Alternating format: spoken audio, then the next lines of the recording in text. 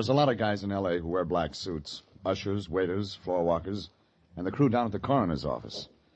Petticini wore a black suit, but he didn't do any of those things. He had a different angle. I found that out the first time I saw him. A big guy with a lot of black hair and a pair of hands he could have rented out to a shovel company.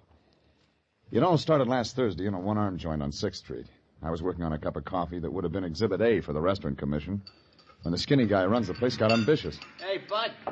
Something to go with your coffee or bear claw, maybe, huh? I'll chew on the coffee a while. I made it myself. I got a special recipe. It's a secret. Save it for the next war. We'll need some weapons. Oh.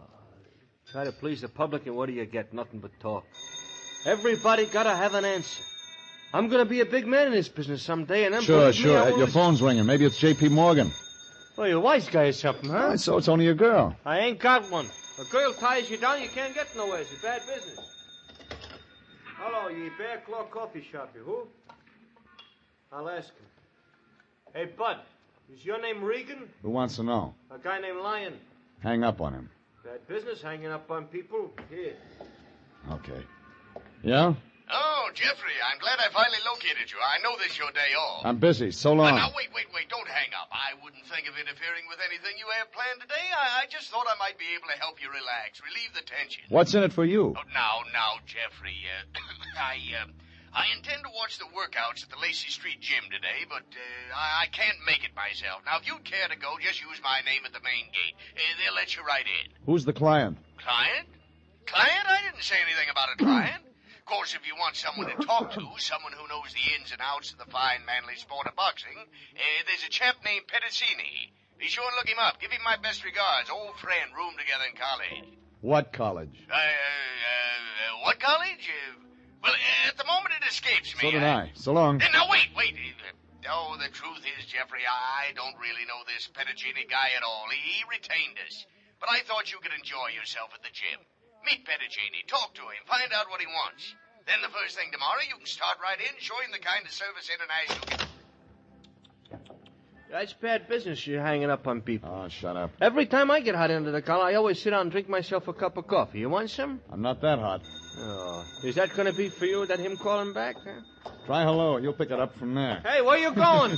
What'll I say to him? Try hello. You'll pick it up from there. That's what you just said. Yeah. I had my choice of talking to the Lion again or going straight out to the Lacey Street Gym and talking to a guy named Petticini. I already knew what the Lion had to say. So I drove out Sunset past Alvarado, found it in the middle of the block. Big pile of cement that might have been a soundstage once. I drifted through the gate, started up the ramp. That's when a little guy wearing a hat he could have used for a snoot stuck out a hand. Price is 50 cents. 50 cents to watch. I work for Anthony J. Lyon. He said to use his name. All right, you used it. 4 bits. You always this nice? I won first prize this week. You must have cheated. Look, the name's Joey Arch. Used to fight bantamweight. Now, you're tempting me, and it'll be an assault with a deadly weapon if I hit you. I'll wire for help. Oh, cut it out. All the time answers. Look, I came here to see a guy named Petticini. And Joe is making it tough for you, is that it? Huh? My name's Petticini.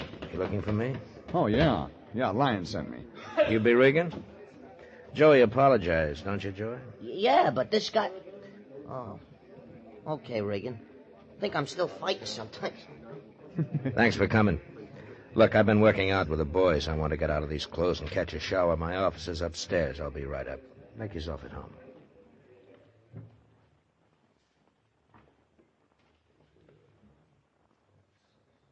It wasn't much of an office. A couple of rooms with a connecting wastebasket.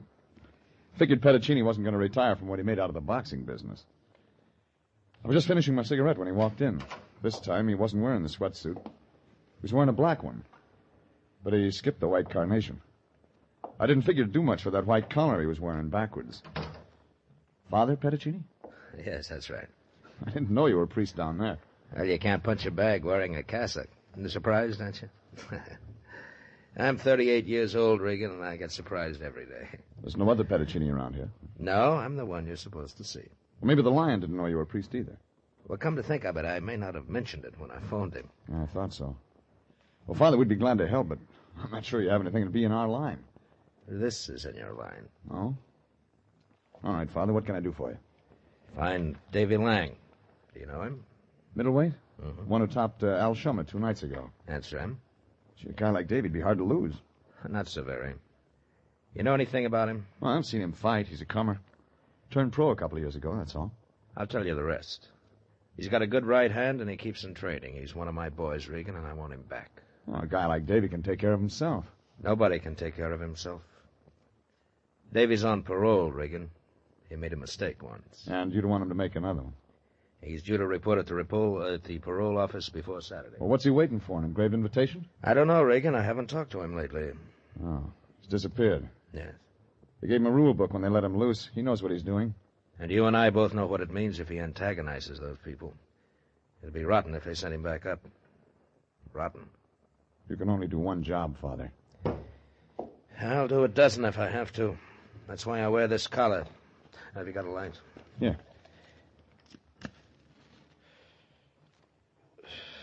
Thanks. You know, I was raised on this street, Regan. I've known a lot of guys like Davey Lang, kids who make little mistakes that turned into big mistakes. You figure Davey Lang hasn't made that big one yet. I figure David Lang isn't going to make that big one. That's why I sent for you, Regan. Here's a check. If it takes more, I'll get it. No, thanks. You won't help me? Well, I didn't say that. When did he turn up missing, Father? Right after his bout last Tuesday night. I'm his manager and trainer till he gets going. He dropped Al Schumer in the fourth. 10 minutes later, I went to his dressing room, and he was gone. I haven't seen him since. Anybody else see him? Doorman, cab driver? No. I thought he'd call me, but he hasn't. I've been over to his place 3 times, no answer. Well, what do his people say? His parents dead. He lives alone at this address. Here. You've seen him in the ring. You know what he looks like. Yeah. Does he have a girl? I don't know. Anything else that'd help?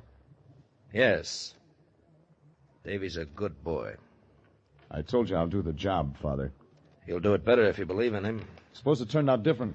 Suppose I tell you about a middleweight named Ignatius Loyola. Look, nobody's going to put Davey's picture on a church window. You don't have to be a saint to make the finals. Even the Bible says sin's here to stay. And that's why people like me will always have a job to do. All right, Father. I'll let you know when I have something. Thanks, Regan. Oh, Regan. Yeah? You didn't ask me why I didn't call in the police. I didn't have to. Davey's not in violation until Saturday. Crosby did it. I don't know why I couldn't. I left him standing there blowing smoke rings. A kind of smile came on his face, like maybe he just got some inside dope and something real big. But I didn't feel like smiling. I climbed in my car and drove down to Missing Persons Bureau. They hadn't picked up anybody who looked like Davey Lang. Then I went through the dead and unclaimed records over the city morgue. Nothing there. Lincoln Heights and City Jail, all the hospitals turned up the same. Nothing. It was after 7 when I got to the address Father Pediccini had given me. A red brick apartment house in South Marathon. Davey's place was on the 2nd floor. I pulled out a ring of skeletons and won my letter on the 3rd key. I didn't expect to find anything. I was wrong. A blue suit with a scar across his face was standing in the middle of the room. It was dark in there, but I could still see that .45. Then I began to feel nervous, like a hula dancer in a forest fire. All right, Nosy, close the door. Walk over to that wall. That's right. Okay. Now, tell me you're the landlord. Milkman? Friend of Davy's? That way, huh? Well, Listen, Bus. Don't you guys ever learn? My knees folded like an army cot. I began to see pinwheels all over the place. He knelt down beside me and went through my pockets. I heard him grunt when he found my gun. Then he lit a match to read my billfold. He didn't like what he found there, either. Your name is Regan, and you're gum healing for Davey Lang. Who sent you? Oh. I ask you one question. Who sent you, Regan? Was it Mel Lawrence? Did she hire you? No. She'd have more brains than that. That priest, wasn't it? Davey ain't got no family. It was a sky pilot who hired you, wasn't it? Pediccini. Yeah. Pediccini. Why didn't I think of that, huh? Pediccini!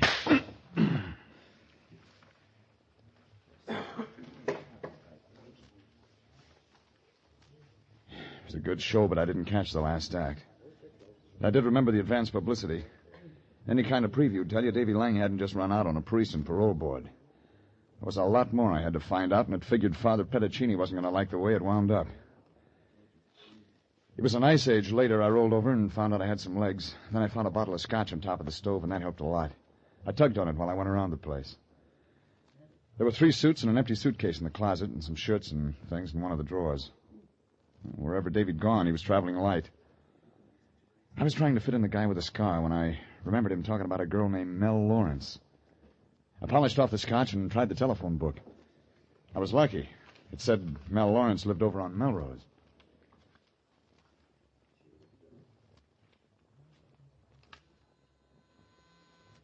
I was still rocking on my heels when I rang a bell. Bell? When I saw that blonde hair, I began to feel better. She stood there and looked at me a while like I was breathing some air I shouldn't. And she turned halfway around and gave me a profile. I wasn't expecting company, or I'd change clothes. You got something better in there? Do you like the way I wear my hair? Fits your face. How about my face? Do you like it? It's nice. I'm looking for a new boyfriend. Mine ran out on me. Come on in. I keep my scotch over there and my bourbon over there. I'm a model. I work 3 or 4 days a week, and the rest of the time, I don't have anything to do. Well, if things are that good, why'd your boyfriend leave? You tell me. Maybe I can help. Sure you can. Just put your arms around me and kiss me. My name's not Davy. Shut up and kiss me. Well, that wasn't the trouble.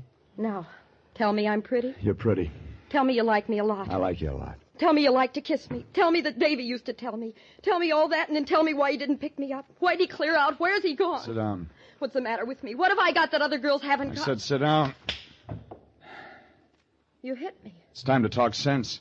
Who are you anyway? My name's Regan. I'm looking for Davy Lang. What do you want with him? Father Pettigini hired me to find him. Father Petticini. Who wants to make sure Davy keeps his nose clean. He didn't mention your name. I never met him. Davy's told me a lot about him. Only Davy isn't around anymore to tell me about him now. Davy ran out on him. He ran out on me. Maybe he didn't. Oh, yes, he did. When Davy goes someplace, he just goes. That's all. You aren't going to find him. A blue suit with a .45 and a scar said different. I met him I tonight. met him tonight over at Davy's place. You know Davy's playmates. Who is he? I don't know a man with a scar. Who is he? I don't know. I don't know. You aren't helping Davy. I'm not Petticini. I couldn't help anyone. Go on, Regan. Get out of here. Get out of here. I don't feel very good. I don't feel very good at all.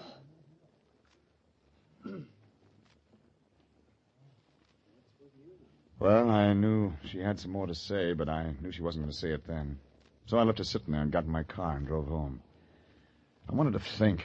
I wanted to get one good reason that said Davy Lang wasn't playing on the wrong team. When the lion's around, you don't do any thinking. The lion was around. Jeffrey, I'm glad you got home. I wanted to talk to you about Petticini. He's a priest, isn't he? Yeah, why? Run any expenses yet? No. Good, then we'll drop it. I'll phone him first thing in the morning, recommend another agency. I've been thinking... You've been thinking wrong. We're staying with this one. Well, now, see here. I'm the president of International Detective Bureau, and I can't collect a bonus from a member of the clergy. It wouldn't seem right. You better not try. Oh, I wouldn't. Those men take the vow of poverty. But we haven't taken any vow of poverty, and the agency has expenses. Now, get this. We're hired to find Davy Lang, and we're going to find him. Why? Why should we? Because everything doesn't add up to a dollar sign. No? What doesn't? A priest named Petticini. A guy named Davy Lang who's got a date with a parole board. Now, wait a minute, Regan, wait. You've been touched by this thing. Get out of here. There's something in all this has got to you. The humanity of the thing. Oh, I can see it now, Regan. Your picture on the front page. Me standing beside you. Brotherhood. Yeah, sure. Yeah, don't shout. The agency held up to public acclaim. Perhaps the paper starts a fund to repay us for our humble efforts. Out. Hey, Jeffrey, I haven't finished. You can't shove me out the door that way. Jeffrey, let me in. What's the meaning of this?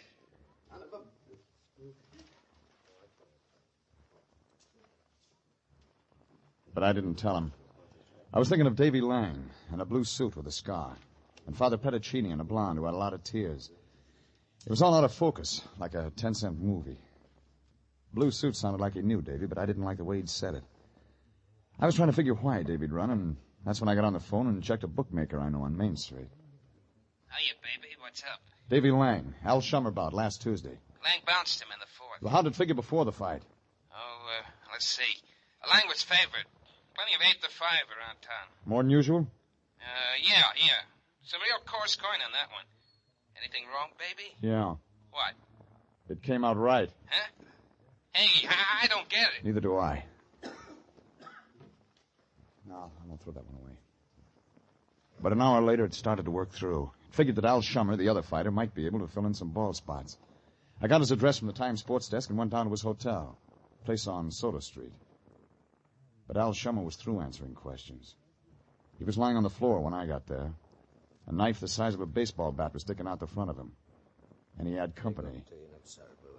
Father Petaccini, picking up where that knife left off. You'd better phone the police, Regan. Who did it? When did it happen? What? Regan, just call the police, that's all. All right, I'll do it. But, Father... I know enough law for this one, Regan. I'm suspect number one.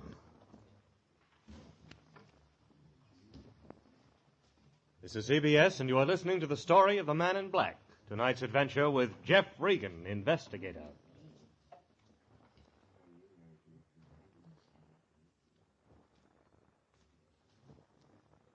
Now, here's a special word for those of you who are interested in setting up a retirement fund. One that will permit you to have some of the good things of life before you're too old to enjoy them. I'll give you her name later. Are you satisfied with what you've been able to save so far? It's not easy to save these days, but here's a way you can do it. Start now and save before you spend by putting your savings on an automatic basis. Join the payroll savings plan where you work and invest in United States savings bonds. Under this plan, your firm sets aside whatever sum you name from each paycheck and uses the money to buy savings bonds for you. The bonds keep growing in value, paying you back $4 for every $3 you save in just 10 years. Buy United States bonds. An investment in bonds is an investment in the future of your country.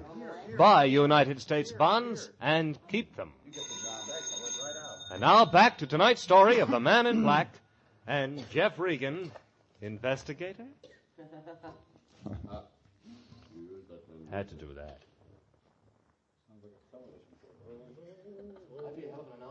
When I walked in that hotel room and found Father Petaccini standing over what was left of Al Shummer, it didn't take 20/20 vision to see Davey Lang was running hard.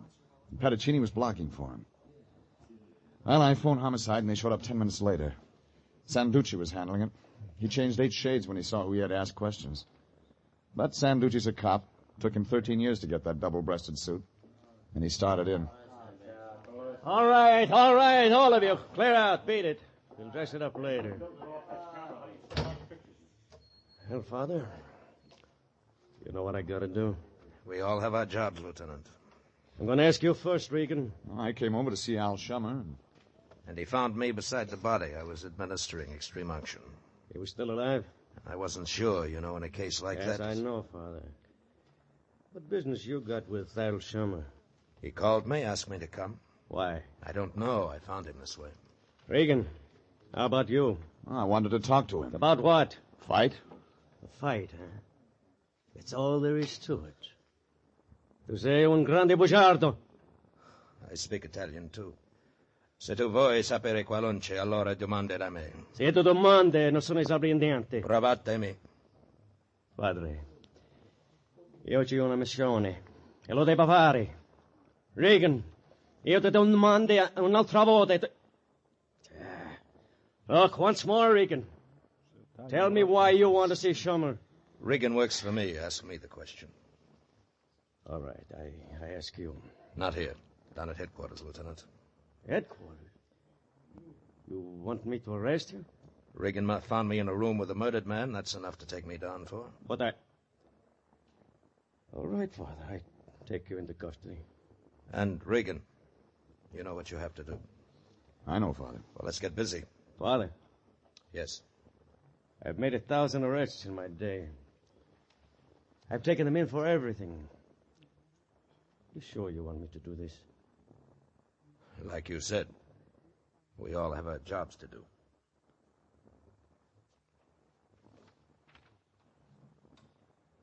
When he said that, he was looking right at me. And I began to get a helpless feeling, like a butterfly in a wind tunnel. Well, when we got downtown, Sanducci waved a hand at a prowl car and had the driver turn into the garage instead of going in the front way. Then he climbed out and talked to some uniform standing in the office. They came over and got Father Petaccini. As soon as they were out of sight, Sanducci turned to me. All my life I've been a cop, Regan. All the time I play it one way. I ask and they talk. If they don't, I lock them up till they do. Tonight I play it different. You didn't ask any favors. Those guys are taking him up to my office. No newspaper guys or anybody else is going to know he's in there. Then what? I won't ask him anything, and neither will anybody else around here. Right now. What about tomorrow? I'm off duty then. Before I leave, I have to ask him something. He won't tell you. This is homicide. Who's he covering for, Regan? He's counting on you to turn up something. You find what he wants, Regan. You find it fast and you find it alone. You got 3 hours to do whatever it is.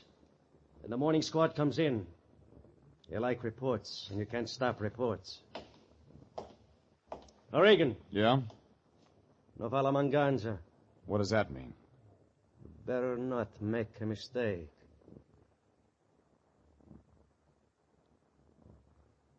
Sanducci was bending over backwards to give me time. 3 hours to find Davey lying. That meant I had to forget the routine stuff and try other ways. I got to Melrose as fast as I could. It took her 5 minutes to answer the door. She didn't look happy. What are you doing back here? I forgot my homework. Say you can't. I just did. Why, Now, look, lady, we can pass up the preliminaries, get to the main event. You... I want information. I want it fast. Where's Davey? I don't know. I lost my head and told you too much when you were here before. Where's Davey? You're hurting my arm. I'll break it if I have to. If you love him, tell me where he is. I don't know. Really, I don't. It's just like I told you. Come on. All right. I was afraid. Talk. Davey told me he meant to throw that fight with Al Shummer Tuesday night. That he'd make a lot of money doing it. That we'd go away and get married, maybe. That's all I know. That isn't enough. The odds were with Davey. He won. Well, then ask Al Shummer what happened. He's all used up. Somebody stuck a knife in him tonight. What? And homicide's holding the priest. Father Petticini? You know why? I don't. Because he thinks Davey boy is still number one on the good parade. Now, you and I know different. Now, tell me the real setup. I can't. I don't know. Then I'll tell you. Davey was going to throw that fight. Then he found someone who'd pay him more to play it the other way. So we got together with Shummer. Shummer laid down on the fourth. Davey walked out on you and everybody. Maybe he did. But he didn't kill Shummer. I think he did. Shummer was going to talk. Davey wouldn't kill a man. He's not bad. I heard that before. But he's not bad. He didn't show up for you, did he? No, but... He double-crossed Petticini by fixing a fight. Then he doubled back, didn't throw the fight. He was probably trying to double on Shummer tonight when he stuffed that shiv in his ribs. No, that's not Davey. Not Davey at all. No, lady. No, that's not Davey. Of course not. Davey's a real good boy. Well, I thought I had most of it when I left there. You'd figured David got a bright idea somewhere along the line and bet on himself to win. That meant he had to make a deal with Al Shummer, only Shummer wasn't around to talk about it anymore.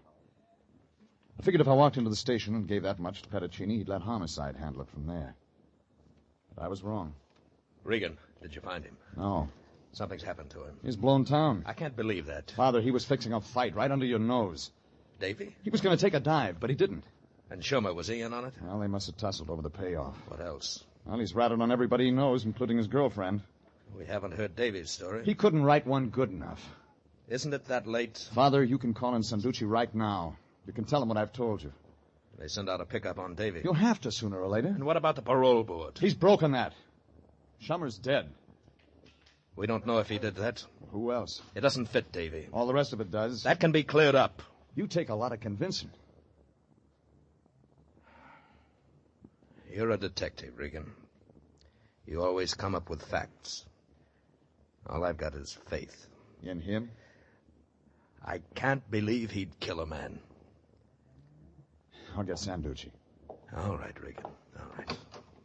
Hey, Sergeant, You want... Through, Regan? Yeah. Where's Sanducci? In his office. I'll call him for you. Okay, Mouthpiece. Right in there. Pardon me, please. Who the hell are these people? Sure, All right, I've stopped the watch. Where is... Come on. Jack, up on mic, boy. Who's the sergeant? Page 28. Bottom of 27. Who's the Just get on mic. We're recording it, Yeah. huh? Come on, let's go. Bottom of 27. Pardon me, please. Sure, Sarge. Yeah? Never mind calling. Suit yourself, Regan. When did Father Petticini send for a mouthpiece? He didn't. Guy just showed up, said he was a lawyer, wanted to see him. Why? I don't know. All right to send him in, wasn't it? I didn't answer that because the guy who'd passed me in the hall had his coat collar turned up. The glasses made it look good. But if he was a lawyer, he'd gone through law school in one day. I waited around outside. He wasn't in there long. 10 minutes later, he brushed out the door. I was waiting for him at the corner. Hello, Davey. How's murder these days? Easy, kid. This is a gun. You're no cop. I don't know what you told him in there, but I don't listen easy. Oh, you must be Regan. You've been looking for me. Yeah. You slip around fast. That gun doesn't make you look that good. I saw the guy with the shiv in him. You might have used the same line on him. Father Petticini told me how you figured it. I can't blame you. I know it must have looked that way. You got something different? I'll tell it to you. I don't expect you to believe it. Did he believe it? About me fixing up the fight? That's right. I was going to lay down for $2,000. But you didn't. Who offered you 4? I deserve that. But you got it wrong. Tell me how. I was up there in the ring sparring with him. It was one of those crazy things. I wanted to make it look good, and, well, Shummer's got a glass jaw. One connected, and he went down for the count. Sounds like a fairy tale. I told you it wouldn't be easy. I had to run after the fight. Benton doesn't like things not to work out. When Shummer went down, the guy who was paying me lost a pile of dough. Wait a minute.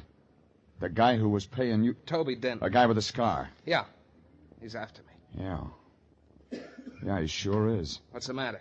Well, my arithmetic's lousy. When I added this thing up, I put you in, but I left the scar out. What's that mean? It figured you killed Shummer to stop him from talking. I didn't. I can't prove it, but I didn't. Well, whoever did called the Padre to come over there.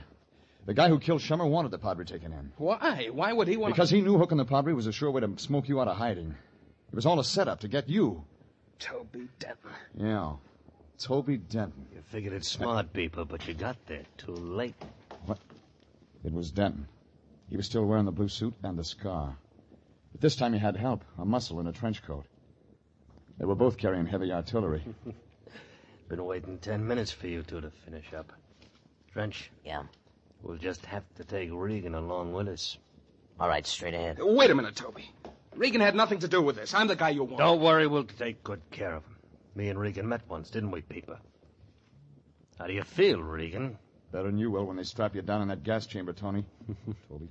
You hear that, Trench? Hey, come on, Toby, let's move. We'll stay right here, Toby. Move. You know I can hardly handle myself. Gun butt wouldn't get me to. You'll have to shoot. There's a cop station half a block away. Leave Regan, I'll go with you. I always wanted to plug somebody right outside a cop station. The kid was fast. He went after Toby with all he had. I got busy with the tall guy in the trench coat. He wasn't fast, but he was big, and he kept me busy. I landed a lucky kick that turned him green in a second, and after that it was easy. I turned around to give the kid a hand, but I was a second too late. Regan! Davey took them both in his chest. That's when Toby spun around and tried for me, but this time he was too late.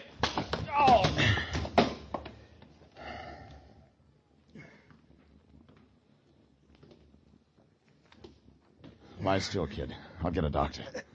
Regan, I done everything wrong.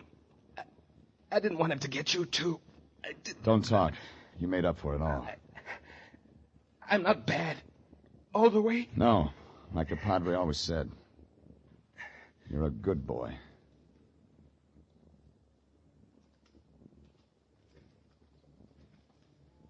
Well, the ambulance got him to emergency hospital, and they went to work on him. I waited around with Father Petticini all night until a nurse walked out, said that they were going to have to give Davey some transfusions, but he'd live. Then I got over to headquarters and explained the whole thing to Sanducci.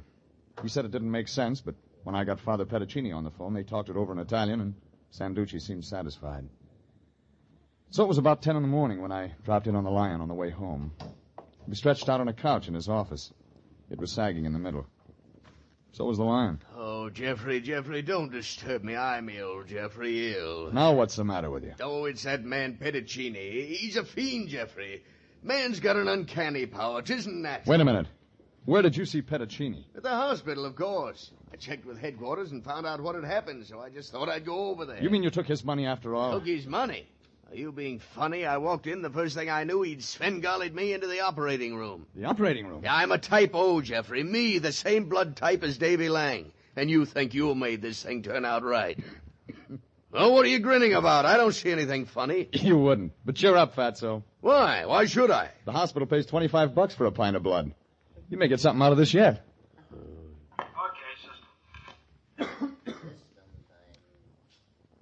CBS, the Columbia Broadcasting System.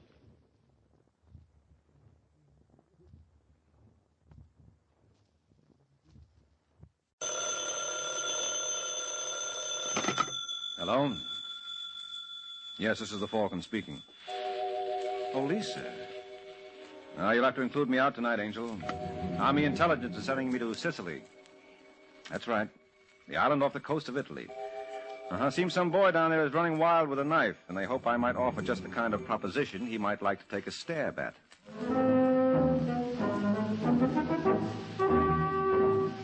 Once again, the National Broadcasting Company brings you the transcribed Adventures of the Falcon, starring Les Damon.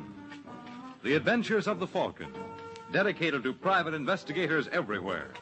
Those hard-hitting detectives who, like Mike Waring, risk their lives to aid law enforcement agencies. So join him now when the Falcon solves the case of the Rolling Stones.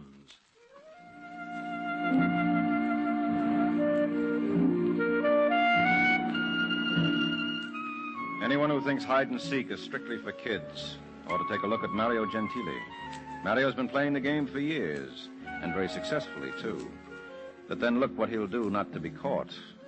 24 hours ago, he was in Naples, where he grabbed the night boat for Palermo, Sicily. And while the ship plowed through the Straits of Messina, Mario made like a butterfly. When he emerged from his cocoon, his brown hair was dyed black and his mustache was gone. 6 hours later, the new Mario was relaxing in a furnished room off the Via Vittorio Emanuele in Palermo. But even the best of us have to be it once in a while. And if you believe in sound effects, this may be Mario's turn now. Who? Who is it? It's Eda, Mario. Who? Eda Casalini. Un momento. Oh, my darling. No, stop it, Eda. Oh, forgive me. But it's been so long. Who told you I was in Palermo? No one. Then how did you find out? Every night I watched the boat from Naples, hoping someday you would return. Tonight my wish was granted. How did you recognize me? It would take more than dyed hair to fool a woman in love. Oh, Mario, why did you leave me? Because I had business to attend. There was not another woman? No. You lie. I saw a girl with you that morning you left. She was a business associate. I'll kill her if I ever see her again. Don't be a fool. Now get out. No, I did not mean it, Mario. Give me one more chance. Will you behave? I swear on my father's grave. All right. You won't regret it, darling. If there is anything I can do. There is. Can you get in touch with Bianca Naldi for me? Is she the one? You are talking like a fool. I must see Bianca. Mario. Shh. Open up, Gentile. There is no one here by that name. We know better. This is the place. You idiot. You led them here. Oh, darling, I was most careful. You might as well surrender, Mario. We have the building surrounded. Listen, Edna. There is a staircase in the kitchen. It leads to the roof. I will not go without you. You will do as I say. Oh. If anyone asks you, you've been hanging wash up there. Now hurry. When will I see you? Sooner than you think. Now go. Arrivederci. Arrivederci. This is your last chance, Gentile. Are you going to open this door? Or shall I have my men break it down? That won't be necessary, Tenente. All right, Sergeante. Take 3 men. Search the place. Sì, Tenente. Andiamo, ragazzi. Sì, andiamo da questa parte. What is the meaning of this? May I see your papers, please? My papers? Of course. But I assure you that your superior officer will... Yes? I seem to have mislaid them. I submit you never had them to begin with. What is your name? Mario Gentile. It was not always so, was it? You were once known as Mario Toselli. You are insane. But you know who Mario Toselli is? I have no idea. Well, if you will be kind enough to accompany me to the Palazzo Chiaramonte, I will be only too happy to enlighten you. After you, signore?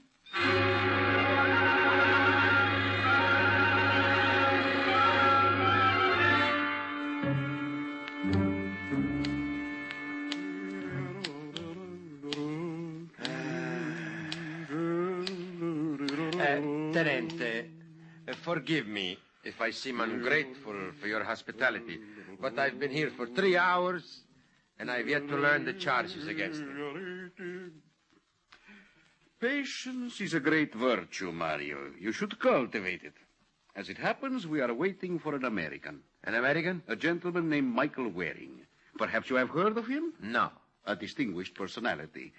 He was once a private investigator in the United States called the Falcon.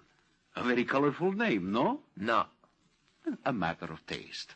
Today he is with American intelligence. It is of no interest to me. Well, I am sure you will be of interest to Senor Waring. You see, Avanti. Hello, Lieutenant. Michael, my good friend. How are you, Emilio? Better now, as I regard your countenance. I did not expect you till noon. Well, I flew over as soon as I got your message. It aroused your curiosity. No end. What's it all about?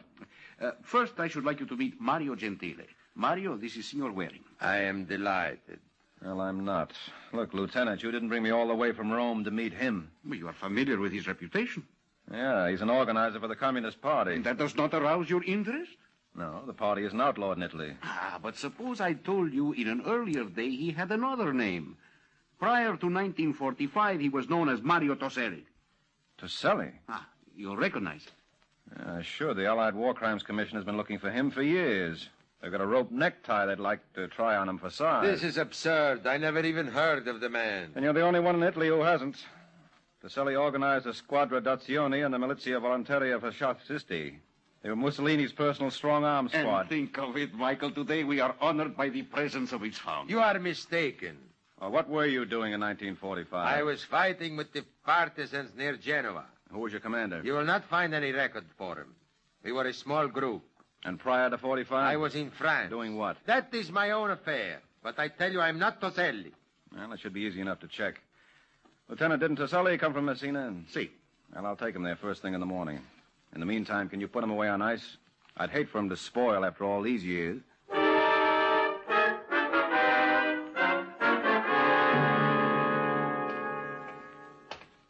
Halt! Who goes there?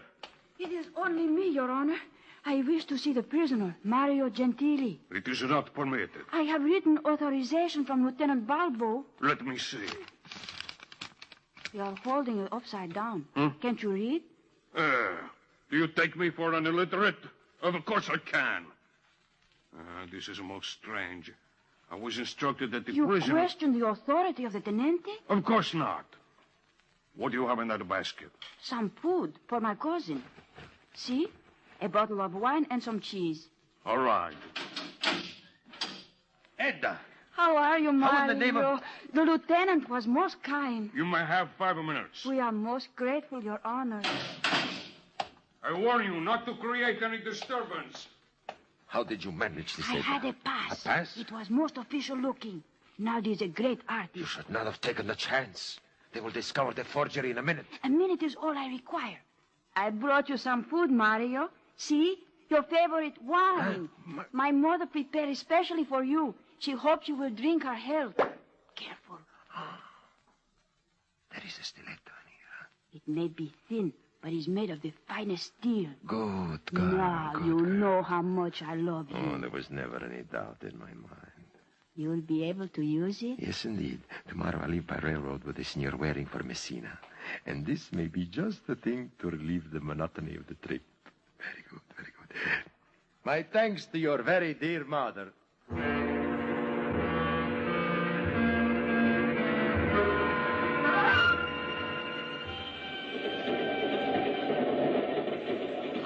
What time have you got, Sergeant? It lacks 10 minutes of 1 o'clock, Senor Waring. How's our friend Mario doing? He's asleep. Shall I waken him? No, there's plenty of time. I wonder if they got anything to read on this train. I saw a vendor in the next car. Well, now, if this were the super chief, all I'd have to do is buzz.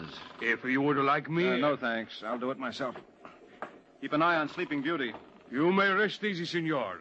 Sergeant Giovanni Martelli has never betrayed a trust. Okay, Paisan. I'll be back in a couple of minutes. I trust you slept well, Comrade Mario. Huh? One observing you would think you had not a care in the world. I haven't, if you overlook these handcuffs. Would you happen to have a cigarette? Oh, si. Grazie. You know, Sergeant, you are a very good fellow. You know, you made a very definite impression on my cousin. Your cousin? The young lady who visited me in my cell yesterday. She thought you were very handsome. She did? Yes. She's a most attractive female herself. Hey. Would you like her address? Very much. She lives at numero 300 via 47. Well, why don't you write it down? I will remember it. You said that Treshend... You cannot drive, huh? My schooling was interrupted at a tender age. Si capisce. It's very understandable. If you will remove the handcuffs, I will be very glad to do it for you. What? No, come, Sergeant. Certainly you have no fear of me. A well-proportioned man like yourself. That was the first thing Edna noticed about you. Even that uniform couldn't hide those muscles. Hard work does it. Well? It is out of the question. Oh, of course. You are afraid of the American senor, eh? Sergeant Giovanni fears no one. Stick out your hand. Many thanks, my friend. Hurry. Write it down before Senor Waring returns. It will be a pleasure. I believe I had a pen in my pocket. Oh, yes. Hey, where did you get the knife? You're mistaken. It is a pen. Here. You can feel the point. No, Mario. Yes, Sergeant. Yes, indeed. I'm sorry it had to be you. I would have preferred it if it were Sergeant Waring. Arrivederci, Sergeante. I fear we shall never meet again.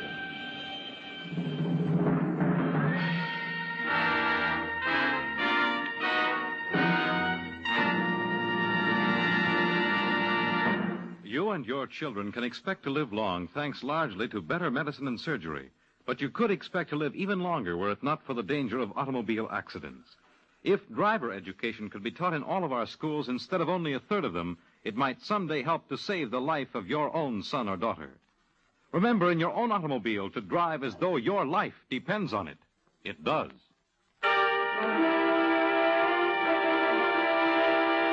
And now back to the adventures of the Falcon.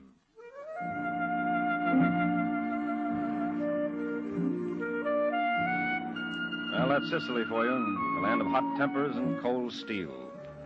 And when I got back to my compartment on the train, I found Mario Gentili was gone. But the good sergeant was still waiting. He was huddled on the floor, the blood pouring from half a dozen wounds. Yeah, Giovanni had reached the end of the line. But I had a hunch the big attraction for Mario was in Palermo, where we all started. So I headed back for the Hotel Rodolfo to await further developments. And they weren't long in coming.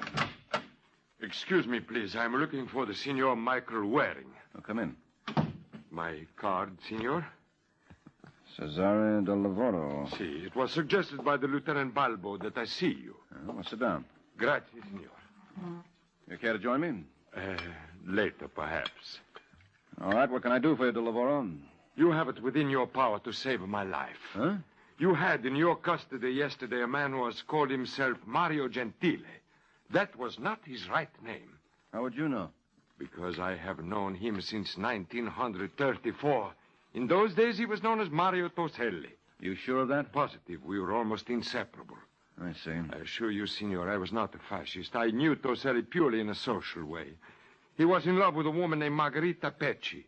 I took her away. Let me get this straight. She honored me by becoming my wife. Oh. And how did Toselli take that? Oh, most badly. He swore to kill us both. It was only by going to France that we managed to escape his vengeance. Mm-hmm. And you think... He returned to Palermo to keep his oath. For myself, I do not care, Signor, but Margherita... does she know Mario is in Palermo? All Sicily knows. The papers have carried little else. It was her idea I consult the Carabinieri. Well, where's your wife now? Well, she waits for me at Laura's hotel. Laura? Laura Reynolds. She's an old friend of Margherita. What does she look like? Well, she's most attractive. No. I mean, is she a blonde, a brunette? Well, why? Well, a woman visited Mario Gentili in his cell before he escaped, and we've got a hunch she supplied the stiletto. Oh, it could not be Laura. Why not? Well, she's an American. Oh, I see. All right, tell your wife not to worry, del Lavoro. Not that will stop her, but I promise you we'll do everything we can.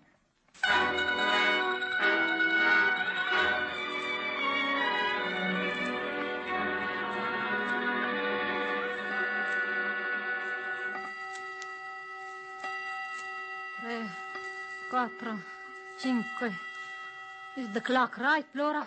No, it's a couple of minutes slow, Margarita. But Cesare promised to call by 4. Something must have happened to him. Maybe he was hit by a car. How can you say such things? It's real easy. You never liked my husband. I never liked spinach either, so what does that prove?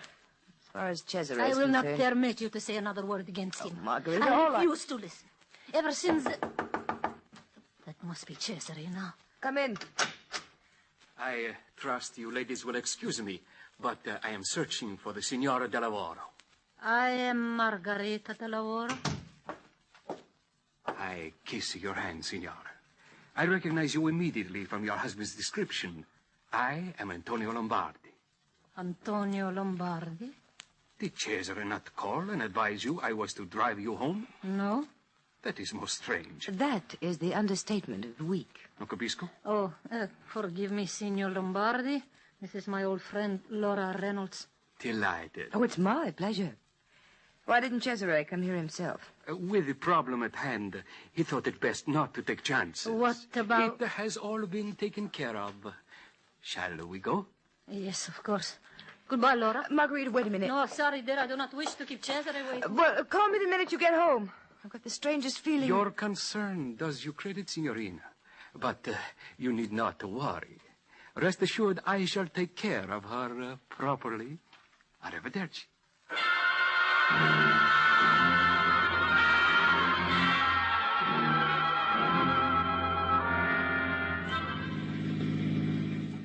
Signor Lombardi. Si? Did you not say we were to meet Cesare at home? Did I? Yes. Then so be it. I would never think to contradict a lady. But this is not the way to Via Toledo. We are going south. There is the marina. The sea is over there. Well, miracles never cease. I would have sworn... What are you stopping here for? For this. It's gone. You must understand, my dear. I bear no grievance against you personally, but my employer... Who is your employer? Would you care to venture a guess? No, I don't have to. I know. Let go, you fool! Let go before... Why must you women always be so difficult?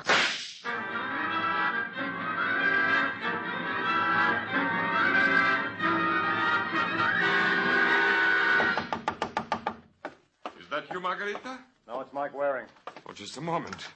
Oh, Signor Waring, this is a surprise. Please come in. Thanks. I'm so sorry my wife is not here to meet you. She would be most honored. Look, De Lavoro, there's something I've got to tell you. I just came from Lieutenant Balbo's office. He has apprehended Mario Gentile, huh? No, not yet. But then what is it? But tell me, Signor, what is it? It's about your wife. Something has happened to her. Yes. Well, where is she? Where is she? You must take me to her at once. Wouldn't do any good. No, no. I'm afraid it's yes. He kept his promise. Uh-huh. I feel kind of helpless, De Lavoro, but if there's anything I can do... No, Signor, no one can help me.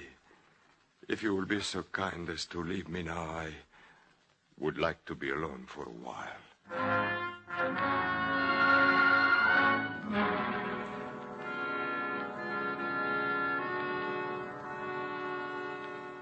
Well, that's the story, Miss Reynolds. The Carabinieri found a body an hour ago. Naturally, I thought you should know. Oh, I had a feeling when I saw that man. Couldn't you trace him through the car? You tell me how. Well, I watched them from the window as they walked out. His car was parked right across the street. It wasn't the Blue Nash. How did you know? A tourist reported it stolen early this afternoon. Now, getting back to this Antonio Lombardi. What did he look like? Well, he was about 5'5", dark hair, dapper. You're sure it wasn't Mario Gentile? No, I'm positive. I've seen Gentile's picture. Then he must have been an old comrade doing Mario a favor. Then why did he say Cesare sent him?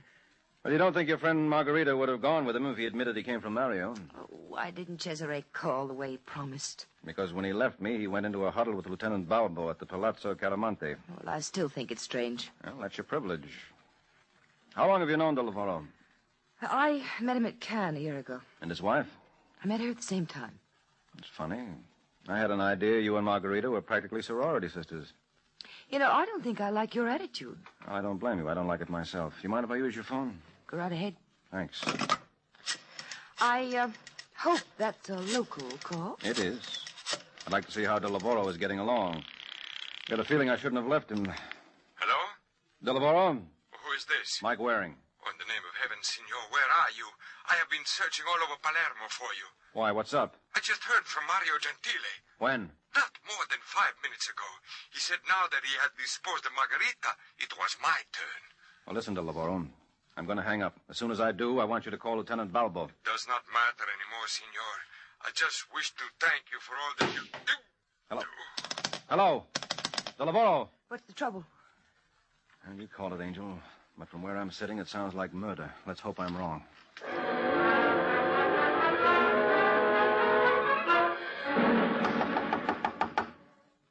He doesn't answer. You didn't really expect him to. All right, get out of the way. What are you going to do? Put my foot through the panel. There ought to be an easier way. Well, there is, but this is more fun, Laura. Yeah, that ought to do it. Now, let's see if I can reach the lock from here. Entree, madame. Thank you. Now what? Well, don't you notice anything unusual? Well, what do you expect me to do, scream? I had my hopes. Well, I'm sorry if I disappointed you. Now, that's what I call a double take. He isn't dead. No. See if there's any brandy around. You think he should have it? No, but I could stand a drink. Senor Waring. Now, don't talk. You got here a little late. Well, don't you worry, Del Lavoro. You're going to be fine. Oh, you cannot fool me, senor. No, I mean it. It's practically a scratch. But it burns. Well, that's to be expected. Was it Mario Gentili? I couldn't say for sure. I did not see his face. Now, wait a second. What's this in the corner? Huh? Oh, what do you know? Oh, it is a gun. Yep, it's what it is. A German Mauser. You know, it looks kind of familiar. Is it the same weapon that was used I wouldn't on... be surprised. You got a handkerchief? Here. I finally managed to locate some brandy. Nice work, Angel. Give him a shot. What about you? I'll take a rain check. Right now, I want to see Lieutenant Balbo. With a little luck, I think we can wrap this up.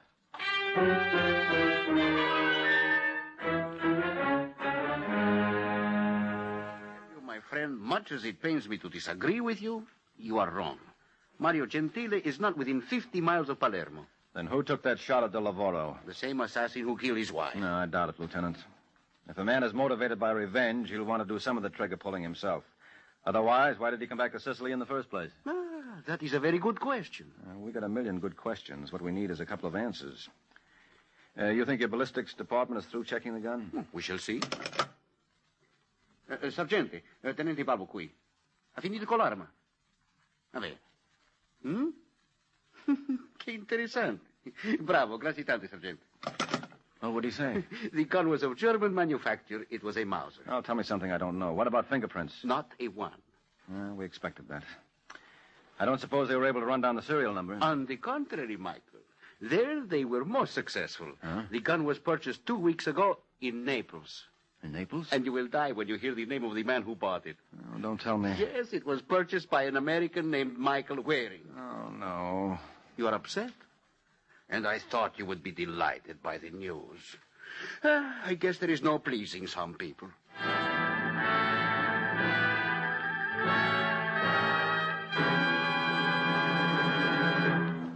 We all shudder and shake our heads sadly over the catastrophes we hear about. The floods, explosions, and other accidents which take 5 or more lives. We wonder if it could happen to us, too. Well, there is one type of catastrophe to which most of us are exposed many times every day if we drive or ride on the highways. It's the head-on collision between 2 motor vehicles. It means almost certain death or injury to the drivers and passengers of those vehicles involved. Take a lesson from the fatality figures and drive as though your life depends on it. It does.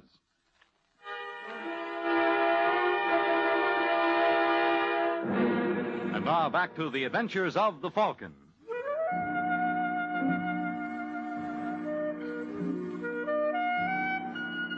Well, there's one thing you can say about cops the world over. They all get the same look on their faces when they're pleased.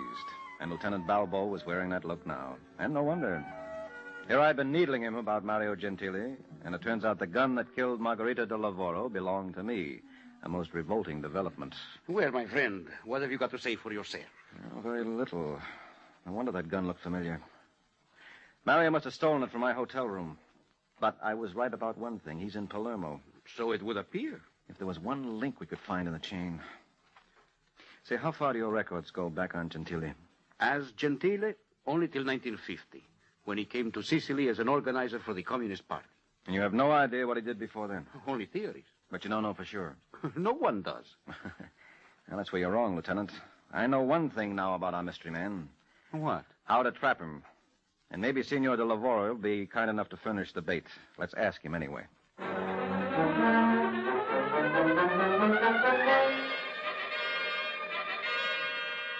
Senor Waring, I do not like this idea. I do not like it at all. Look, de Lavoro, either you have confidence in me or you don't. Well, I don't know about him, but I don't. Well, that's not too important, Laura. You're just part of the scenery. But I do not understand this business. It seems to me that I'm what you call a target. That's exactly what you are. Don't you see? It's our only chance of grabbing Mario. By this time, he knows he didn't kill you this afternoon. Well, if he's a man of his word... He'll return. That's what we're figuring on. But if he kills me... Not a chance. Lieutenant Balbo's got the place surrounded. Not entirely, senor. What? You will oblige me by raising your hands. You're the doctor. Listen, Gentile. Ah, Signor Del Lavoro, I believe. Yes, yes. You know, you have taken the name of Mario Gentile in vain. Naturally, I am displeased. I can explain everything. But why? Explanations are so boring. Well, you're just going to stand there, Waring? What else can I do? He's right, Signorina. You see, I am a man with a purpose. I do not intend to be frustrated. All right, Del Lavoro. If you have anything to say, now is the time. In heaven's name, have mercy. Waring, I beg you. Stay where you are, Signore. I swear, Gentile, I did not mean any harm. I did not think it would matter to you. It matters a great deal. Tell them the truth. I never saw this man before in my life. What? Continue. He was not responsible for Margarita's murder. I was. I hired the assassin. Mascalzone! Mike. It's all right, Angel. It's all right. Nothing wrong with him. He just fainted. But that bullet... It was a blank. Right, Paisan? Uh-huh. I don't get it. Allow me to introduce myself, Signorina. I am Sergente Achille Bresci. Sergeant Bresci? Yeah, he's one of Lieutenant Balbo's boys. You did a beautiful job of acting, Achille. So what good is it? With my luck, Signore, I'll wager Rossellini wasn't even listening.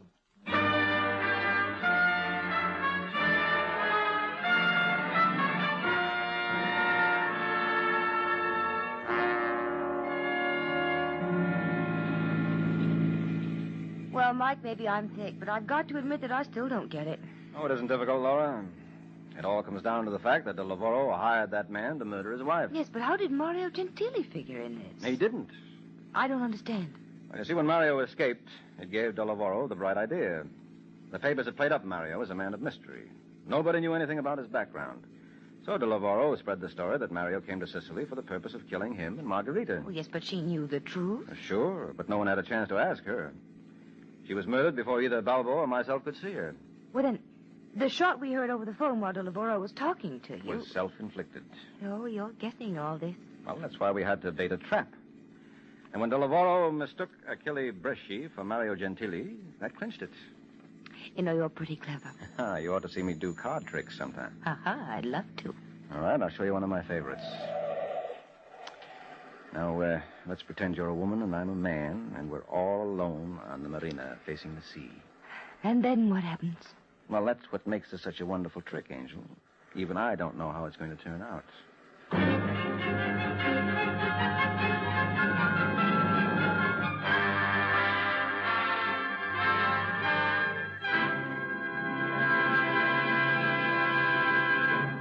The Case of the Gorgeous Greek.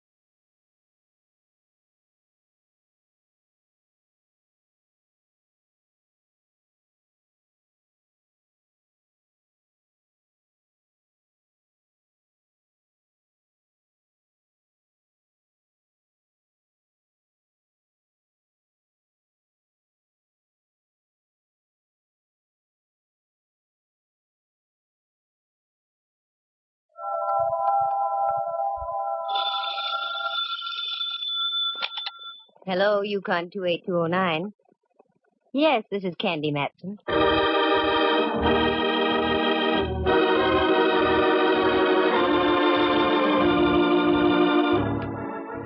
Got an old corpse kicking around you want identified? Know of any good murders you want solved? We've got just the girl for you. Her name is Candy Matson. Mighty cute, too. She fills out a size 12 suit to just the right proportions. Soft blonde hair, 2 sparkling blue eyes, and all in all, she looks as though she might have stepped right off a Varga calendar. And what's more, she's a private eye. You scoff? You ridicule? I'll let you see for yourselves. Listen, she's talking on the phone right now. Hello, Candy Matson. Hello, Miss Matson. I'm afraid you don't know me. That makes it even. You don't know me. Let's go from there. I've read about you in the papers, Miss Matson.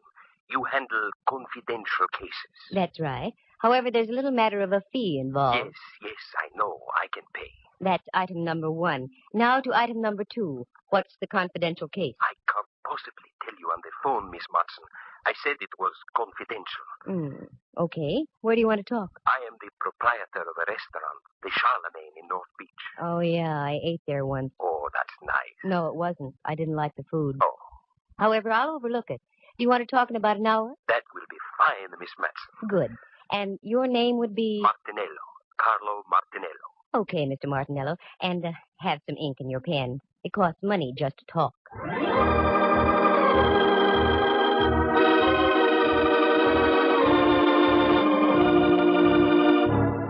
I probably sounded rough and commercial, but you have to be in this racket. Most people look on a private eye as a musician. They invite you to a party and expect you to bring your harp for free. But I learned the hard way a long time ago. So now they pay in advance and take their chances later. That's the way it was with this Martinello. I was at home in my penthouse on Telegraph Hill out on the porch taking a sunbath when the phone rings and it's this Carlo character. That part was all right because I can always use new customers. But what made me mad was the fact that I had to stop listening to the 49ers belt the bejabbers out of the Cleveland Browns at Kezar Stadium. But I followed through and uncovered a couple of very done-in bodies along the way. Do you like the grotesque in your whodunit? Then follow me and we'll tiptoe lightly through the Tibbets, the Ponds, and the Baccalones. Because part of the story unfolds at the Opera House. Reluctantly, I dressed into something Charlemagne-ish, turned off the 49ers Cleveland game, and went down to talk to Martinello. His place was typical. Located on Paul Street, a garish neon sign, and as you walked in, the place was air-conditioned by eau de garlic. Yes, miss. You wish a table? I wish a table, yes. With the right party. I'm looking for the owner. I am the owner. I am Candy Matson. Oh, Miss Matson. Walk this way, please. If I could walk that way, I'd revive vaudeville. Pardon? Where is your office? Right over here. Allow me.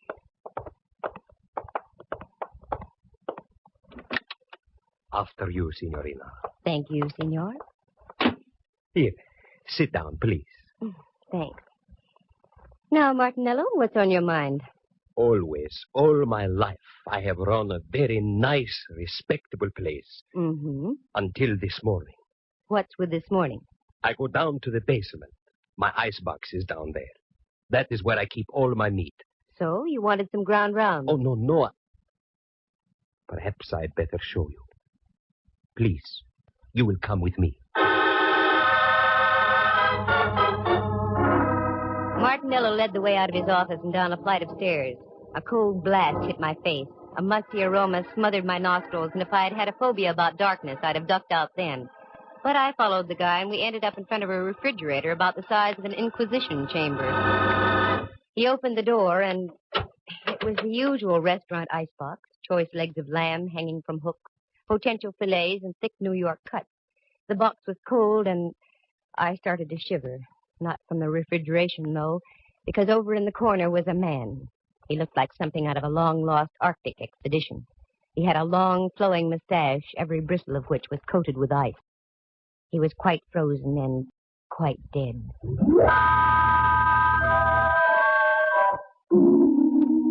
I slammed the door shut and reeled out. The sight had staggered my thought processes.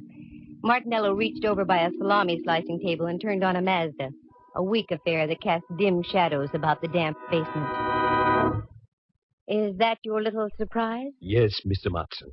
That is what I was greeted with this morning. Have you notified the police? Oh, no. Why not? As I told you, I have run a very respectable place. And, too, that is why I am hiring you. You can get in trouble, you know. Yes, that is why you must help me. Please, Miss Matson, say you will help me. I will pay you anything you say. I stick my neck out in the strangest places. Now it's a refrigerator. Okay, Martinello, $2,000. What? Make up your mind. Either I freeze your assets or the police find your frozen friend. Yes. All right. Come. I give you the money now. Now we're getting somewhere. What about him? Oh, he'll keep. He's on ice. Well, this was one for the books. Refrigeration the ugly way. I had to ask a few questions if I was to get anywhere, such as like, do you know the guy? No. Had you ever seen him before? No. Who was the last one to close the icebox last night? I was. Does it lock from the inside? Unfortunately, yes. I was getting places like Wiley was with Hauser. It was inevitable. I had to take my courage in my hand and go down and look at that thing again. There it was, a male Mona Lisa etched in ice. This time I looked closer. I had to. And as I did, I realized I wasn't going to get any identification because this guy was a study in crimson. Underneath all that coating of ice, he was dressed in a devil's costume. I slammed the door once again and went upstairs. There I gave Martinello strict orders not to do a thing. Usually in cases like this, you have to wait for a break. They come along like a forcing hand in poker. So I went home to do some thinking. As I arrived, there was an old friend of mine, Rembrandt Watson. Hello, Dove. I'd almost given up. Rembrandt, how did you get in? Your door was open, dear. I took the liberty of coming in. Oh, sure, that's okay. How are things, Candy? All right, I guess. I'm kind of bushed, though. I feel about as devaluated as a British pound. You look wonderful, Dove. What's wrong? I've got a deal, but I don't know where to start. Anything I can help you with? No, thanks, Rembrandt. If I told you about it, you wouldn't believe it. I've never doubted you in the past, dear. I know. Well, I was just called in by a minestrone merchant in North Beach. The guy is stuck with a corpse. That's about par for the course. The deceased had been sealed in the icebox overnight. I've never seen one like that before. That's the way it is, dear. Many are called, but few are frozen. Oh, get out of here. But, Dove, I just got here. I know, but I've got to change and get down to see Mallard. I'll wait for you, Candy. I haven't seen the gumshoe since before me vacation. All right. I'll be with you in a few moments. I did a fast change, and Rembrandt and I climbed into my car, and we dropped off Telegraph Hill and down Kearny Street. The Hall of Justice, where Mallard hangs his star, is only a few blocks away, so we made it in about 5 minutes. Inspector Ray Mallard, Homicide, San Francisco Police. A lovable, shaggy dog type of character. Very keen with the crime, but dumb with the dame. Me, for instance. If I want him to say yes, he says no, and vice versa. Well, my ever-loving Candy. What's new in the private eye business? Very little. How's the legitimate flatfoot racket? Oh, we're holding our arches up. Well, and Rembrandt, I haven't seen you since Pup was a Hector. Please, Inspector, you're meeting your mixer-paws. Who writes this dialogue? I'm pretty weak, I know. What's on your mind, Candy? A character named Carlo Martinello. Have you got anything on him? What's so funny, Mallard? Nothing, except I eat lunch there about every day of the week. Well, answer my question. Well, there's nothing on Martinello. Arrested a couple of times during Prohibition. He was dabbling in grappa a la under the table. Have you got a case against the guy, Detective Matson? Oh, cut it out. No, seriously. Why do you want to check on the guy, Candy? No reason, just thought I'd ask. Uh-huh. Well, Martinello's okay. Just trying to make a living. Only thing I don't like, he loves to sing to his customers. That'd be enough to bankrupt him right there. Anything else I can do? No, that takes care of everything. I tell you what, I'm through in about an hour. I'll take you up to Martinello's for dinner. You can see for yourself. No, that's all right. Okay, Candy. Give. Why, Mallard, dear, what on earth do you mean? You know something about something. I want in. Mallard, and I want you to believe this. I mean it sincerely. If I knew something, you'd be the last to know about it. He's got something there. Come, Dove, leave us a while. I hate to do things like that to Mallard. He's been of great help to me in the past. More than once he's saved my life. But on a deal like this, you have to play it close. After all, a girl has to make a living. For the first time in a long time, I was completely baffled as to where to start. Something had to be done about that cadaver in the icebox, but what? While I was beetling my eyebrows, Rembrandt invited me up to his place for tea. He lives on California Street, just down away from Old St. Mary's, and only a bail bond broker's reach from the Hall of Justice. So I accepted. Do forgive the looks of the place, Candy, dear. I had a meeting with my philatelist group last night. Philatelist? The stamp collectors, dear. Well, I know what they are, but I didn't think they could make such a mess. You don't know philatelists. Sit down, though. Make yourself comfortable. I shan't be a moment. That's all right. And Candy, dear, why the wrinkles? I've got cause for wrinkles. This chap in the icebox, Rembrandt. There's something I didn't tell you. He was dressed in a devil's costume. There, dear. Your tea will ready in just a minute. You'll feel better. I know it sounds crazy, but it's true. What are you going to do, Candy? I don't know. I can't leave him in that refrigerator forever. We'll get him out, dear. I hate to think of a corpse catching pneumonia. Oh, excuse me, Candy. Help yourself to the tea. Mm-hmm. How do you do, Rembrandt Watson Enterprises? Quiet down. Who? Oh, hello, Templeton. How are all your steamships? Oh, that's good. What? Could I use... do what? To the opera? Of course I could. Righto, I'll pick them up at your office. Thank you, Templeton. Goodbye. Candy, dear, do you like the opera? I can take it or leave it. Why? It suddenly develops that I have 2 tickets tomorrow night for Tales of Hoffman. Oh, Rembrandt, I don't think I can... Come, Candy. It'll do you good. You've been working too hard. You need a little relaxation. Tales of Hoffman, Okay. Who's the pal who gave them to you? An old friend of mine, Templeton Woodruff. He runs a steamship to Java and other places Ezio Pinza sings about. I finished the tea and left. Right then, the only opera I could think of was the one going on in an icebox at Martinello's. I've always tried to play straight with Ray Mallard, so I decided to tell Martinello my plan. Miss Matson, I don't think it's such a good idea. Good evening, Carlo. I want to talk to you. That's what I mean. There's a gentleman here who... Well, you've got a gentleman. That's fine. 3 more and you've got a crowd.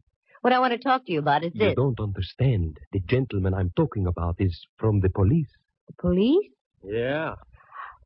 Hello, Candy. Mallard. How about some scallopini? Well, up jumped the... Hello, Mallard, dear. I had an idea you'd like dinner here tonight.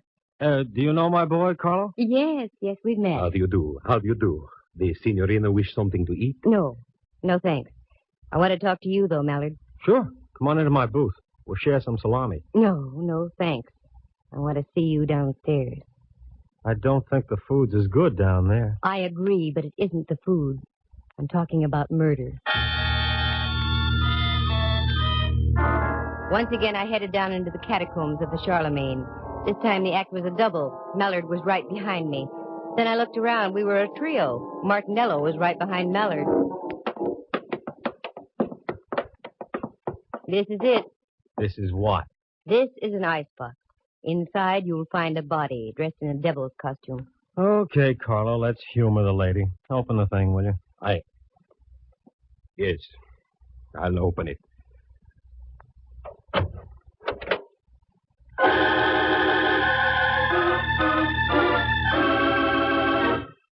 Lovely view of the beef. It's gone. The body's gone. Okay, Martinello, start talking and make some sense while you're doing it. Please, Miss Matson, I don't know anything. I haven't been down here all day. Get rid of those arched eyebrows, Martinello. You know something. What is it? Wait a minute, Candy. I'll do the questioning. In the first place, Carlo, was there or was there not a body in here?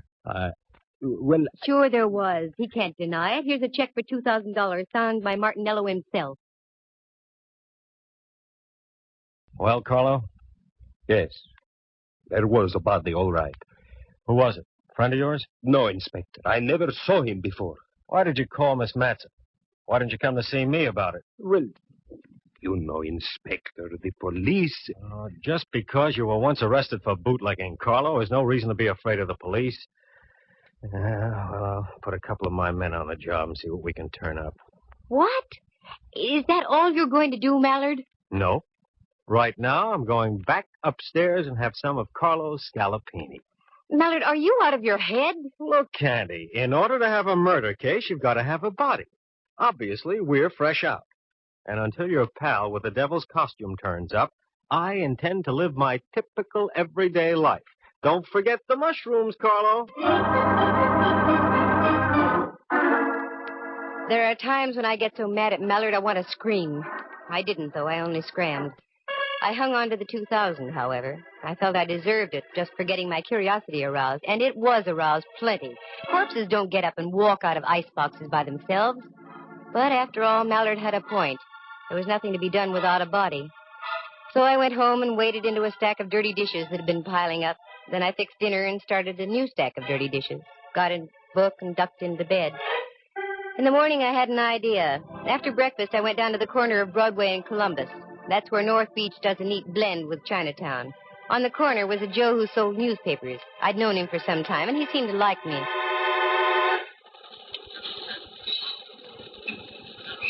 Hiya, Butch. Well, hello there, lady. How are you? Good, can't complain. Who won the football game yesterday? Yeah, funny thing. I got all the news right inside here for 7 cents. I get your point. Give me a chronicle, will you? Sure. Here. Thanks. Who do you like in the feature at Bay Meadows? A goat named Candy. What did you say? There's a pig named Candy running in the 7th. Take it or leave it. What a tip. I don't get it. Well, what's really on your mind, lady? Here's a 20. You can play it on Candy all for yourself. Well. Do you know a gent named Martinello, Butch? He owns the Charlemagne down the block. Sure. What about him? That's what I'm asking you. What about him? Oh, he's all right. A little screwy, but he keeps his nose clean. Is that all? Yeah. Should there be more? I don't know. Thanks, Butch. I hope Candy pays off.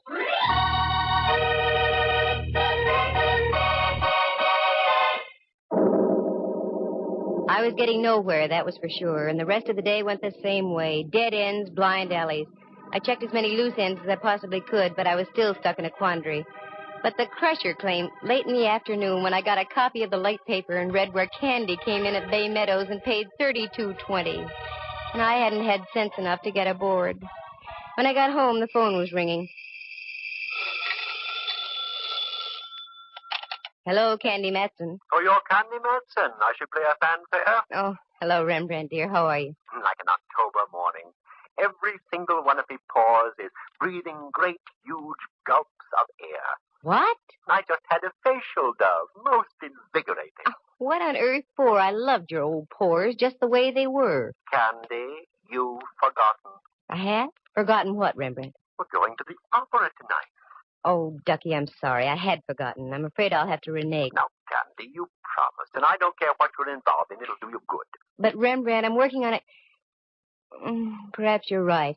Okay, I'll get ready. Wonderful, dear. Pick me up about 7:45, will you? Pick you up 7:45. Yeah. Oh, and another thing, Lamb. We may have to do some entertaining afterward. Do bring some cash, will you? Mm-hmm. That's the girl.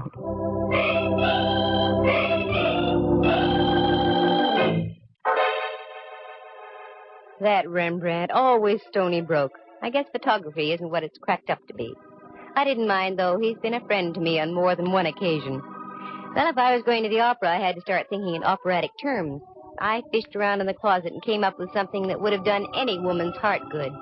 One of those strapless affairs that you can't stop breathing in for one moment. Otherwise, the opera is no longer the main attraction. I powdered, perfumed, pouted, and rouged and took off after Rembrandt. But just as I started to leave... Just a moment. Well, get a load of the Duchess. Mm-hmm. It won't be Halloween for another couple of weeks yet. Oh, very funny. Come on in, Millard.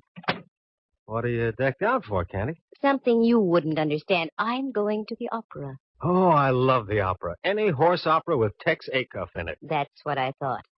What's on your mind, Millard? I've got to pick up Rembrandt in 10 minutes. I was just driving by, so I thought I'd stop and tell you the news. News? About what? We found El Diablo. The guy in the icebox? Yeah. Martinello identified him. He was floating in the water off Aquatic Park. Any lead on him? The best. He was Salavini, the second baritone with the opera company. That's all, Candy. I hope you enjoy the performance tonight. A baritone with the opera company. Well, that explained the costume, but it didn't explain a lot of other things. I walked down the stairs with Mallard. He got in his squad car, flicked on the flashing red light, and with a burst of his siren, rolled down the street. I'd have to speak to Mallard about that. All the neighbors had their heads out of their windows as I climbed into my car and followed. What an exit. I picked up Rembrandt, and we drove up to the Civic Center. I found a place to park. A minor miracle.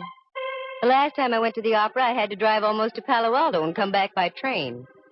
Rembrandt's friend must have been very influential. We had seats in the Diamond Horseshoe. They were presenting Tales of Hoffman, and a friend of mine, Dorothy Warrenshould, was singing the role of Antonia. It was a fine performance, and after the last curtain, I took Rembrandt and we went backstage to see Dorothy.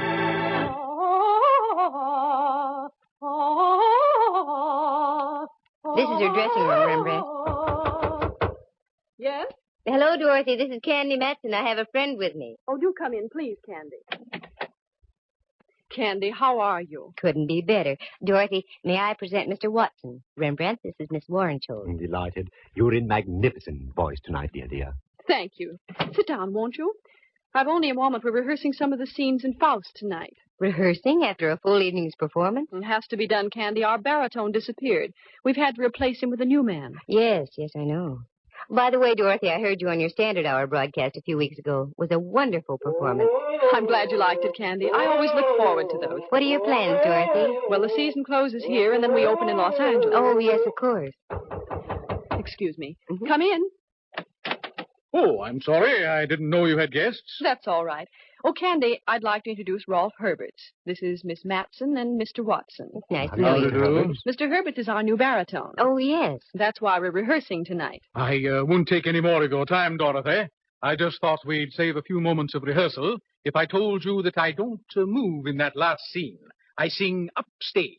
That will leave you free to take as much stage as you like. Fine, Rolf. That will save time. Thanks. Oh, not at all. Glad to have met you, Miss Matson. Mr. Watson. Nice to have met you, sir. See you on stage, Dorothy. Yes, Rolf. Rolf has a wonderful voice, and he's a good actor, too. You know, I think he'll be even better than Salavini. I've seen him before. Oh, yes, he's been in pictures and on the concert stage, and in opera, too, but he's never really had a good break. This might be it. Uh-oh, that's it, Candy. I'm sorry, but I'll have to leave. Certainly, Dorothy. Say, why don't you stand in the wings? You can watch the rehearsal if you'd like. Oh, I'd love it. Come on, then. Follow me.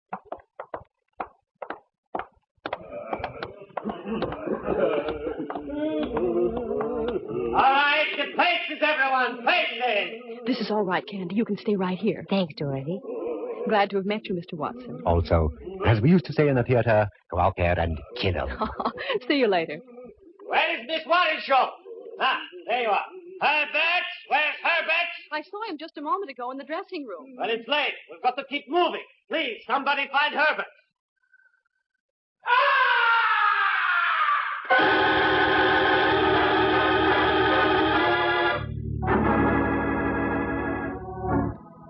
From way up in the heights of the stage, the opera house was pierced with a blood-curdling scream.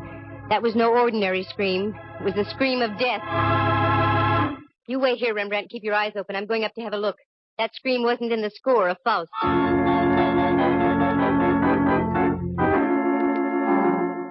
I punched the button for the backstage elevator. It's a good thing they work fast and are speedy. Once inside, I pressed the button for the fourth gallery. I got out. This was the top of the opera house. The place was loaded with old sets, props, papier-mâché alligators, gold goblets. Then, over on the other side of the catwalk, I saw it. The body of a man all crumpled and distorted. I hit the catwalk and ran over. It was 100 feet above the stage, and as I looked down, I could see a score of strained faces looking up through the darkness. I got on the other side and bent over the body. It was that of Rolf Herbert. Candy, down here. I think your man just ducked down underneath the stage. Again, I did a Mel pattern. The elevator shot me down to the stage level, and there was Rembrandt, wild-eyed. He came down the elevator on the other side, Candy. Then he cut across the stage and down those steps. Come on, Rembrandt, follow me. I may need help.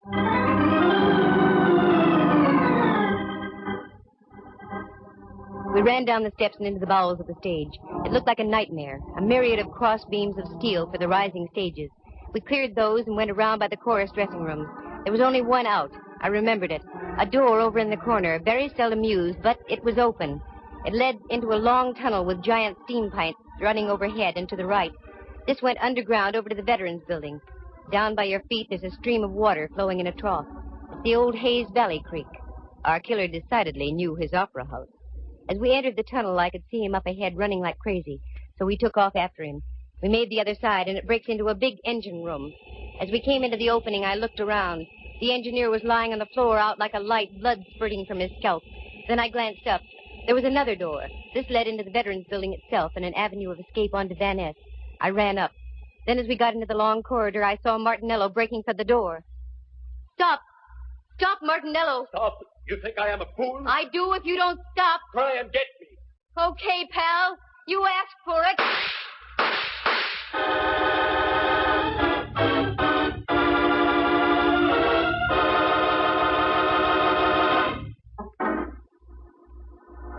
It was the first time I had ever shot a man. It didn't feel good. But he lived, and later the doctors of law gave him a little pill. The cyanide kind they dropped inside the gas chamber at San Quentin. Martinello paid his debt. Details? Sure, I'll fill him in now. Martinello loved to sing. Ray Mallard had told me that. For years, Carlo had been hanging around the opera house, hoping to step into a role. This season, a director had jokingly told him that if he ran out of baritones, he'd let Carlo take over. Carlo took him seriously. He lured Salavini down to his restaurant on a fake emergency call, costume and all, and did him in. But then he became frightened. That's when he called me. It was worth $2,000 to have me hush things up. But I don't operate like that. He had a hunch I was going to tip off Mallard. That's when he removed the body from the icebox and dumped him into the bay. Carlo had also been at the performance of Tales of Hoffman. That's when he learned that they'd rustled up Rolf Herberts to sing in place of Salavini.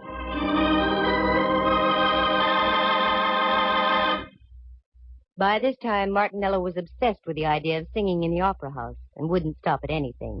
Right after Herberts left Warrenshold's dressing room, he managed to get Herberts into the elevator and up to the fourth gallery behind the stage. That scream was produced by a 6-inch stiletto through Herbert's heart from the hands of Martinello. And that's when our chase began. I hope I never see that tunnel under the opera house again. That Mallard and his sentiments. It was he who gave me that gun just a week before, for my birthday. He said I needed protection. Well, darn it, I do. But I can't get Mallard to believe me. Instead, he just gives me guns.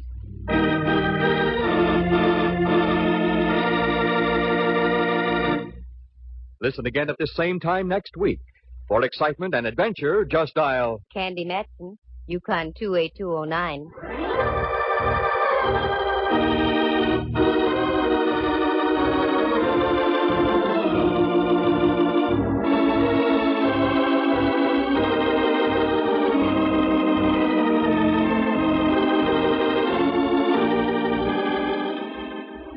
Heard tonight were Harry Bechtel as Rolf Herberts, Jerry Walter as Carlo Martinello. Henry Leff plays the role of Inspector Mallard, and Jack Thomas is Rembrandt. Dorothy Warrenshold, star of the Standard Hour and the San Francisco Opera Company, was heard as herself. The program stars Natalie Masters as Candy and is written and produced by Monty Masters. With the exception of Miss Warrenshold, any resemblance to actual people in tonight's play is purely coincidental. Candy Matson comes to you from San Francisco. This is Dudley Manlove speaking.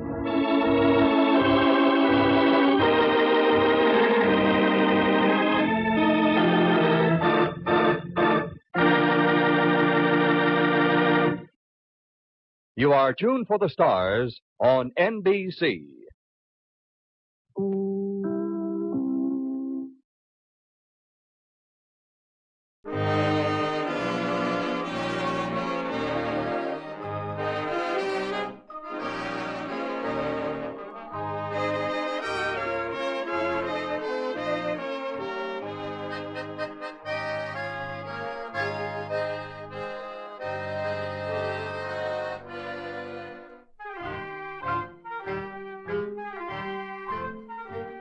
Tonight, we again present the famous Mr. Chameleon of Central Police Headquarters in his famous cases of crime and murder.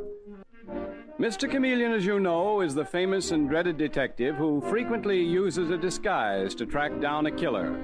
A disguise which at all times is recognized by the audience. Tonight we give you Mr. Chameleon in The Dusty Room Murder Case.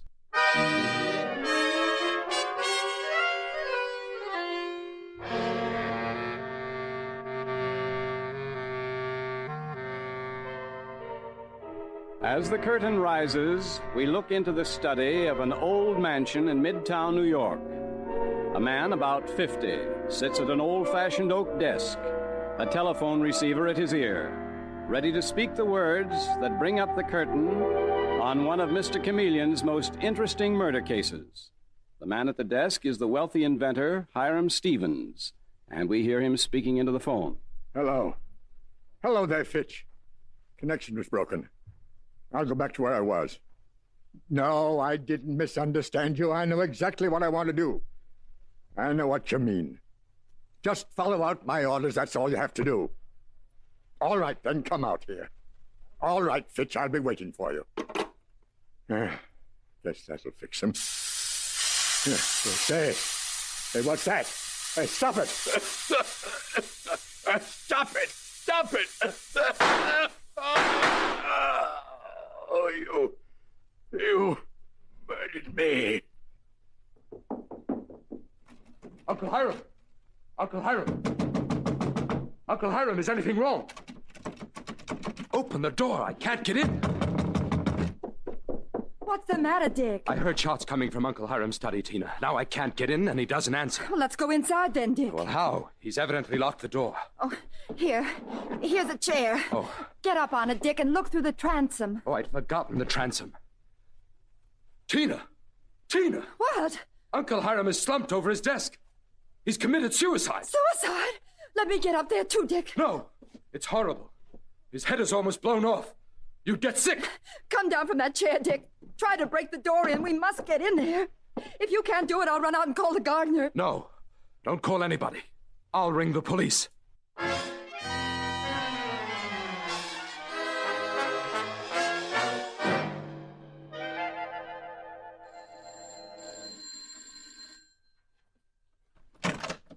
Yes? You called the police? I'm Chameleon of Central Police Headquarters. This is Detective Arnold. Oh, come in.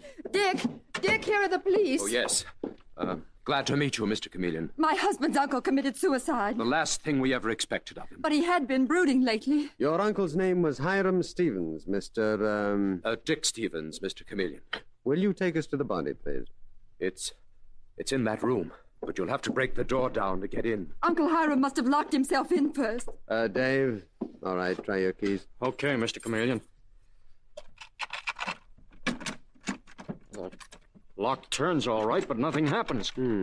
Seems to be bolted from the inside. Is there any other way to enter this room, Dick? This is the only door, Mr. Chameleon. Let's break it in, Dave. Here we are, Mr. Chameleon. There's the gun next to the body. I'll get it. Stay where you are, Dave. Don't walk across that floor. What? The floor and everything in this room is covered with dust. And there are no footmarks leading to the body. It's strange. It's very strange. Strange, Mr. Chameleon? What do you mean, Mr. Chameleon? I wonder how your uncle got to that desk without leaving any sign on this dusty floor. I suppose he was sitting at the desk and killed himself there without walking anywhere. He still had to get there some way. Unless... Unless what, Mr. Chameleon? Unless the murderer made a very silly mistake, Tina. Murderer? Murderer, you say? Exactly, Dick. Your uncle was murdered. But how could he have been, Mr. Chameleon? That's what I'm here to find out. Dave. Yes, Mr. Chameleon. Stand in front of this door until the police photographers get here. Right. And don't let anyone enter under any circumstances. Dick, Tina, suppose we go into the room across the hall where we can talk. Of course. Come on, Tina. Won't you sit down, Mr. Chameleon? Thank you, but I'll do better standing up. Oh, that's the doorbell. I'll answer it. Detective Arnold will answer it, Tina. It's the police photographer, I'm sure. Oh. Can either one of you explain why the room in which your uncle Hiram Stevens was murdered was completely dust-covered? My husband's uncle was an inventor, Mr. Chameleon, and was not very tidy. That's not the point I'm getting at, Tina. I don't understand. I'll explain later. The first thing I want to know is where were both of you when the murder occurred? Dick and I were both in the house, upstairs. That's right, Mr. Chameleon. We had just come in from the airport. The airport? We went out to get our tickets. We're flying to Europe tomorrow. I see. Were you both together upstairs? Yes and no, Mr. Chameleon. Yes and no, Dick? Well, what I mean is Tina went into the dressing room and changed her clothes. Changed her clothes, so you were not together? What difference does that make, Mr. Chameleon? Did you change your clothes, Tina? I started to, but changed my mind. Then the clothes you are now wearing are the same ones that you had on when the murder took place? Yes. Step over to the window with me, please. In the light. In the light? Why? I can't see very well here. Come along. All right, then. Thank you. Well, what are you looking for on my wife's clothes, Mr. Chameleon? Dust, Dick. Dust. Well, you don't see any on me, do you? No, Tina, but... Mr. Chameleon? Yes, Dave? The pictures have been taken. We used a distance lens from the door. Good. We can go into the murder room now. Come along, Dick. Tina. Mr. Chameleon, you act as if you think Dick and I know something more than we've told you. Not at all. You haven't told me anything yet. Shall I try to raise the body now, Mr. Chameleon? First, make a note, Dave. This entire room is dust-covered, including the murdered man. Write that down. I have, Mr. Chameleon. Also write down every object in the room, the pictures, the 2 glass mirrors, the mantelpiece, even the dead man's hair. Everything is covered with a layer of dust. Got it all down, Mr. Chameleon. Everything except the murder gun. That is clean. Well, what does that mean, the gun is clean?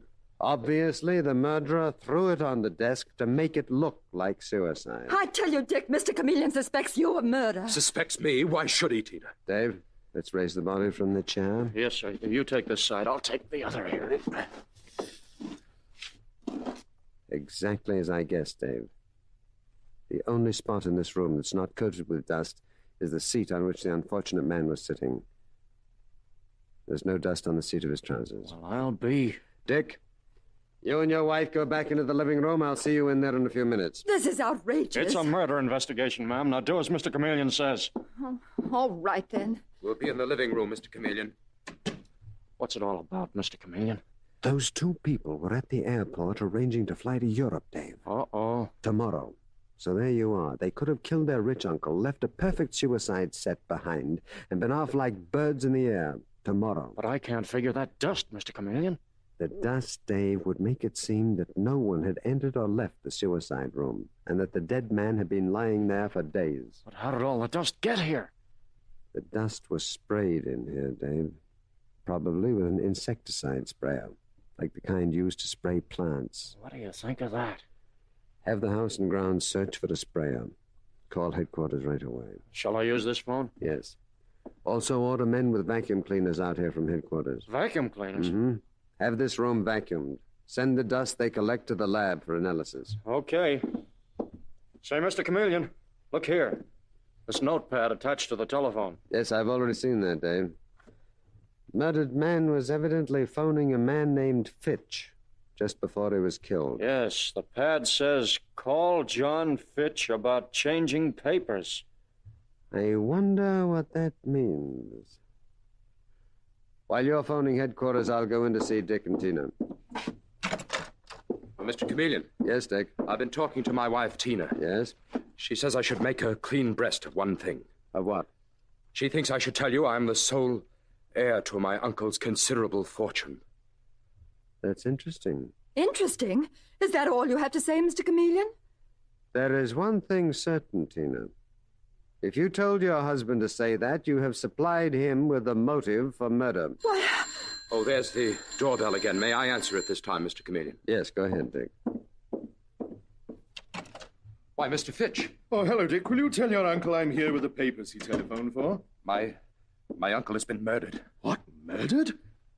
That's what I was afraid of. And the police are here. One is Mr. Chameleon. Chameleon? Yes, Mr. Fitch. And Mr. Chameleon suspects Dick of murder. That's incredible, Tina. Utterly ridiculous. Mr. Fitch, I'm Chameleon. And what is ridiculous about my suspecting Dick? Because this young man had no reason for murdering his uncle. He has every reason for wanting him alive. What reason? Well, let me explain first that I am Hiram Stevens' confidential agent. I see. And I have right here a letter giving these two young people complete control of his fabulously valuable synthetic rubber inventions. What? He phoned me this afternoon and told me he was going to sign this letter the moment I arrived here with it. And here's the letter, Mr. Chameleon. Well, certainly gives Dick and Tina what's equivalent to a fortune. Exactly. So apparently Dick and Tina had no reason to murder their uncle before he signed it. It would have cost them a fortune, Mr. Chameleon. Yes, I get the point, Mr. Fitch. It seems that I'm at a dead end. I'd not say that, exactly. Mr. Fitch, if you suspect anyone, it's your duty to tell me. More than a duty, Mr. Chameleon. An obligation to a man who was very kind to me through many years of close association. Yes? And naturally, now, to save his nephew from police suspicion, and also Tina, who was my own secretary before she married Dick. Good. Whom do you suspect, Mr. Fitch? I suspect the people who would have lost the rights to the millions the murdered man was signing over to Dick and Tina. You say other people had these rights and were losing them on account of this letter? Who are they? A man named Seymour Wakefield, who was Hiram Stevens' original partner, and his wife, Donna. But when does the wife come in? She was a rich woman when Wakefield married her, and she advanced the money to start him and Hiram in the business. I see. The point is that the murdered Hiram, who was a very changeable and eccentric man, had given them the rights that the letter you have gives to Dick and Tina. What did Hiram do? Cancel the Wakefield's rights? That's exactly what he was doing, Mr. Chameleon. Was doing, you say? Yes, here's the cancellation itself, duly signed by Hiram. I see. Hiram told me to give the cancellation to the Wakefields after he'd signed this letter to Tina and Dick. This is becoming very interesting. The question is, did the Wakefields know about this, Mr. Fitch? I told them myself this afternoon, and they literally flew out to see Hiram. They left my office about 30 minutes before the murder, on their way here.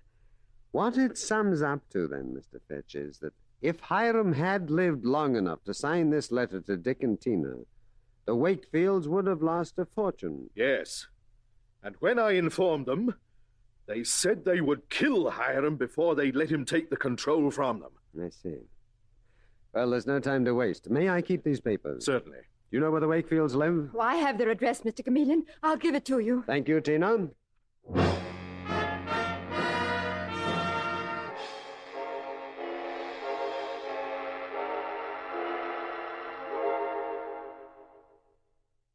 Mr. Seymour Wakefield? Yes? I'm Chameleon of the police. This is Detective Arnold. Come in. Come. I came for some information. Yes, Mr. Chameleon? You were a partner of Hiram Stevens? I am a partner of his. Then you haven't heard that he was murdered. Murdered? Oh, that's impossible. Murdered in a dust-covered room. Before you go any further, Seymour, let me say something. Donna, this is Mr. Chameleon, the detective. How do you do, Mrs. Wakefield? You were about to say... I was going to tell my husband not to say he didn't know Hiram Stevens was murdered. We both heard it on the radio. Donna, please. Acting like we don't know will only make things worse. My husband and I were at Hiram Stevens' house this afternoon. When he was murdered? No, we'd gone. What was the subject of the quarrel that you and your husband had with the murdered man? We had no quarrel. You know we did, Seymour. But it wasn't serious, Mr. Chameleon. I was informed it was because the murdered man was canceling a paper that gave you control of his valuable synthetic rubber inventions. The only person who could have told you that was John Fitch. Did you or did you not quarrel? Well, it's just as my wife says, Mr. Chameleon. It wasn't anything serious. The control the murdered man was canceling was worth millions of dollars. I've seen murders committed for less than $10. Mr. Chameleon, I'd like to show you something. Show me what? I'll get it from this desk. Please read this, Mr. Chameleon. It's a document from Hiram Stevens giving my husband and me complete control of his synthetic rubber inventions. And it's signed by Hiram himself. Yes, I see. Dated last year. Yes. And Hiram's signature is witnessed, you'll notice, by Mr. Fitch, who seems so eager to entangle us in a murder case. And here is a document Mr. Fitch gave me, Mrs. Wakefield. One he was on his way out to give to the murdered man. What is it? It's a letter giving control of Hiram's inventions to his niece and nephew, Tina and Dick. I don't understand. And it's dated today, Mrs. Wakefield, and it is not signed. Had Hiram Stevens lived to sign it, you would have been out a tremendous sum of money. A tremendous sum. If it's not signed, it's not worth the paper it's written on. Of course it isn't, Seymour. Mr. Chameleon knows that. I know also that it's a prime motive for murder. You think we murdered Hiram? I'm going to make an odd request of you and your husband, Mrs. Wakefield. Odd request? I'll ask you both to give the clothes you're wearing now to Detective Arnold. Also the coats both of you wore this afternoon. What for? Go to your room, please, and come back with them. Suppose we refuse. I'll take you to police headquarters and have them removed. All right. We'll give them to you. Come on, Seymour. And don't bother to brush them off. What I'm looking for won't brush off.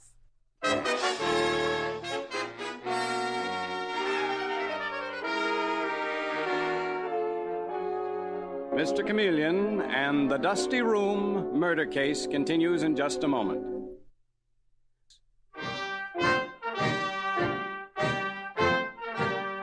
And now back to Mr. Chameleon and the Dusty Room murder case. Hiram Stevens, a wealthy inventor, has been found murdered in a room suspiciously covered with dust. Mr. Chameleon has discovered that the murdered man was about to sign a paper taking the rights to his immensely valuable inventions away from his partner, Seymour Wakefield, and giving them to his nephew and niece. And now, as Mr. Chameleon leaves the Wakefield house with Detective Dave Arnold, Dave is saying, "What do we do with the Wakefield's clothes, Mr. Chameleon? Didn't take them long to get them off and give them to us." The wife, Dona's a very clever woman, Dave. Maybe too clever. Start up the car, Dave. We're going back now to see the murdered man's nephew and niece, Dick and Tina Stevens. Okay, Mr. Chameleon. I tried to get the commissioner of police now over the radio. Central headquarters, please. Central headquarters. This is Chameleon. Put me through to the commissioner. Okay, Mr. Chameleon. Hello, Chameleon. The laboratory just gave a report on that dust you had vacuumed from the murder room. What's that analysis, Commissioner? Well, you guessed right, Chameleon. The dust had been sprayed over the room with an insecticide sprayer. Traces of insecticide are in the dust. Anything else you want? Yes, I've got a man's suit and a woman's dress and coat in the car with me. I want vacuum, too. Send one of the boys out to get them, please. Send where? Dave Arnold will be in the car in front of the murder house. We're on our way there now, Commissioner. Right, Chameleon. Bye.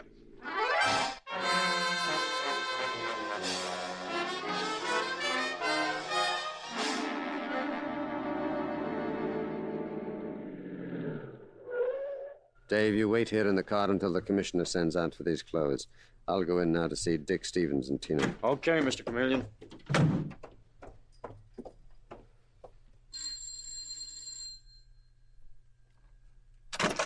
Oh, it's you, Mr. Chameleon. Come in. Thank you. Dick, the case is shaping up. I'll soon have whoever killed your uncle in that suspiciously dust-covered room. Oh, you will? Just a few details remain to be cleared up. I see. Oh, Tina, Mr. Chameleon is here. Good evening, Mr. Chameleon. What are the details you're clearing up? Dick can answer the first question best, Tina. Aye, Mr. Chameleon. Why was your murdered uncle giving you control over his affairs? Because he wanted to retire from active work and put everything in my hands. It's odd that the first thing that you should do is to start off for Europe. But we were planning to stay only 2 weeks. I see. Now, I'd like to go back to the murder room with both you and Tina. Come ahead. Very, very well. What do you expect to find in the room my uncle died in? I want to show you something in here. What? Let me pull these draperies aside. There's a door here. You and Tina told me there was only one door to this murder room. Well, that door behind the draperies, it's always locked. It's kept that way, isn't it, Tina? It's never been open since we lived here, Mr. Chameleon. It's directly behind the desk where your uncle was murdered. I put it to you, Dick. That while your wife was in the dressing room, you could have slipped downstairs, shot your uncle without Tina's knowing it. But why should Dick have killed his uncle? Why, Mr. Chameleon? The Wakefields are the only people who can benefit by the murder. When I make an arrest in this case, I will then present the evidence. You can't accuse Tina and me of murder. I am not accusing Tina of anything. Then you can't accuse me either. One other point, Nick. Yes? The police laboratory reports the dust found in this murder room was deliberately sprayed in here to make the murder look like suicide. What? And we've got the insecticide sprayer that was used. It came from this place. Oh, Dick! Dick! Tomorrow morning, I will send a Professor Simpkins out here. He is the expert man on dust at police headquarters. What for? He won't find anything. We'll see tomorrow. Good night. And remember, Dick and Tina, this house is under police observation. Don't you think we know that, Mr. Chameleon?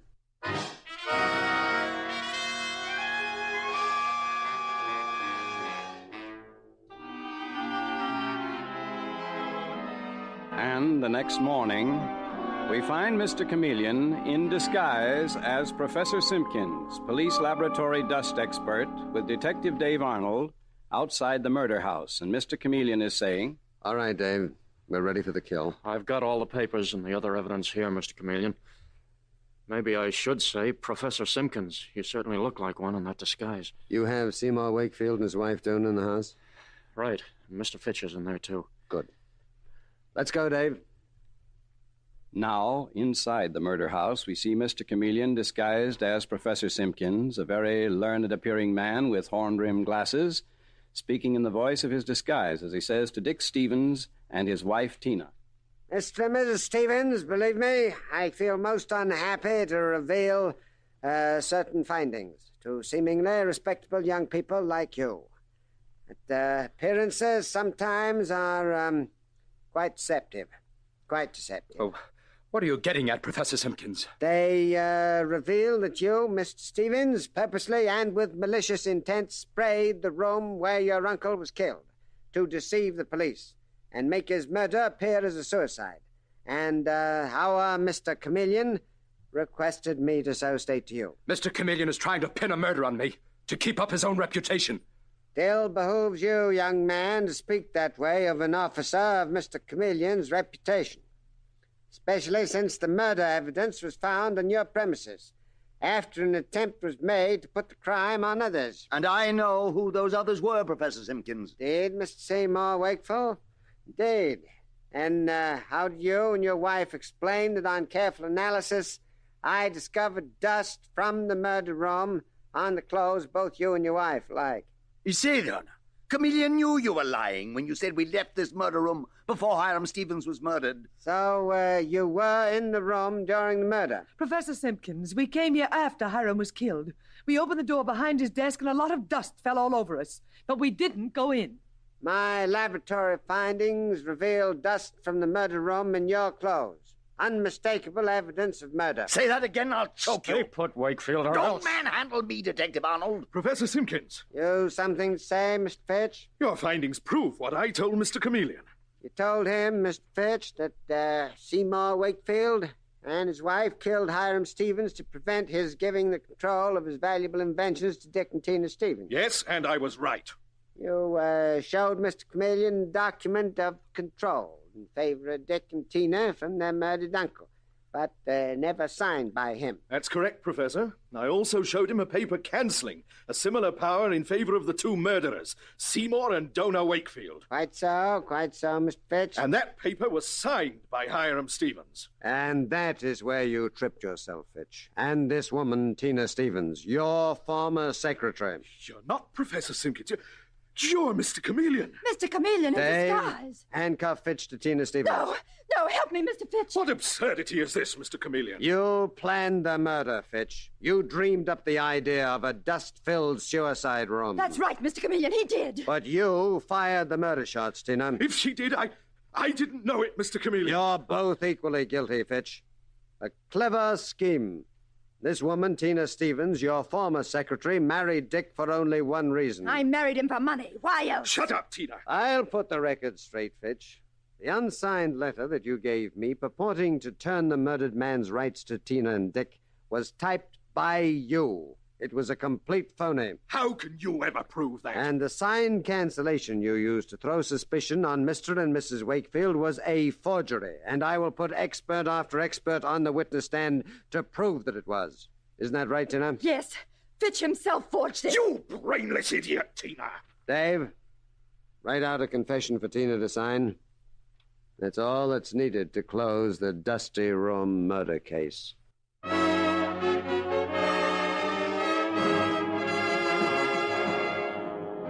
And with these words, Mr. Chameleon concludes tonight's murder case.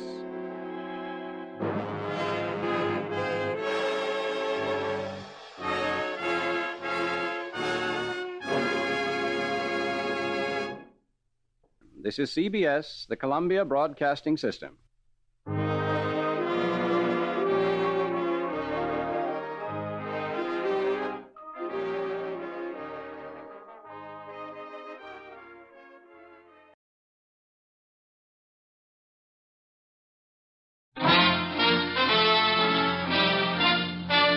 Listen while the makers of Rexall drug products and 10,000 independent Rexall family druggists bring you Dick Powell as Richard Diamond, private detective.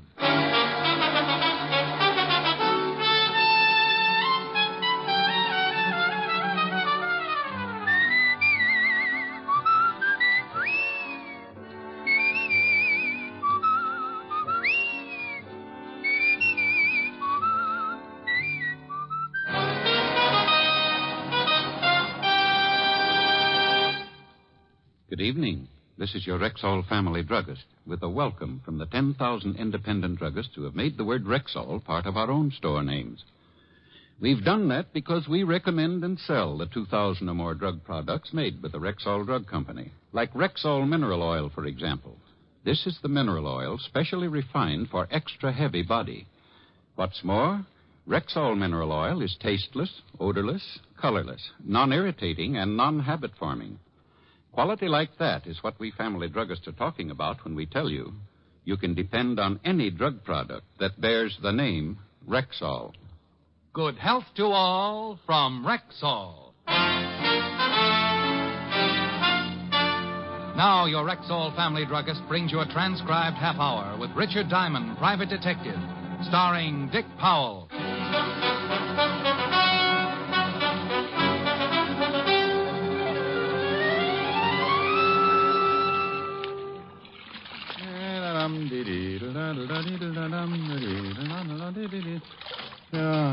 Oh, pardon me. You know where I might find Mr. Richard Diamond? You want to hire him? Yes. Well, stop being so bashful, friend. Come in, come in. Thank you. You're Mr. Diamond? Well, any resemblance to the Irish washerwoman is purely intentional. Do you always do your own laundry? Always. Keeps my petty cash from looking too petty. Sit down, Mr. Baxter. Clay Baxter from Okmulgee, Oklahoma. Clay Baxter from Okmulgee, Oklahoma, was a man I guess to be in his early 50s. Straight up, he crowded 6'3", counting the 2-inch heels on his handmade boots. Looking at him, I thought of an old Remington Trent and suddenly felt like singing a chorus of Home on the Range. I'd like you to come to Okmulgee with me, Mr. Diamond. Well, why, Mr. Baxter? My brother was killed yesterday. The sheriff and the coroner said it was an accident. I don't believe it. How did you happen to look me up? I raise cattle, Mr. Diamond. I do a great deal of business in Chicago and New York. I wanted a detective with experience, someone with a good reputation. Bless you. I called a friend on Wall Street, and he recommended several men. One of them was you. I checked your background. I'm satisfied. Oh, good. I charge $100 a day in expenses. Chicken feed. I'll pay it, and if you catch the man who done it, I'll give you a $1,000 bonus. Oh, well, no, I can't leave right away. It'll take me at least 5 minutes to get my affairs in order. Yeah, I can certainly see you appreciate a buck. Mr. Baxter, I appreciate a buck like a Texan appreciates Texas. Texas? Never heard of him. How was your brother supposed to have been killed? Thrown from his horse, skull fracture. And you don't believe it? I do not. Why? Too good a horseman. Well, it could have happened. Well, if it did, he'd have taken the fall right. Might have busted something, but wouldn't have killed him. Anything else? His wife. My brother was a wealthy man, Mr. Diamond. His wife will inherit everything. Ranch, cattle, all worth about $8 or $10 million. You think she had something to do with his death? You tell me, Mr. Diamond. I called Helen, told her I was off to Okmulgee, promised I'd send her a couple of Navajos or whatever they had out there. Then I took Clay Baxter over to my flat and threw a few things into a suitcase.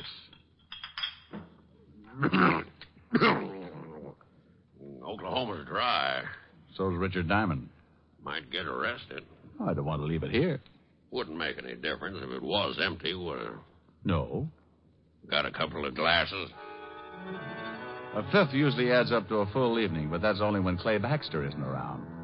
When he poured one for the road, the water line receded 6 inches. I had a quick one, and he finished it.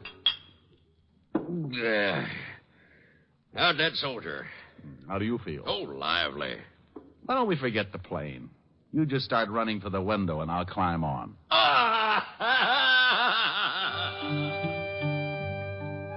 Okmulgee, Oklahoma. Population 17,091, according to the last census, and very hot in August. Baxter's station wagon's waiting at the airport, and the driver took us into town, where I was introduced to the local law.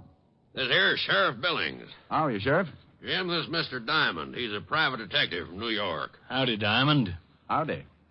Private detective, huh? Oh, I've been called other things. Still ain't satisfied, huh, Clay? Not yet. And you ain't either, and you know it, Jim. How about it, Sheriff? You think Mr. Baxter's brother was killed deliberately? Coroner says it was an accident. Hit his head on a rock. That ain't what Mr. Diamond asked. Well, Will Baxter was a pretty good rider, but he could have been thrown. I don't... All the evidence says he was. Could see plain where his horse bolted. What could have made his horse shy? Snake, maybe. Not that horse, and you know it, Jim. Well, maybe stepped in a chuck hole. He was limping right bad when he got back to the barn. No signs of anyone else near the body? Well, when I got there, some of Will's boys had already ridden out. Who found him? A couple old miners, Luke and Phineas Merriweather. Well, let's go out to the ranch, Mr. Baxter, and take another look at the spot where your brother died. Will Baxter's ranch is 40 miles from here, Mr. Diamond. Maybe you'd like to go out to my place and freshen up a bit first.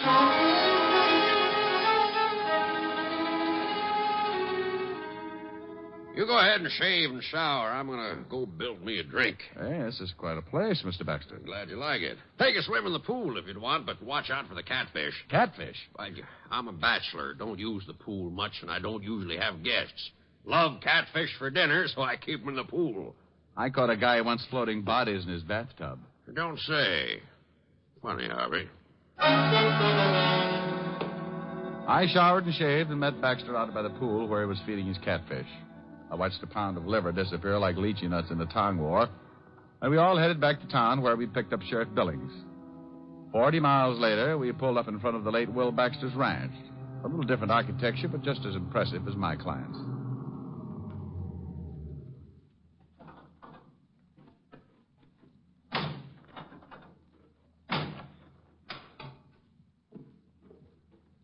Hello, Clay. Afternoon, Sheriff. Oh, Wilma. Afternoon, Wilma. Wilma, this here's Mr. Richard Diamond. Wilma Baxter, my brother's wife. How do you do? How do you do, Mr. Diamond? Private detective. Come up from New York. Oh? Well, why don't we all go in the house? It's too hot out here. Mr. Diamond wants to go out and look at the spot where Will got himself killed. Certainly. Have one of the boys fix you up with some horses. When you're done, why not stop back for dinner? Mr. Diamond's eating with me, and he's going to be pretty busy for a while. Now, I'll give you a rain check, Mr. Diamond. Well, thank you. I'd like you to tell me about New York. It's been a long time, and I've almost forgotten what it's like. Let's go, Jim. It's getting late. Bye, Mr. Diamond. Nice meeting you. Goodbye, Mrs. Baxter. Seems all broken up, don't she? Yeah. Where was she when her husband got killed? Perfect alibi. In town all day. A lot of people saw her. Mighty fine-looking woman. Mighty.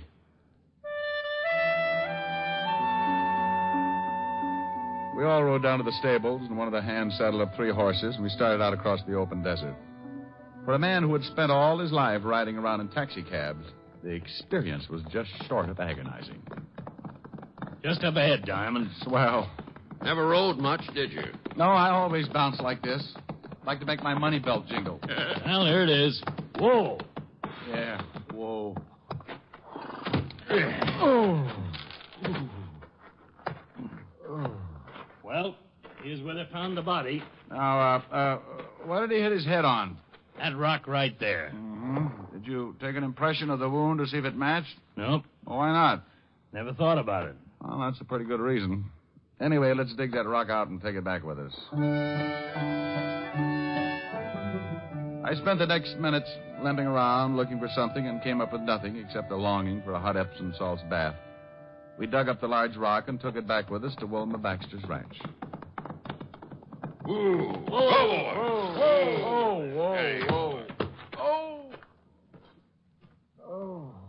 Howdy, Sheriff. Howdy, Frank. This here's Mr. Diamond, Frank. Diamond, this is Frank Kelly, the ranch foreman. Howdy. Detective fella, huh? Miss Baxter told me about you. Said you was doing some investigating. Yes, sirree. Scientific investigation. The way the city boys do it. What you going to do with that raw? Hopscotch. Oh, on second thought, I think we'll take turns untying the knots in my back. Good warm shower and you'll feel fit as a fiddle. Well, I got a good start. I'm shaped like one. You'll find it a little bit rough out here, Diamond. Oh, I'll get used to it, Mr. Kelly. I hope you're right. Ain't much like the big city. Oh? Just what is the big city like, Mr. Kelly? I ain't never been there. Just what I've noticed. Looks like a man can get pretty soft living in the city. Well, I'd like to show you where I was brought up sometime, Mr. Kelly. We never got around to playing cowboy, though. We were too busy kicking each other's teeth out. See you later, Mr. Baxter. So long, Sheriff. I don't think Frank likes you, Diamond. Well, what about Will Baxter's horse? I can take a look at him. Right over there in that stall. Really pulled up lame. Oh, good horse. Never figured to shy at anything. Man, look at that. His hip's swollen. Yeah, really twisted something. Steady, boy. Steady. Hey, that looks like an infection. Yeah, it's a funny thing. It kind of does. What are you getting at, Mr. Diamond? Oh, I'm not getting into thing, Mr. Baxter. I just said it looked like an infection. Yeah, we better tell Mrs. Baxter or Frank. Have someone take care of it. Tell me, boys, if you jabbed a horse with something, would that make him bolt? Come on, I want to get back to town and talk with the coroner.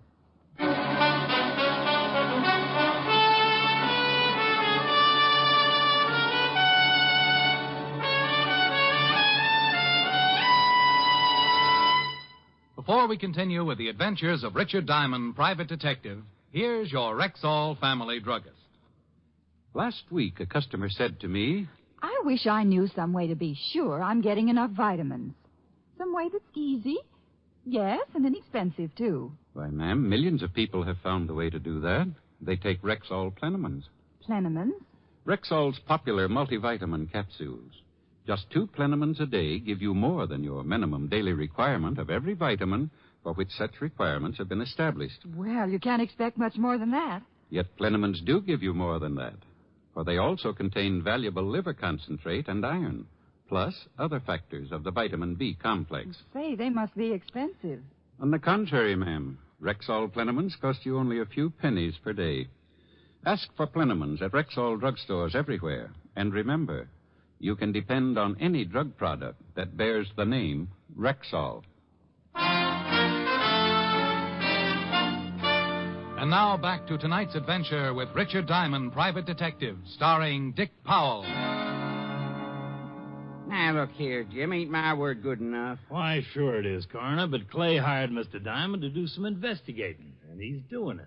Clay, I tell you, your brother died from natural causes. I don't think so. But if you insist, I'll show this detective fella the body. I want the head wound matched with this rock. Okay, but the mortuary ain't gonna like it. They got him all ready to bury. The coroner led me across the street and into a funeral parlor where I took a look at the late Will Baxter. 6 years with the 5th Precinct homicide and a couple of dozen killings should have conditioned me. But like always, the first look shakes something loose in the middle of my stomach, and I have to keep swallowing hard. Looks right natural, don't he, Clay? Yeah. They do a good job here. Bully for them. He hit his head right here. Concussion, plain and simple. No other marks or bruises? Nope. While the coroner rolled the late Will Baxter into one of the back rooms and made a comparison with the head wound and the rock we'd brought in from the ranch, we went out on the front porch for some air. I lit a cigarette and thought about an old case I'd worked on 5 or 6 years before. Hey, you got a cigarette? Sure, Doc. Picayune all right? Funny thing. Head wound doesn't match the rock. Sure doesn't. Wound is too deep. Rock's round and flat. Nothing sticking up to go that deep. Then I want an autopsy. Why? Fracture still killed him. No, I doubt it. When someone plans a murder, they don't count on one blow to do the trick. Bet there's nothing else that could have done it. Well, nothing you can see. I've met someone here in Okmulgee that I'm pretty sure is wanted for another killing very similar to this. Now, Doc, go make that autopsy and fast. You think maybe you found something, Diamond? You think Will was killed deliberately? Maybe, but we'll have to wait for the autopsy. In the meantime, I'd like to go out and visit those two old-timers. Luke and Phineas? That's right, Sheriff. Well, it's mighty dangerous. But come on, I'll take you out. You better wait here for the report. Mr. Baxter and I will go on out. All right, you can use my horses, so you won't have to go all the way back to the ranch. Horses? Well, the Merriweathers are on the other side of town, out about 10 miles, no roads. Oh, horses, 10 miles. I mean, never play kick the can again.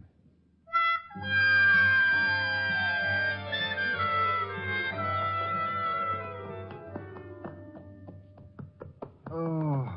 You really don't take to horses, do you, Diamond? Maybe if you could find me a nice, long, thin one. Holy Ike. Whoa, steady. That's one of the Merriweathers. Well, let's get out of here. Come on, horse. Now, come on, I'm yellow, and I admit it. Now, it's okay, Diamond. That's just the boys' way of letting you know not to come any farther, unless they say so. Oh, swell greetings. What happens now? Hey, up there! Luke! Phineas!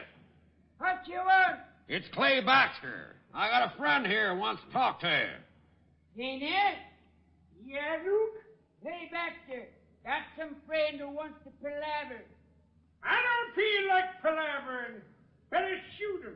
Giddy up. Just take it easy. Take it easy. They always act like this. Penny don't want to palaver. I got a shoot you if you don't promote. It's important. About my brother. Penny? Yeah, Luke. It's about his brother, the dead one we found t'other day.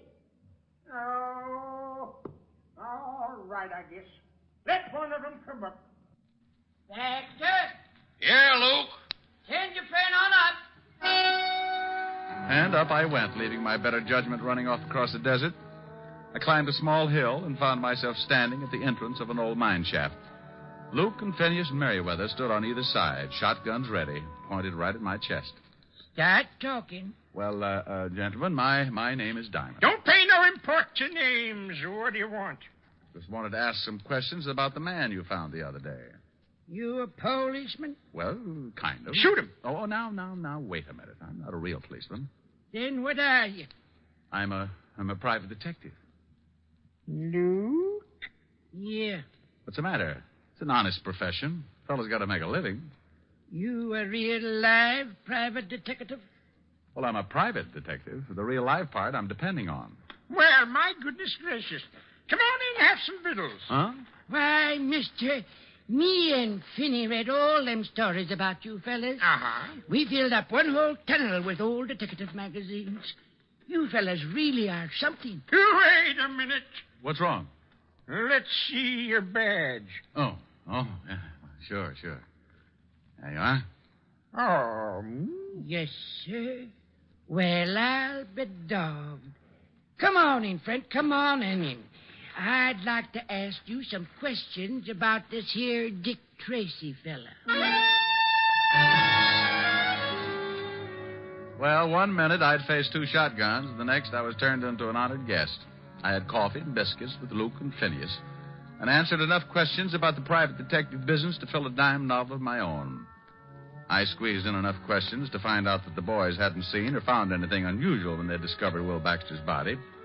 4 cups of coffee and a dozen biscuits later, I bid the Merriweathers a fond farewell and returned to Clay Baxter. They loved you? Oh, worshipped me. They're starting a Richard Diamond fan club.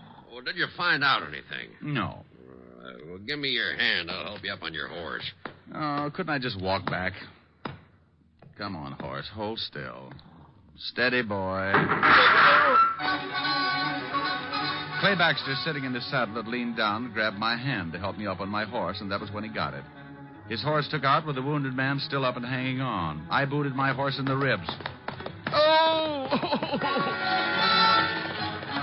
I took off after Baxter like citation on a good day. I closed my eyes, prayed a little, and tried to remember every jockey I'd ever seen before. Suddenly, I looked up and spotted Baxter's horse dead ahead, standing still and right in my path. Whoa! Oh! Well, I guess it's just my time. If I don't die from this bullet I got in me, I'm going to do it from laughing.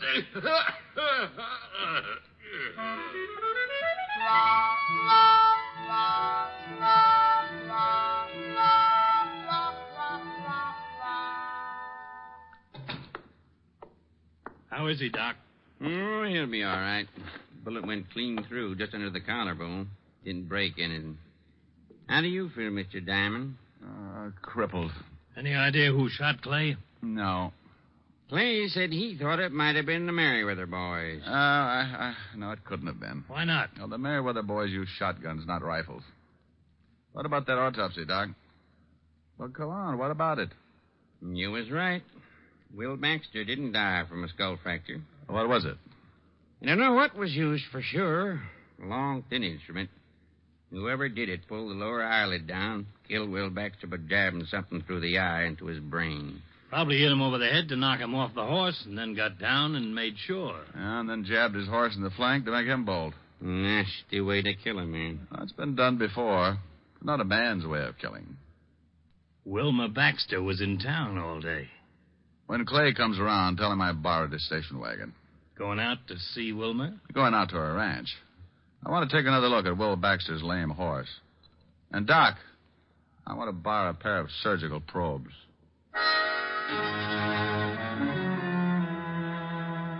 I climbed into the station wagon. Close to an hour later, I pulled up on the side of the road. The gate to the ranch house was another 100 yards up ahead. So I piled out, climbed the tall white fence, and slipped into the barn. Steady, fella. Steady. Steady. The horse's left flank was still swollen and very close to a serious infection. I ran my hand over the spot. Steady, boy. There was something still stuck in the flesh, so I used the surgical probes and prayed the horse wouldn't kick my brains out. Whoa, whoa. Steady, boy. Steady. There. Sorry, fellow.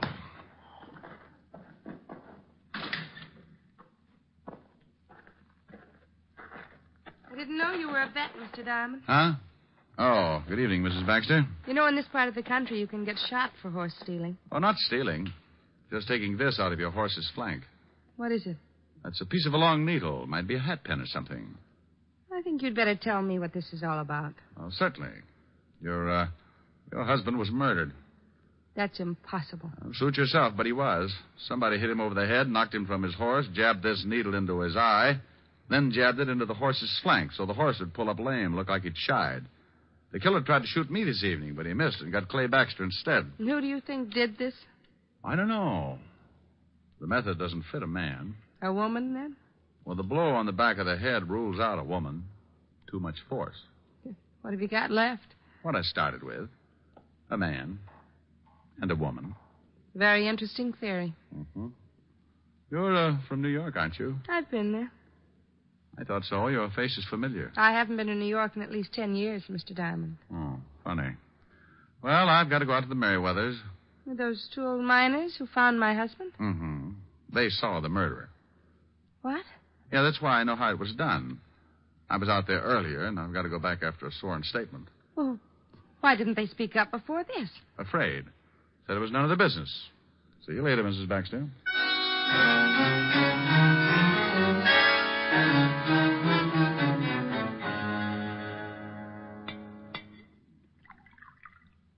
Have another biscuit, Inspector. No thanks, fellas. 10's plenty. So Will Baxter was murdered, huh? That's right, and Mrs. Baxter thinks you two saw who did the killing. Gonna lay a trap, huh? Yes, Luke, gonna lay a trap. Mm. Now, look, I remembered Mrs. Baxter from someplace the first time I saw her. Then when I found out how the murder was committed, I recalled a case very similar back in New York. Man was hit over the head, pushed down a flight of stairs, and his brain pierced by a hat pin. A man actually did it, but a woman planned it. The man was caught, but the woman disappeared. Why'd they do it? The victim was insured. They wanted to make it look like an accident.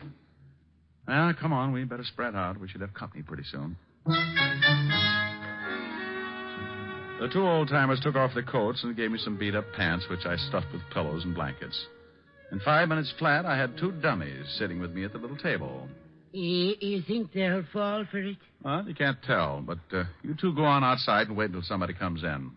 I just want him to try for one of the dummies. Well, what if he tries for you? Killjoy. Luke and Phineas took their place outside the mine, and I smoked a dozen cigarettes, and then I heard someone coming in, moving quietly up the tunnel toward the light. I played it big. Well, that's fine, Phineas. Now, if you'll just sign this statement. I rolled, and the dummy that represented Phineas Merriweather doubled over from the force of the slug. He shot again, and Luke's dummy toppled. I kicked the lamp out before he got around to yours truly. 2 down and 1 to go, Diamond. I'm afraid I got a big surprise for you, friend. I ain't worried. You should be. There wasn't even close. You're a lousy shot. Yeah? You missed earlier this evening and got Clay Baxter instead. I'll make up for it. No, you won't, friend. Drop it. You heard him drop it. Okay, all right. Don't shoot. Wait a minute. Wait till I get the light. Yeah. Well, hey, it's a Kelly fella. Yeah, you're getting way out of line for a ranch foreman, Kelly. Give it to him, Mr. Diamond. Who had you kill Will Baxter? You know, Kelly, you said something today about getting soft in the city. Wonder just how soft I've gotten. Maybe you'd like to find out. Turn him loose, boys. Yes, sir. Go on now. Go to it, Mr. Diamond. I don't like getting shot at. It makes me real unhappy when anyone runs around killing people. No, go on. Stop him, do it. Shut up, Pini, and let him fire.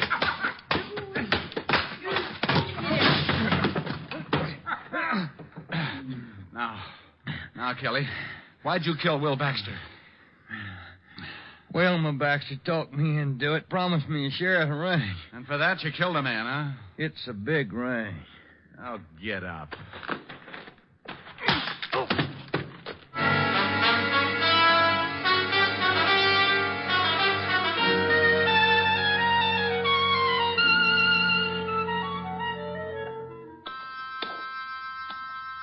Sure hate to see you leave, Mr. Diamond. I hate to go myself, boys.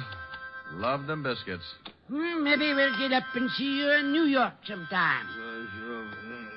Hey, Kelly's coming, too.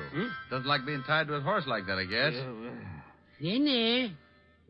Yeah, Duke? Fella's coming, too. Hit him with something. Yeah, sure.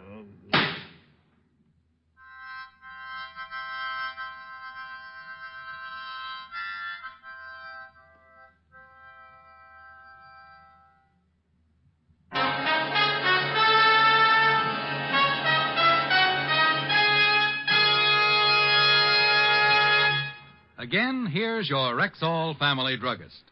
I often think there's no common ailment quite so distressing as acid stomach. And there's certainly no relief for it quite as fast and effective as Bismarex. This famous Rexall antacid often neutralizes excess acidity within 1 minute. And the scientifically balanced ingredients of Bismarex work in sequence, easing gastric distress and leaving a soothing protective covering on irritated stomach membranes. Yes, Bismarex gives relief that's not only quick, but continuous and prolonged. Ask your Rexall druggist for Bismarex. He'll tell you you can depend on any drug product that bears the name Rexall. Good health to all from Rexall.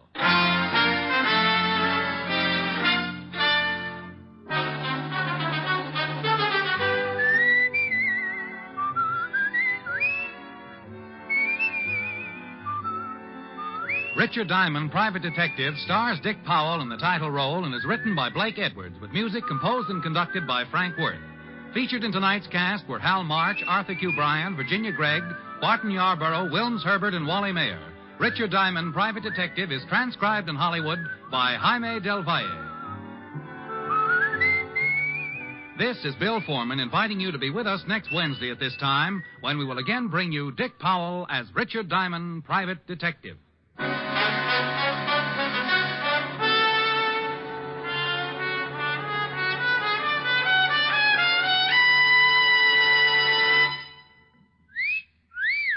Hiya, beautiful. Get lost, Bristlepuss. You need a shave. But I have shaved. What else do you want me to do? Silly boy, she wants you to go stag. Go stag? But why? Because Stag is Rexall's exclusive line of men's good grooming aids, like Stag Brushless Shave Cream. No fuss, no massage, just smooth it on, and presto, you get a clean, close shave. Your face stays smooth and whiskerless all day long. I'll do it. I'll go Stag. That's it. Join the Stag line now at Rexall drugstores everywhere. Yes, to make girls care. Go Stag.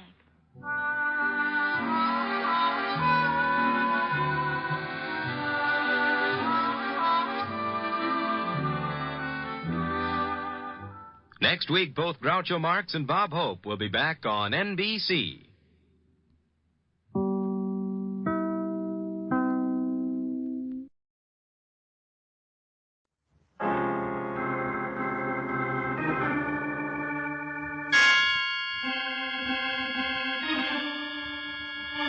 My name's Regan. I work for Anthony J. Lyon, International Detective Bureau. They call me the Lion's Eye.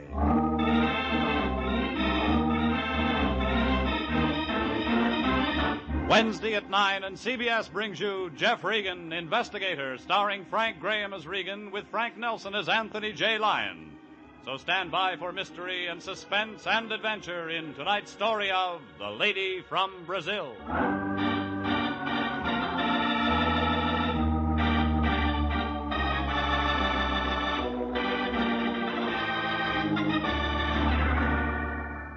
Her name was Irene Santino.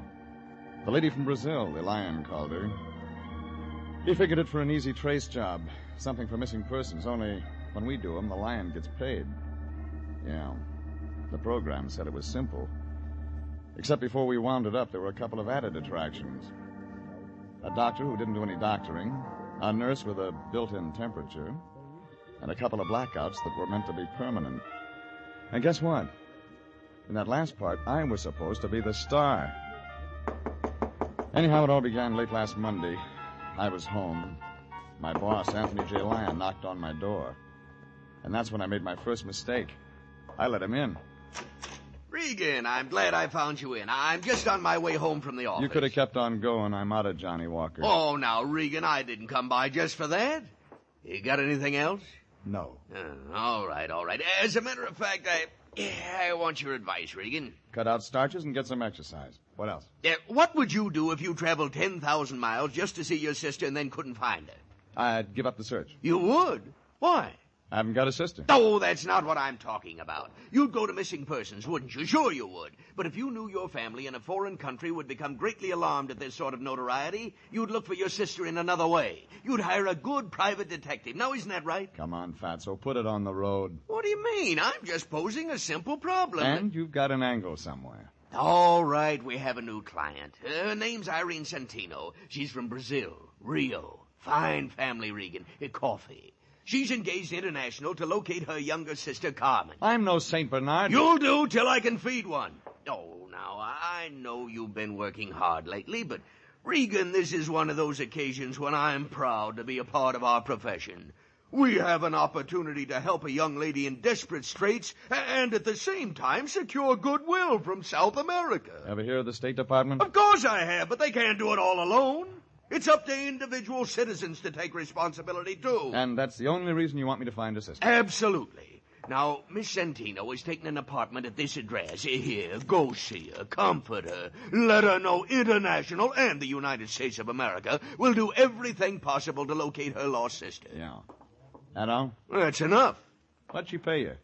$200. That's a lot of green to get in advance. Well, she insisted. She's very anxious to find that girl. Watch out her check doesn't bounce. It won't. She paid cash.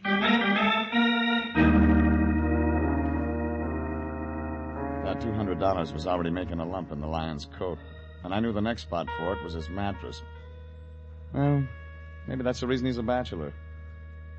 I left him in my place and drove over to the address he'd given me. It was one of those Beverly Hills apartments with a long, glassy look, like a greyhound with a sore stomach. Irene Santino's apartment was on the second floor. She was a tall, brown-haired girl without a smile. She wore glasses, and when she talked, she sounded sad, like a banjo player with a paper pick. Thank you so much for coming over, Mr. Regan. I've been very upset all day. I just had to do something about Carmen. Your assistant? Yes. She's the one I came to California to see. I heard. It's an awful vacant feeling. I thought she'd meet me at the airport, and then she wasn't there. And when I went to her address, we were very close. She's from Rio, too? Yes. How's yes. her English? Well, the same as mine. We were both educated in the United States. You older than Carmen? Yes, 2 years. She's 25 now. Carmen left home a year ago. She's always been very independent. And, I received this letter from her a few days ago. It was the first word since she left home. You came this way? Yes. No envelope? Oh, I threw that away. She wrote her address there at the end, and I didn't see any need for keeping the envelope. And she wasn't at this address? There isn't any such address. What does Carmen look like? Well, I gave her a snapshot to Mr. Lyon. Didn't he give it to you? He forgets things. Well, no matter. I have another. Of course, it's old and not very good. I think it's right here in the suitcase. You'll pardon things strewn all over. I haven't had time. Here. Oh, here. There you are. See. She's blonde? A little lighter than mine. The same height, too. We used to wear each other's clothes. Oh, Mr. Regan, you will be able to find her, won't you? I don't think you want me to. Mr. Regan, are you trying to be funny? You hand me a snapshot so old it could be anybody, and a letter that says nothing, and you want me to turn up a blonde. But I thought those would be leads. She mentions the name of her doctor. Is he the man? Man? She left home a year ago. She wasn't following the crops. There was a man in it. I've got to have it all, lady. All right, all right. There was a man. His name was Frank Martin. Carmen met him once in Mexico City. She thought she was in love with him. He lives out on Laurel Avenue. You talked to him? No. But I asked questions around. I'm completely satisfied he knows nothing about it. Perhaps if you'd see the doctor, my sister mentioned... You want me to find your sister? Yes. But you don't want me to see this Frank Martin. I didn't say that. You didn't have to, lady. Okay. You'll get a report when I've got something. Oh, just one more thing. What's that? How long did you stop off on the way to shop in New York? Why? What makes you think I'd do that? When you leave your clothes strewn around, the labels show. There's no Saks Fifth Avenue in Rio. When I walked out, her mouth was wide open like she was trying to scream. Only nothing came out. I hung around outside the door for a minute to see if she'd use the phone, but nothing happened. I looked up Frank Martin in the city directory and drove over to Laurel. A 2-story apartment building the color of a bride's blush. It was wrapped around a swimming pool. Too small for people and too big for birds. Martin's name wasn't on the mailbox, so I looked up the manager. You don't know me, do you, Pilgrim? Well, I just got here. I played the Palace in 26. Oh, them was the days. Write it up and sell it to the movies. Them slobs.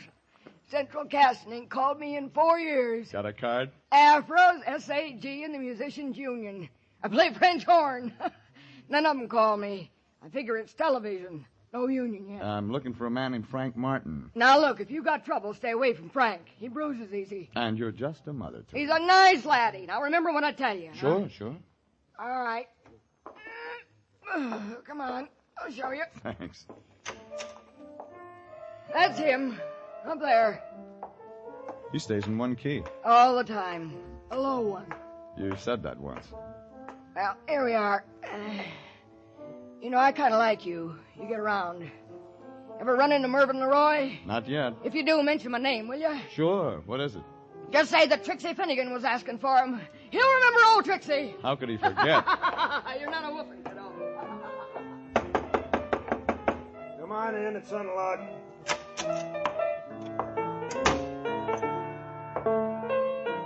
Your name Frank Martin?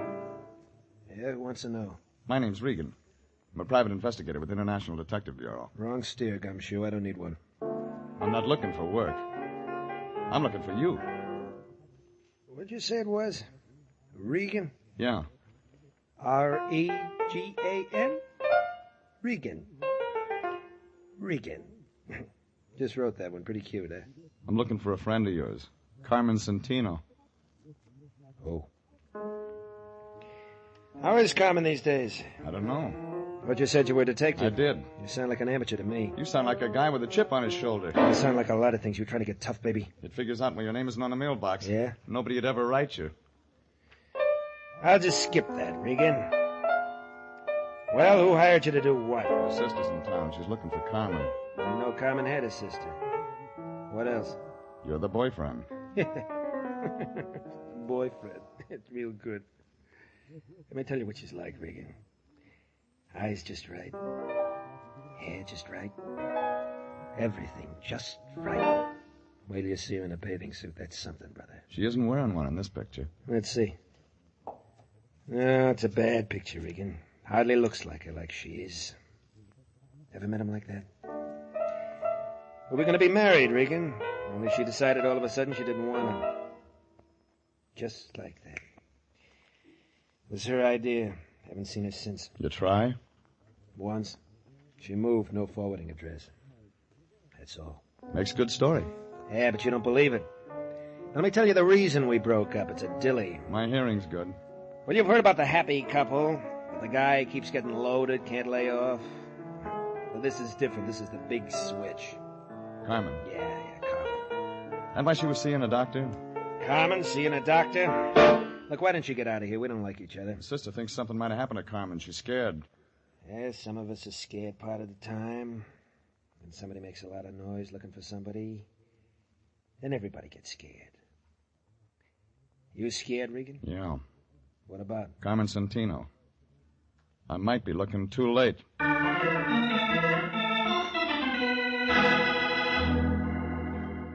Well, what he gave me filled in the cast, but the plot wasn't getting any clearer. So I looked up the doctor Carmen had mentioned in her letter. His name was Kingston, and the only address was a place out in Encino. It was a ranch house spilled all over the top of the hill like whipped cream. Figured he was getting oversealing for his pills. I parked my car by the gate, followed the flagstones up to the front door. When I pressed a button, I heard something that sounded like chamber music. And then a blonde girl wearing a red dress that must have been riveted on opened the door about the middle of the second chorus. I like blue serge. Has an effect on me. It's the only thing in the closet.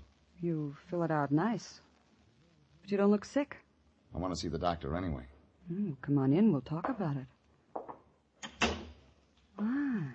You are tall, Mr. Regan. Regan.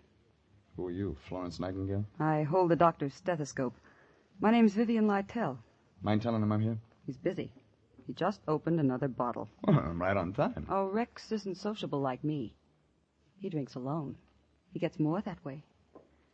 Let me entertain you. Easy, Angel. I don't know how to fix a fracture. I've already got a man who can do that. I want one with brains. What's the matter with the doctor? Keeps his in a bottle. Hasn't used them for a long time now. He's done all right. This? He'd be selling papers if his wife hadn't left him a good insurance policy. Don't you like his money? Oh, don't get me wrong. It's just that a girl has feelings, too. Yeah, they show. I'm glad I met you. We're going to have some nice afternoons. I thought you worked for a living. Got lots of free time. Besides, I should have at least one outside interest. Keep looking. You'll find one.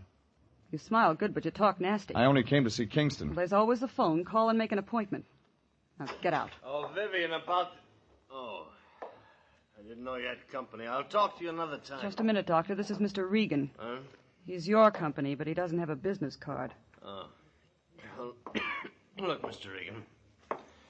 I'm no longer in practice, just doing research on my own. I have all the medical equipment I can use. I turned all my patients over to another doctor. I know one you forgot.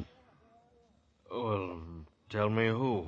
Carmen Santino. Carmen. Go ahead, Vivian. I'll speak to Mr. Regan. Watch yourself, Rex. He doesn't know how to be nice. Only take a minute.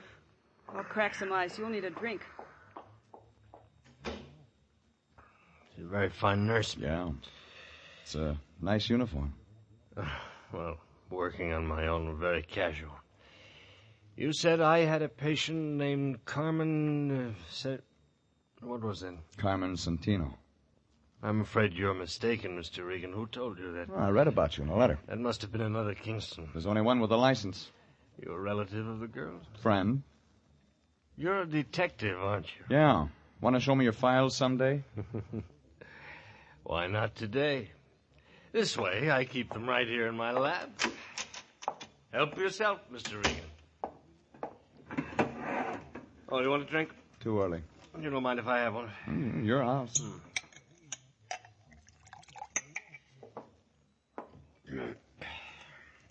Didn't find anything? Not under Santino. She could have used another name. No, that's possible. When was I supposed to have treated her? Well, about a year ago, according to this letter. Here, this is a picture. No. Oh. I've never treated anyone who looks like that. Sure. Positive. What was her illness? Might have had something to do with that stuff you're drinking. They die from it sometimes. I see. You can't see it from this window. But just over the hill, my wife is buried.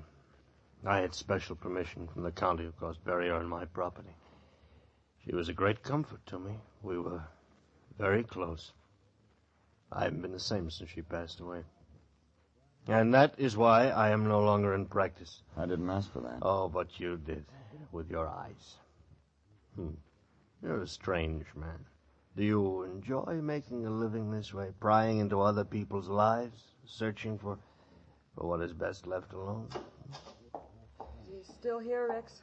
Yes, Vivi. He's just leaving. You didn't find your way? Yeah. Bye, Blue Surge. You're a real disappointment. Don't give up. I'll be back. Don't bother, Regan. The doctor will be out.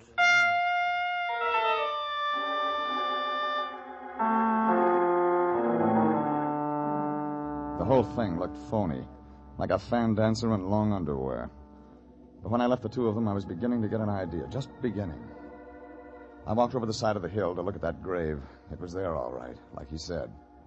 Irene Kingston, 1922, 1948. Well, maybe that explained it. Maybe it didn't. I was remembering those New York labels I'd seen on my clients' clothes.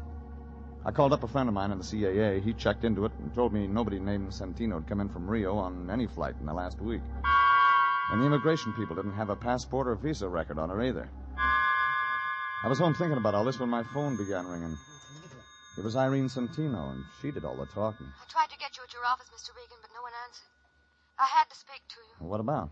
I found Carmen. Say that again. I found Carmen. Or rather, Carmen found me. I feel foolish now, calling you people in and all that. She came right to my apartment. Can you imagine she's been looking for me? Please thank Mr. Lyon for his kindness. And, Mr. Regan. Yeah? It's all confidential. I wouldn't want any of this to get to the wrong people. You know some of the wrong kind? Doesn't everyone? Well, goodbye.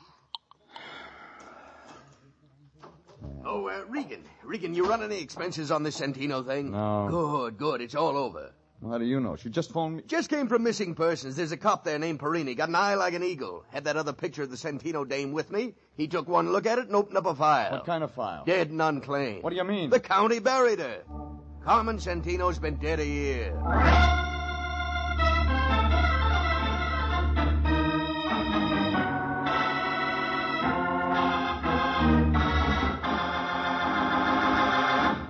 This is CBS, and you are listening to The Story of the Lady from Brazil, tonight's adventure with Jeff Regan, investigator.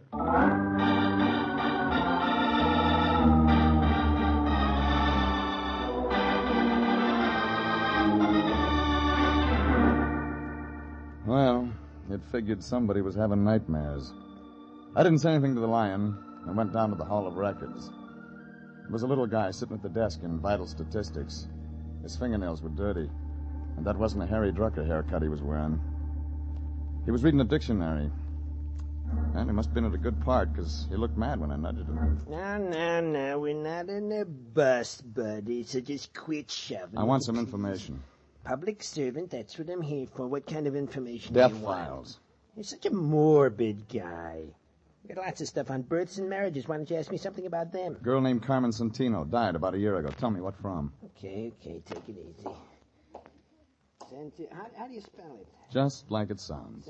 Santino, huh? Yeah, Santino. What's this? Sabatini, Sailor, Sanaki, Sanford. That's what happened to old Sandy. No wonder I ain't seen him around lately. Get the Santino. Oh, yeah, Santino, yeah. Yes.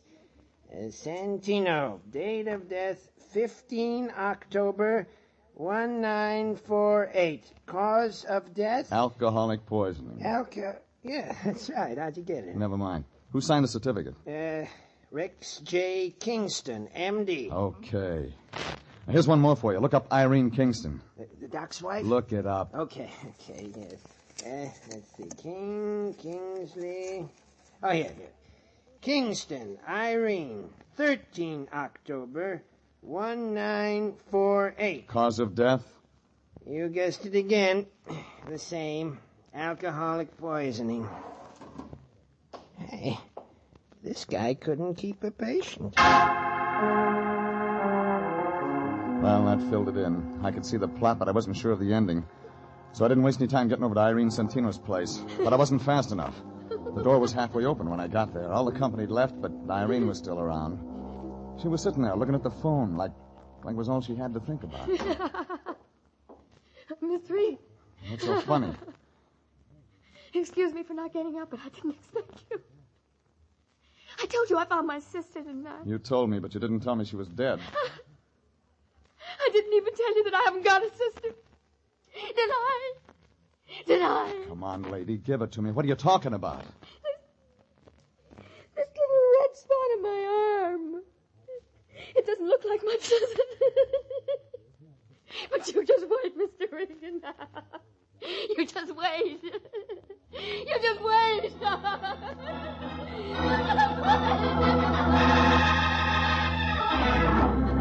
I found a doctor on the floor below. He grabbed his black bag and went to work on her. She quieted down to a slow, inside giggle. Then went out all the way. The doctor got a hold of an ambulance and carted her off to a hospital. They just wheeled her out the door when the lion showed up. Regan, did I see an ambulance out in front? That's right. Your client was in it. Huh? Somebody stuffed her full of something and made her giggle. I don't understand all this at all. I stopped by home to change to my dark suit so I could come by and bring Miss Santino the news of her sister's death. And what do I walk You into? can save your tears, Fatso. She didn't come from Brazil and she wasn't rich. That woman gave me $200 cash. There was nothing unreliable about her. We had a contract. Well, New Year's coming up. You can use it for confetti. Now, see here, Regan. Look at this picture. Irene Santino. I have one just like it. All right, draw some glasses on it. Add about 6 or 7 years. I don't understand you, Regan. We're talking business, and all at once we're playing games. Look, when I came to see her tonight, she wasn't wearing the glasses. She looked a lot like the dame in this picture. Well, of course she did, naturally. That's her own sister. She never had a sister. Never had a sister? Then who did the county bury? That's what I'm going to find out from a certain Dr. Kingston.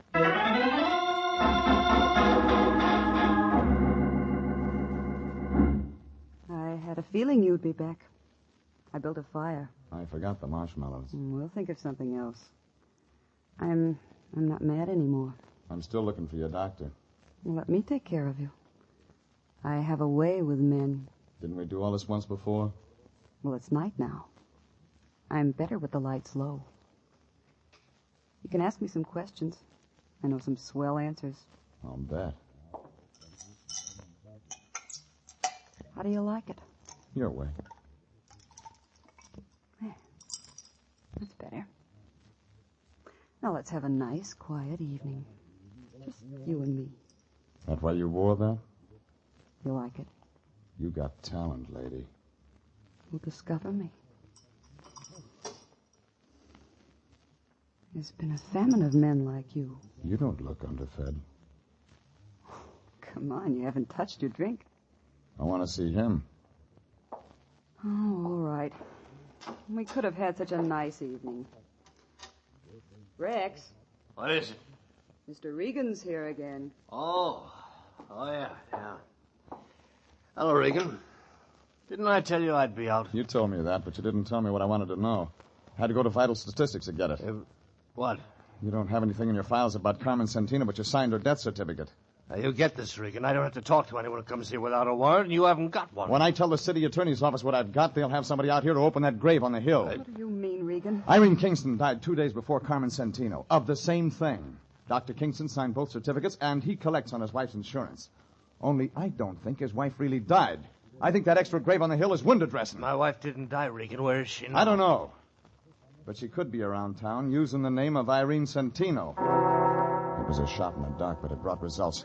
Kingston swung the lamp base around that connected on the side of my head. When I came to, I was in a white room in the back of the house. Nothing worked. Irene, So I will just you lay please there. bring a bottle? Vivian was standing there with Kingston. He looked sick, like an ostrich with a Will you sore throat. Please, Irene. He had a needle in his hand. I got the shakes. You do it all right, Rex. Go ahead. It's the same treatment you two tried to give Irene. You should have stayed out, Regan. I wanted one more look at you, I baby. hate to see the nice ones go, but it'll be all over in a minute. All right, Rex. Give me a drink, Vivian. I gotta have a drink. It won't help. I found Irene in time. She's in a hospital. What? She's gonna live. She's gonna talk. Go ahead, Irene's Rex. still alive? Rex, give it to him, and then we'll clear out. I didn't kill her. I didn't kill You'll her. do better this time. I can't. Go ahead. No, I won't. I said go ahead. I'll shoot you, Rex. I'll shoot you if you don't. No, you won't. It's all over, Vivian. It's Vivian all began, over. but Kingston was too much for her. All of a sudden, it began going off. Vivian started to look pale. Then she went down, slow.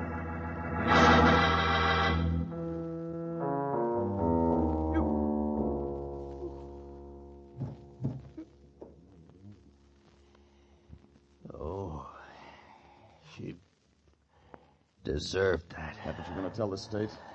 Regan, is Irene really going to live? That's what the doctor says. Oh, good. Regan, look, no, don't try to move. I gave you a shot of preparatory solution. You won't be able to move for another hour. I suppose I ought to run. You won't get far. I know. Listen to me. Irene is my wife. She's innocent of all this. When you tell the police the real story, I haven't got it all. I know it started with Carmen Santino. Oh, she stumbled in one night, dropped dead before I could do anything for her. Alcohol. Yeah. Before she died, she kept talking about a man named Martin. Lives over on Laurel. But I didn't get in touch with him. I had a better idea. She looked a great deal like my wife, Irene. It was really quite remarkable. The insurance. Yeah. Irene didn't want to do it, but she loved me, so she finally agreed to hide out in New York. I used one body for 2 death certificates, buried an empty box up on the hill. I was supposed to join Irene later. We were going to start a new life together. Vivian. Yeah. Vivian came along. I was drinking one night. She found out the truth. I was trapped. Would have stayed that way if Irene hadn't hired you. Well, it figures she made up that story about a sister from Brazil just to scare you into getting rid of Vivian. It worked, too. I'm scared stiff. Yeah, like that guy Martin said. Somebody gets scared, and then you... And everybody. Regan? Regan, can you hear me? Huh? Oh, sorry. Stuff's making me sleep. Yeah, that'll wear off. I'm going now, Regan. See that Irene gets a fair shake. I'll try. He picked up a bottle and started out the door. He didn't even look down at Vivian's body on the floor. I tried to move, but like you said, nothing worked. It was more than 2 hours before I could get to the phone and call homicide.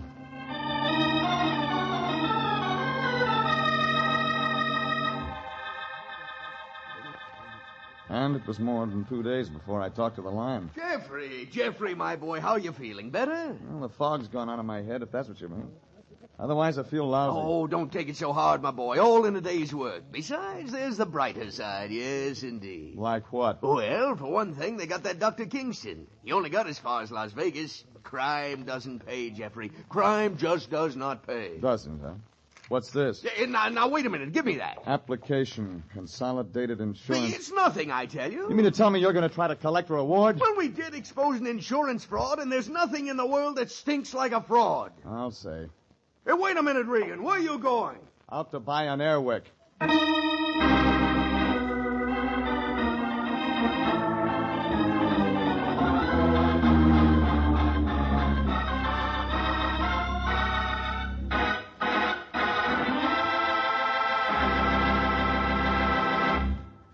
Jeff Regan, Investigator, is written by E. Jack Newman, directed by Sterling Tracy, and stars Frank Graham as Regan, with Frank Nelson as Anthony J. Lyon.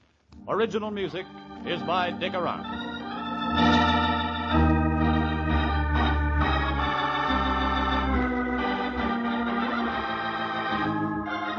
Jeff Regan, Investigator, is heard each week at the same time over CBS. Bob Stevenson speaking, and inviting you to be with us again next Wednesday at 9 for more suspense and mystery and adventure with Jeff Regan, Investigator. This is CBS, the Columbia Broadcasting System.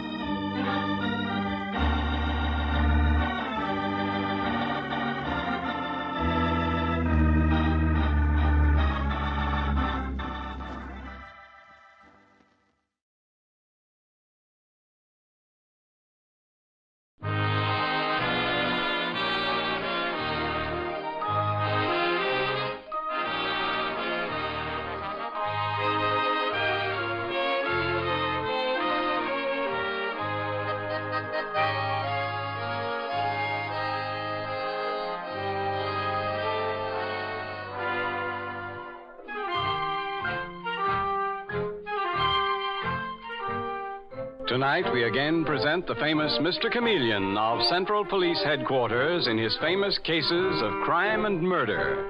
Mr. Chameleon, as you know, is the famous and dreaded detective who frequently uses a disguise to track down a killer. A disguise which at all times is recognized by the audience. Tonight, we give you Mr. Chameleon in The Broken Promise Murder Case.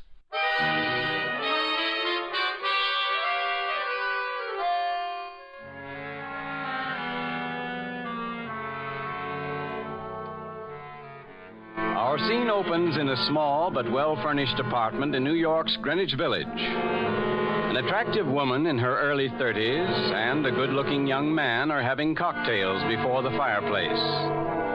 The woman is Sybil Kent, and the young man at whom she looks with adoring eyes is Roger Dalton. And Roger, little dreaming that his words are to be the preamble to murder, is saying eagerly, "This is the moment I've been waiting for, Sybil. I've got terrific news for you." News, Roger? I've finally landed it, Sybil. That job as an artist with the advertising agency.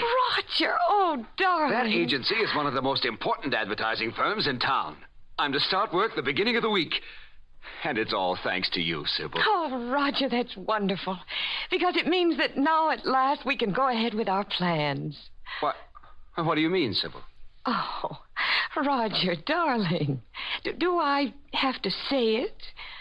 Our understanding was that as soon as you graduated from art school and got a job, we'd be married. Great Scott, you mean you took that seriously? What? Roger, you know that was our agreement. But, Sybil, I never dreamt you were really serious. I always thought it was, well, a kind of joke between us. Joke? Roger, The fact is, I've made plans of my own. I'm going to marry Vera Langdon. That's something else I meant to tell you this evening. You're going to marry Vera Langdon? After all I've done for you, all the sacrifices I've made for you. Sybil, you've been a wonderful friend, and I mean to pay you back someday. Pay me back? Roger Dalton, you're not throwing me over for that society girl, Vera Langdon. Not when I've done everything for you. When I've spent every penny I have to put you through art school. Sybil, listen to me. No, you listen.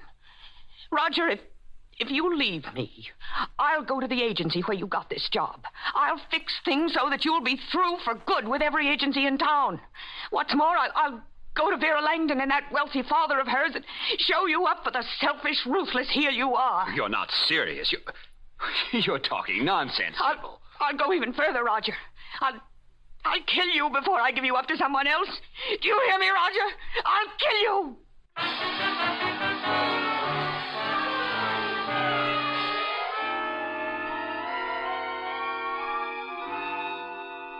And the next morning, after a sleepless, maddening night, we see a hysterical Sybil Kent clutching the edge of a desk in her living room and saying over and over to herself, I won't give Roger up. I can't. Who's that coming in the door? Lucy? Lucy, is that you? Answer me. Oh, it's you. You've come to kill me. You've come to kill me.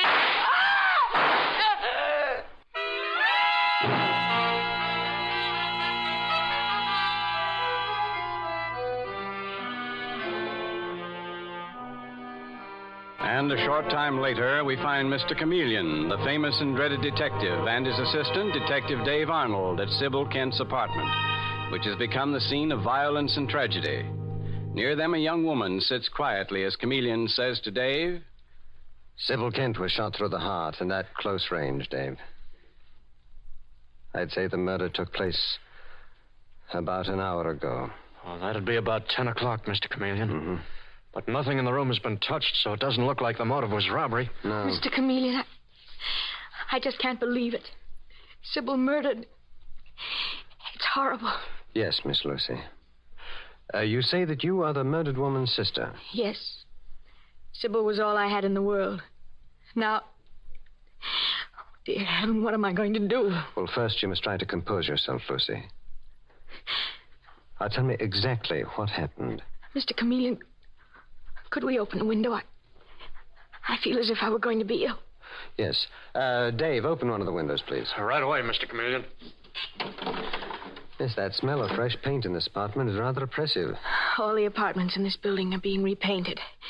They finished work on this one only yesterday. Now, Lucy, tell me when and how you discovered your sister Sybil's body. I left the apartment around 9 o'clock to go shopping. When I came back an hour later, I found Sybil lying there by the desk, shot to death. You lived here with your sister? Yes, Mr. Chameleon. Alone? Yes, why? Would you mind removing that heavy veil that you're wearing? Yes, I'll remove my veil. Look at me. Look at me. I'm sorry. I'm sorry that I asked you to do that, Lucy. I've looked this way for over a year.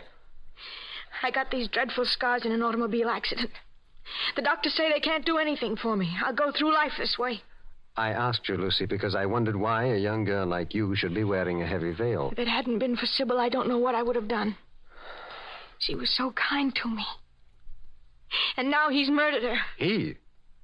Lucy, do you mean that you know who the murderer is?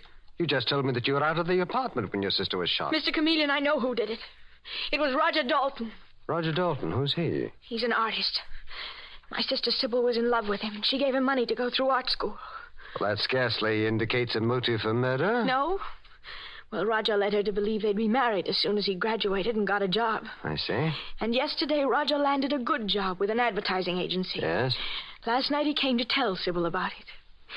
Instead of keeping his agreement to marry my sister, Roger told Sybil he thought it was just a joke, that he'd never had any intention of marrying her. What did your sister Sybil say to that, Lucy? She was incredulous, Mr. Chameleon. And then Roger told her he was going to marry Vera Langdon. Vera Langdon? You mean the society debutante who's always getting into some sort of scrape? Yes, Mr. Chameleon. Roger said he was going to marry her. My sister Sybil was furious. She told Roger she'd go to the advertising agency. Yes, and to Vera Langdon and her father, and expose him for the selfish heel he was. And what did Roger say to that?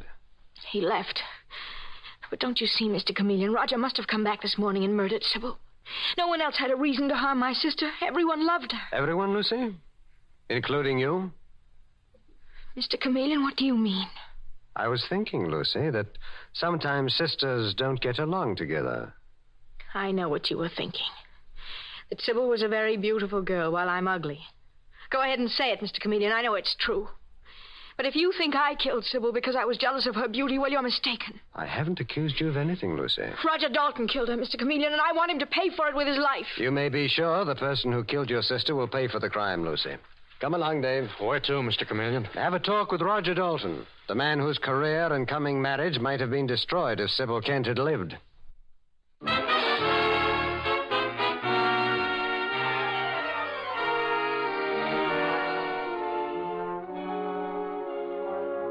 And 10 minutes later, Mr. Chameleon and Detective Dave Arnold are in Roger Dalton's apartment, and Roger is saying dazedly, Sybil dead.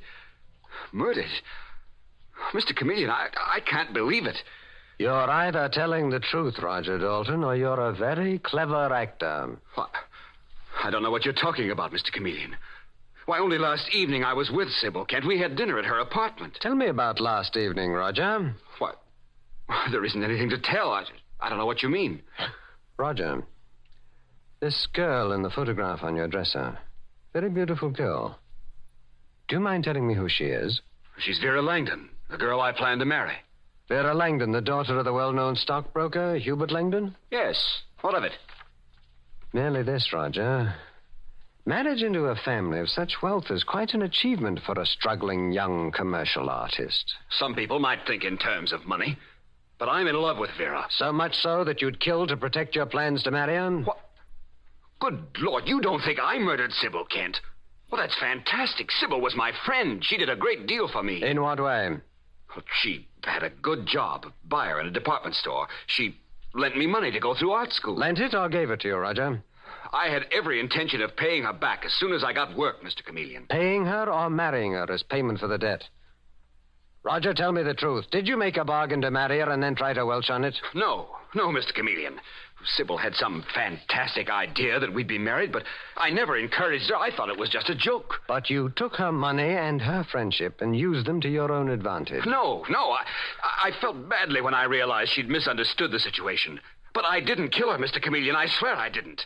According to her sister, Lucy Kent, you had an excellent motive.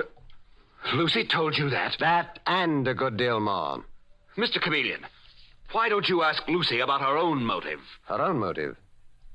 And just what would that motive be, Roger? You've seen Lucy. You've seen the veil she wears to hide her disfigured face. Why don't you ask her how it became disfigured? She's already told me. No, automobile accident. Did Lucy tell you who was driving the car? Do you mean that you were driving it? No, I wasn't driving it. Her sister, Sybil, was. And Lucy blamed her for the accident. Blamed her for the fact her face was horribly disfigured for life. I often warned Sybil not to live alone with Lucy. I was afraid she'd go overboard sometime, and a thing like this would happen. I see.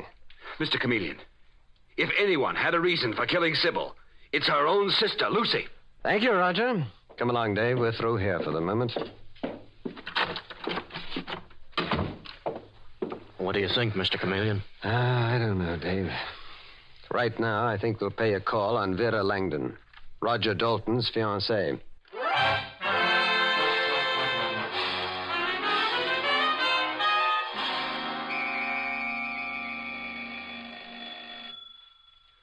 Boy, this is some layout, Mr. Chameleon. Well, Hubert Langdon is a very wealthy man, Dave. Devoted to his daughter Vera, from what I've heard. Yes, what is it? I'd like to speak to Miss Vera Langdon. I'm sorry, but my daughter's not at home. Who are you? I'm Chameleon of Central Police Headquarters. This is Detective Arnold. The police? And you, I take it, are Hubert Langdon, Vera's father. May we come in, please? Now, look, if my daughter is in some sort of little scrape, I'm sure it can be straightened out. I'll come down to headquarters with you and... Mr. Langdon, I suggest that we step inside. Now, see here. This isn't as minor as one of your daughter's little scrapes. It's a matter of murder. Murder? Yes. You'd better come inside. What is it, Father? Vera. So, your daughter is at home after all, Mr. Langdon. Who are these men, Father? What do they want? Go to your room, Vera. I'll handle this. Stay where you are, Vera Langdon. I'm Chameleon of the police. I'm here to question you about the murder of Sybil Kent, shot to death in her apartment 2 hours ago. Sybil Kent? Mr. Chameleon, why should you question my daughter about someone she's never even heard of? Mr. Chameleon, who on earth is this Sybil Kent? A rather important person in the life of the man that you plan to marry, Vera. And I can hardly believe that her name is unfamiliar to you. You heard what Vera said, Chameleon. She's never heard of Sybil Kent. And you, Mr. Langdon? I suppose you've never heard of her either. Well, I think I heard that she was a friend of young Roger Dalton's, but I've never met her. Why are you staring at me, Chameleon? Because I just noticed something rather interesting, Mr. Langdon. You say that you've never met Sybil Kent. Then how do you explain the fact that the sleeve of your coat is spotted with blue paint? What? Blue paint? The murdered Sybil Kent's apartment was freshly painted yesterday. The same color of paint that's on the sleeve of your coat.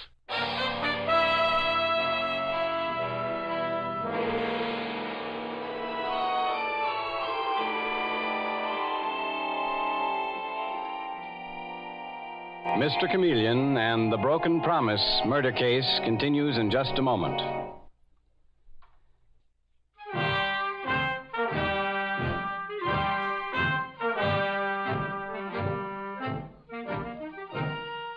And now back to Mr. Chameleon and the Broken Promise murder case. When Sybil Kent is shot to death in her apartment, Mr. Chameleon discovers that several people had strong reason to want to kill her.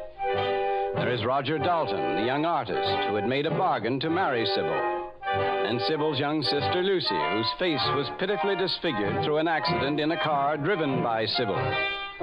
And now in the apartment of Roger Dalton's fiancée, the debutante Vera Langdon, Mr. Chameleon faces Vera and her arrogant father, Hugh Langdon, and he is saying, Mr. Langdon, you deny ever having met Sybil Kent, the murdered woman. Certainly I deny it, Chameleon. I never saw Sybil Kent in my life. Then how do you explain those blue paint stains on your coat?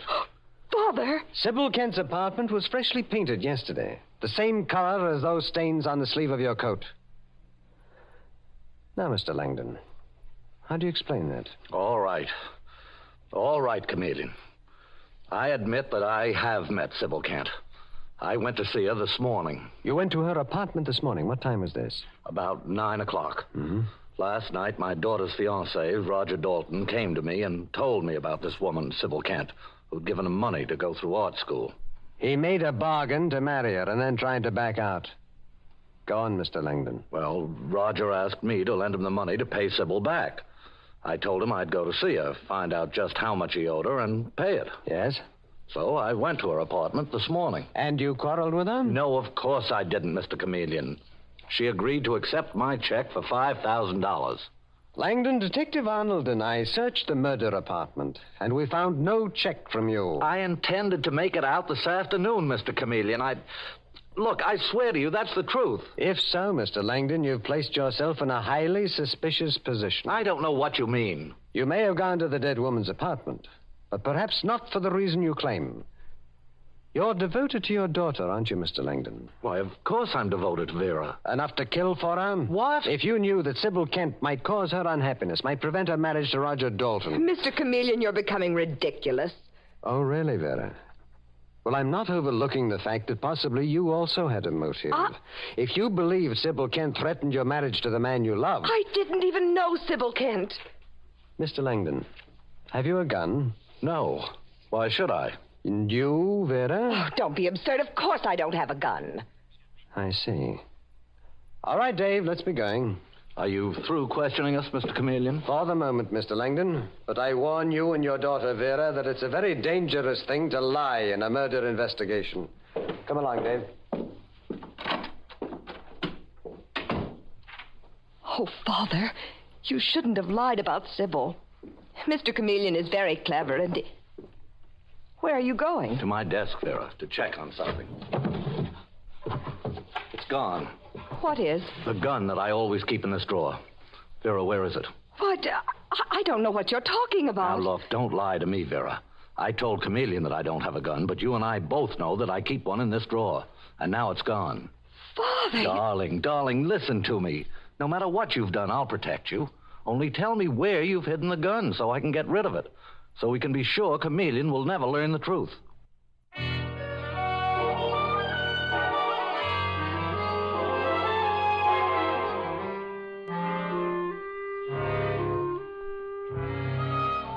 And half an hour later, at the murder apartment, Lucy Kent answers the doorbell to find Mr. Chameleon and Detective Dave Arnold in the hall. Mr. Chameleon, you've come to tell me you've arrested Roger Dalton for my sister's murder. Tell me, Lucy, why are you so anxious to see Roger Dalton punished for your sister's death? Because I want justice done, Mr. Chameleon. I adored my sister, Sybil. She gave me a home with her. She took care of me after my dreadful accident. Lucy, why didn't you tell me that you blamed your sister for the accident in which your face was disfigured? But I didn't. I didn't, Mr. Chameleon. Sybil was driving the car, but it wasn't her fault. Please don't make me talk about it. Excuse me, I want to get a handkerchief from my bag on the table. Oh, I'll give it to you. Here. Oh, I'm sorry. It's clumsy of me, letting the bag slip from my hand like that. I'll gather up these things. Well. What is it, Mr. Chameleon? A snapshot of Roger Dalton. Fell out of your bag, Lucy. Give me that picture. You dropped my bag on purpose to find out what I had in it. Odd that you carry a picture of Roger Dalton with you, Lucy. I don't know what you mean. It may mean that you're in love with Roger yourself. In love with... He stopped looking at me. And you bitterly resented your sister Sybil's bargain to marry him. Mr. Chameleon, even if I did love Roger, I wouldn't murder my own sister Sybil because of him. Perhaps not, Lucy. I won't say any more. Dave, we're going back to headquarters. Yes, sir. What about Roger Dalton? Aren't you going to arrest him? You do hate him now, don't you, Lucy? I'll make an arrest when I have proof of who your sister's murderer is. Come along, Dave. I want to see the commissioner of police.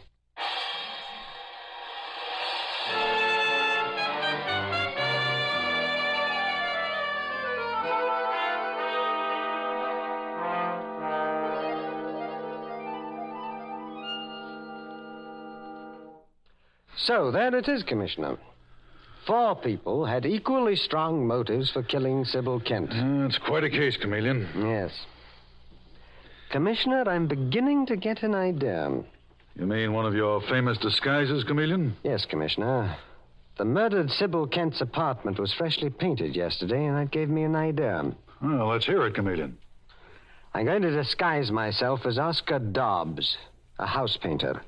I want Detective Dave Arnold to get all the suspects together at the murder apartment in an hour. I've a feeling that disguised as Oscar Dobbs, a house painter, I will trap Sybil Kent's murderer.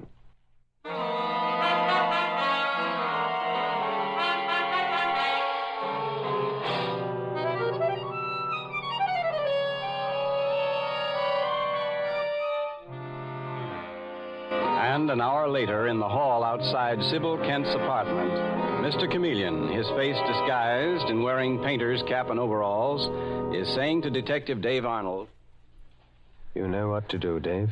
You bet I do, Mr. Chameleon. All the suspects are in the Kent's apartment? Yes, sir. The dead woman's sister, Lucy, Roger Dalton, Roger's fiancée, Vera Langdon, and Vera's father, Mr. Langdon. Good. Get out of sight now, Dave. I'm going to ring the bell. And now, a moment later, the door is opened by Lucy Kent, and Mr. Chameleon, speaking in the voice of his disguise, says to her, I beg your pardon, miss. I was here the other day. Me and another guy painting your apartment. You mind if I come in? Yes, I do mind. I'm very busy. I got a feeling you ain't too busy to talk to me, Lucy Kent. So, I'll just come in. No. How dare you push your way in here? What's the matter, Lucy? Who is this man? He's one of the painters, Roger. He shoved his way in here. Get out of here, whoever you are, or I'll call the police. The police, That's a good one. What's going on here? Mr. Langdon, this horrid man forced his way into the apartment. Who are you? The name is Dobbs. Oscar Dobbs. I know a young lady was murdered here this morning. Now, see here, Dobbs. I bet you're old Hubert Langdon. And that pretty girl there is your daughter, Miss Vera Langdon. How could you possibly know? Seen your pictures in the papers lots of times. You've been in quite a lot of trouble, ain't you, Vera? How dare you talk to my daughter that way? Get out. Oh, not so fast, Mr. Langdon. I just seen Mr. Chameleon, the detective, in the lobby.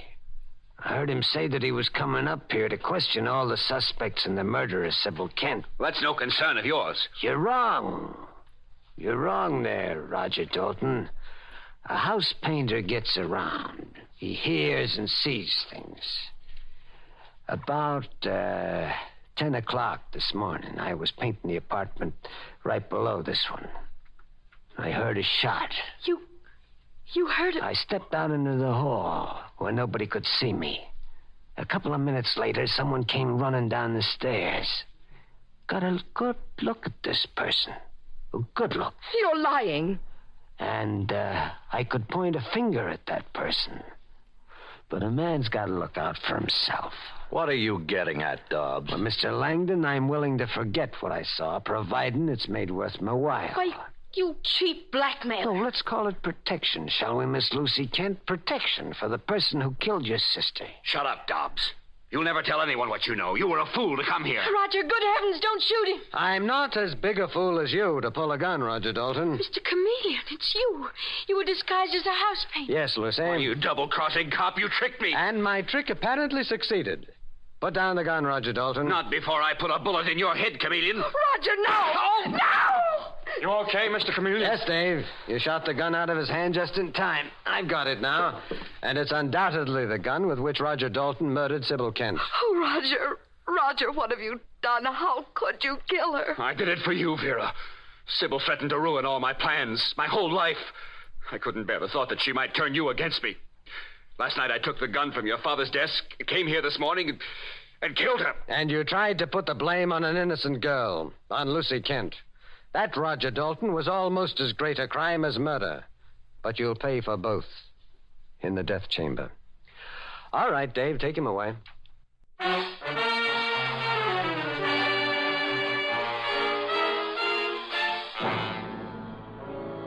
And with these words, Mr. Chameleon concludes tonight's murder case.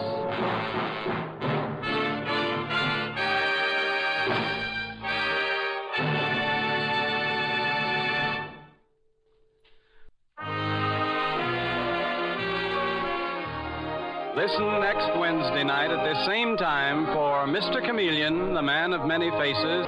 The part of Mr. Chameleon is played by Carl Swenson, with dialogue by Gene Carroll, based on the original story by Frank and Ann Hummert. It is directed by Richard Leonard, with music by Victor Arden.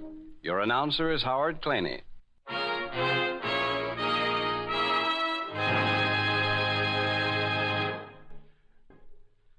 This is CBS, the Columbia Broadcasting System.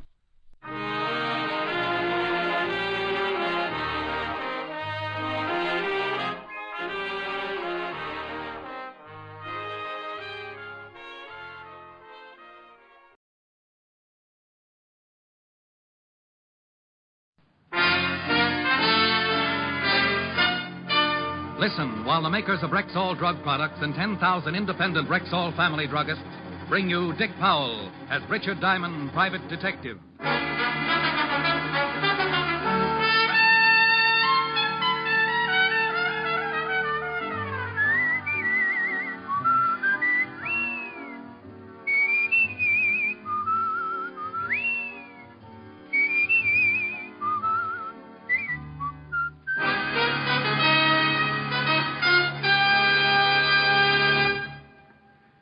Good evening. This is your Rexall family druggist with a welcome from the 10,000 independent druggists who have made the word Rexall part of our own store names. We've done that because we recommend and sell the 2,000 or more drug products made by the Rexall Drug Company. Like Bismarex, for example. This famous Rexall antacid often neutralizes excess acidity within 1 minute. What's more, the ingredients in Bismarex vary in the time it takes them to dissolve in the stomach. And that way, relief from acid indigestion is quick, continuous, and prolonged. Quality like that of Bismarex is what we family druggists are talking about when we tell you can depend on any drug product that bears the name Rexall. Good health to all from Rexall. Now, your Rexall family druggist brings you another exciting half hour with Richard Diamond, private detective, starring Dick Powell.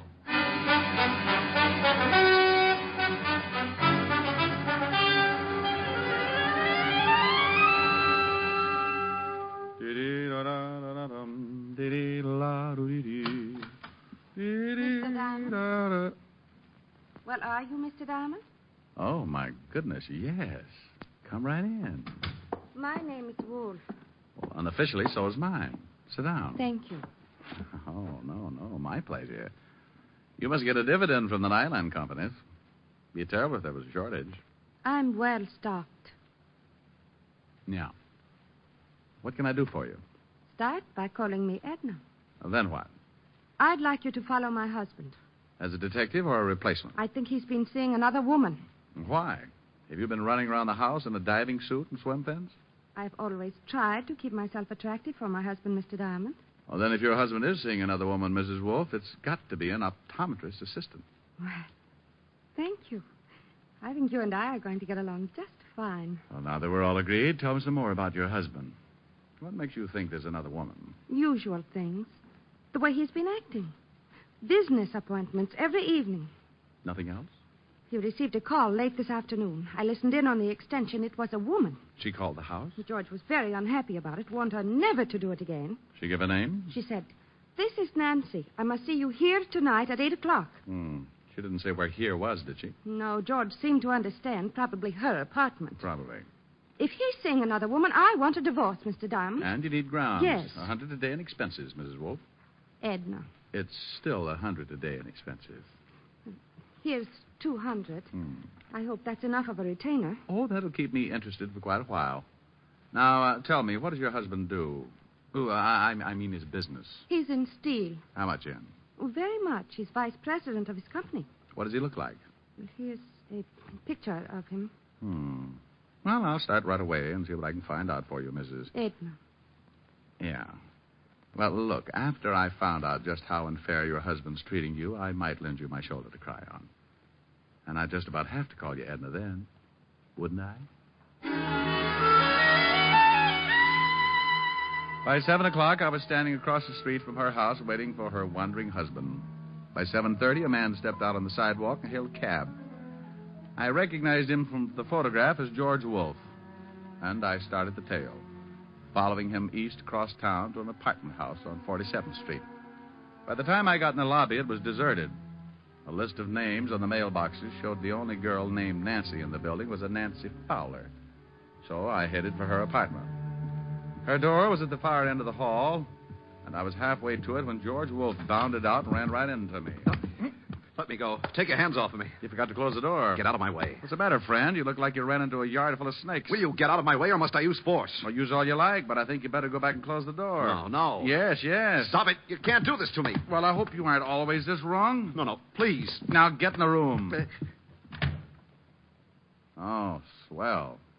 No wonder you took off like that. I didn't kill her. I swear I didn't kill her. Nancy Fowler? Yes, I guess so. You guess so? Well, this is Miss Fowler's apartment, but I've never seen Nancy Fowler before in my life. There was the .38 revolver lying next to the dead girl, so I took out my own gun and covered Wolfe while I called Lieutenant Levinson of homicide to get right over. Wolfe yelled, screamed, and pleaded, and even offered me a nice fat bribe. But we waited for Fatty Levinson and his squad of New York's finest. He finally arrived, but New York's finest was poorly represented. Hello, Shamus. In trouble again, huh? Walt, did you have to bring Otis? I promised he hasn't used the siren in 4 days. Who's this guy? George Wolfe. Caught him running out of the door. Well, Mr. Wolfe, what about it? I had nothing to do with it, but I'm not saying any more until I see my lawyer. He was crying all over the place before you got here, Walt.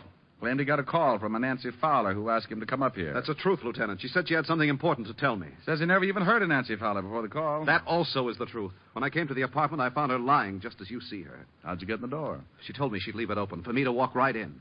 Bullet came out the back just below the shoulder blades, Lieutenant. You on the gun, Mr. Wolfe? I refuse to answer any more questions. Okay, take him down to the car, Otis. Come on, you. Rick, just how did you happen to be in this building at this particular time? Well, I was hired by that guy's wife to tail him. He was supposed to be playing illegal footsies with a female named Nancy. The dead girl? Well, the wife just knew the first name was Nancy. The girl who's supposed to live here is named Nancy. Nancy Fowler. I've never seen her before. Maybe the dead girl is one and the same. Well, I'll get an identification and have the gun checked by ballistics. In the meantime, I'm going to give this apartment a good going over. Mind if I help? Now, what kind of an answer do you expect to that? You will anyway. He was so right. We started going over the apartment room by room. Closets, drawers, everything.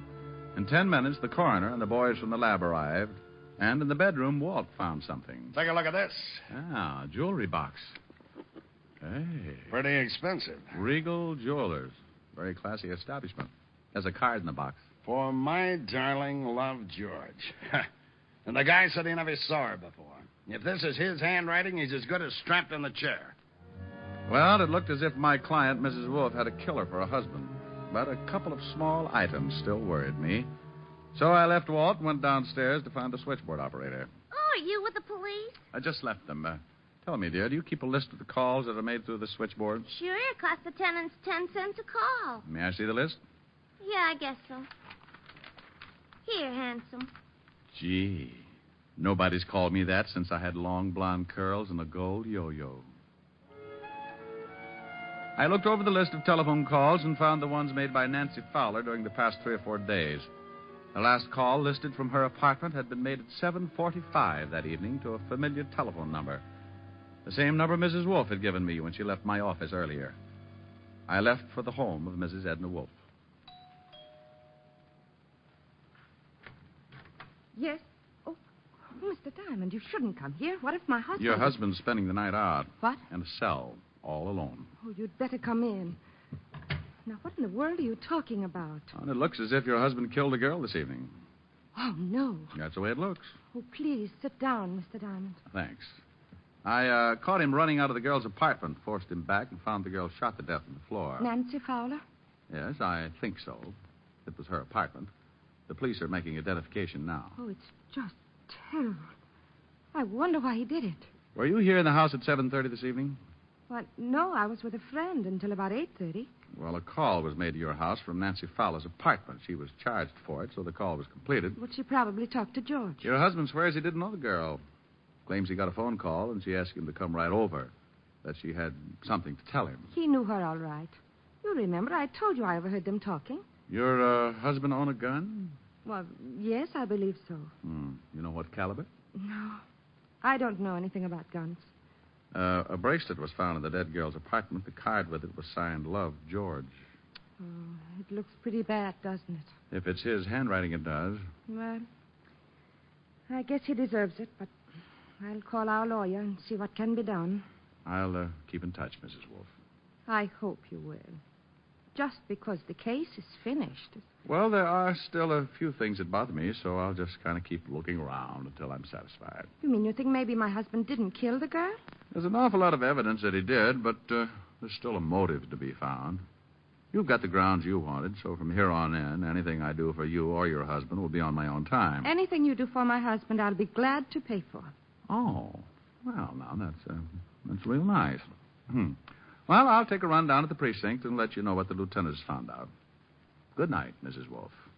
Still can't get used to Edna? It'll take a while.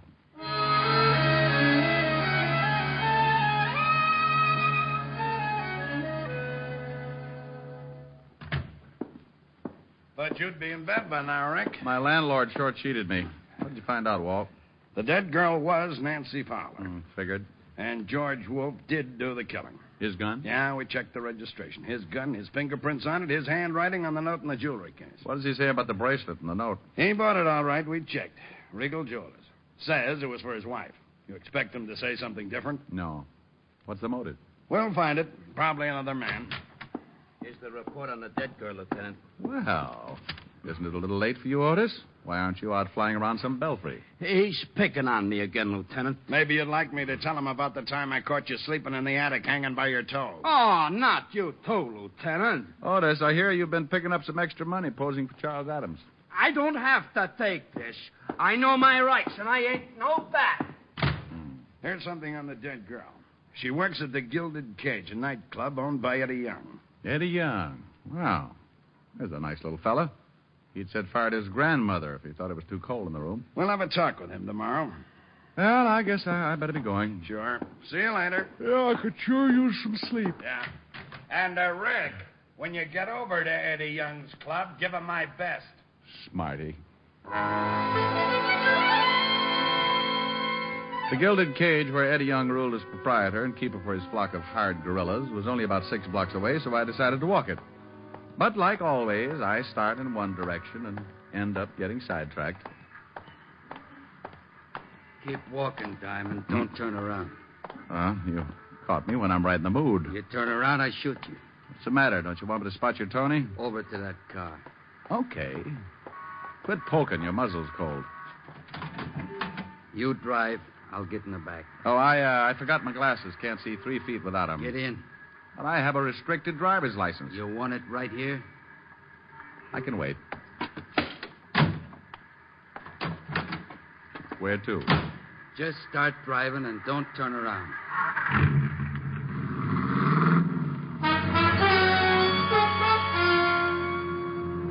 We headed east across town with a gun pointed at my neck.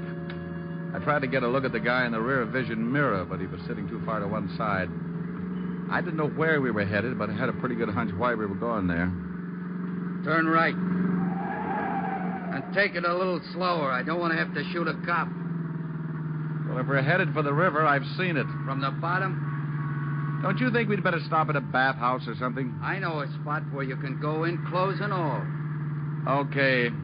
But if there's anything I hate, it's getting my money wet. Turn right again.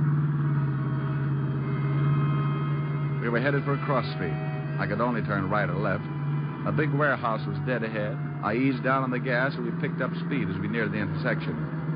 As I started to make the turn, I stamped down on the gas hard, and at the same time threw myself toward the floorboard. His gun went off so close to my ear, I felt like my head had split wide open. Then we hit the building.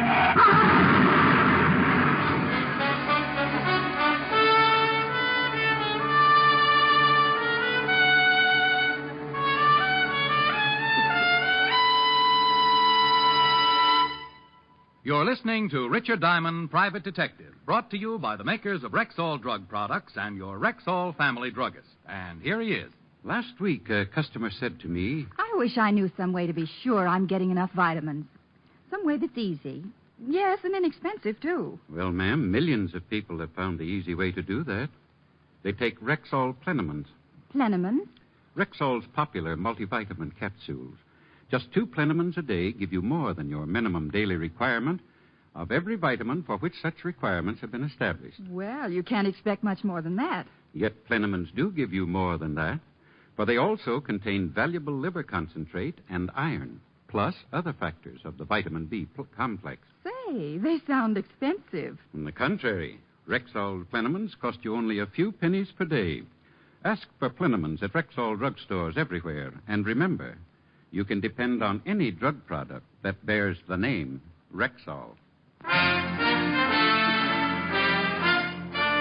And now back to tonight's adventure with Richard Diamond, Private Detective, starring Dick Powell.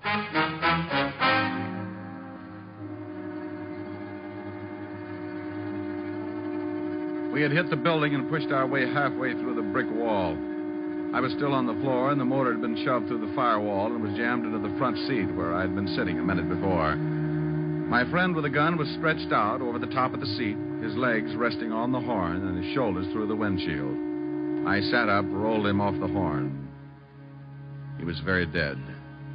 Before a crowd could collect, I climbed out and got to a phone, called Walt.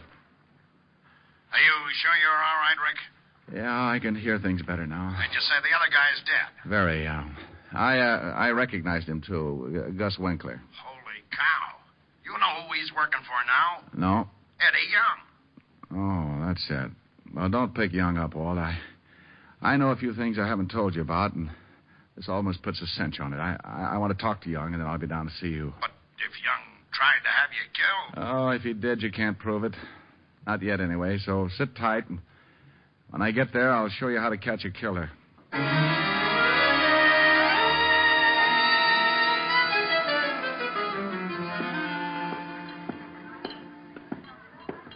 You going someplace, chum? Yeah, right through that door, chum. That's Mr. Young's office. Maybe he don't want to see you. Maybe he don't, but he's going to be disappointed. You ain't going in there, chum.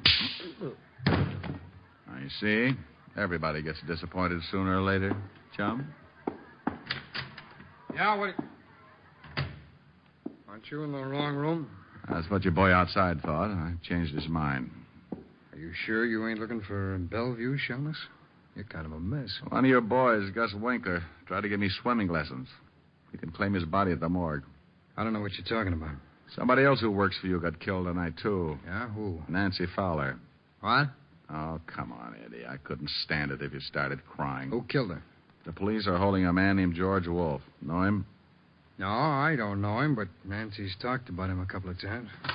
Hey, boss, that guy just... Forget it, Lou. Well, boss, he... Forget it, will you? Go on, beat it. Okay.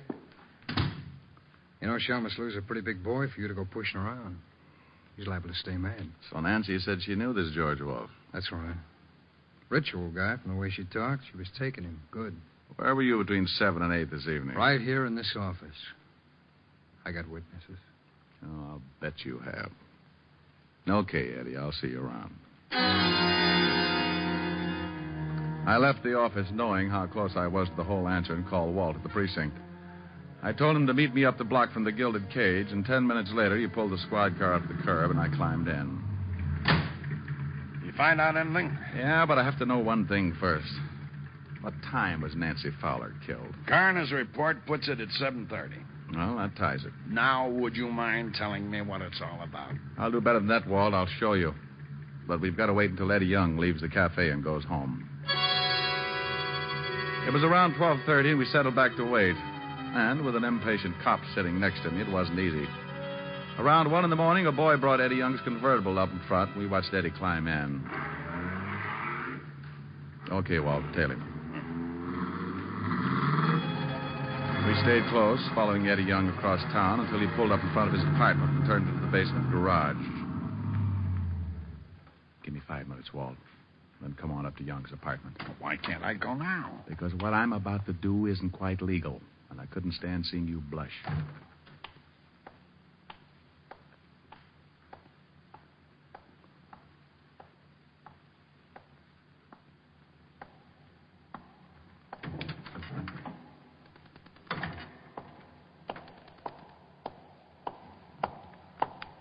Hold it, Eddie. Hey, what's going on? One yell and I'll kill you. Look. Devin. Come on, put away that gun, will you?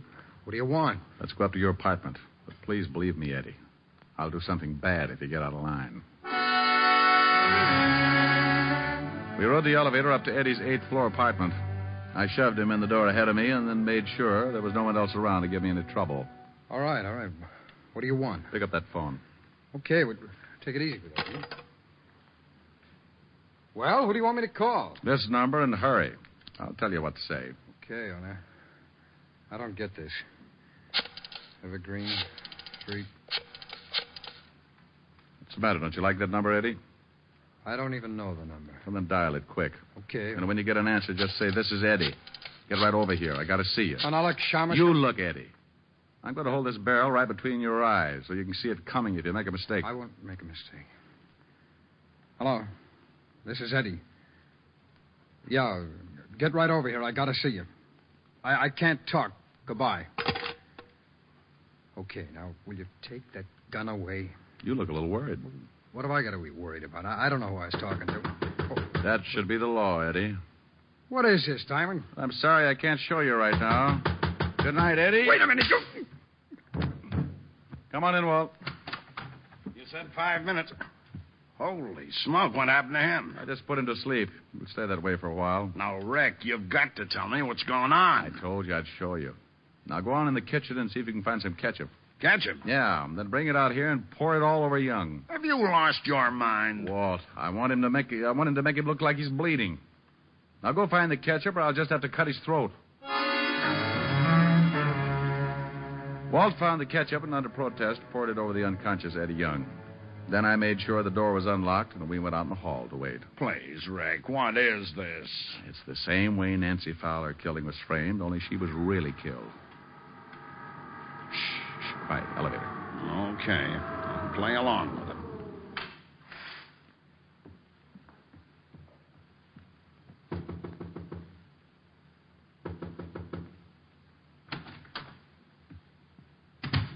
Let's go, Walt.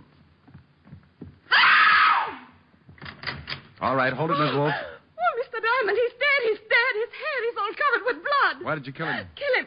I didn't kill him. I just got here. Who let you in? He told me the door would be open. I didn't know you knew Eddie Young. Well, yes, I know him. He's an old friend. What? This is Lieutenant Levinson, Mrs. Wolf. He's the man who arrested your husband for the murder of Nancy Fowler. Lieutenant, I swear I didn't kill Eddie. Looks bad, Mrs. Wolf. I didn't. Why would I want to kill Eddie? Well, why would your husband want to kill Nancy Fowler? I don't know. What has that got to do with this? You told me you didn't know Nancy Fowler. I didn't. You know Eddie. Nancy worked for Eddie. Well, I didn't know it. I didn't know Eddie that well. You said a girl called your husband and said her name was Nancy. Yes, that's right. You told me you didn't know her last name, and yet when I came over and told you your husband had just killed a girl, you were asking me if it was Nancy Fowler.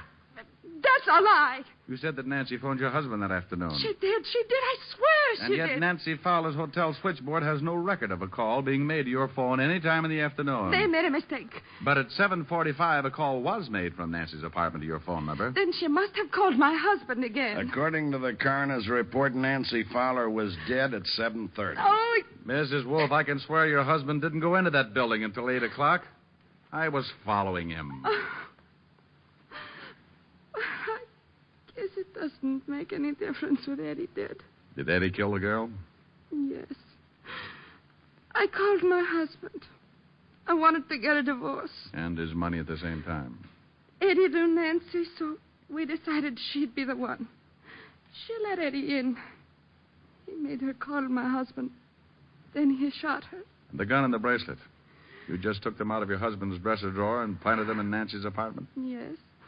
I found the bracelet in the drawer with the gun. I guess my husband was going to surprise me. Eddie.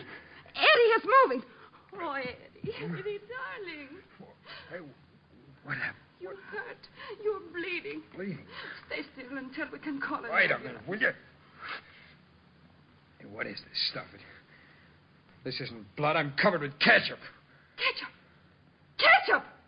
Why, you dirty no good! Eddie, we've been framed. Framed? They're all yours, Walt. Why? Good night, Mrs. Oh, I guess now is as good a time as any. Good night, Edna.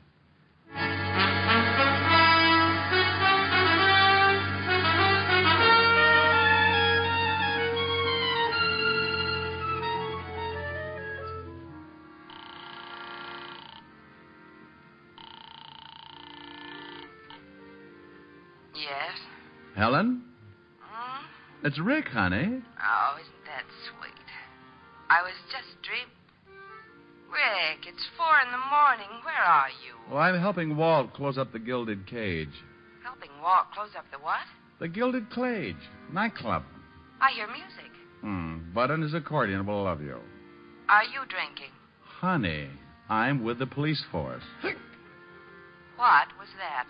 Well, that was Walt. He said, Rick. You stood me up this evening. Well, I'm going to make up for it, honey. Listen. Okay, Abe? 1, 2.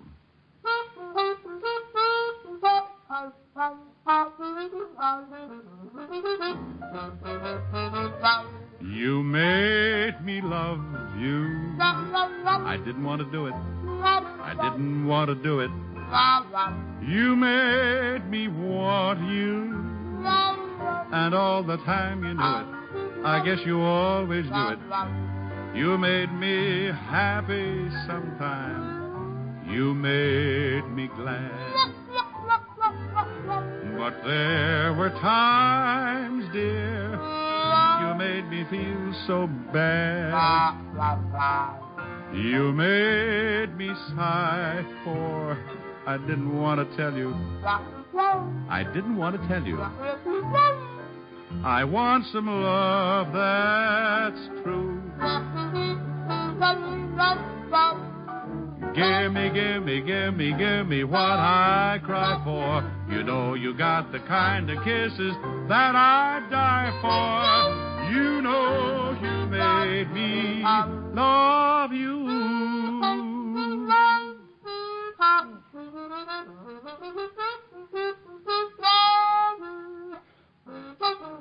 Abe? Abe? That's enough, Abe. How was that, honey? Honey? Honey?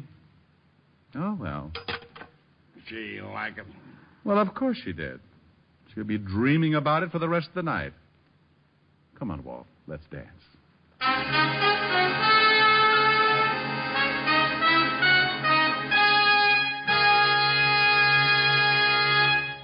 Once more, here's your Rexall family druggist. No faster acting aspirin made. That's Rexall aspirin. When taken with water, the 5 full grains of pure aspirin contained in every Rexall tablet are ready to go to work for you even before they reach your stomach. Next time you need aspirin, remember Rexall aspirin. There's no faster acting aspirin made. Ask for it at Rexall drugstores everywhere. And remember, you can depend on any drug product that bears the name Rexall. Good health to all from Rexall.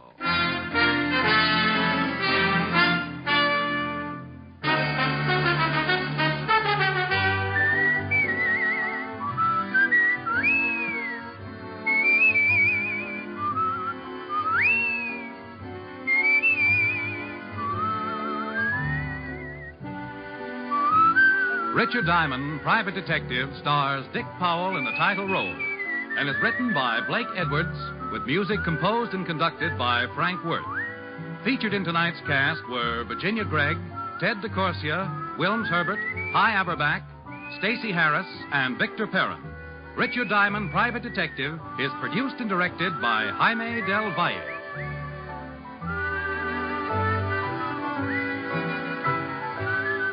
This is Bill Foreman, inviting you to be with us next Wednesday at this time, when we will again bring you Dick Powell as Richard Diamond, Private Detective.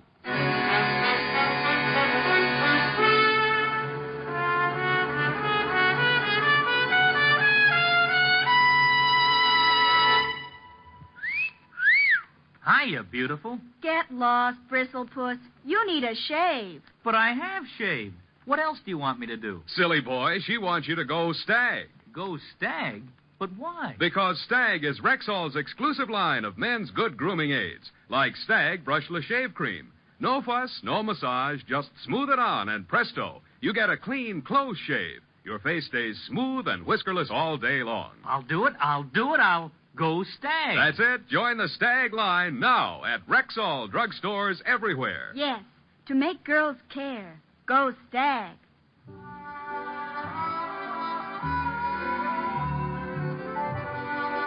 Sarah Berner will delight you tomorrow with Sarah's Private Caper on NBC.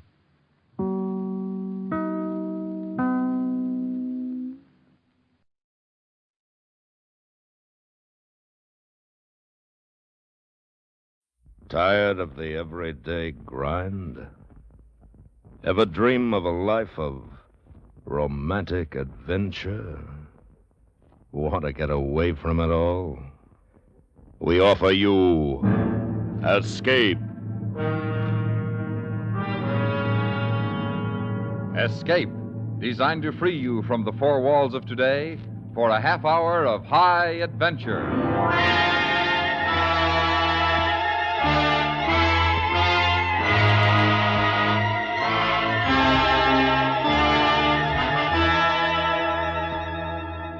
You stare down from the height of your plane, and your brain keeps whispering, it's Masafuera, that's all it is. Just an island 300 miles off the coast of Chile. But both you and the beautiful girl beside you know it's more than that. It's the last stop, the last time around. A death trap from which there is no escape. Listen now as Escape brings you Tony Barrett's story, The Target.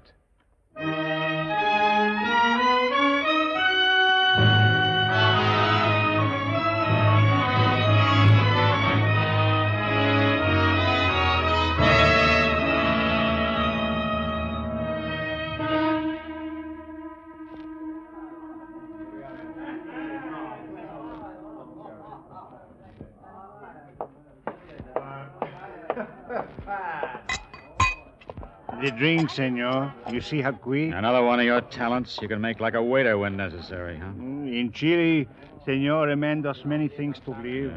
The waiter was busy, so I got the drinks. It's not a reason for anger. All right, Pepe, all right, forget it. You are angry. Look, let's not play games. He's an hour late now. Where is he? Perez? He will be here. I watch with great care. He has not come in yet. Trust me, senor. Haven't got much choice, have I? His being late, is that part of the build-up, part of the sale? You demand promptness in informers, senor? You ought to be used to it by now, huh? You never get used to it. Because you want something. An assurance that this time you're buying the right thing, the magic word. Senor. The whereabouts of Arthur Madsen. And you fall for it every time and move on to where the whispered word said to go. Caracas and Lima, Cochabamba. And now Taltan? Taltan. Sit in one more crummy little bar, wait for one more sly little man with a word for sale. How long you search for him, this Arthur Madsen? A year. You watching that door? You sure Perez hasn't come in? You sure you know him?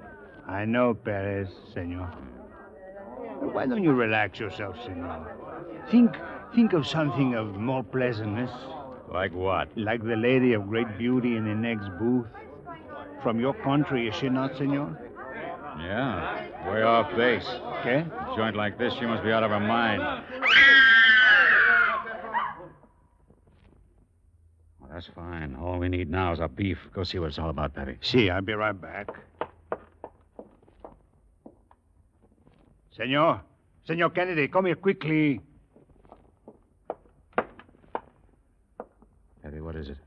Look, senor. There on the floor. Is he dead, senor? What do you think? That knife's got him pinned to the floor. I'm sorry for your sake, senor. What are you talking about? The dead one. He is the one you are waiting for. He is Barris. Another blank. Another dead end. What is it? What happened? Forget it. I've got to see. You wouldn't want to. It used to be a man named Perez. Listen, get me out of here now. Please, I can't be found here. Relax. It's a killing. Want a drink? I've got to get out, please. Pepe, wait here for me. Come on, lady. Stay close to me.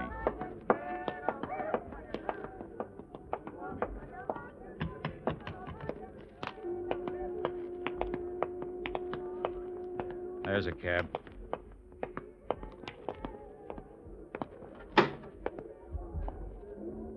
Aren't you coming? No, you'll be all right. Cops will be here in a few minutes. A lot of questions. They'll want answers.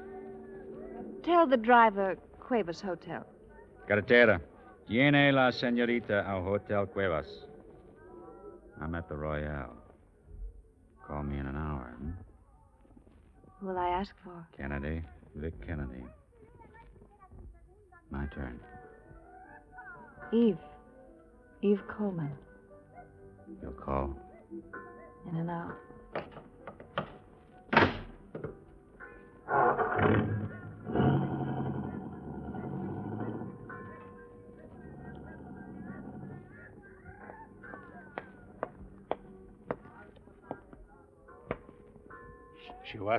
She was lovely, senor. Yeah. What will you say if the police ask about her? That she didn't like blood. Bueno. Come on, Pepe. You know what the deal will be. The cops will come, they'll see, they'll ask questions. And it'll end in drinks for everyone. Because life here is cheap, no? I didn't make it that way. Come on, I'll buy you a drink. We'll drink to Perez. He was an informer, senor. You always drink to a dead man, even if you wouldn't give him the time of day while he was alive. If you say so, senor. I say. You are an unhappy man, senor. I'm sorry for that. Yeah, I'm an unhappy man.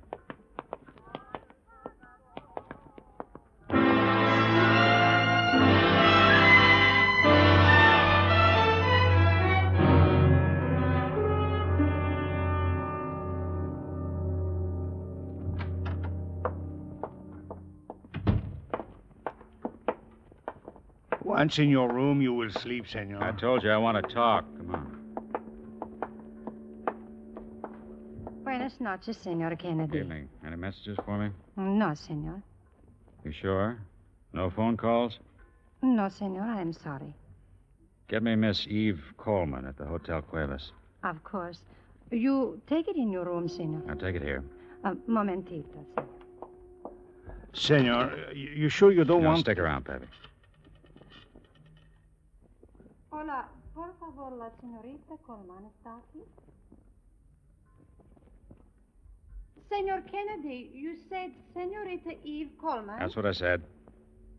Oh, la señorita Coleman no está aquí. Gracias. I am sorry, senor, but there is no one registered there by that name. Senor. All right, forget it. The lovely one who did not like blood? Yeah. This ain't my day. Senor, why don't I told you I didn't want to sleep. I want to talk.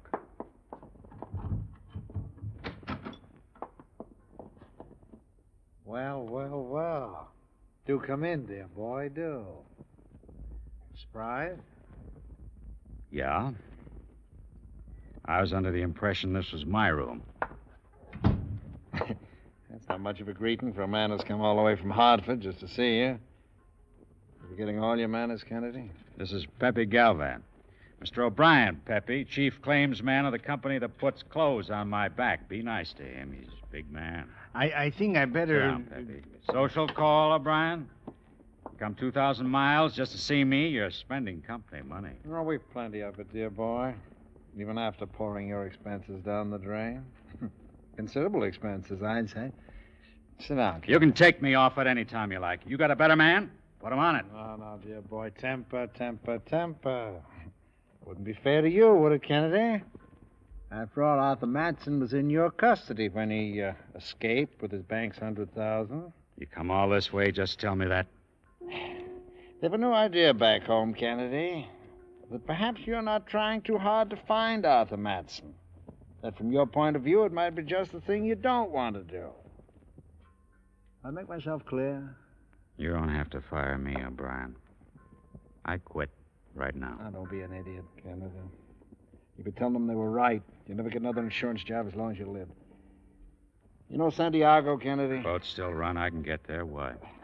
Well, I didn't come down here just to fight with you. You got one last chance. Now, listen to me. Masafuera is an island 300 miles off Santiago. I know where it is, senor. A return on an office wanted describes an American living there. The description fits Arthur Matson. You hear me? I heard you. I'll take a look.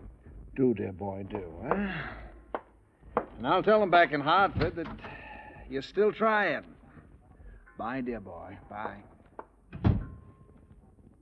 Pepe, you really know Santiago? Si, senor. You still got a job. Get down to the docks, get passage for both of us for tomorrow. Si, senor.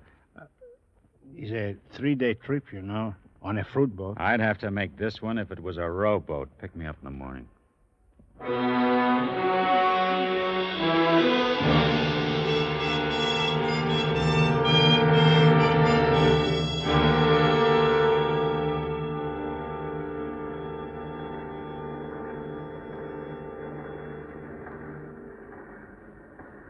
The cabin is not so bad, senor. You wish to... No, I'll go out on deck for a while. You unpack. Si, senor. I do that.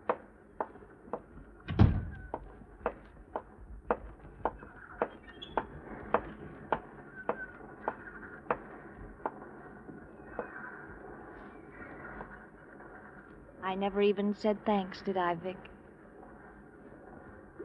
Vic? You're angry. No. You're angry you helped a girl who never said thanks. And never called. Why? Was it too much trouble? Poor Vic. Sweet Vic. Pigeon, Vic.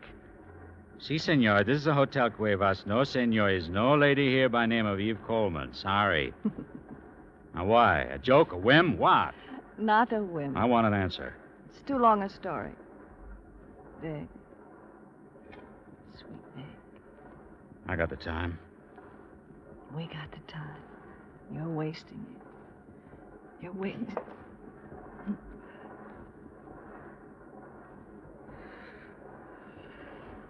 You talk too much, you know that? Yeah. Bad habit. Let's go sit down. I'll set up these deck chairs. There you are. Happy? Mm-hmm. What do you think? Deck chairs should always touch. Closer, darling. Better? You know, someday somebody's going to get smart and make a deck chair for two. You're quiet. It's the setup. To sit with a girl like you, to look out at places with names like Antofagasta, Caldera. You could get to like it. Yes. Eve. Yes? Eve, the way you ran out on me in Tautan. Now you're here. Questions. I can see them coming. Where are you going? To get dressed. I'll see you at dinner, darling. You'll be pleased.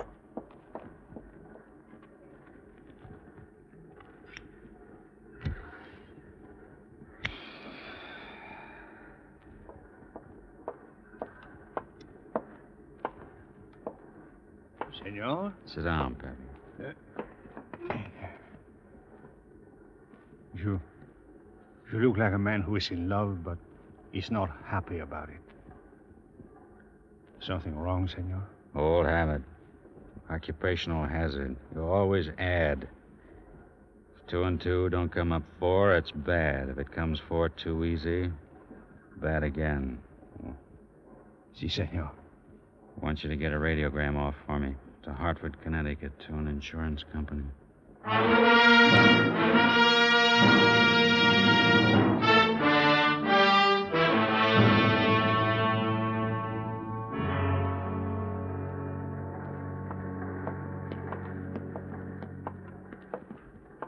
is it, Vic? Nothing. Nothing, the man says, just like that. And his eyes narrow and his lips tighten, and he wonders how to begin. And when I ask him, what does he say? Nothing. That's what he says. And he fingers a sheet of paper in his pocket, hopes I don't notice it. Very pretty. You're good with words. Vic. I got a present for you. A new set of words, and they hurt. Vic, please. Because they tell me something. That there is no Eve Coleman. Only a girl who calls herself that. A girl who's... Who's really Mrs. Arthur Matson? Yeah. That's who I am. Mrs. Arthur Matson. Any complaints? Any... Yeah. Vic.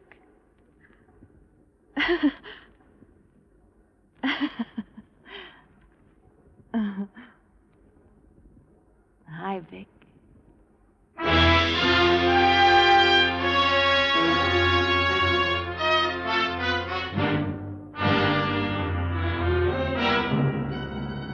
You are listening to The Target, tonight's presentation of Escape. Tune in Monday night and meet Corliss Archer here on CBS Radio. Remember, on most of these stations, every Monday night, come on and meet Corliss Archer. And now back to Escape and the second act of The Target.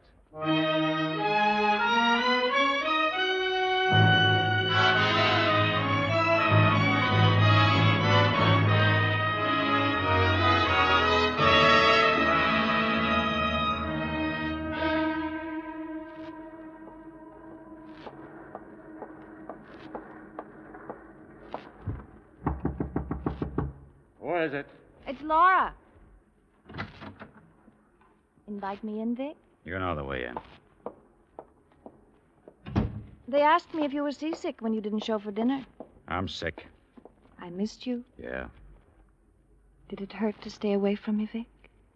Tell me how much it hurt. Get out of here. Is it the name? Is that what bothers you? Why don't you try it, darling? It's easy. Laura Matson. Nice? What is it with you? What kind of dame are you? You asked that? You? Look. At what? A child who reached for the moon and sulks because he found it a different color?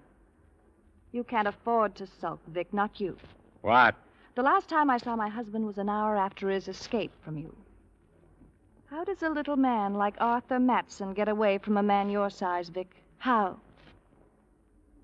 He buys us. You're out of your mind. You want the price? $5,000. Arthur told me. Hurting me won't change it, darling. Doesn't change anything. He lied to you. You hear what I say? I don't care. Don't you understand that? Not about any of it. I love you, darling. I... Say it. I want to hear you say it. Vic? I love you, Laura.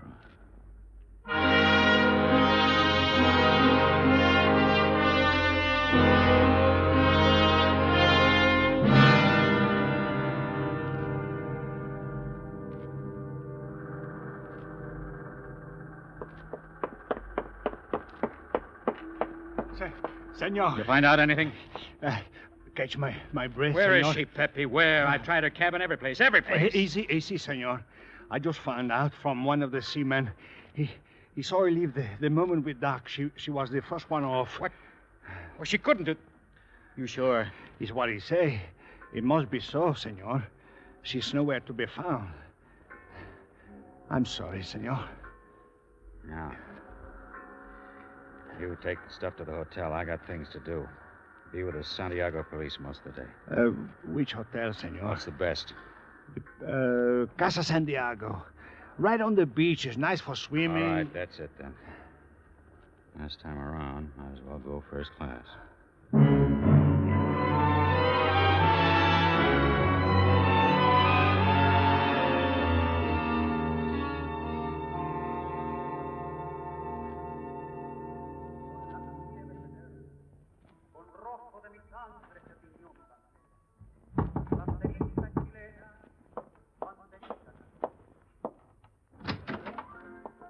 Must have been a long visit with the police. It's after 8, senor. Haven't seen the chief yet. He's at the other end of the city all day. Should be here in any minute. Then I see you in the morning. You like the room, the radio? Yeah, fine. Senor Kennedy? That's right. You, Captain Delgado? Very late, Delgado, with much apology. For what? Come on in. For taking so long to return your call. Oh, forget it. You didn't know I was coming. But, of course, I did, senor. Your Senor O'Brien said so. Sit down, senor. Drink? Nice idea, senor. Very nice. O'Brien phoned you, huh? See, I think we talked for maybe 20 minutes. A long time. Yeah, O'Brien can talk. Here's your drink. Gracias. Acala lo que merezca, senor. My Spanish isn't that good. Translation. To each what he deserves. Uh-huh. How you call philosophical, no? Yeah. Well, I'm sure O'Brien told you the whole setup then.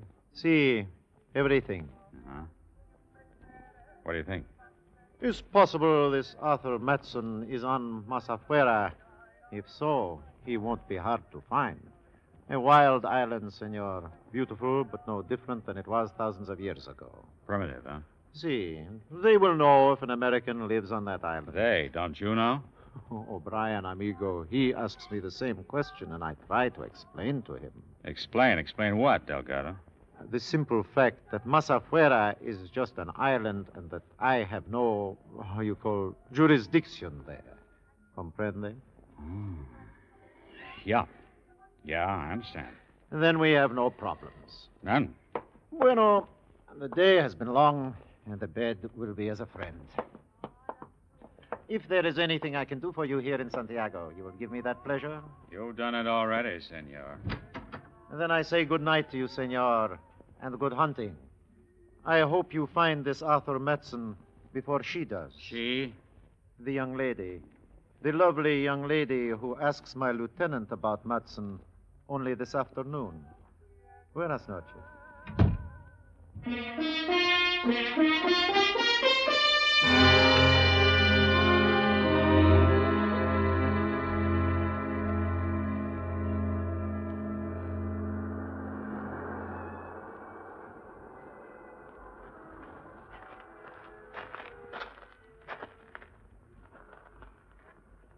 Open your eyes, Vic. For me. Laura. A man on alone on the beach at night is trying to wash something out of his mind. Oh, Laura. No questions? No where have you been? I know where you've been. Doesn't matter. Say it, Vic. I want to hear it. I love you, Laura. Again. I love you. Oh. Sweet Vic. Laura's Vic. Worried, Vic. Matson, what are we going to do about him?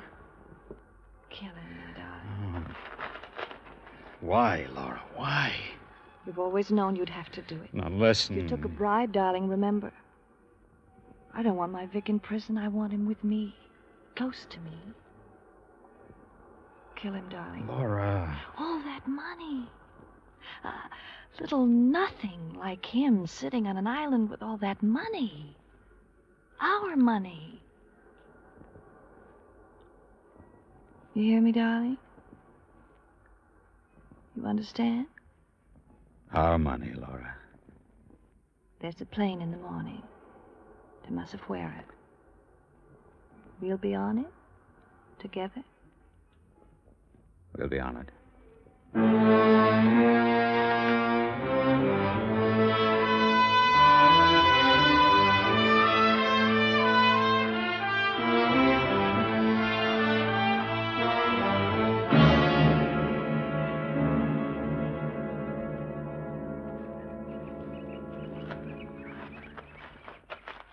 Like manhunting, Laura? Oh, not 8 hours of it. Delgado didn't tell me it was all uphill. Vic. Huh? What is it? Clearing just ahead. I think it's the top. It better be. Come on.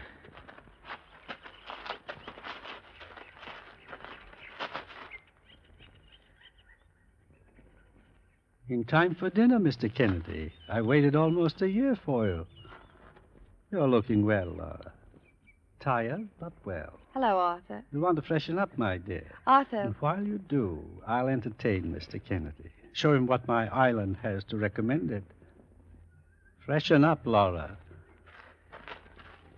Matson. Let me play host, Kennedy. I'm out of practice, but let me try.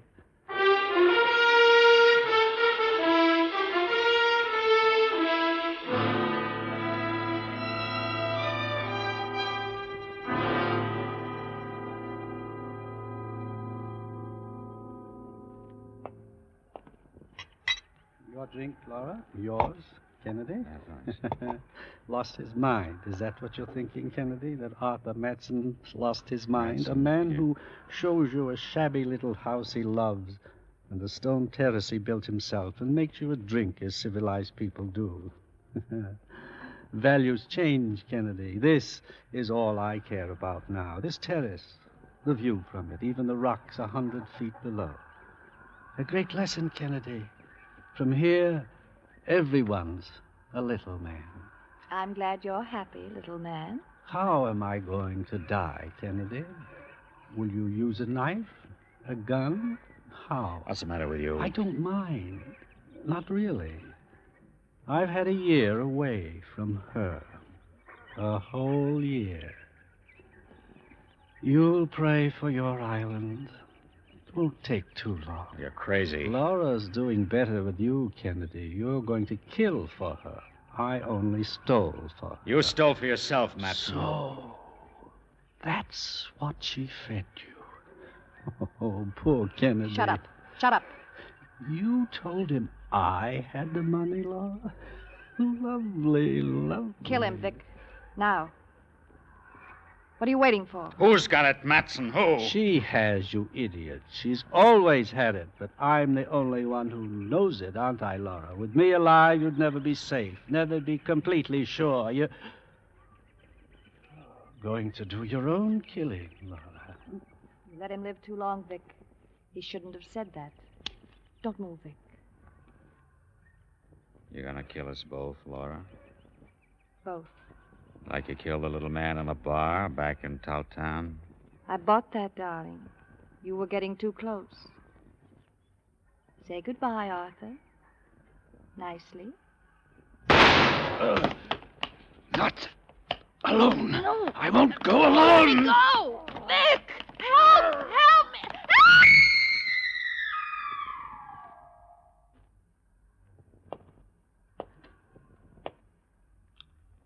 You don't need help. Not anymore.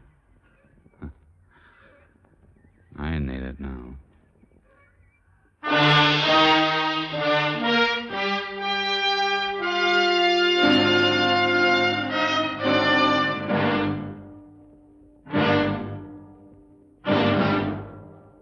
Under the direction of David Friedkin and Morton Fine, Escape has brought you The Target, a story by Tony Barrett. Featured in the cast were Whitfield Connor and Mary Jane Croft. Also heard were Edgar Barrier, Herb Butterfield, Hans Conried, Melita Milo, and Jay Novello. Your announcer, George Walsh. The special music for Escape is composed and conducted by Leith Stevens. Next week. You're at the end of a journey you've committed murder to make. A barren wasteland of India, silent, desolate, where there is a cave and a carved image of the goddess Kali, whose heart is a ruby big as a grenade, and which is guarded by a smiling old man, from whom there is no escape. So listen next week when Escape brings you Ross Murray's story, The Red Heart of Kali.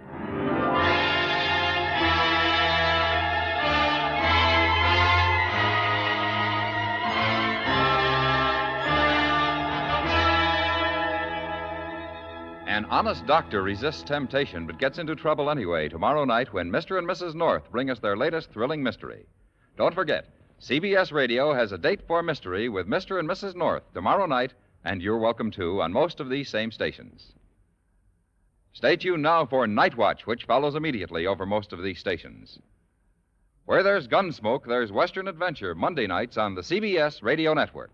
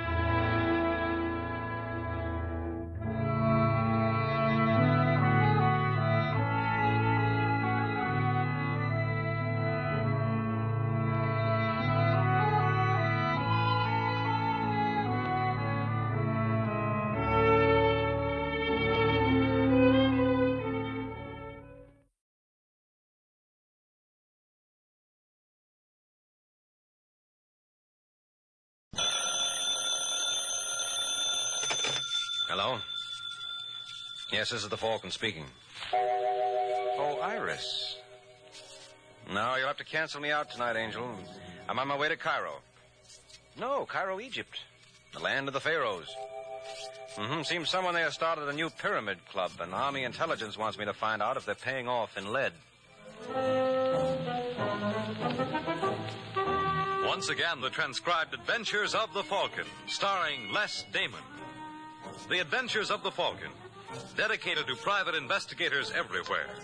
Those hard-hitting detectives who, like Mike Waring, risk their lives to aid law enforcement agencies. So join him now when the Falcon solves the case of the Lonely Hunter.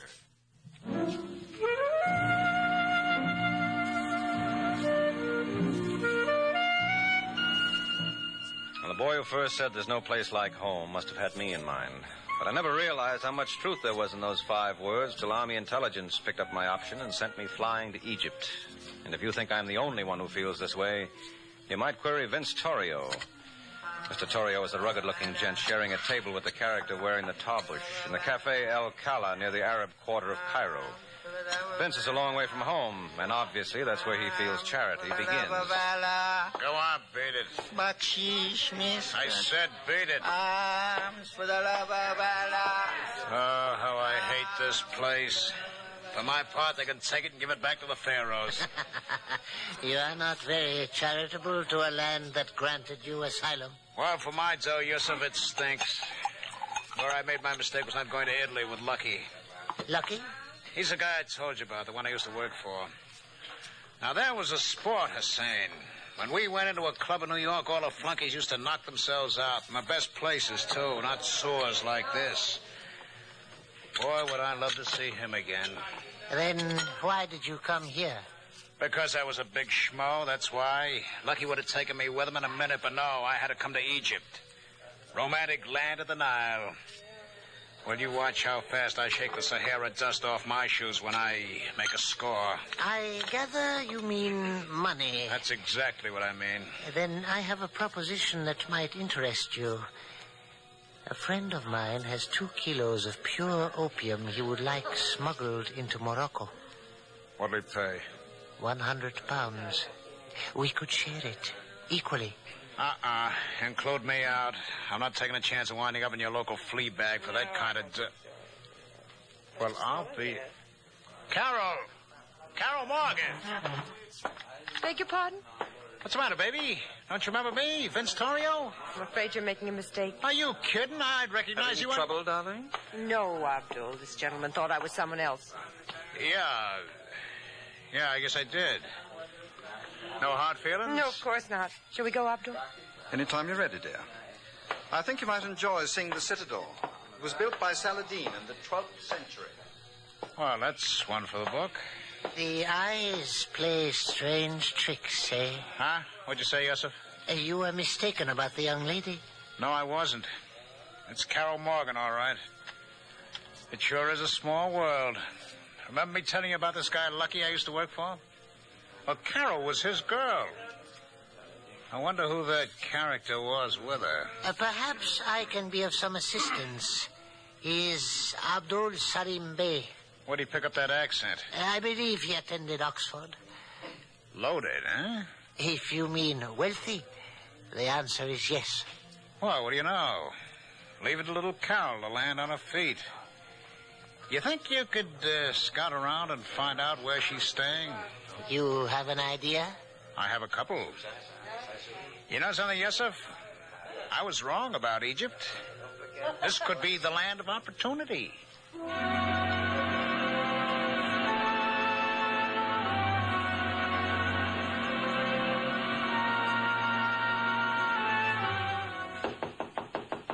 Who is it? Room service. Just a moment, please. Hello, Carol. Guess I should have known. I guess you should have. Hey, this is quite a layout. You ought to see the dump where I'm staying. I swear the flies are so thick. What do you want, Vince? Well, you might at least ask me to sit down. After all, it's been how long? 6 years since I saw you? Incidentally, what do you hear from Lucky? Nothing. I bet that's because he don't know where to contact you. And he's not going to find out. There's no reason he should. Live and let live is my motto. Mine. What are you getting at, Vince? Well, you were just a young kid when you met Lucky. What did you know? Should have known better. You're being hard on yourself, Carol. Anyone's entitled to make a mistake. You just weren't used to the big league. I learned fast enough. But that's all behind me, Vince. I haven't done anything in the last 6 years I wouldn't want anyone to know about. Does that go for the Sultan? The Sultan? That character the one with the fez. His name is Abdul Salim Bey, isn't it? How did you find that out? A friend of mine, Yusuf Ben Ali, told me. Yusuf says, he's loaded. If it's money you want. What kind of a heel do you take me for? Then what do you want? You know, I always had a yen for you. What? Of course, I couldn't say anything while Lucky was around. But now it's different. Let me go. Oh, now, don't tell me you've fallen for the Sultan. I said let me go. Hey. Okay, baby. That's the way you want it. I can play like that, too. Ow! I was going to be nice, but you wouldn't let me. Okay, what do you think the Sultan will say when he finds out who you are? I wouldn't tell him. How much dough you got? $800? Don't make me laugh. What about all that jewelry Lucky gave you? I gave it back. What do you call that rock on your finger? That's my own. Well, take it off. Come on, Carol, give. Now will you get out? Sure. But I'll be running into you again. We old friends ought to stick together. I'll be seeing you, baby.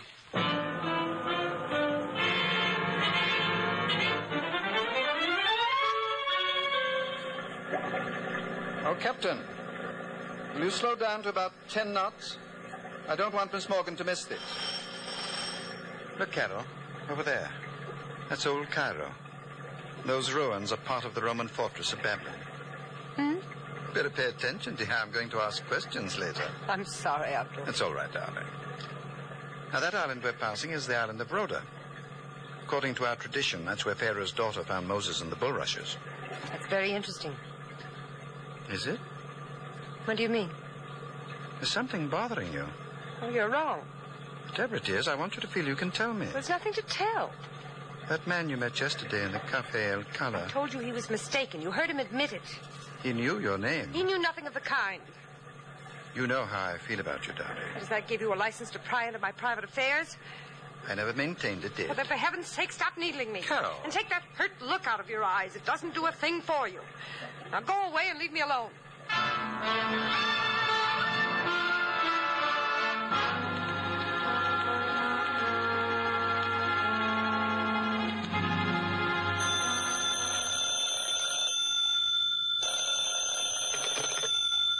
Yes? Have I the pleasure of speaking with His Excellency Abdul Salim Bey? Who is this? I am called Yusuf Ben Ali. Yusuf Ben Ali? I could not expect His Excellency to recognize the name. I am unworthy of such honor, though our paths have crossed. I was in the Café El Cala yesterday with a foreigner when His Excellency entered with the American lady. So? So my companion, too, came from America. His name is Vincent Dorio. If I can offer a suggestion, you might find it to your advantage to investigate the gentleman. Why are you telling me all this, Yusuf? As it says in the Koran, we Muslims should be helpful to one another. Who knows? Someday you may be of some small service to me. May Allah show you the way?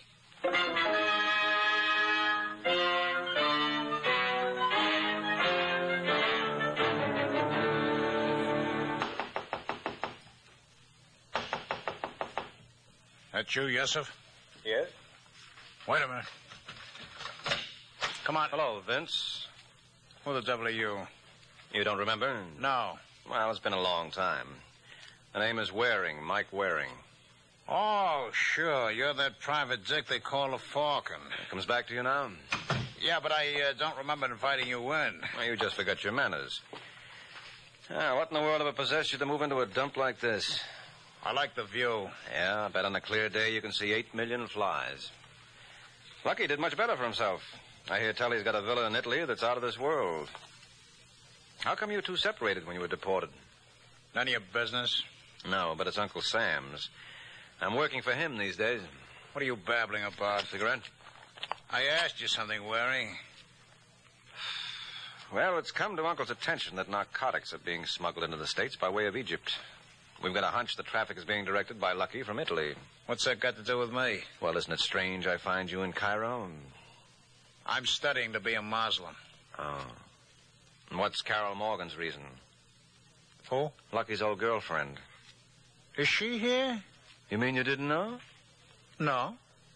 It's funny. I tailed a boy to our hotel yesterday who looked exactly like you. I look, wise guy. Well, you can't blame me for being suspicious, Vince. With you and Carol in Cairo, it looks like the gathering of the clan. I tell you, I haven't seen her. Isn't that her diamond ring? Huh? You shouldn't leave it lying around, Vince. It's much too valuable. How come she gave it to you?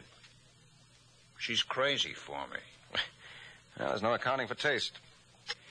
I guess I'll take a little ride over to the Ministry of the Interior. Like to join me? Not on your life. Come on, fella. I said not on your life, and I mean it. Now, put away that gun, Vince. You know you wouldn't use it. Wouldn't I? Well, yeah, I guess you would. So, in that case... Get back. Well, you can't hate a guy for trying. Who can't? Personally, I can hit him like poison. Oh.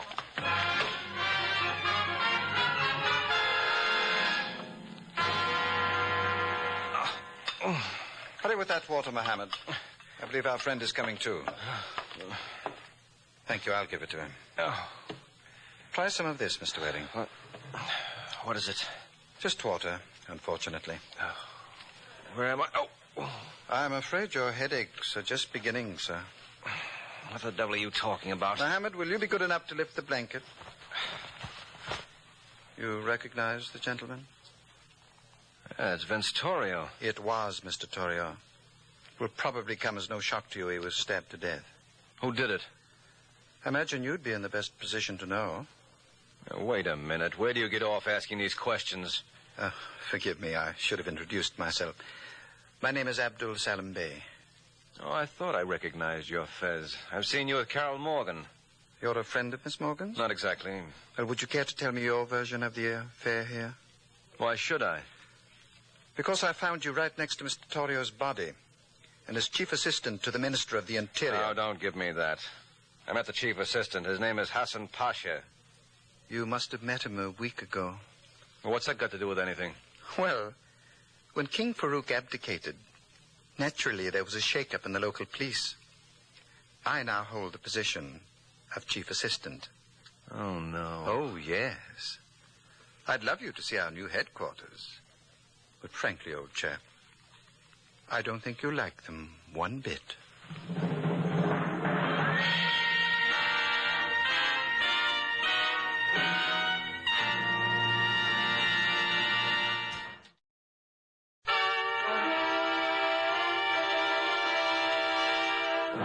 Now back to the adventures of the Falcon.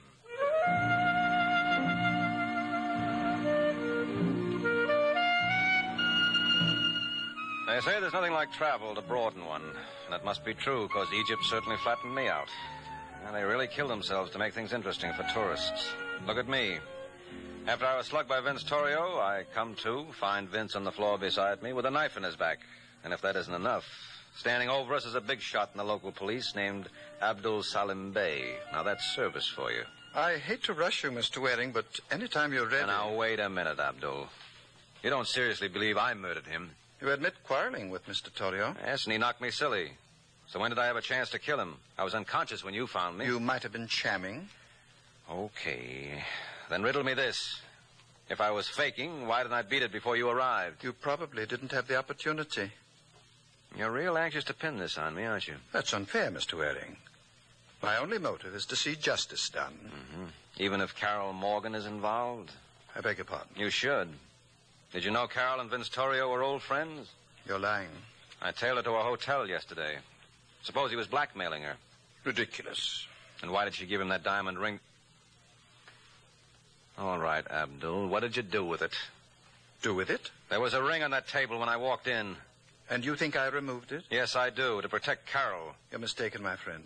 Oh, we'll see about that. Just a moment, Mr. Waring. Where do you think you're going? Over to see Carol. No, you're not. Oh, does Does this mean I'm under arrest? I thought that was fairly obvious. Okay, Abdul. Who are you calling? The American ambassador. Operator. Operator. That won't be necessary. Oh, may I go? Yes. However, I must caution you. Not to go too far away. On the contrary, old man. You can't go far enough to please me. I shall notify your ambassador or my government finds you persona non grata. Which means? You have 6 hours to leave Egypt. And what about him? Mr. Torrio? It's no problem. After all, when a man commits suicide... Suicide? Oh, that's a hot one.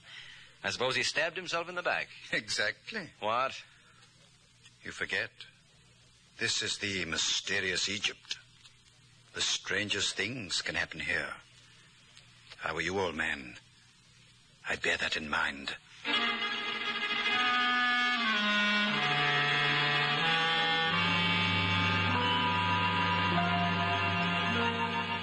One, 5.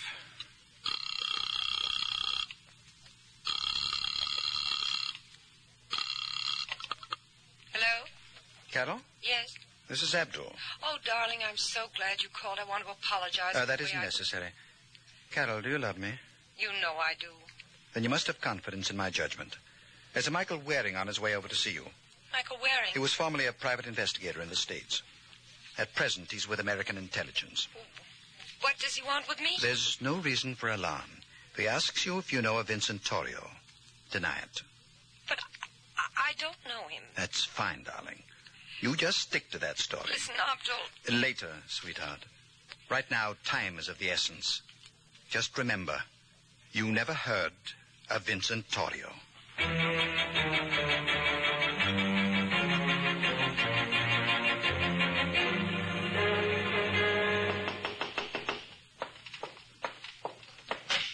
Yes? Hello, Carol. Remember me? Should I? Well, I like to think I made some kind of an impression. The name is Mike Waring. Mike Waring? Mm-hmm. Oh, of course, you're that private detective they call the Falcon. Yeah, shh, not so loud. I'm trying to live it down. May I come in? Why not? I've got nothing to hide. You sure? Positive. Sit down. Thanks. What are you doing in Egypt? Well, I was just about to ask you that. Lucky's in Italy, isn't he? I wouldn't know. I haven't seen him since he was deported. Mm-hmm. What do you hear from Vince Torrio? Who? Well, now, don't tell me you've forgotten good old Vince. How could I forget him when I never knew him in the first place? He used to work for Lucky. Lucky never mixed business with pleasure. Just the same, you might be interested to learn that Vince was murdered. Really? I'm sorry to hear that. I'd imagine you'd be glad. Keeps him from spilling anything about your past to your new boyfriend. My boyfriend? Abdul Salim Bey. Suppose we leave Abdul out of this. I wish I could, but he thinks I'm the guilty critter. Are you? You know better, Angel. Then who is? Oh, I can think of several possibilities. You, for one. I told you I didn't even know the man. Well, it won't wash, Carol. He was up to see you yesterday. You're mistaken. When he walked out, he had a diamond ring that... Well, how about that? How about what? I see you wearing it again. Last time I saw it, Vince had it in his room. Are you suggesting... I'm suggesting there's only one way you could have gotten it back. You took it after you killed Vince. Get out! Okay, but I'll be back, if only to turn the other cheek. Take care of yourself, Angel. I wish I had time to.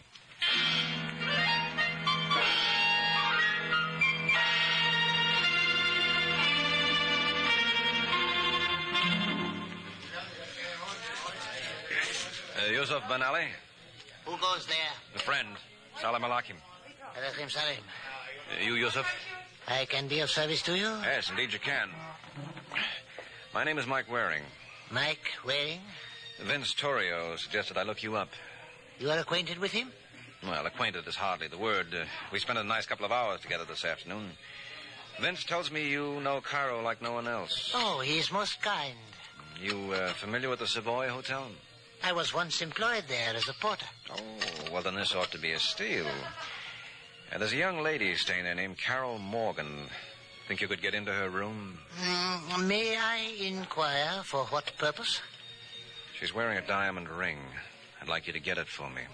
You are not suggesting I steal it? Mm-hmm. By the beard of Allah, I am offended. Well, I'm sorry, Yusuf. Guess I got the wrong boy. Oh, if you know anyone who wants to make himself a fast £100... You will pay £100 for the ring? On delivery. Please, be seated. You're no longer offended? How could I possibly be?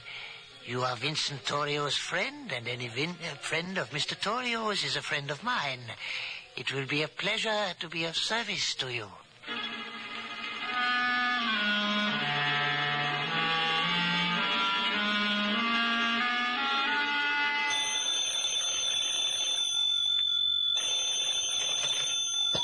Ministry of Interior. Have I the honor of speaking with His Excellency Abdul Salim Bey?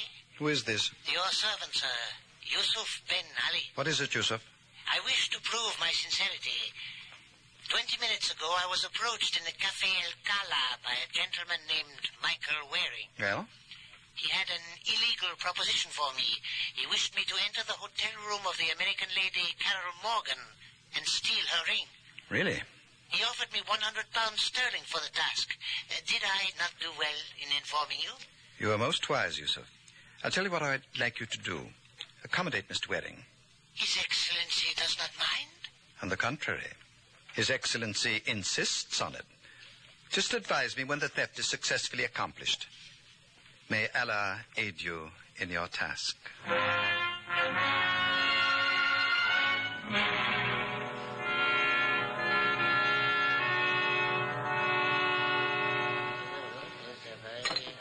Yusuf! Yusuf, over here! Ah, Mr. Waring. Did you get the ring? It has been said of Yusuf Ben Ali that failure and he are strangers. Miss Morgan gave it up with scarcely a struggle. I knew I picked the right boy. All right, let's have it. The gentleman is forgetting something. Huh? I was promised £100. Oh, yes, that's right. You were. 50, 70, 85, 100. There you are. Oh, you are most kind. And now I am happy to complete my end of the bargain. Come to Papa. It is permitted to ask to what purpose you intend to put this ornament? Yes, it is indeed. This is the little gimmick that's going to give us Vince Torrio's killer. What? Oh, didn't I tell you? Vince is now in the land of Osiris. But who... That's the question of the hour. But I've got a hunch this ring will provide the answer. I'm so happy for you, Mr. Waring. What? Oh, please keep your seats, gentlemen. In case you've forgotten, I'm Abdul Salim Bey. I didn't forget. What you failed to remember was that I gave you 6 hours to leave Cairo. I'll get out in time. I doubt it. Correct me if I'm wrong, but the ring you're holding is the property of Miss Carol Morgan. How would you know that? Elementary, old man. I gave it to her. What? And since I now find it in your possession, it forces me to one conclusion. You're a receiver of stolen merchandise. Now, wait a minute. You're Perhaps I am.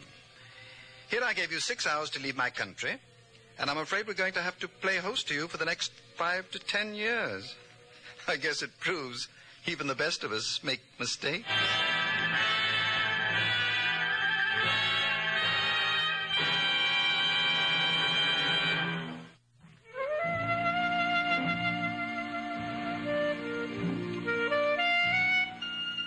Well, Mama warned me there would be days like this, but she neglected to mention they come once a week.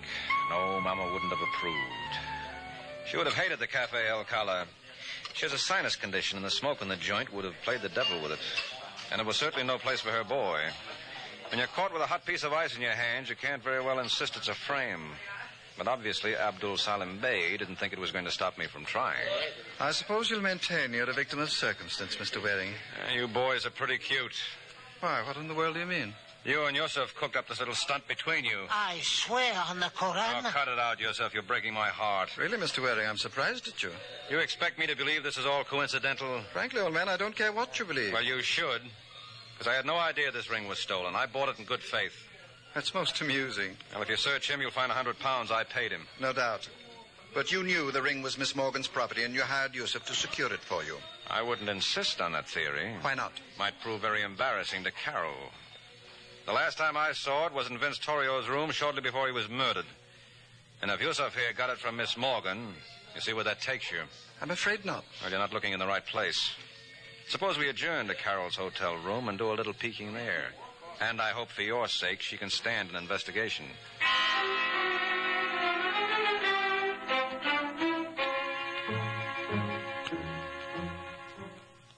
I assure you, darling, there's nothing to worry about. I just want you to answer a few questions. Suppose you let me phrase them, Abdul. Carol, you recognize this man? No. The lady is mistaken. That's enough out of you, Yusuf. Sweetheart, I promise you there's no reason to be frightened. But you must tell the truth. Do you know him? His name is Yusuf Ben Ali. Yes, he was up here about an hour ago. What happened? He stole a ring. That's all? Yes. Is this it? Yes. Take a good look, Angel. You're sure it's the same one? Absolutely. Well, they say a diamond is the hardest substance in the world, so let's see. Put away that knife. Now, don't worry, Abdul. I'm just performing a little experiment. What the devil are you doing? You call it. You've marred the stone. Mm-hmm. Then obviously it wasn't a diamond. I don't understand. No, but you do, don't you, Carol? No. You're lying. This is a paste copy of the ring Abdul gave you. I tell you, you're wrong. Come on, admit it. You gave the genuine article to Vince Torrio. Well, didn't you? Yes. Carol. I'm sorry, Abdul. What for? That proves you didn't kill him. What? Well, the killer walked off with the McCoy, and if you had it, you would have worn it instead of this phony. Then the motive for Torrio's murder It was old-fashioned robbery. Right, Yusuf? How would I know? Who would know better? You walked in on Vince while I was out cold. You thought it was too good a chance to miss, so you murdered him, waltzed off with the rock, figuring I'd be blamed for both. Oh, you are wrong by the beard. No. There's no reason to go modest on the folks, Yusuf. You did a nice piece of work. I wouldn't think of letting anyone else take the credit.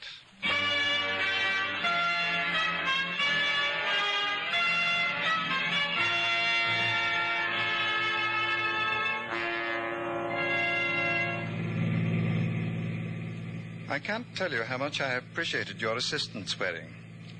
I don't know what I'd have done without you. But you'd rather, Well, you can appreciate my position. Oh, sure.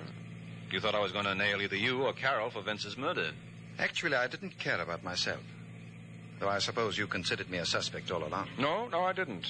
If you had killed Vince and taken the ring, somewhere or other you would have arranged for Carol to get it back.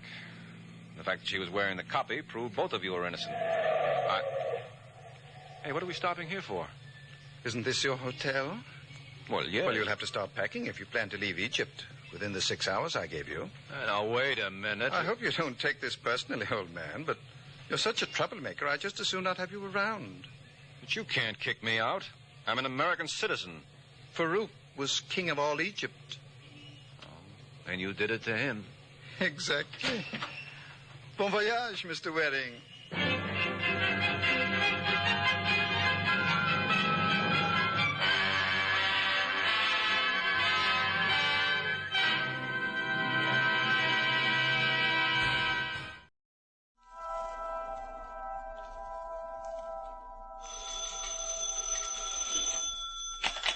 Hello, Yukon 28209. Yes, this is Candy Matson.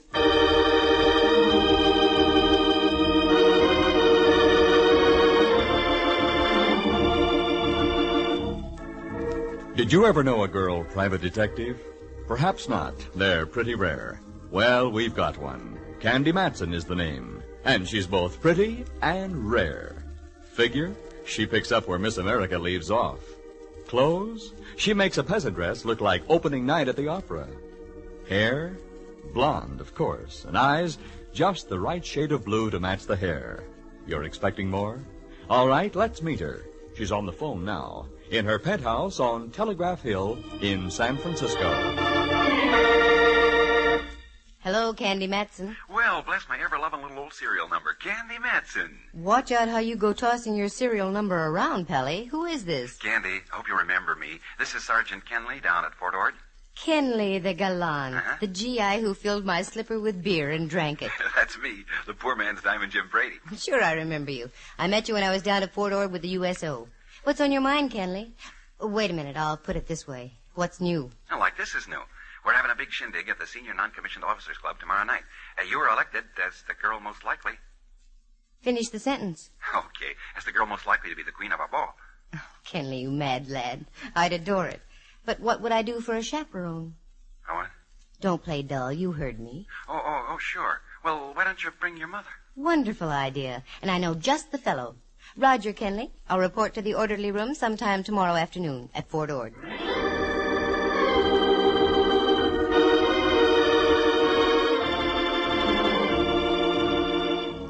That's the way things happen with me, so casually. I'm at home on Telegraph Hill overlooking San Francisco Bay, polishing a few old sapphires, when the phone rings.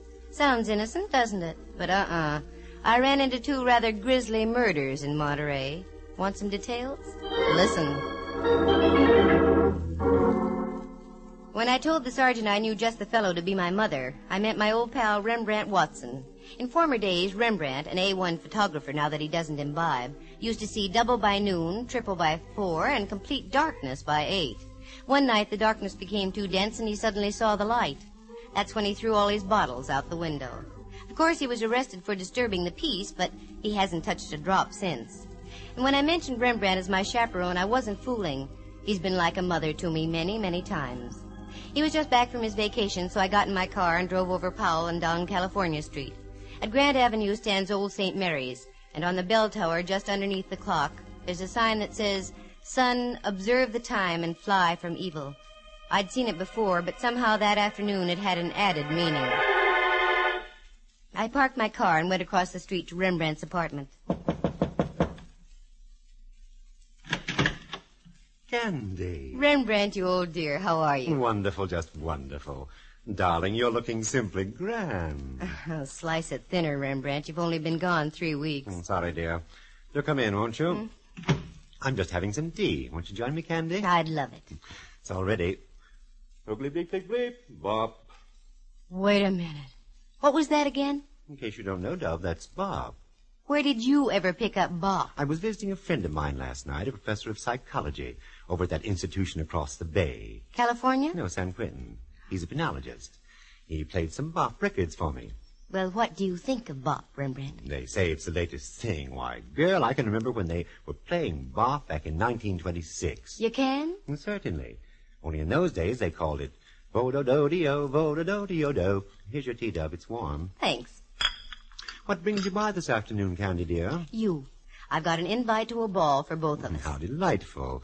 I'll get my Grand Marshal's uniform out of me trunk. It's not that kind of a ball, Ducky. It's just a dance for soldiers at Fort Ord. Fort Ord?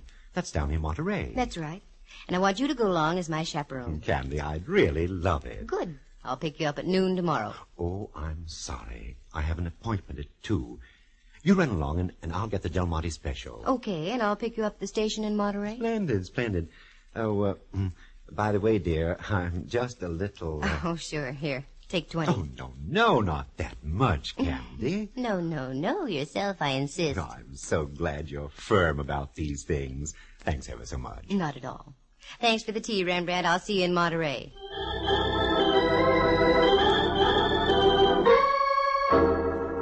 I gave Rembrandt a little chuck under the chin. He quivered his bushy eyebrows, and I left. If I was going to be queen of a military ball, I had to get some royal raiment. I picked up a mantilla and a strapless evening gown you had to hold up by sheer concentration and deep breathing. Then I had a quiet dinner for 1, please, James, and went home and climbed aboard the Dream Express quite early. When I woke up, I had the nasty feeling that I had something to do. Then I remembered. I had a date that evening with Mallard. That's Inspector Ray Mallard of San Francisco Homicide. The nomenclature reads 6'2", weight 190, nice features, smart guy when it comes to solving a crime, but when it comes to talking about us and the future, he freezes up completely. I got dressed and whipped down to the Hall of Justice on Kearny Street. Well, Candy, how's Telegraph Hill's greatest lady detective? At the moment, Mallard, dear, I'm just between detectives. Kind of slow, huh? No, not slow. I just wrapped up a case. Now I want to take it easy for a few days. I've got news for you, Candy. Such as like what? Such as like I can't keep our date for tonight. Oh, Mallard, I'd been counting on it. I know, Candy. I'm sure sorry. But how did I know this guy was going to do what he did out in the Taraval district? Playing straight, I say. What did the guy do out in the Taraval district? He parlayed a sudden impulse into a seat in the gas chamber. How so? He done in his old lady. Mallard, don't talk like that. Okay. He ostracized his wife from the world of the living. With a pipe. That's better. Over the head. I get the picture. Anyway, I've got news for you, too. And yours would be? I'd have to break our date tonight anyway. Uh-huh. I just knew I was going to get stood up. And tonight's the night that Tex Acuff is playing in Loves of Laredo. Candy, it's Acuff's best movie. Acuff will just have to keep his chin up. You're busy in the Taraval, and I've got to be at a dance at the NCO club at Fort Ord. Oh, that's right. I am busy tonight. So you're going to Fort Ord, huh? Mm-hmm. Weren't you there a couple of times during the war? That's right. With the USO. That same sergeant still there? The same sergeant. He's the one who asked me tonight. Now, this calls for drastic action. Come here, Candy. Mallard.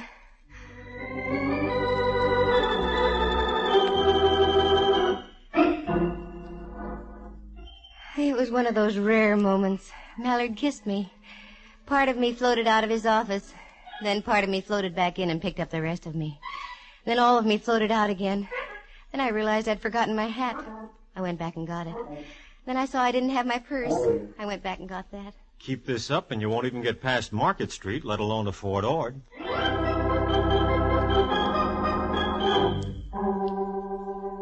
That Mallard, he can do the sweetest things sometimes. That was one of them.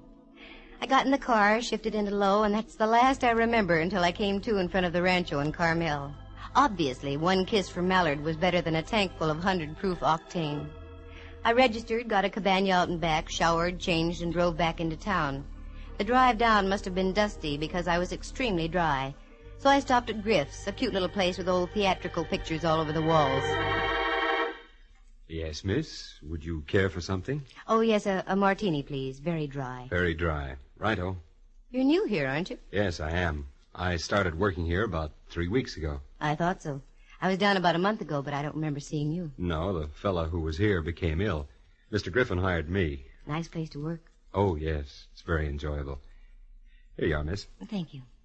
I know you don't know who I am, but I'm a very good friend of Mr. Griffin's, and I came away without any money. Could you cash a check for me? Well, I don't know. I'd like to, but do you have any identification with you? Oh, yes, of course. Here, my driver's license. Matson. Candy Matson. Mm-hmm. Now I know why I thought I recognized you. Aren't you presiding over the dance tonight at Fort Ord? Well, yes. Why? I saw your picture in the paper yesterday. Yesterday? What? I only knew about it myself Oh, that Kenley, what an operator. I'll be happy to cash your check, Miss Matson. Good. I'm going to need it. A queen has to scatter a little gold amongst her subjects. The lad cashed my check and I left for the fort. I drove out past Seaside, then on past Ord Village and onto the reservation itself. The guard motioned me through the south gate with a wave of his hand and a... Yep, still the same old Fort Ord. I wove my way through the streets and finally pulled up in front of the senior NCO club. As I got out, there was my pal Kenley coming down the steps, in his fatigues yet. Oh, Candy, you beautiful thing, you. Don't you beautiful thing me, Sergeant Kenley. What's the matter? You know what's the matter. They printed a picture of me in the Monterey Herald yesterday. Well, what's wrong with that? What's wrong? When the paper came out yesterday, I hadn't even heard about your wing-ding tonight. Oh, don't be mad, Candy. I've never seen you say no to a worthwhile cause yet. This is a worthwhile cause? That's right. Every cent we take in, we're turning over to the community chest. Oh, well, that puts a different light on it. Oh, I knew you'd see it that way. Mm-hmm. Wait a minute. You don't charge for these NCO dances. How are you getting any proceeds out of it? Oh, I didn't tell you, did I? Every half hour we're having a raffle. The highest bidder gets a free dance. With you. Oh, that Kenley. Well, it was getting dark, and the Del Monte special with Rembrandt aboard would soon be pulling in. So I went back to Monterey. All of a sudden, I decided to play games. About a mile from town, the train stops at Del Monte itself. I thought it might be cute if I went back, got on the train there, and met Rembrandt that way.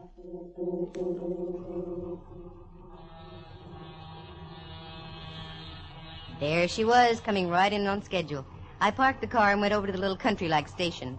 The train wasn't in sight yet. It has to make the bend around Seaside. There it was.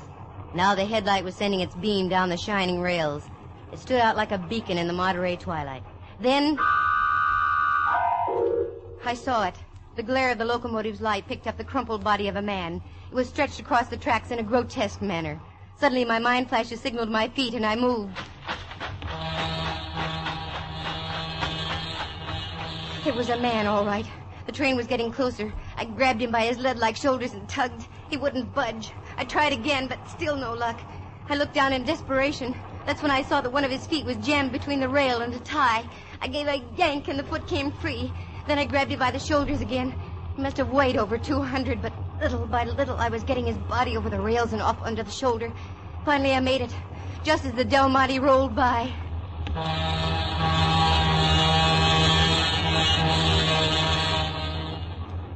The body had fallen over on top of me as I pulled him away from the rails. I shoved him to one side and he flopped over. As he did so, I realized my companion was very cold, very limp, and very dead. A card fell out of his pocket, and I did the natural thing and picked it up. By that time, the train was pulling out. I tried to catch it, but it was too late. It was only a mile into Monterey, so I left my cold friend and drove in after the train. I got snarled in a traffic jam just before I made the right turn into the station, so Rembrandt was waiting for me as I drove up.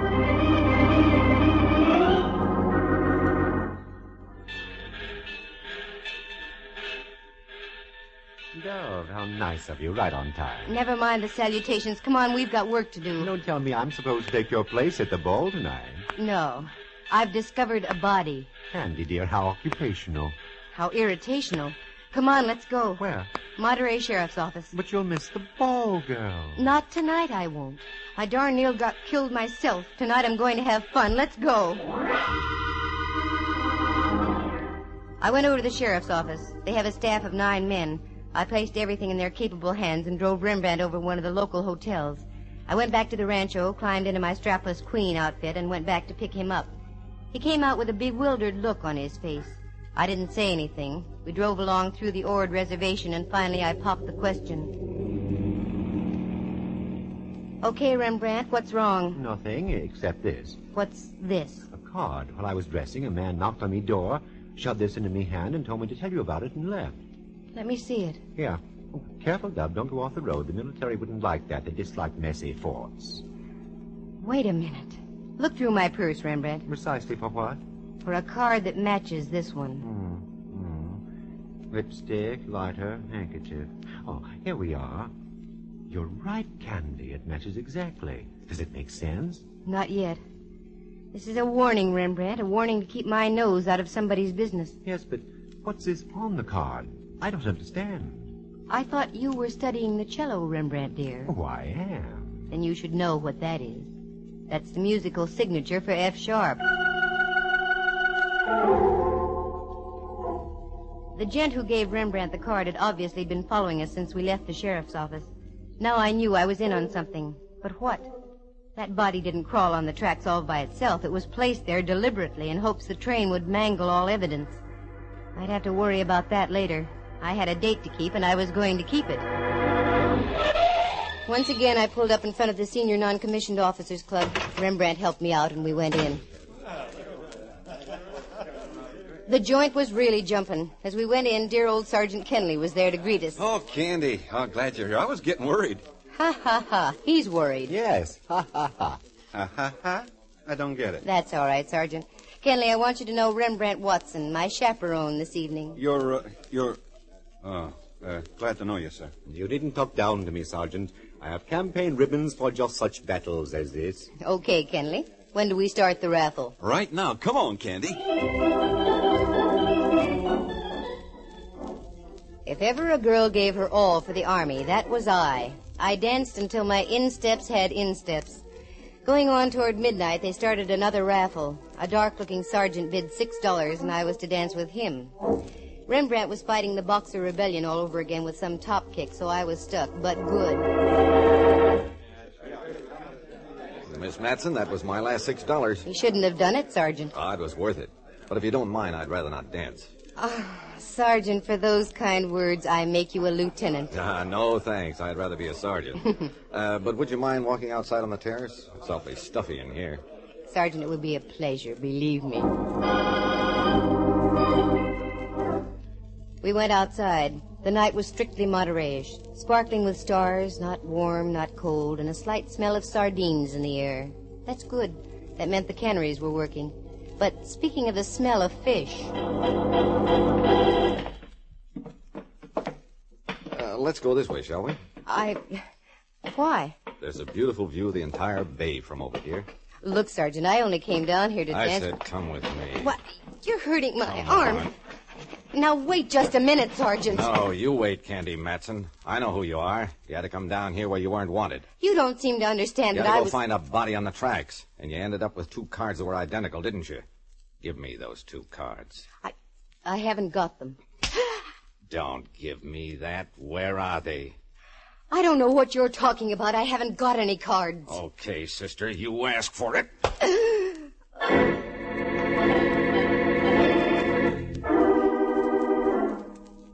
The sky was whirling. Time was nothing. I was in China. I was in Cuba. I was nowhere. Suddenly, things came into focus. I was out in back of the club, and Rembrandt and half a dozen GIs were standing over me. There, Ducky. You're going to be all right. What happened? I got slugged, that's what happened. And the rat only bid $6 for the privilege. How do you feel, Dow? Terrible. Oh, Kenny, I feel terrible, too. I don't know how this could have happened. Hi, Kenley. Oh, my head. Oh, gee, I just can't apologize enough. That's all right. I came down here to be queen of the ball. I got crowned, didn't I? I thanked Sergeant Kenley for the party. It was a nice affair. After all, it was no fault of the NCO club or Fort Ord that I got rapped over the head. So I got Rembrandt in the car, and we drove back into Carmel. Rembrandt was quite concerned. He suggested that we stop and I have a touch of brandy. I didn't argue. We went into Griff's. Good evening. You wish something? Yes, please. Brandy for the lady. Lemon Coke for me. Brandy and... What was that again? A glass of water. A glass of water, yeah. Hold it. You weren't here this afternoon. No, I work the evening shift. Frankie's here during the afternoon. Frankie? That's right. Frankie Sharp. That's when Roman candles went off and bells started to ring. Thinking back to the afternoon, the guy who cashed my check had one slight characteristic. I remembered as he handed me the money, his cufflinks were stamped musically, F sharp. I must have had a funny look on my face because Rembrandt spoke. What's the matter, dear?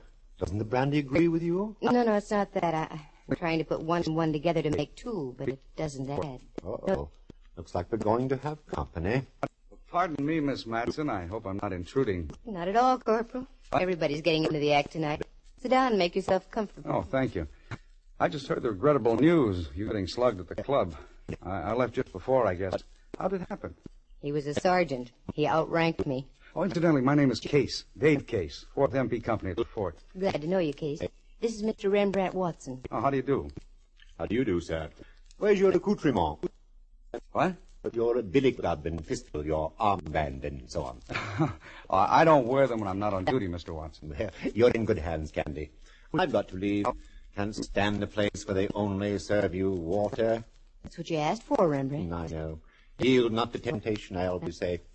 I do bet you, Corporal Case. Yeah. Good night, Candy, dear.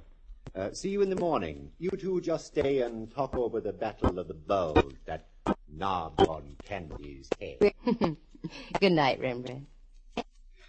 Does he always duck out on you like that, Miss Matson? He's a man of whims. That's why I like him. This brandy isn't doing anything for me. What I need is some air. Corporal, do me a favor and walk me down to the beach and back, will you? Why, I'd be delighted. We left Griff's and walked down Ocean Avenue to the beach. There was a half moon shining down from the east and hitting the waves. It made the ocean look almost luminous.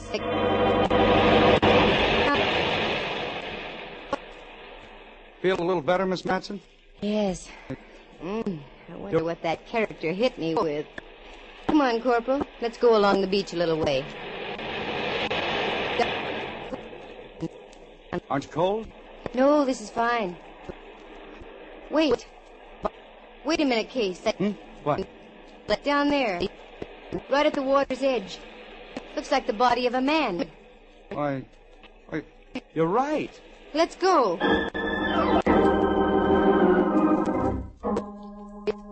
We ducked around a clump of brush and hightailed it down to the water. Sure enough, it was the sprawled figure of a man. Every time a wave came in, the body would change position, setting new patterns of crumpled legs and oddly shaped arms. Give me a hand, Case. Help me roll him over. Okay. There. Hey. Look at this. What, Miss Matson? Do you know who this joker is? This is the lad who flattened my skull at the dance tonight. Yeah, I'll bet he's awfully sorry he did it now. He's quite dead. The corporal and I pulled and tugged and finally got the boy high and dry up on the beach. Then we ran up to my cabin. Operator. They must have closed the switchboard for tonight. Well, you wait here, Miss Matson. I'll run up into town. There's usually a prowl car there at this hour. Okay, but hurry, Corporal. Kay slammed out the door and I was left alone. I walked over to the cabinet, got a cigarette and lit it. Thoughts were going through my head like a roulette wheel, but none of the thoughts were dropping in the right slot. Then suddenly... Did you ever get the feeling you weren't alone? That a pair of eyes was watching your every move? I wheeled around. There he was, standing over by the closet door. Good evening. My bartender friend of the afternoon. Enjoying your cigarette, Miss Matson? Yes. Yes, I am, Mr. Sharp. Fine. Drag on it. Drag deeply. The last drag always tastes the best. What's on your mind? You've been on my mind ever since you pulled that body off the tracks this evening. Was that one of your jobs? Oh, yes. Hadn't you surmised by my musical signature? Wasn't that being rather dramatic? I don't think so. All great artists sign their work. Why shouldn't I? I came here to paint. But they only laughed at me, jeered. So I decided to paint in a different manner. It was beginning to pay dividends, too. But you and the others, you had to spoil it. I could have been big. Do you understand? I could have owned this whole country. Oh, no, Frankie. You leave too many of your cards around. Recognition. There has to be recognition for everything done in this world. Look. Here. I've got another F-sharp card, Miss Matson. So I see. I made it especially for you. About an hour ago. Is that when you held your pal's head under the surf down there on the beach? Shortly after, yes. And now I shall have to work fast, won't I? Your corporal friend with the muscles will be returning with the police. Over there against the wall, Miss Matson. You can't get away with this, Frankie. I think I can. You see, everything I touch must either live or die. In your case, it's too late for the former. So die you must. Corporal! Get back, Miss Matson. This guy's nuts. Looks like I'll have to add another. Oh! Corporal, you all right? Just got me on the shoulder. All right, Mac. Try this. Hang on to his gun arm, Pini. I'll try to get him with this lamp. Never mind that. He's going to drop that gun right now. Oh! Quick, Corporal, down the hall. You'd better hold it, Sharp. I'm warning you. Okay, you asked for it. Oh.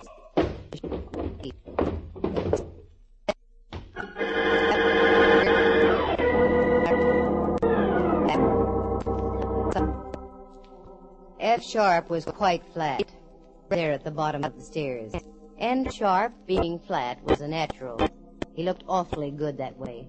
All I can say is I am terribly grateful for Fordord's highly efficient MPs. Case ducked out to get the police, but halfway down the stairs he heard Sharp's voice in my room. He tiptoed back and listened just long enough outside my door. Just as Frankie had leveled his pistol at my head, Case broke through and wrestled the gun out of Sharp's hand. Oh, the rest of the facts? Well, I've got the dissa and data right here. Frankie Sharp was a wise boy. He was dishonorably discharged from the Army in 1946. He came to the Monterey area with a complete load of Army uniforms, fatigues, and general equipment.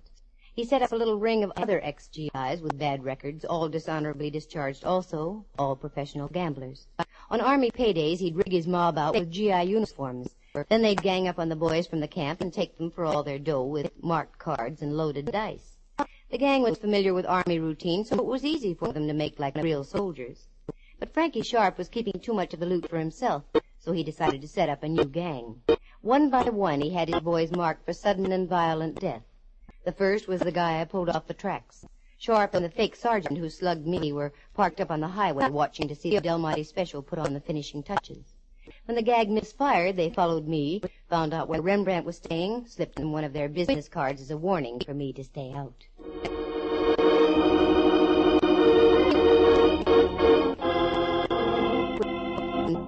But the fake sergeant turned chicken. He didn't want those F-sharp notes all over the area.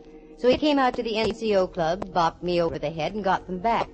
When he returned, Frankie knew the fat was in the fire and that the time to strike was then. So he took his pal down to the beach, gave him a finger wave and a permanent, the kind you don't wake up from.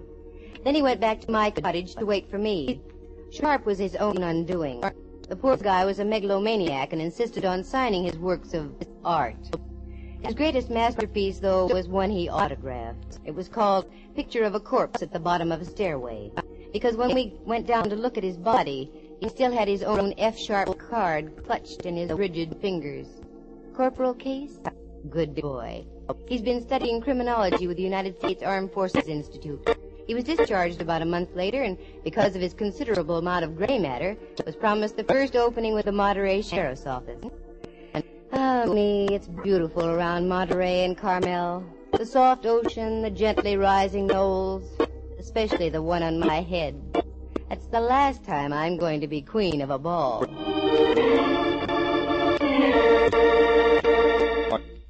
Listen again next week at this same time. For excitement and adventure, just dial Candy Matson, Yukon 28209.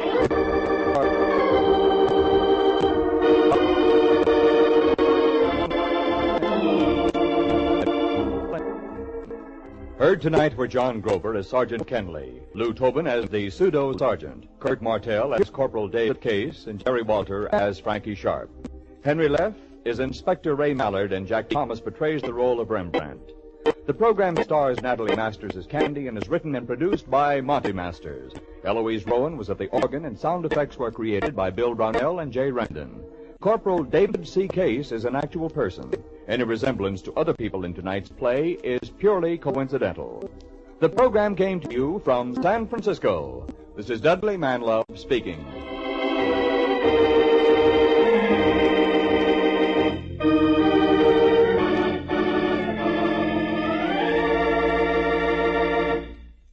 You are tuned for the stars on NBC.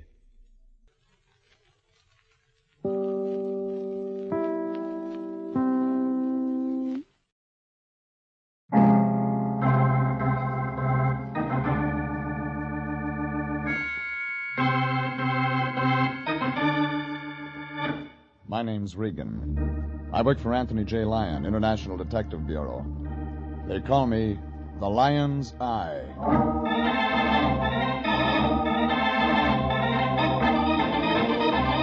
Wednesday at 9, and CBS brings you Jeff Regan, Investigator, starring Frank Graham as Regan with Frank Nelson as Anthony J. Lyon. So stand by for mystery and suspense and adventure in tonight's story of The Lady Who Wanted to Live.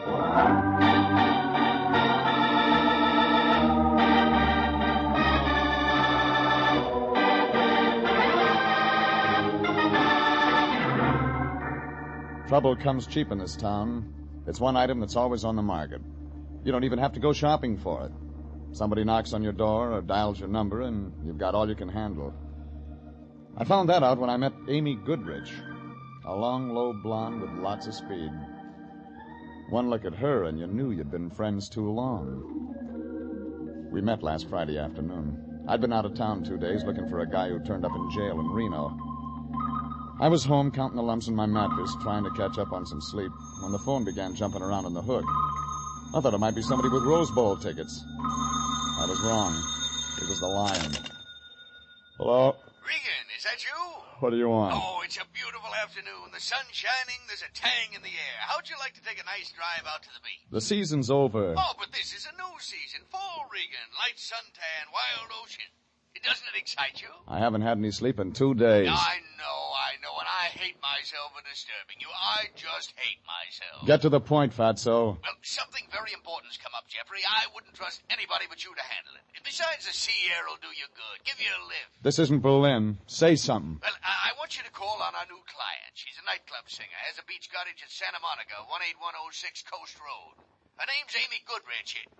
You still there, Jeffrey? Still here. Up, my boy, to the colors, on the firing line. Drop dead. Oh, now that's not being a good soldier. Why, if I didn't know you, I hung up, stuck my head under the pillow again, and waited for him to call back. He didn't. He was playing it coy. Well, I tossed around for another half hour.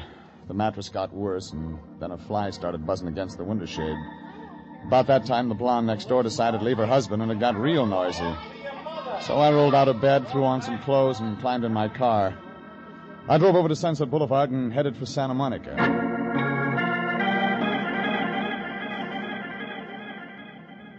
18106 Coast Road turned out to be a bundle of flagstone and glass brick piled up against the ocean.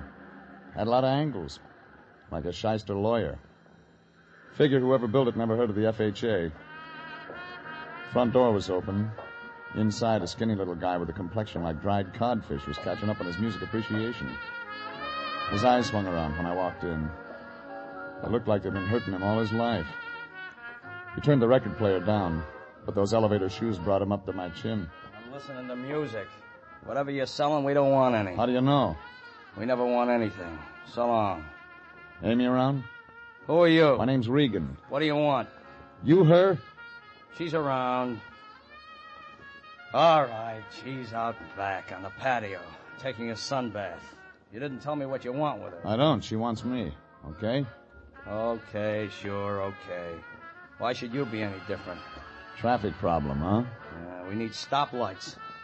Go right on through the dining room. Just in case I want to write this up, who are you? Felix. Felix Beethoven. Well? I didn't say anything.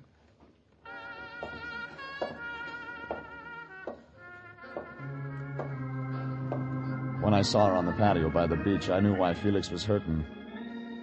Amy Goodrich was the kind of blonde they put on those resort hotel calendars in Las Vegas. No matter what month it was, she'd always start you looking around for spring. There wasn't enough material in her sunsuit to make a good pen wiper.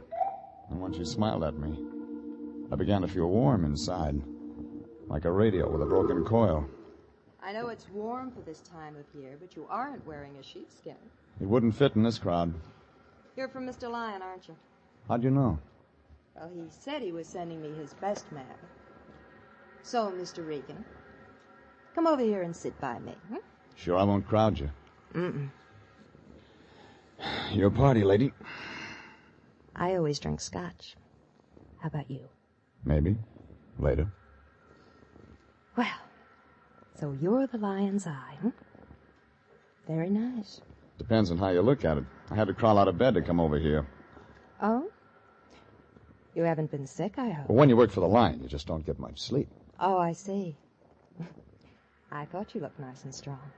I'll tell my tailor. And quick, too. Look, you can relax, Regan. This job is going to be easy. What is the job? Protecting me. If you're going to wear that all the time, I'd better send for reinforcements. I think you'll be able to handle it. You'll do just fine. If I know who I'm protecting you from. Yes, I suppose you do have to know that. Have you ever heard of Tim Conover, Mr. Regan? Yeah. He runs an upholstered cigar box downtown. Diamond Club. He plays for keeps. I've heard.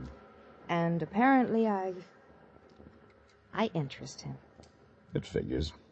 I worked for him 2 years ago singing. He became very interested in me, but I turned him down. Conover wouldn't like that. He doesn't. He has another girlfriend now, a Helen Lesser. I thought she'd take his mind off me, but she hasn't. You still saw? He's been around half a dozen times this past week, casing the place. I think he's got some nasty ideas. Like? I don't know. But he might not be very gentle. So, I hang around until he shows up, huh? Mm-hmm. You protect me, Mr. Regan. I want you to stay real close to me. I, could go to the Diamond Club, talk to him. You could, but he doesn't impress easily. And, I'd still want you around. I see. You don't want me to talk to him. There'll be time for that later. But right now, let's you and I get acquainted. Your boyfriend isn't going to like that. Felix? He's only my arranger. He writes better if he's jealous. He must turn out a couple of operas a day. He's got a bad ticker, hasn't he? He's got a bad heart. But let's talk about us. Conover, remember? Oh, Regan, don't go. I hate to be alone. I'll be back. Why'd you stay for dinner? I'll send Felix out to a double feature or something. I'm hired. I have to see Conover. All right. Kiss me goodbye. No thanks, lady. I gotta drive. But it figured Amy never read the vehicle code. I didn't mind when her arms went around me, but I could feel something else on the back of my neck. Eyes. Somewhere in that house, Felix was watching, and I knew he wouldn't like the kind of music we were making. Hurry back, baby. I could still feel him watching when I broke away and walked back through the house. He wasn't in the dining room, so I went through the archway to the living room. I didn't find him, but he found me. For a guy with a bad ticker, he was fast at his feet. He had a letter opener in his hand, but I didn't see the afternoon mail. I grabbed for him, and he slid away. Then he came around again. This time I got my hand around his wrist. Drop it, Buster. Drop it. Take it easy. You got small bones. You're not built for rough work. Leave her alone. Leave her alone, Regan. You leave her alone.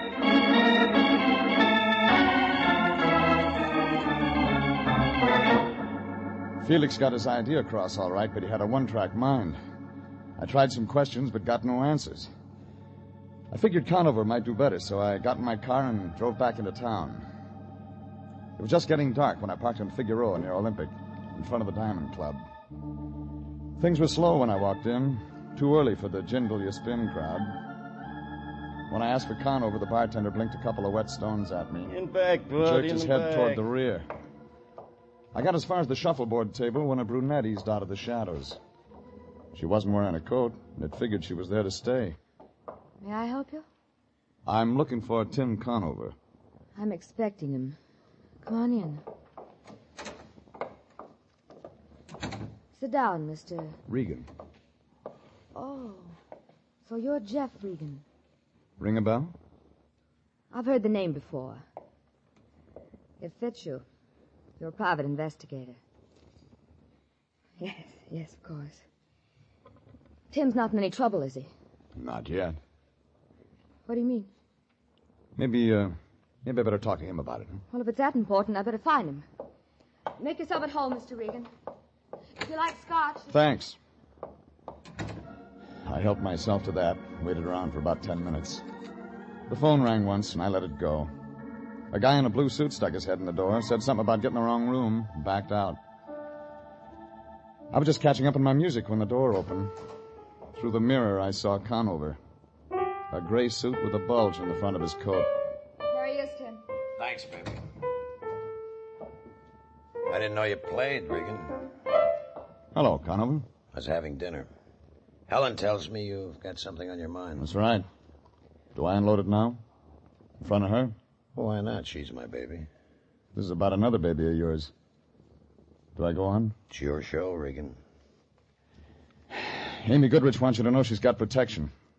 Oh? Well, all right, Regan. You did your job. You told me Amy's got protection. See you somewhere. She wants to be left alone. All right, she wants to be left alone. Anybody bothering her? You are, according to her. This guy's working in a weed field, Angel. I got over her a long time ago. I haven't seen her in 2 years. I believe you, Tim. All right, Regan. She believes me. This is where you get off. Amy says she's seen you hanging around her place lately. Makes her nervous. Wrong guy, Regan. You made a big mistake. Sure. So the guy who picked Michigan. Look, I don't know what your pitch is, or Amy's, but I'm not buying any. You may change your mind. You know, you've been in business too long, taking too many rabbit punches. You ought to start taking care of yourself.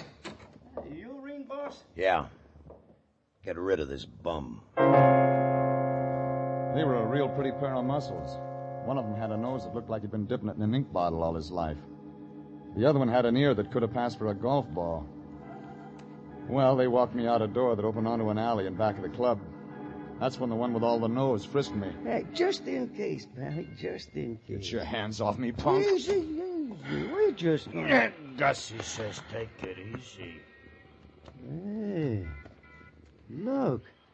State of California. Gun and all. This guy's a gumboots. Max. What? I don't like no gumboots. Gumboots worse than a bum. You hear that, gumboots? Gussie says a gumboots is worse than a bum. You don't talk. Gumboots. How tough are you? Still don't talk.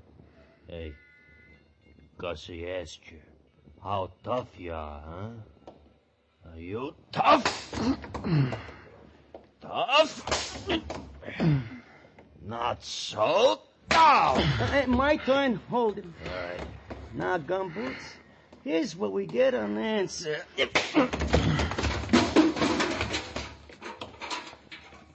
Very nice, Gussie. Thank you. Come on, Maxie. We'll be late for dinner. Yeah, what about him? Ain't you heard? He don't feel like eating tonight.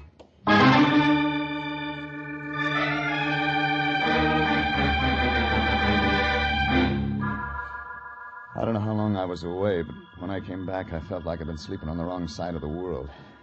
I was still in that alley, and it was still dark. My head was rattling like it was full of broken glass. A yellow cat with an inferiority complex was sitting there looking at me. All of at once, he started running. Regan. I didn't try to catch him. Regan. Regan! Can you hear me? Wake up! Yeah. Have you been drinking? Oh, shut up. I send you out on a simple little job. I put all my faith and trust in you, and what do? Wind up in an alley drunk. Get out of here. Nuzzled up to a garbage pail, bleary-eyed, with melon seeds in your hair. How Stop can blowing you steam, Fatso. You're not a locomotive. Oh, now, don't get so excited. You're getting seeds all over. Give me a hand, will you? Yeah. How'd you get here? Amy Goodrich called. She was getting worried about you. Said you went over to see Conover. She wanted me to stop you. I figured she would, but she's too late. A couple of his boys played beanbag with my skull. Well, who does Conover think he is, anyway, pushing my boy around? Just who does he think There's the door. Go in and ask him. Well, now, I couldn't do that. Well, tell me, what's this all about? That's what you're going to tell me. But I don't know anything. Amy Goodrich must have told you something when she hired me. If you're holding out on me... But I'm not, Jeff. Well, then start checking. Find out about Conover. Conover? What do you want to know about him? Everything. Find out, for example, if there's anything Amy Goodrich could be blackmailing him with. Blackmail? Regan, what is going on? I told you I don't know. Well, then make a guess. Okay. It looks like everyone's in love with Amy. I left the lion standing there. He looked worried, like an elephant with a skin rash. None of it made sense. I knew I'd have to get some answers before long. I drove over to my place and straightened myself out with a shower and some Johnny Walker. A half hour later, I was back out in Santa Monica. The fog was closing in over the house when I rang the bell. Nobody answered. But somewhere in the back there was a light, so I walked around on the sand. The patio was empty. Inside, Amy was sitting on a zebra-striped couch. She was wearing a white strapless thing with a splash of red in one shoulder. She had a movie magazine in one hand and a drink in the other. But she wasn't having a very good time. She was dead.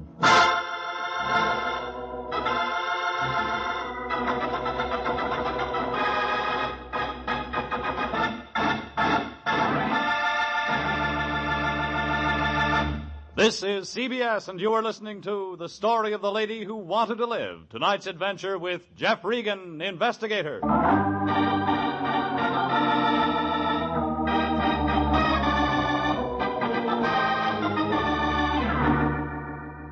Well, the lion wasn't going to like it. His client, Amy Goodrich, was dead, and she wasn't in the market for protection anymore. I looked around for a gun, but didn't find it. Then I picked up the phone and put in a call to homicide. But I never talked to them. Out of the corner of my eye, I saw Felix standing out on the patio, and he saw me. I hit the floor and pulled the ramp with me. Even after the gun was empty, he stood there pulling the trigger. Then he threw it down and began running toward the ocean. I went after him.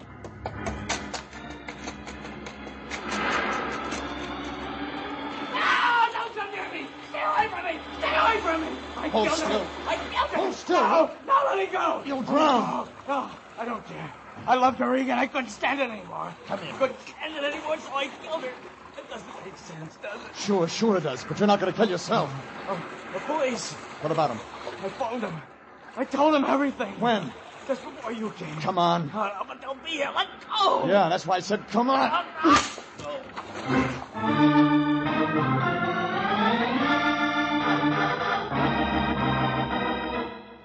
I dragged him out of the surf and got him into my car. He kept mumbling all the way into town. It was 2 minutes after 10 when we got to my apartment. 3 phone calls turned up the lion in a Turkish bath. He kicked, but when I told him what happened, he said he'd come right away. 20 minutes later, he walked in. He still had a towel wrapped around his head. He looked like Sitting Bull in an Easter bonnet. Where is he, Regan? Where is he? In there, asleep. Asleep? Just like that, he can drop off to sleep after what he's done? I gave him some pills. What about homicide? He already called him. But they'll be looking for him down at the beach. We've got to stay clean, Regan. I'm going to phone homicide. Pick up that phone and I'll ram it so far down your throat you'll get a busy signal out of your hip pocket. This is murder. What's gotten into you? You're not going to toss Felix to the wolves. Regan, you'll find the girl dead. Felix has the gun. He admits killing her. What are you saving him for? What are you going to do with him? Stuff him and put him on your mantle? He's a fall guy, a patsy. He didn't do it. He didn't kill her? He was carrying this gun. He took 6 shots at me tonight. That's all it holds. There's 1 bullet in her, and he didn't have any extra slugs. Now, what did you find out about Tim Conover? Oh, he's clean, Regan. Absolutely clean. Unless you want to count a court-martial. He celebrated V.E. Day by poking a major in the chops. What else? He kicked him, too. All right. Hey, where are you going? Out. Look, you stay here and keep Felix company. Oh, of course, Regan. I'll do that. Run along. You needn't worry. I'll watch over Felix like a father. You'd better. But the cops will be here. It won't take them more than an hour or 2 to find him. Yeah, and I've got just that long to find out who really killed Amy Goodrich. All right. I suppose I'll have to go along. After all, we're working hand in hand in this thing. In that case, I'll hide my ring. I didn't like the idea of leaving the lion there with Felix, but there was nothing else I could do. Besides, I still had to do business with a guy named Conover. I was just getting into my car when I felt a gun in my back. And right away, I knew Conover had business with me. All right, Regan. We got things to talk over, and I just keep walking straight ahead, the black sedan. Now, Regan, you sit in front with Helen. I'll take the back seat.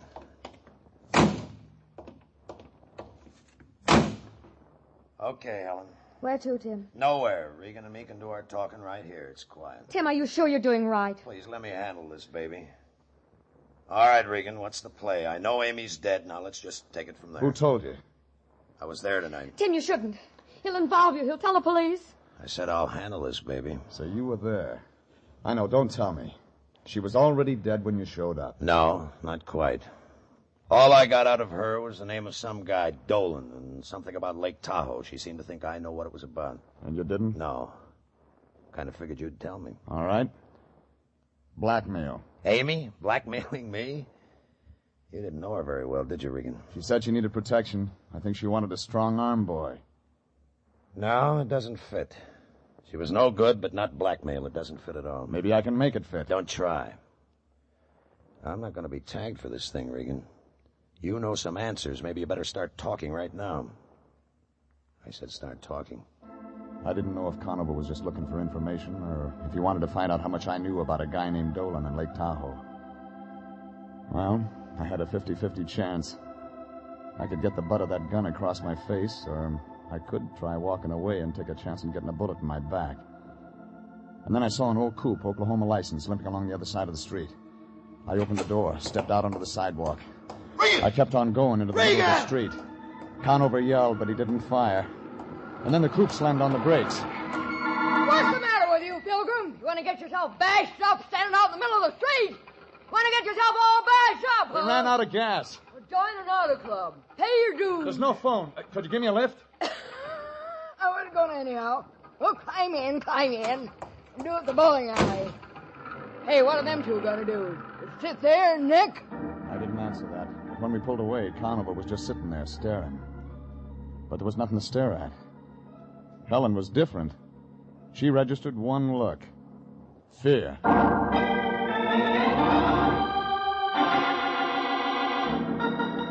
15 minutes later, the Oklahoma license dropped me off at Vermont and Franklin, where I got a cab. All the way downtown, I kept wondering about Conover's play. He could have stopped me, but he didn't. That could mean he hadn't shot Amy. It could also mean he had shot her, but he knew about Felix confessing over the phone to the police. At the Examiner morgue, I found Ned Fuller looking at a girly magazine. I told him what I wanted, and 10 minutes later he spread out a file dated May 9th, 1945. Is this it? Wealthy playboy shot to death. Willard J. Dolan, San Francisco socialite, found dead at Lake Tahoe cabin. That's it. Oh, well, they never did solve it. There's some stuff here about a mystery I can woman. read. They think she might have done it. Somebody seen her come out of the cabin that night. She's tall, blonde. First name, Amy. No, they never found out who she was. Somebody did. Oh, well, there was witnesses. Yeah, let's see here. Mr. and Mrs. Franklin James, San Diego people. They saw the dame come out, but they couldn't give a good description of her. Want to bet? A bet? Sure, I'll take Notre Dame. Who'll you take? I'll take a guy named Tim Conover.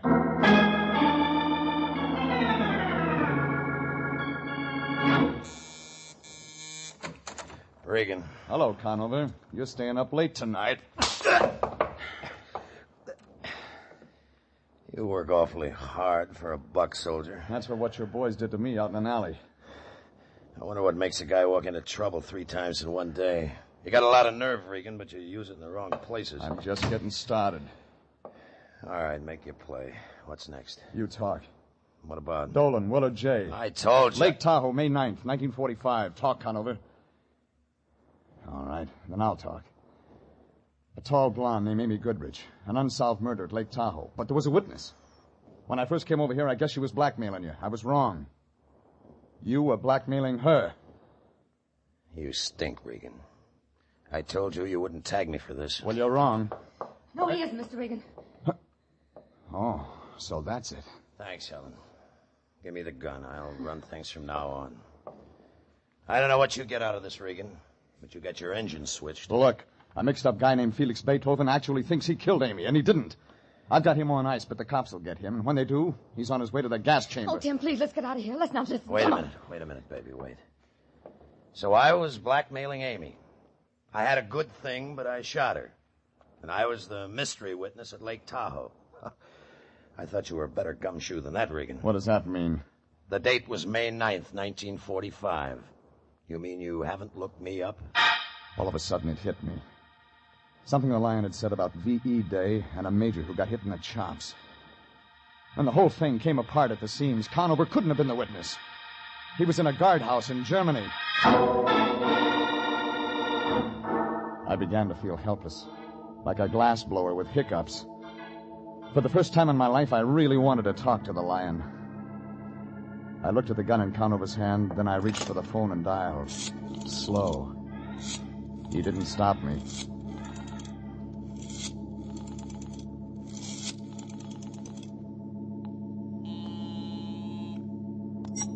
Anthony J. Lyons. Lion, the cops. Oh, Regan. They're not here yet. Felix? Still asleep. Well, get him out of there. Regan, I can't do that. Get him out of there. We broke our pick. What? I've been working the wrong angle. We gotta have more time. But I can't get him out of here now. We'll be seen. You must have something. I have. A guy named Willard Dolan was killed at Lake Tahoe. A Mr. and Mrs. Franklin James were the witnesses. But Conover isn't... Regan. Hold it. Yeah? That name. Tim. Mr. and Mrs. Franklin James? Hang up. Regan, what's going on? Hang up. Jeffrey, are you... Helen's got something to tell you. Oh, Tim, please. Go ahead. Go ahead, baby. Tell him. Tim. Wait a minute. Mrs. Franklin James. Yeah, Mrs. Franklin James. All right. I was Mrs. Franklin James. I was a witness. I did blackmail Amy. And you figured me to be the fall guy. You hung around just so you could use me if the heat ever came on. No, I swear, Tim. I love you. I never meant to get you involved. But I used a piece of your stationery once. Amy had it traced. So she figured it was Conover all the time. Yes. Oh, I went crazy trying to cover it up. Because I love you, Tim. I love you. I couldn't let anything happen to you. No, but you set me up for a murder rap. No, I wasn't. I was trying to protect you. Don't you see Amy was going to kill you, Tim? She was going to kill me. Yes. Oh, she wanted Regan Powers to set up that story about your threatening her. And then she could claim self-defense. But it didn't work that way. No. You came around. I couldn't let Tim find out. I couldn't let anybody find out. You killed her, didn't you? Yes, I killed her. For you, Tim. I killed her for you. But we can get away, darling. Regan's the only one who knows. Sure, and the kid with a bum ticket takes the rap. Except that somebody might ask questions about what happened to me. We'll have to take that chance, Tim. Regan's the only one who can make trouble for us. Us, baby? What? I don't have any troubles. You have. Oh, Tim. You're joking. Listen to me. You're wasting your time. Tim. You won't help me? No. You won't help me? No. But if you let them arrest me, I'll die. They'll convict me. Oh, please, you have the gun, Tim. You can save me. I don't want to die. I love you. I want to live. I don't want to go. All right, Regan. You better get her out of here. Tim! Regan, I said get her out of here.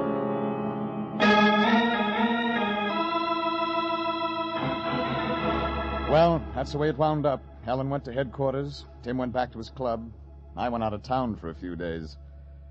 When I got back, I drifted into the office. The Lion gave me the wind-up. A report on Felix. Yes, Regan. Those doctors worked on Felix Beethoven 3 days. Psychiatric medicine's a profound study. Profound. They finally convinced him he didn't kill Amy. Yeah. That's sad. He loved that woman as cruel as she was to him. He loved her a great deal. I suppose life will be lonely for him now that she's gone. You're wrong. What do you mean? I saw him in Hollywood today. He's got a new friend, one with red hair. You mean to tell me he's willing to do it again? To accept abuse from another woman? Why, that man's a natural for any woman's dominance. He hasn't got a thing to worry about. But you said she was a redhead, and I know redheads. Yeah, but Felix is bigger than this one. Besides, the new one's a Cocker Spaniel. Jeff Regan, Investigator, was written by E. Jack Newman and Adrian Jandot, directed by Sterling Tracy. Frank Graham is starred as Regan, with Frank Nelson as Anthony J. Lyon. Original music is by Dick Arant. This is CBS, the Columbia Broadcasting System.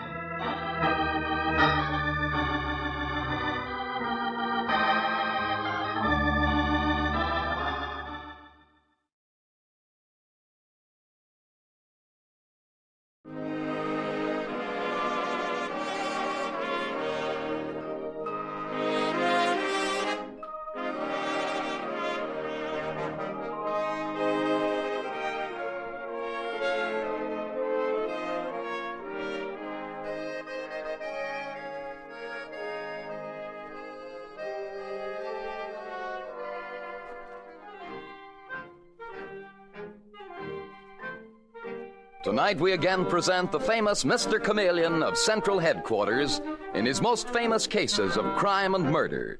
As all of you know, Mr. Chameleon is known in the police as Chameleon, the man of many faces, who appears in various impersonations to track down his prey. The audience always knows who Mr. Chameleon is, but the criminal he is tracking down seldom does. Tonight we give you Mr. Chameleon and the case of the game of death.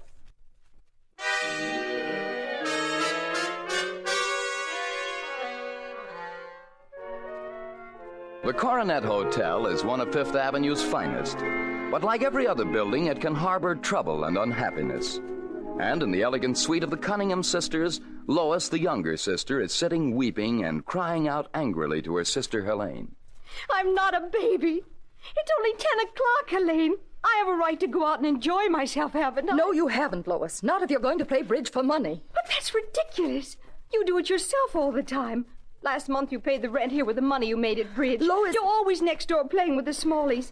And just because they asked me to a couple of parties... You're too young for that sort of thing. You're only 20, Lois. Since Dad and Mother died, I've had to look after you. And I intend to go on doing it whether you like it or not. But the Smalleys have been so kind to us. I didn't say they weren't. I simply said that I won't have you playing cards for money. I'll answer that. And don't think I finished with you. I haven't. It may be Edgar. I hope it's Edgar. The sooner you marry him, the better I'll be pleased. Yes? Oh, hello there. What's that? Helene! Helene, what happened?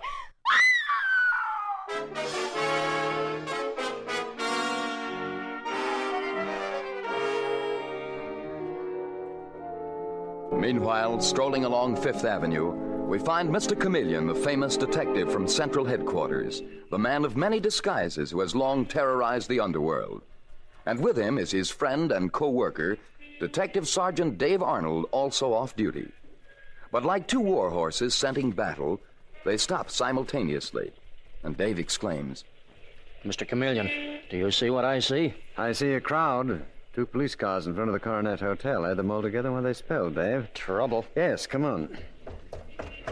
It looks like big trouble, Dave. Oh, there's Captain Robbins. He must be on the job. Hello, Captain. Mr. Chameleon, Dave. What's up? Plenty.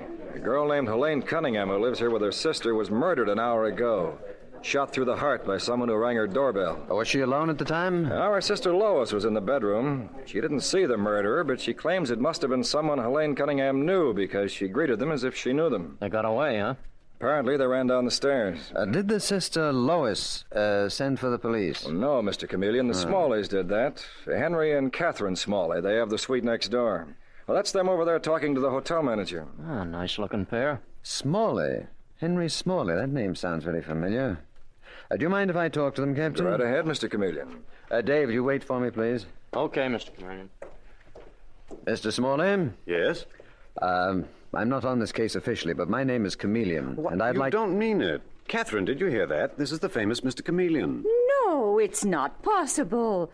Why, you're young and attractive, Mr. Chameleon. From the way we heard you described, we expected a monster with horns. I don't follow you, Mrs. Smalley. Who described me to you? And why is it that your name sounds so familiar to me? Well, let's say we have mutual acquaintances, Mr. Chameleon, who have talked about the brilliant impersonations you use when working on a case.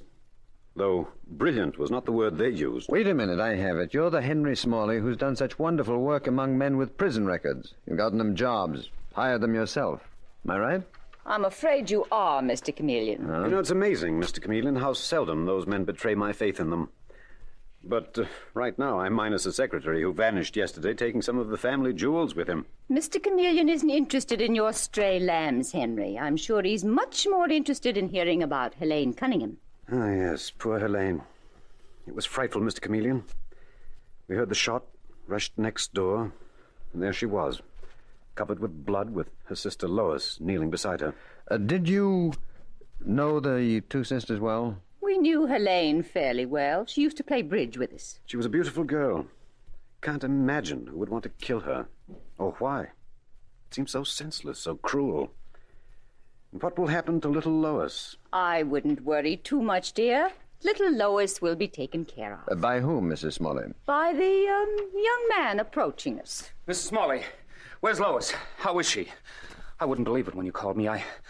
I still can't believe that Helene was murdered. Lois asked me to call you, Edgar. She's still upstairs being questioned by the police. Then she needs me. Thank you for calling. Touching, isn't he, Mr. Chameleon? Young love on a white horse is always so touching. Is he Lois Cunningham's fiancé? We presume he is. His name is Edgar Williams. She brought him to call on her several times. Well, then she will be taken care of. Yes, Mr. Chameleon, if you call being married to a nice, dull young man being taken care of. Personally, I think that Lois deserves a better fate. I think that Catherine and I should take an interest in her.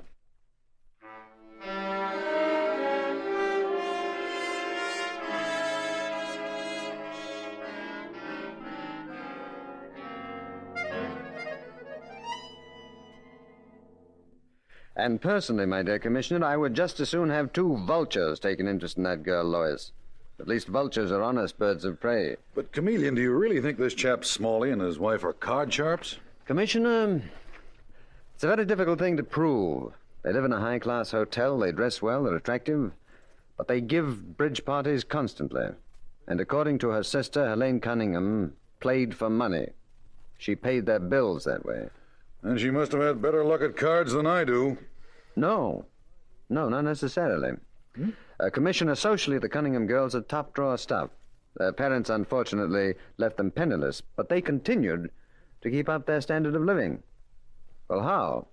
Because Helene won occasionally at bridge? No, Commissioner, you'll never convince me of that. Then you think that the Smalleys used Helene as a come-on? She introduced them to her friends with money, and then the Smalleys proceeded to fleece the friends at bridge. I think that's very possible. And when she decided to pull out, she was murdered. I think that is possible, too. But remember, a high-class gambling ring, Commissioner, is the toughest thing in the world to smash. How can you prove that a charming couple like the Smalleys are card sharps? If they are. And you believe they are? I believe that a lot of ugly things go with gambling. Blackmail, sometimes suicide, sometimes even murder. Now, the Smalleys are just a cog in the wheel. And I'd like to smash the wheel. Well, how are you going about it? Are you going to take up gambling? Get yourself an introduction to the Smalleys' inner circle? No, I'd rather be part of that inner circle. What do you mean? Well, Henry Smalley's pet philanthropy is rehabilitating criminals, or so he says. Don't you think he'd rehabilitate me? You? Uh-huh. Suppose my name is Otis Smith. I've served a term in prison for forgery, but I want to go straight. Now, after all, Commissioner, Mr. Smalley is a charitable man. I'm sure that he'll be only too glad to help me. When Mr. Smalley sees me, it will be as Otis Smith.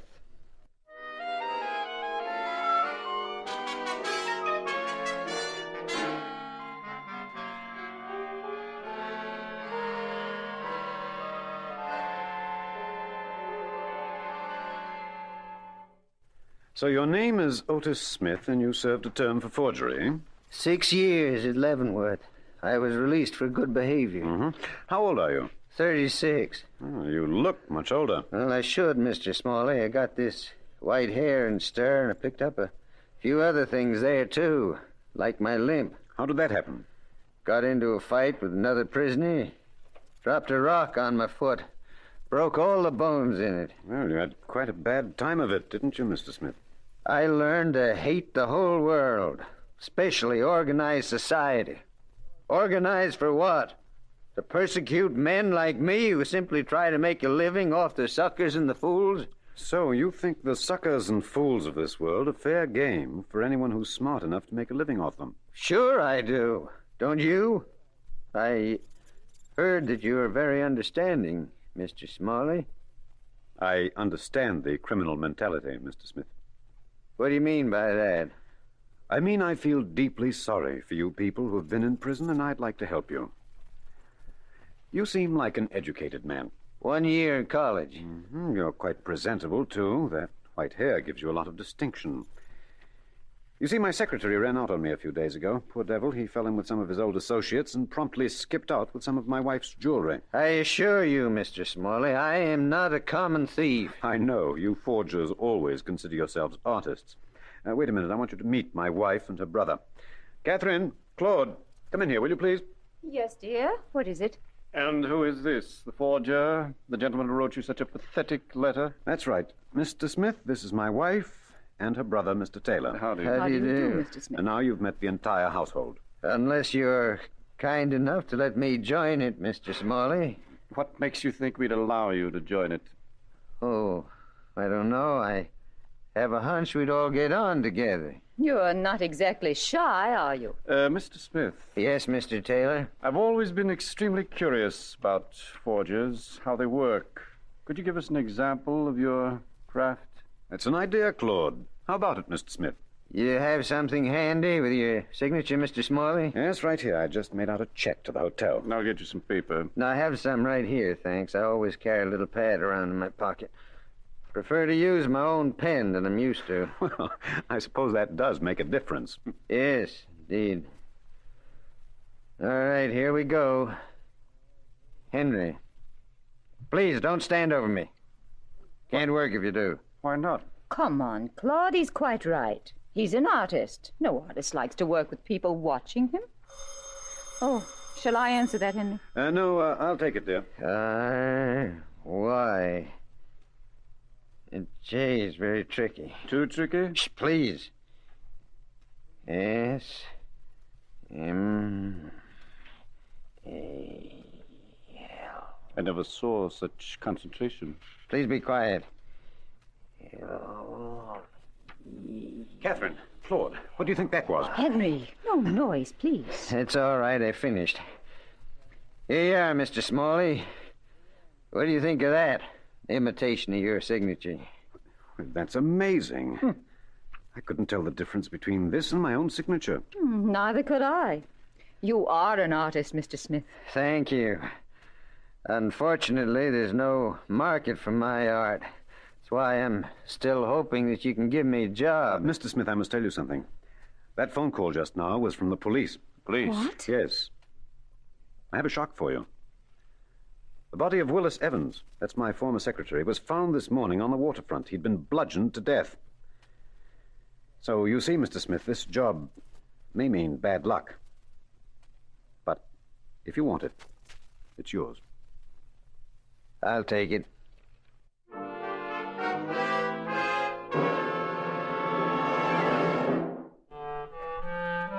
Mr. Chameleon and the case of the game of death continues in just a moment.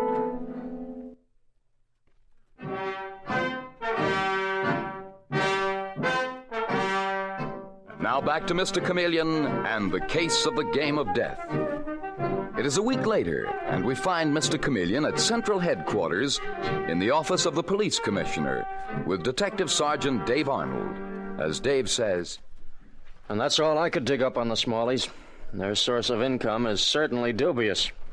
None of them worked, not even Mrs. Smalley's brother, Claude Taylor, and Mr. Smalley's small inheritance couldn't possibly take care of them. Not at the Coronet Hotel, it couldn't. What do you say, Mr. Chameleon?" Oh, no, hardly. I've been working for the Smalleys for a week now as their secretary. There's no question in my mind as to their source of income. And there is also no question as to who shot Helene Cunningham. The former secretary? Mm-hmm. Certainly, Commissioner. Then possibly he blackmailed them, or they felt that they couldn't trust him. So he was killed. And who do you think did that, Mr. Chameleon? I don't know, Dave. My guess is the brains of the whole outfit. That could be Smalley, or his wife, or her brother, Claude Taylor. Whoever it is, my personal ambition is to put them behind bars and keep them there. You feel very strongly on the subject, don't you, Chameleon? You know my motto, Commissioner. The innocent must be protected, the guilty must be punished. A vicious organization like this poisons innocent lives like Lois Cunningham's. And what about her? Well, I was in the kitchen last night mixing drinks in my role of Otis Smith's secretary. The Smalleys were having one of their parties. And suddenly I heard someone come into the pantry. Lois and her boyfriend, Edgar Williams. Lois was saying, "I can't stand it, Edgar. I've got to get out of here." "But, Lois, darling, what is it?" "There's something terrible going on here. I'm sure of it now. These card games. Edgar, they're crooked." "Lois, are you out of your mind?" "No. Oh, I didn't want to believe it. The Smalleys were so kind to me after Helene's death. But it's true just the same." "But, sweetheart, how do you know? I've never lost much money to the Smalleys. I've won as much as I've lost." "Well, so have I. But other people have lost tremendous sums. The Carters, for instance, and Babette Dixon, and... Edgar, I introduced all those people to the Smalleys." "Sweetheart." "Oh, Edgar, I'm afraid." "Lois, the trouble with you is you need someone to look after you. You've had the jitters ever since your sister's death." "I haven't told you, but someone's been following me every time I've gone out." "What?" "Well, there's something I haven't told you. Right after Helene's death, I got a permit to carry a gun. I've got it right here with me. If anyone tries to harm you, Edgar, I'll... put that gun away." "All right. But at least you know now I'm able to protect you." "Oh, darling, you're wonderful. Really, you are. You're the sweetest, the most naive." "Naive?" "Yes, naive. Especially about the Smalleys. Oh, Edgar, I do love you so much. I'm so terribly afraid." "Lois, who is that? Is there someone in the kitchen?" "I'm sorry, sir. It's only me. I'm Otis Smith, Mr. Smalley's secretary." "What the devil were you doing there? Eavesdropping?" "No, sir." "Well, I hope you got an earful. I hope I made it clear that I love Miss Cunningham, and I intend to protect her." And Lois Cunningham needs protection, Commissioner. Right now, she's in just as much danger as her sister was. What are you going to do about it, Mr. Chameleon? Dave, I have one little chore I want you to take care of, and then I'd better get back on the job as Smalley's secretary. They're giving another party next week. Well, Chameleon, does it occur to you that you may be in danger, too? Is that something new? Commissioner, I am determined to smash that outfit. And I want to get them all. Not just the cogs in the wheel or the spokes, but the hub, the very heart and center of the group, the one who holds them together and makes them go round.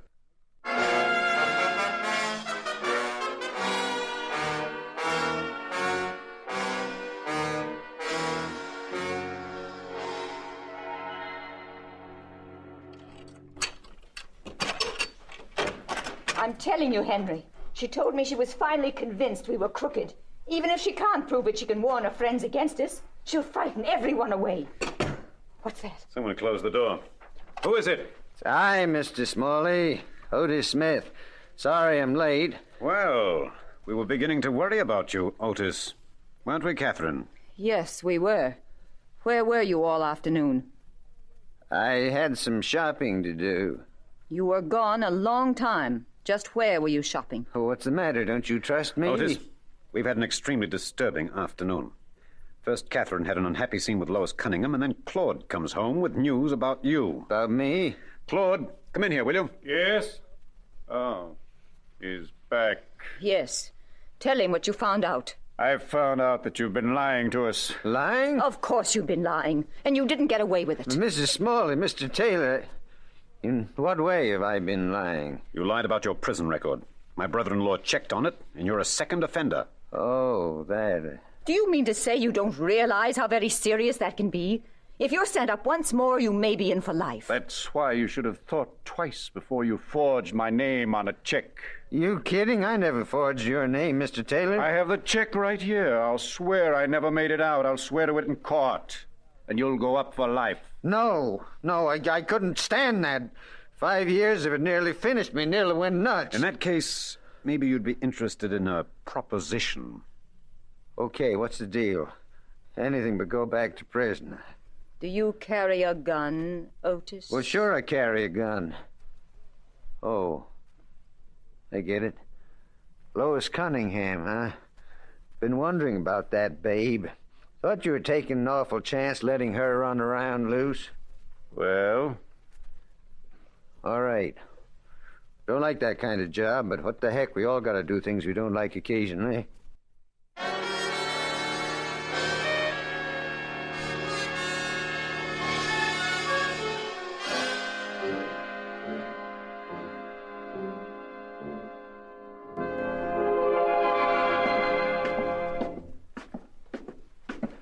Now, look, Dave.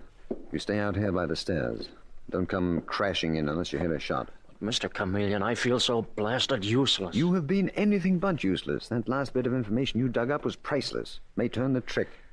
You think they'll all be there? They'll be right at my heels. They're going to make sure I pull off this job, that I kill Lois Cunningham. And if I don't, then they'll try to kill me. Or at least one of them will. And whoever does that is the one that we're looking for. Now, here is Lois Cunningham's apartment. See you later, Dave. I hope. Good luck, Otis Smith.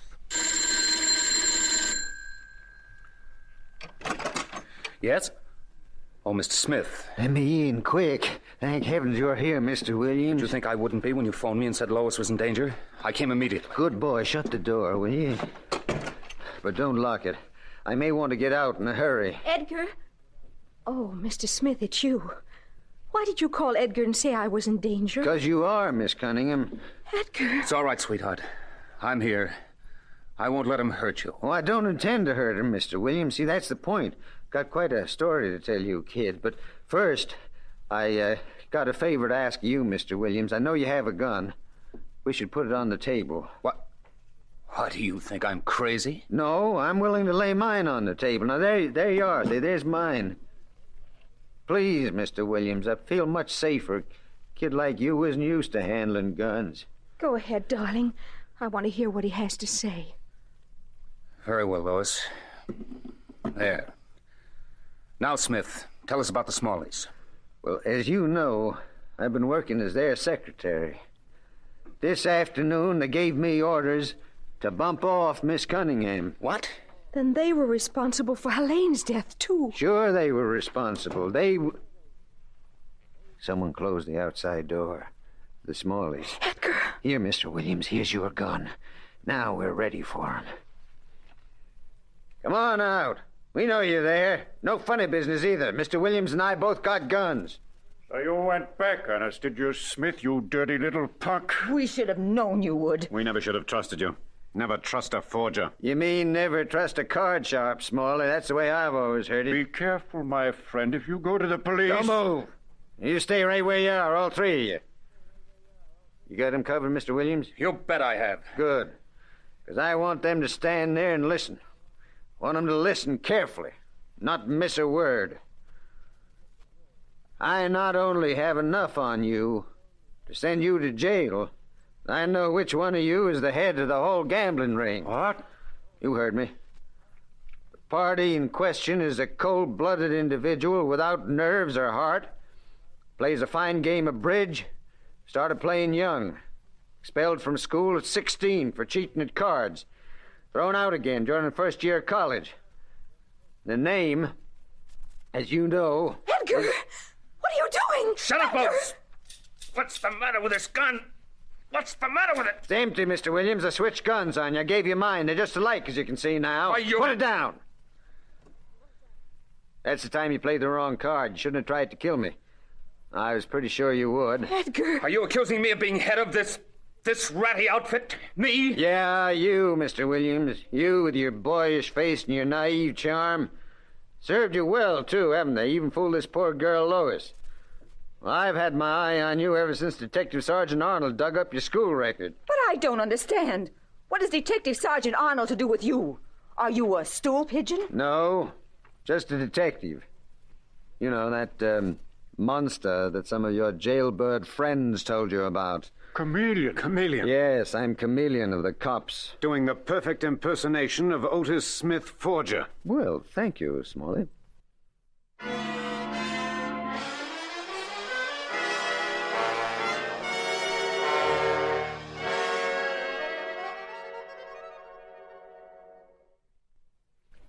Then the whole thing is over with, Mr. Chameleon.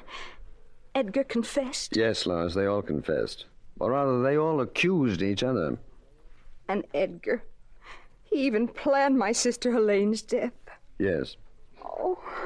Now, I know it's a difficult thing to face, but it's better this way. You're young, Lois. You'll fall in love again. Oh, no, never. Yes, you will, my dear. Take my word for it. And don't hate me too much. I don't hate you, Mr. Chameleon.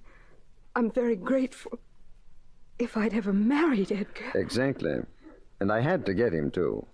You see, I couldn't let him go free to continue his criminal activities. I could have run in the others in the gang long before I did. I wanted to wait and get the top card in the pack.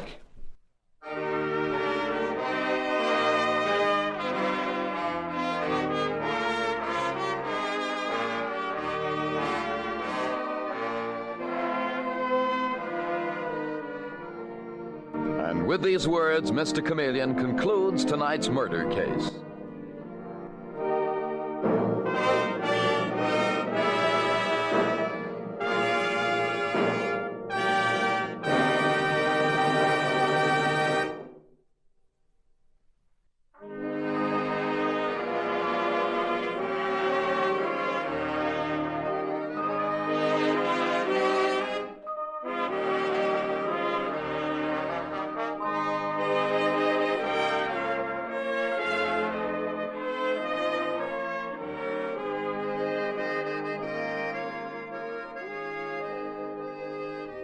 Listen next Wednesday night at this same time for Mr. Chameleon, the man of many faces.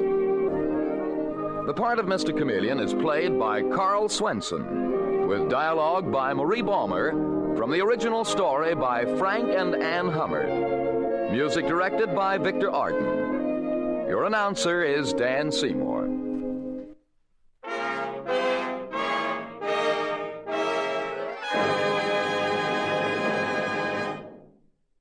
This is CBS, the Columbia Broadcasting System.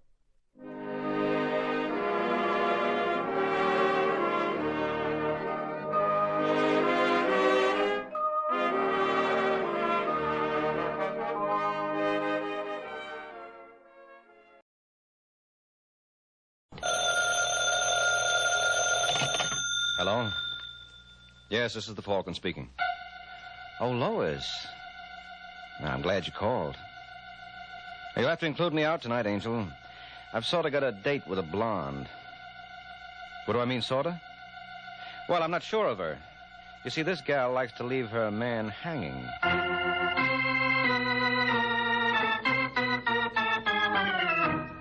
The Adventures of the Falcon, starring Les Damon.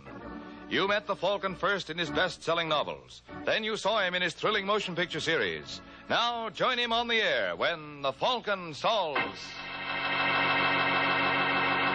the case of the double exposure.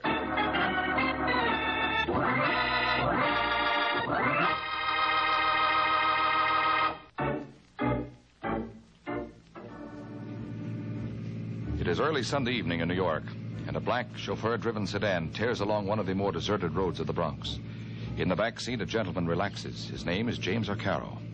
Mr. Arcaro is a man who knows his way around, but at the moment he has begun to have his doubts. Say, Ralph, wasn't that Marshalltown Parkway? I guess it was, Mr. Arcaro. Well, what are we doing here? I told you I wanted to go to Eileen Chambers' place.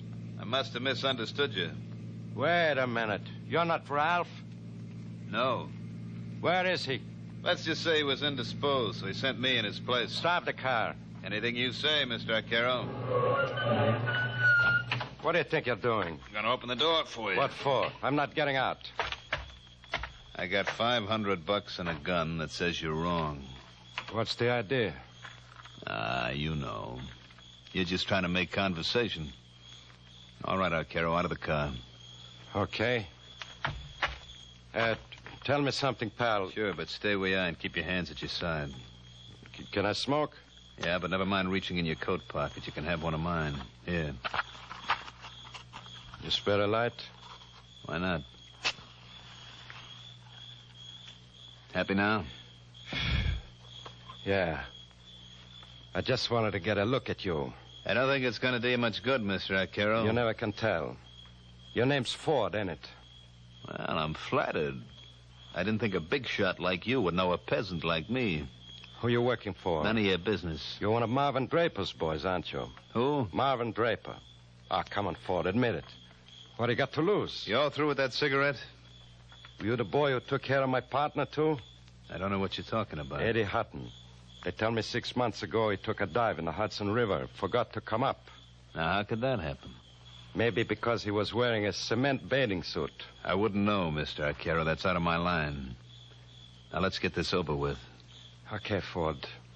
But I'd like to ask you one other favor. What?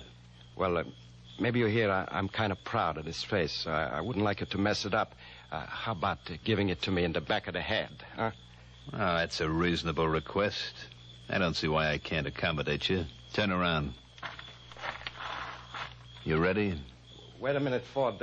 Can you work a little closer? Why not? How's this?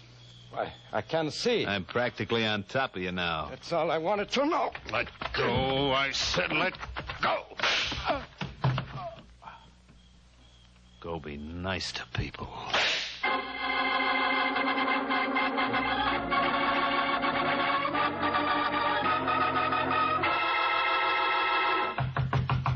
Who's there? Open up, Ford. It's the police. Oh, sure. Just a second.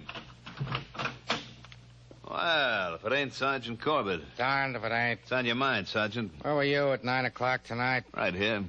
Oh, that's interesting. Why do you suppose Jimmy Arcaro told us you were with him? What? You're pretty careless, fella. Next time you leave a man for dead, you better take a saliva test. What are you talking about? He was found by a prowl car 20 minutes after you left. You're lying. I pumped... Go on, Ford. What were you going to say? You pumped 2 slugs in him? Sure. But he didn't die instantly. He was obliging enough to stick around for that prowl car and give him your name before he kicked off. Oh, you trying to kid? Don't believe me, huh? And how would I know that Arcaro put up a battle before you killed him? You're crazy. And you're careless. You should wear overalls when you're working. What's that spot doing on your pants? Huh? Where? Right near the cuff. Don't tell me it's lipstick. Come on, get wise to yourself, Ford. You're through. Your only chance is to play ball with us. No. I'm telling you, yes. Did Marv Draper put you up to this? Come on, Ford. Don't be a patsy. Why should Draper get away while you burned? Draper had nothing to do with it. Then who hired you? I don't know. You don't know? So help me, Sergeant. It's the truth. When I got home last night, there was an envelope under my door with 5 bills in it and a note. What kind of a note? Said if I knocked off Arcaro, it'd be another 500 a night. Was there? No. Where's the original note? I tore it up. You're lying. Why should I? Listen, you punk, I want the truth. Who hired you to kill Jimmy Arcaro? I tell you, I don't know. Well, until I find out, I'm going to make it so hot for you that when you sit in that seat at Sing Sing, you'll think you're squatting on an icebox. Now, let's go.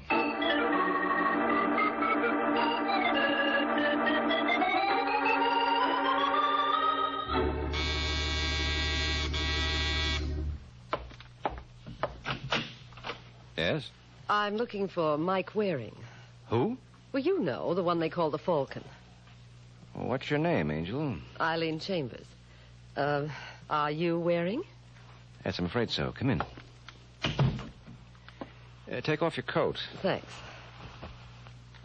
Mm-hmm. Pardon? I was just thinking out loud. You wouldn't care for a drink? No. You sure? Positive. You sound like a girl who knows her own mind. I do. Yeah, I was afraid of that. Well, what can I do for you, Eileen? Eileen? An efficiency expert once told me that by calling women by their first name, during a year I might save as much as... 3 seconds. Well, there's no telling. He thought it might be as much as 5. What's in your mind, Eileen? Take a look at this. Certified copy of last will and testament of James Arcaro. Where'd you get this? From Mr. Arcaro's attorney. You benefit under the will? Read the last paragraph. Everything else I own, I leave to my good friend and partner, Eddie Hutton. However, in the event of Eddie Hutton's death before mine, then I desire my estate to go to my protege, Eileen Chambers. Not bad. You like it? I'm crazy about it. How much did Arcaro leave? What's your guess? Oh, around $1 million. It's closer to 2. Well, that's really worth shooting for, isn't it? Just what is that supposed to mean?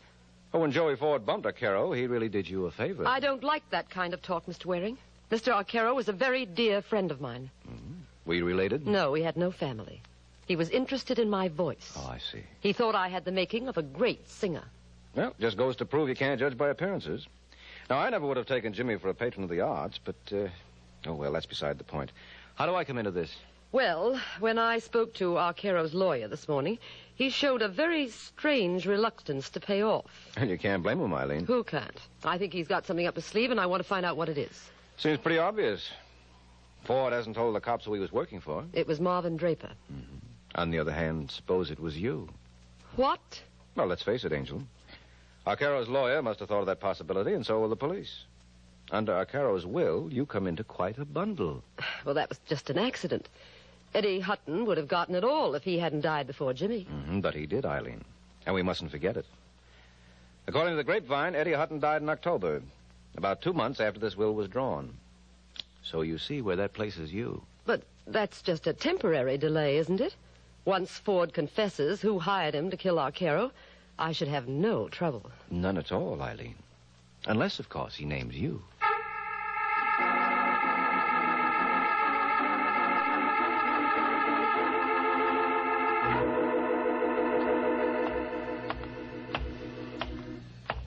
Say, mister. Mister? Who, me? Yeah. Did you happen to have a match with you? I think so. Here. Thanks. It's all right. Keep the whole pack. If you want to keep your health, you'll behave yourself. What is this? Just walk around the corner. I got a car waiting. Why bother? I can get a cab. Don't be cute. You've read enough books to know why I'm keeping this hand in my pocket. Oh, yes. Forgive the oversight. I'll start walking. Look, friend, I don't want to be difficult, but you got the wrong boy. You're Mike Waring, the Falcon, aren't you? Yeah? Well, then don't worry about any mistakes. My brother wants to talk to you. Your brother? Yeah. He's waiting for you in the car. Here he is, Eddie. Nice going, Alex. Get in, Waring. Sure, be glad to. All right, Alex, let's go. Right. Any place in particular you want Alex to drop you, Waring? Police headquarters will be fine. Well, I'm afraid that's a little out of our way. All right, now look, what's this all about? Don't tell me you don't recognize me. No, I can't say I do. Ah, such is fame. To think only 6 months ago, my picture was all over the front pages. Hey, wait a second. Yes?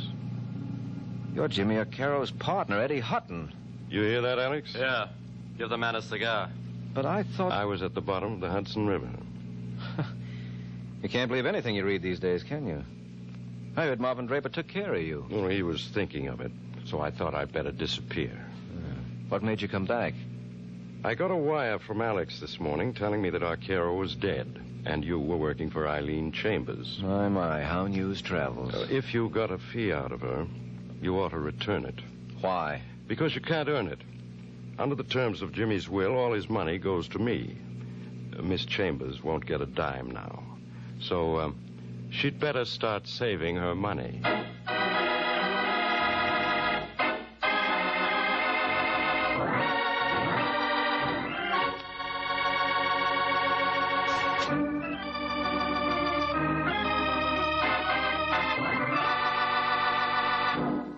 And now, back to the adventures of the Falcon. An hour has passed since Mike had his little interview with Eddie and Alex Hutton. And now, as we find him, he is relaying the information to his client. 4, 1, 7, 7.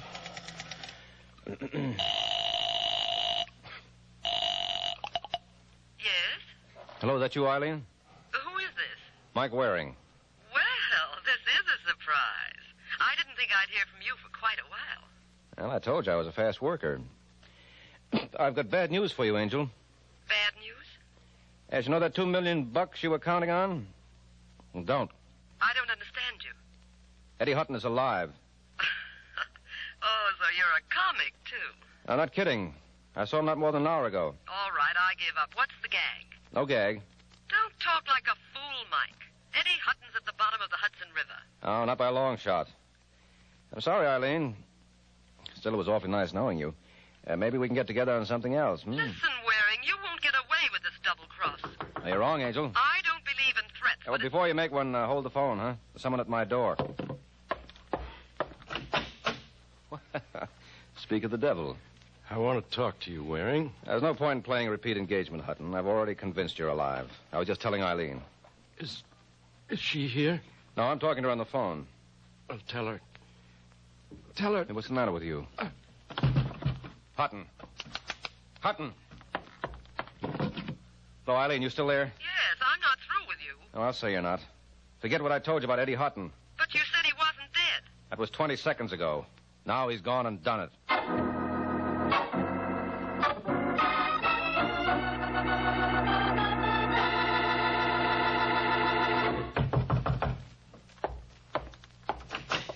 Yeah? Marvin Draper. That's right. Who are you? Mike Waring.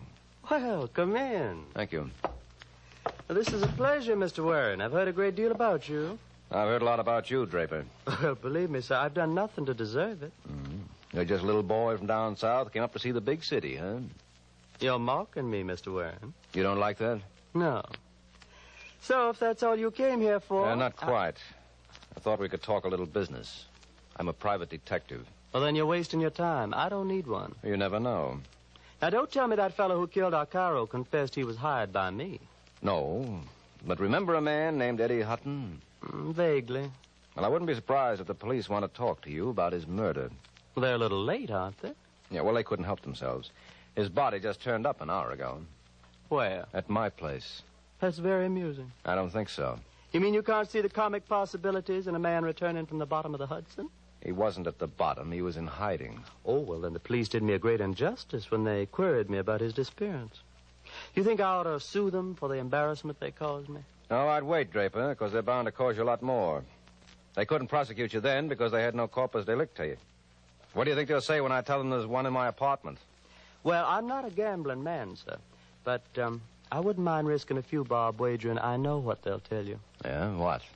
That you're crazy, Mr. Waring. Now, you just see if they don't.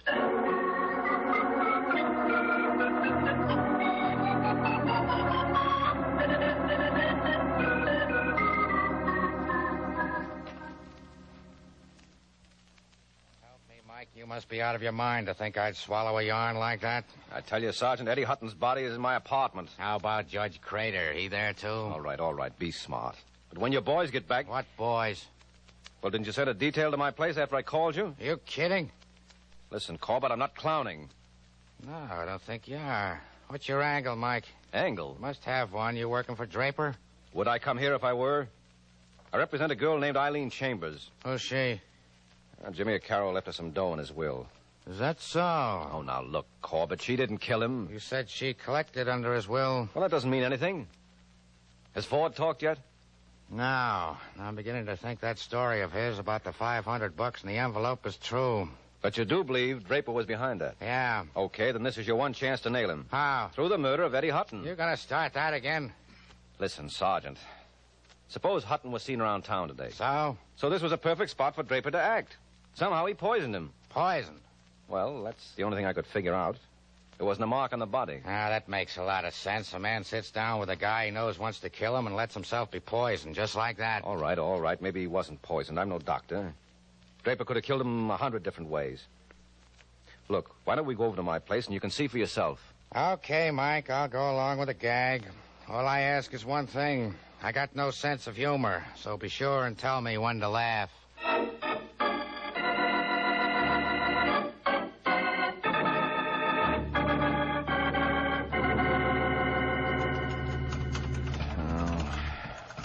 What's the matter, Mike? Having trouble? No, I got it now. Wait till I turn on the lights, huh? Where's Hutton? You blind? He's right there, but... Hey, he's gone. Is this where I start to giggle? I give you my word, Sergeant. He was right on the floor there. Very funny. I haven't laughed so hard. Oh, don't be a sap. You think I'd bring you up here on a wild goose chase? No, that's what bothers me. What do you mean? You're not the kind of a boy who goes in for practical jokes. You must have had a reason for this, and when I find out what it is... Wait a minute. What for? Did you bring that copy of Eddie Hutton's fingerprints with you? Yeah. But when Hutton keeled over, his hand hit the top of my desk. So what? So he wasn't wearing gloves at the time. Where's your fingerprint kit? Get me a glass of water. You need water to run the test? No, I'm thirsty. Oh, you... Well, hurry it up, will you? How you doing? Be through in a second. But if you don't find a copy of Hutton's prints on that desk, I'll eat it. Okay, Mike, start eating. This desk is absolutely clean. Hearty appetite, pal.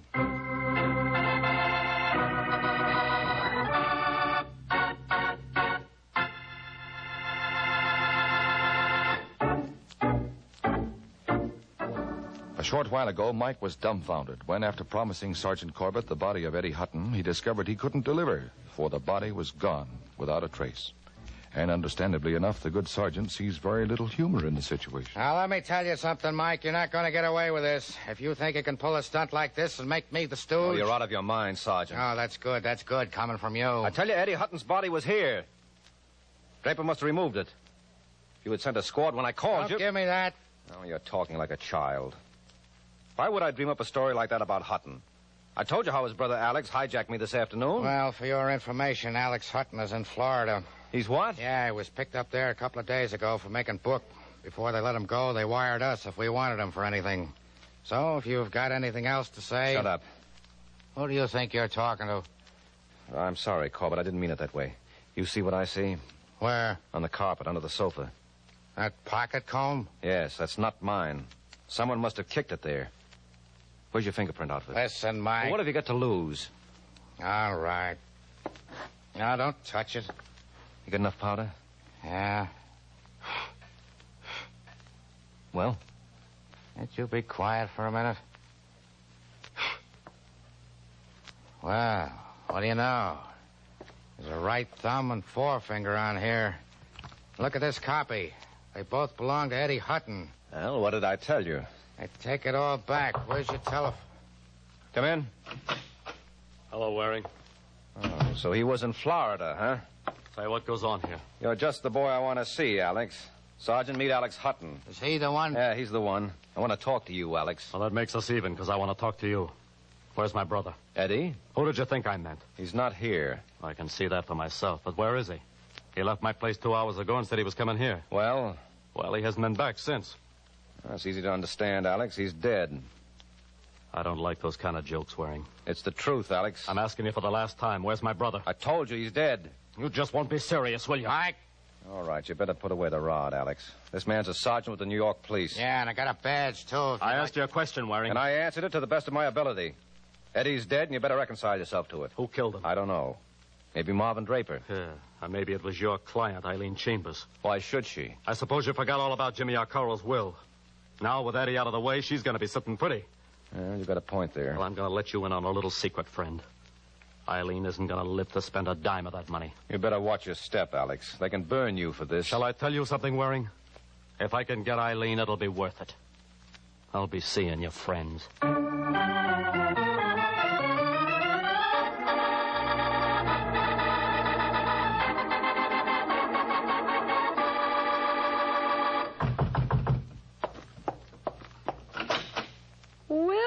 Well, if it isn't Alex Hutton. You surprised, Eileen? Not particularly. Come in. Now, let me have your coat. No, thanks, baby. I don't think I'll be staying very long. That's where you're wrong, Alex. What's the idea of the gun? I'm just beating you to the draw. Are you crazy? Well, wasn't that what you came here for? Of course not. Well, then why do you suppose Mike Waring made up the story? Mike Waring? That's right. You talked to him? Uh-huh. How? For a smart boy, Alex, you made an awful boner. Didn't you ever hear of the telephone? Great invention. He didn't call him. Oh, yes, he did. He should be here any minute. Oh, there, that's probably him now. Come in. Hi, Eileen. Hello, Mike. Who is your friend?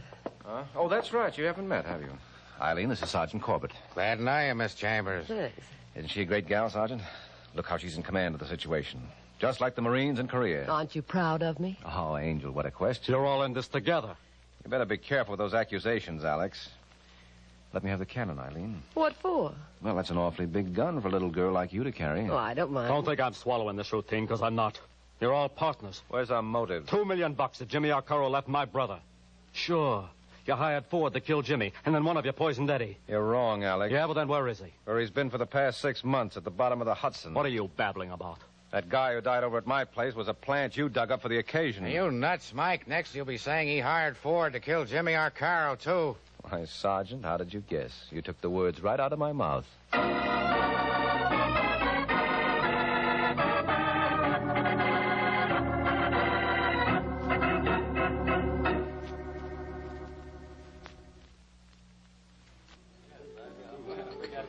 Now, admit it, Eileen. Isn't this cozy? I still don't see why we couldn't have brought your friend along. My friend? Mm-hmm. Sergeant Corbett. I think he's cute. Oh, really, Eileen? You disappoint me. Why, if I told you some of the things I know about Corbett... I'd much rather you told me about Alex Hutton. Oh, believe me, he's a much nicer guy. Even though he did hire Ford to kill Jimmy Arcaro. Why? Well, so that Arcaro's will would go into effect. You see, under its terms, if Eddie Hutton was alive at the time, he'd come into everything. That's why Alex showed up with his brother's double. Well, why did he kill him later? Well, the man had performed his purpose. All Alex wanted to establish was that his brother lived longer than Arcaro. In that way, your interest would be wiped out, and everything would then go to Eddie Hutton. Well, how did that affect Alex? Well, if Eddie Hutton survived Arcaro, the money would go to Eddie's next of kin. Not to me? Nope. So, naturally, Alex tried to convince us that his brother had lived longer than Arcaro. Once he had me convinced, he removed the body. Why? Well, he couldn't afford to let it be found again, because then it would be easy to prove the man was a phony. But with my story that I had talked to Eddie Hutton today, plus the fingerprints on the pocket comb he planted in my apartment, Alex had all he needed to substantiate his case. Well, what was his mistake? Oh, well, he made several. For one thing, he knew that the man who died in my place was a victim of poisoning. Well, how could he know that when he'd never seen the body? Then his hokey threat about killing you was a boner, too. Don't you think he meant it? No, of course not. He did that for effect. He wanted to show us he was all broken up over his brother's death and that he felt you were responsible. You don't really believe he forgot we could telephone ahead and warn you.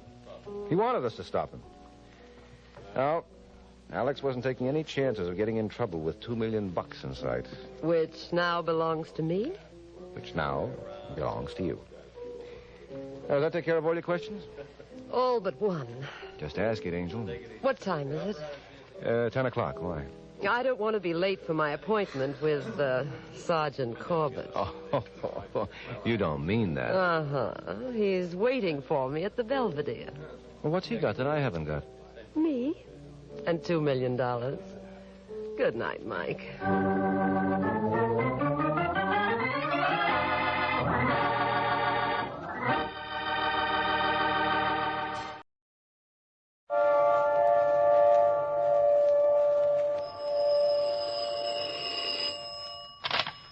Hello, Yukon 28209. Yes, this is Candy Matson.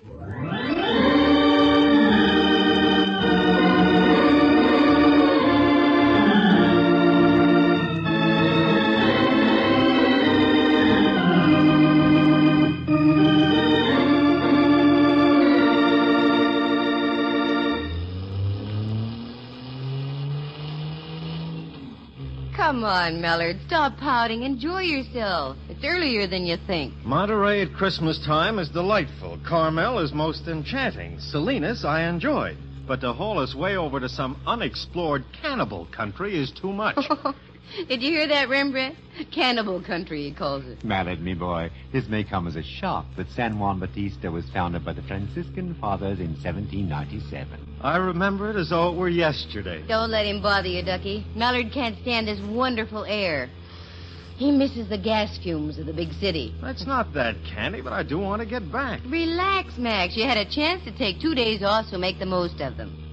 What's the name of this town again? San Juan Bautista. You'll love it, Mallard, dear, really. The mission, all the old buildings still standing. Oh, you'll adore it. Honestly, you will. Look, Rembrandt, old friend, I may like a thing, but I'll be hanged if I'll adore it. As you will, minion. How much farther, Candy? We're just entering the town now. I thought we'd take a look at the mission first. Okay. Hey, this is a cute little town at that. That's my boy. I knew you'd warm up once I got you over here. You know, strictly from a police angle, you might be interested in knowing that Joaquin Murrieta visited here more than once. So did Three-Fingered Jack. Where's my shooting iron? I'll get the varmints. Take it easy, Hopalong. We're approaching the mission. Oh, for golly's sakes. It's a big one. Isn't it beautiful, Mallard? And don't you get a whole flood of thoughts going through your head when you look at it? Yeah. With a little imagination, one could almost see the native Indians walking back and forth, coming into town for the evening vespers. I only hope the mission's open. Well, let's find out. Good idea. I think I see one of the fathers around the front, Candy. You can ask him. Thank you, Ducky. Yes, let's go.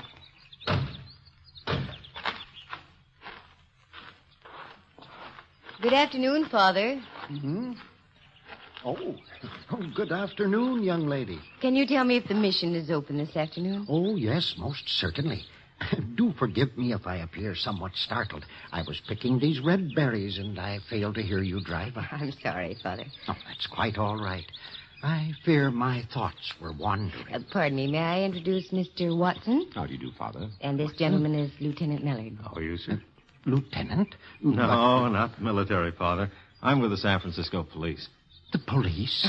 No, Father, we're not here on business. I was wondering. I thought for a moment that Father Philip might have reported me. Reported you? For what, Father? At lunchtime, I made a frightful mistake. By error, I ate his apple. Right under his very nose, too. Oh, pardon me. I'm Father Paulino. I'm very happy to know you, Father. My name is Candy Matson. I have some free time. I would be pleased to show you about. May I? We'd be delighted, Father Paulino. I think we can start with the yard. It gets dark so early this time of year. Father Paulino! Father Paulino! Why, it's Miguel Torres. What could be wrong? Oh, Father Paulino, it is there. Miguel, my son, what is it? What has happened? Oh, the most awful thing you ever hear of. Vicente, he just shoot himself. Merciful heaven. Is he badly hurt, Miguel? Oh, I think he is dying, Father. No. The poor boy. Where is he? At his house. Excuse me, Miss Matson. I must leave immediately. Would my car be of any help, Father? The car. Yes, thank you.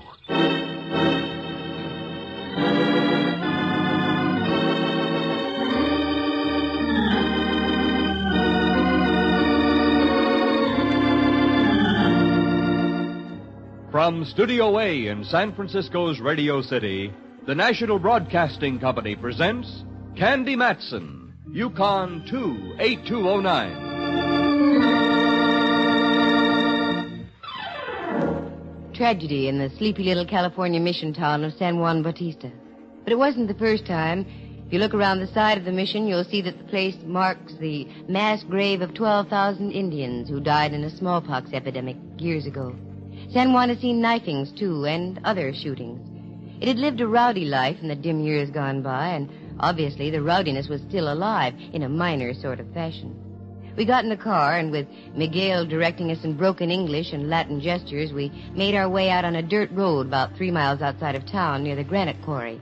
We finally pulled up in front of a one-story wooden house that must have been built before the turn of the century. We went inside, and there was the prone form of a Mexican boy of about 21 or 2.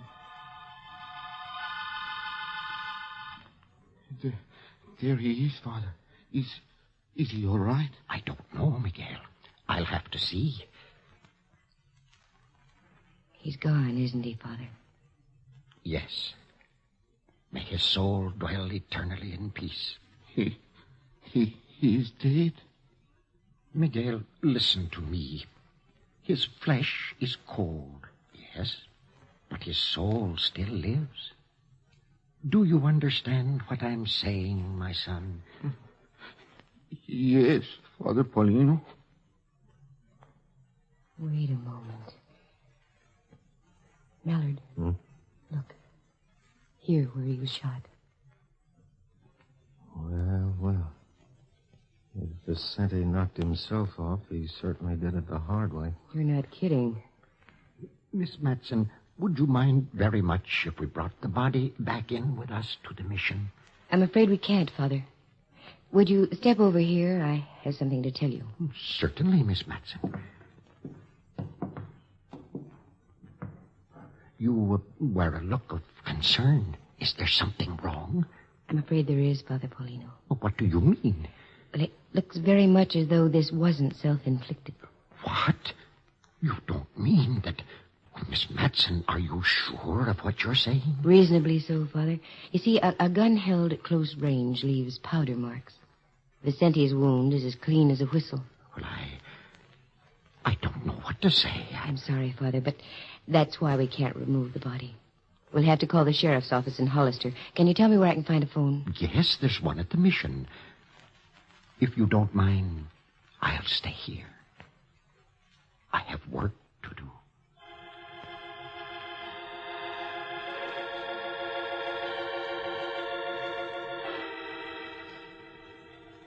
Father Paulino was right. He had work to do. The ecclesiastical kind. And he did it in a simple and impressive way. San Juan Bautista, with a population of a little over 600, and we run plop into a murder. Mallard said he'd go back to the mission and make the call, and left. 45 minutes later, the undersheriff of San Benito County drove up with Mallard. He asked the standard questions, but learned nothing. We went over the house with a fine-tooth comb, but we came up with a blank. There being nothing else to do at the moment, the men put the body in the sheriff's car, and he drove back to Hollister, and we returned to the mission. Would you care to take a stroll about the gardens, Miss Matson? It's most peaceful. Makes a wonderful place for clear thinking. Well, yes, Father, I'd love to. Mallard? You go ahead, Candy. I promised the sheriff I'd take a look around town for him. Oh, sure. Want to come along with me, Rembrandt? Yes, I believe I will. If you don't mind, Candy. No, not at all. One thing before you go. You will be my guests for dinner, won't you? That's most gracious of you, Father. What do you think, Candy? I think it would be charming. Okay. We'll see you back in a little while, then. This is a tragic thing, Miss Matson. Vicente was a splendid lad and a good Christian. I know how you must feel, Father. I never could understand why there must be things of this sort in the world. Not only between individuals, but countries and nations as well. It is hard to comprehend. The more I try to reason, the more confused I become. About Vicente, Father, who do you suppose could have done it? I don't know. I really don't. How about Miguel? What? Oh, no, Miss Matson. Why, he and Vicente were like brothers. Brothers sometimes quarrel, you know. Not in this case. Miguel is a good boy. Why, he works here at the mission. You'll pardon me, Father, but in my business I find I have to be doubtful at times. What is your business, Miss Matson? I'm a private investigator, Father. How very curious. Yes, I suppose it is, but in a sense, you're a policeman too, Father. I? Yes. You police the soul, don't you? Ride herd on the thoughts and actions of men? Why, yes. I'd never thought of it that way before. Yes, in a sense, I suppose I do wear a badge. I wear the badge of righteousness, the star of God.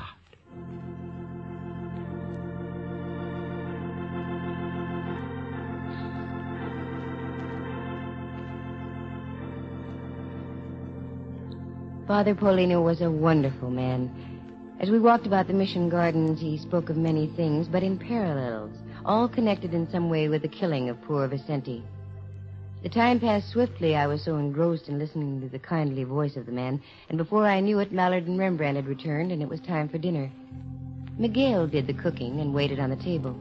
The dinner was a masterpiece of simplicity, and if it hadn't been for the tragedy of the afternoon, I would have been enjoying a serenity I'd never known before. Did Vicente live out there all by himself, Father? Yes, the house belonged to him. He's a descendant of one of the original families of San Juan. His great-great-great-grandfather owned one of the largest ranchos in California. It stretched from here to the Pacific Ocean. That's a lot of property. Indeed. You see, it was given to him by the King of Spain under one of the original Spanish land grants. I understand there still are some in existence. Yes, I believe there are. But they've all been chopped up and sold in much smaller parcels. Did Vicente work, Father? Oh, yes, he was a good worker. Seasonally, in the artichoke fields and the lettuce fields. In the off-seasons, he did odd jobs about the town. Speaking of town, Father, do you know a woman named Rose Taylor? Why do you ask that? Do you? Yes. Why do you mention the name?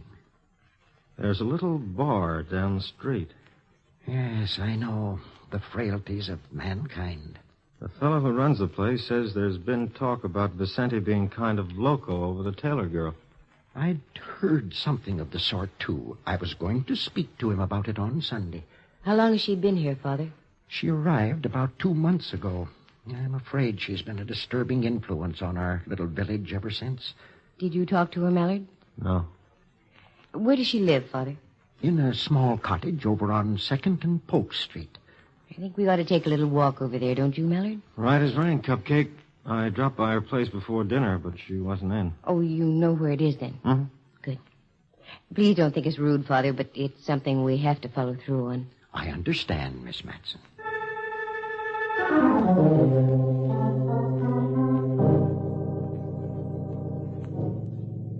We got up from the table and went outside the mission. We pulled our coats closely about us, and little jets of steam came from our mouths as we breathed the crisp evening air. We'd only gone about a dozen steps or so, and we were stopped by a voice from behind. Please, Senorita Matson, senor. Huh? Why, it's Miguel. What is it, Miguel? Something wrong? I hear you talking inside. You are going over to see Senorita Taylor? That's right. Oh, please, no. The Senorita Taylor, she is a good girl. She would not to hurt anyone. That's not what Father Paulino seems to think. Oh, the good father, he does not know much about the outside. All his life, he live in the mission. He is, how would you say, is secluded. The good father may be secluded, Miguel. But I have a strong hunch he knows more about what's going on around here than anyone in town. Oh, but please, you believe me? Senorita Taylor, she is a good person. Look, Miguel, you want to find out who killed Vicente, don't you? Oh, see? Well, that's what we're trying to do. Now, you be a good boy, Miguel, and don't get yourself all in the stew.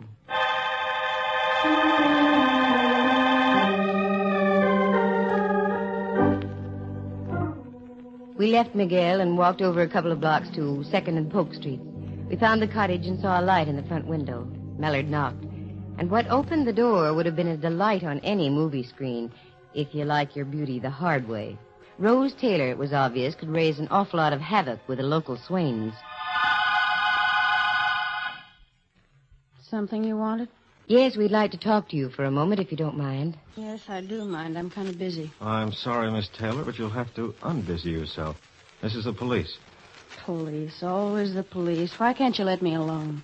You've been in trouble before? Nothing serious. Might be this time. You know a kid named Vicente? Yeah, I heard what happened. These crazy kids. They have a yen for knifings and shootings. Don't they just? This is Lieutenant Mallard. He tells me he was by here this afternoon and you weren't in. That's right.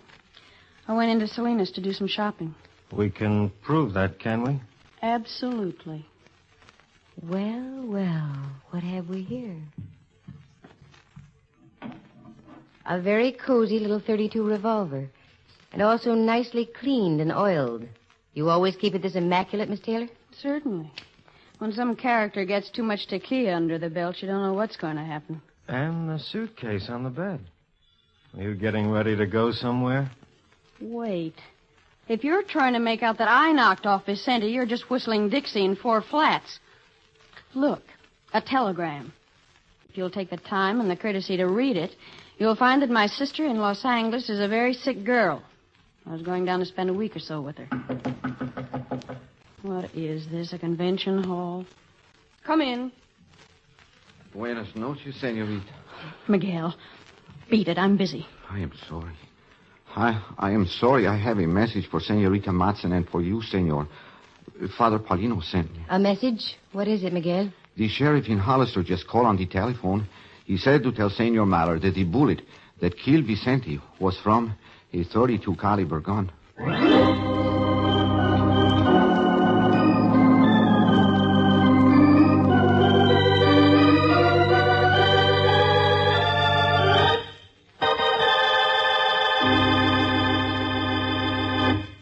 From San Francisco, the National Broadcasting Company is presenting Candy Matson, Yukon 28209.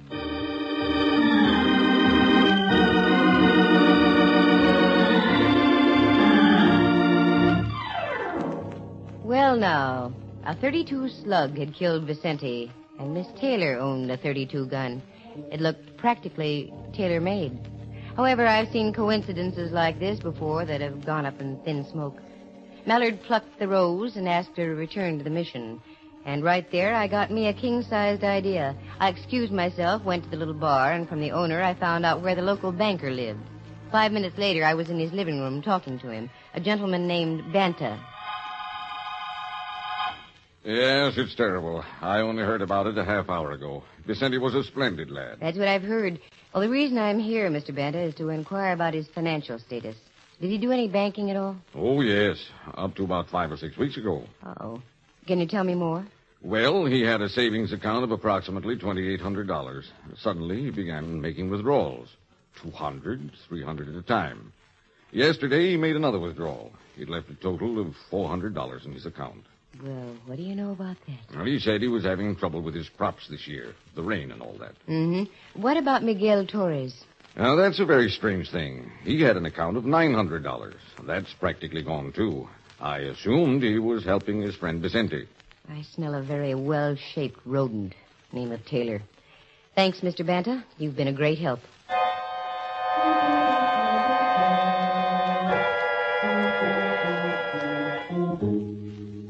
Things seem to be taking shape. It looked like the old story of a no-good playing both ends against the middle. Both ends being Vicente and Miguel. The no-good? Rose Taylor. Scattered pieces of the puzzle were beginning to fall in place. Father Paulino. At first I couldn't believe it. And I wondered what his reaction would be. Next step, the bartender at the village pub. I walked in and caught him at a good time. The place was empty. Good evening. What can I do for you? A package of cigarettes, please. Sure. How are these? No, the others, if you will. All right. There you are. Anything else? Mm-hmm. Information. Yeah, what do you want to know? Miguel Torres and a kid named Vicente. Did they come in here often? Who are you? Private investigator. Here. My merit badge.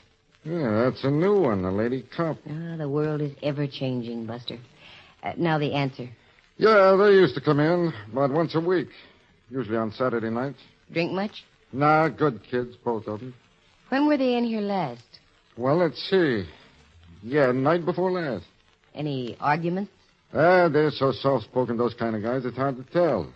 But now that you mention it, I think there was a bit of a rhubarb going on. Who was taking the lead? Torres.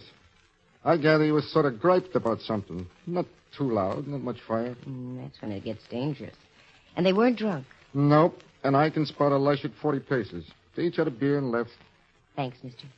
Here, buy yourself a cup of Christmas cheer. Well, thank you.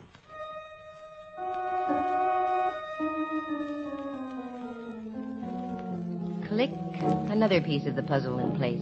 And all roads led right back to the mission. With the exception of the late Vicente, we had the full cast of characters front stage center. And a neat little bit of intrigue it was, too.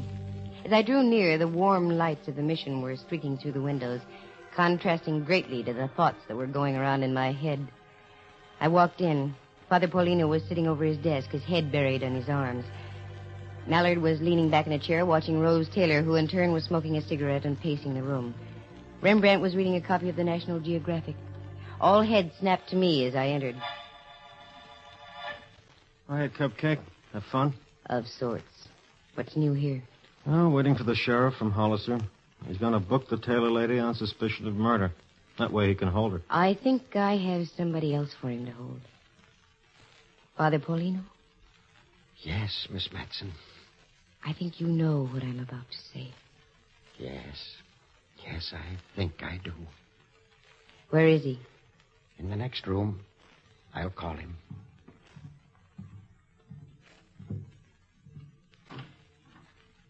Miguel, my son. Si, Padre. Come in here, please. Si. Miss Matson wants to talk to you. You're here in the mission now, Miguel. You're standing right under the cross. You can't lie. You killed Vicente, didn't you? Yes. Why? I love her. I give her everything I have. My love, my heart, my money, everything. She tell me that she is mine, all mine. That we will be married right here in the mission by the good Father Paulino. Then last week, I find she is also making the pretend love to Vicente. I almost went crazy. You told Vicente to stay away. See, that is right. But last night, I stand across the street from Senorita Rose's house. Vicente was there. And as they say goodnight on the front porch, she kissed him and pat his cheek, just as she did to me. And so you shot him this afternoon. With a .38. And when the sheriff called, you told us it was a .32, knowing that Rose also had a .32. See, that is right. But you would never get me for it. Mallard, Father, come on, don't let him get away. There he goes, up on that wall. Miguel, stop. You can't run away for the rest of your life. I have no life, Father. Miguel, watch out. You're going to...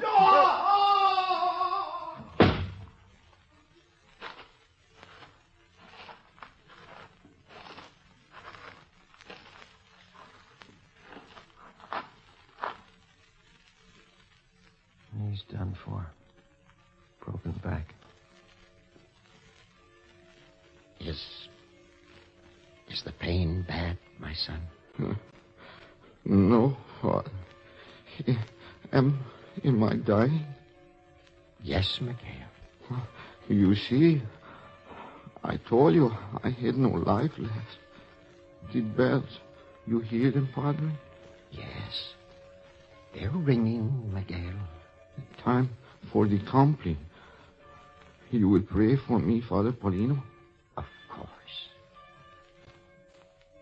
Merciful Jesus, all-knowing, all-seeing, look down upon us this night, so close upon thine own natal day. This boy I'm holding in my arms, Miguel Torres, he has trespassed upon thy commandments.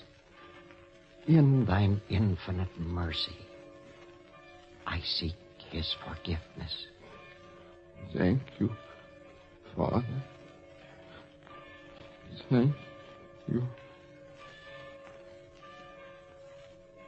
He's gone, Father Paulino. Yes. Requiescat in pace. May his soul rest in peace. Amen. Where is she, the Taylor woman? I'm right here, Father. Look upon this boy I'm holding here. The second death in a matter of hours. And all because of you. I know. In the eyes of the law, you are guiltless. You pulled no trigger to cause the death of Vicente. Miguel fell off a wall to his death. But it was because of you. I realize that now. Do you? Really? Yes, Father. And perhaps in this hour of dark tragedy, something has been salvaged after all. This is the Yuletide, the anniversary of the birth of Christ. In his infinite wisdom, the Almighty is charitable. Rose Taylor, seek his forgiveness. Leave San Juan Bautista. I'm sure Miguel and Vicente would want it that way. Start anew. Lead a penitent life. It is not too late. Tell me, child, do you recall Mary Magdalene? I do, Father. Need I say more? No. Someone help me with Miguel. We will carry him back to the chapel and finish the compliment there. I will, Father. Thank you. Yes.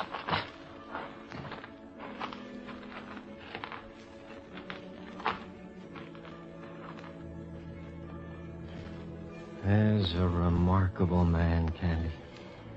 More than you know, Mellor, dear. Peace on earth, goodwill toward man and woman. In these troublesome times, there is a brilliant, shining example of what we have to hold on to. You know, I wish there was a Father Paulino in every country of the world. We'd have more time for raising kids than for killing them. My point exactly. Come on, Mellor, dear. Let's get back to San Francisco. I have a special star to put on my Christmas tree tonight. For all the Father Paulinos that ever lived.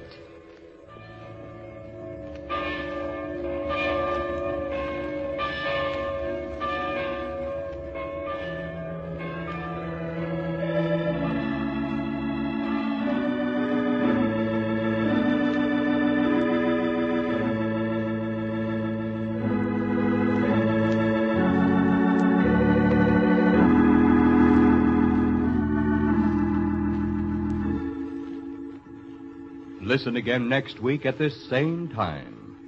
Just dial Candy Matson, Yukon 28209. And a very Merry Christmas to you all.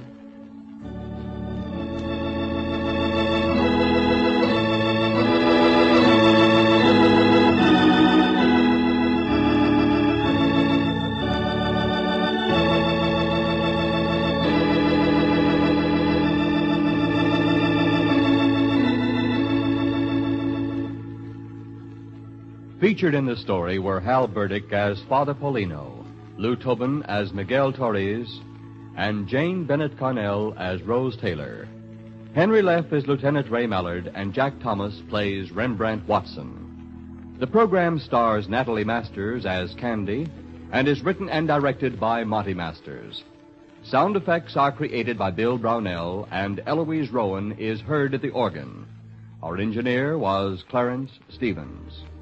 The characters in this story were entirely fictitious. Any resemblance to actual people is purely coincidental. The program comes to you from San Francisco. This is Dudley Manlove speaking.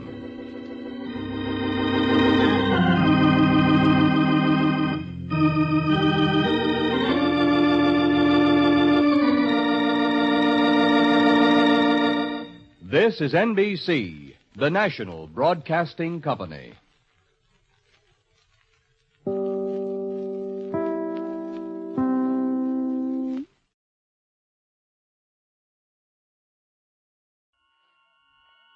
Autolite and its 96,000 dealers present Suspense. Tonight, Autolite brings you Miss Claire Trevor in Angel Face, a suspense play produced and edited by William Spear. The flowers are blooming this spring. Tra-la. Have nothing to do with it. Hey, Hap. You better save that for the bathtub or consult a voice expert. Seems to be an expert for everything these days, Wilcox. Everything from voices to spark plugs. Take Autolite spark plugs, for instance. They're designed by Autolite ignition engineers. The men who engineer spark plugs, just as they engineer coils, distributors, wire, and all the other important parts of the ignition system to work together as a perfect team. Why, the skill of these ignition engineers has made Autolite spark plugs world famous for their quality and dependability. Ignition-engineered Autolite spark plugs, you might say. Yes, sir, and these same Autolite engineers developed the famous Autolite resistor spark plug, one of the greatest advances in spark plug design for automotive use in the past 20 years. Real experts, eh, Wilcox? Right you are, Hap. So, friends, see your friendly Autolite spark plug dealer tomorrow. Have him replace worn-out spark plugs with world-famous ignition-engineered Autolite spark plugs. And whether you choose the resistor type or the regular type, you can't buy a better spark plug for your car because you're always right with Autolite. And now, with Angel Face and the performance of Claire Trevor, Autolite hopes once again to keep you in suspense.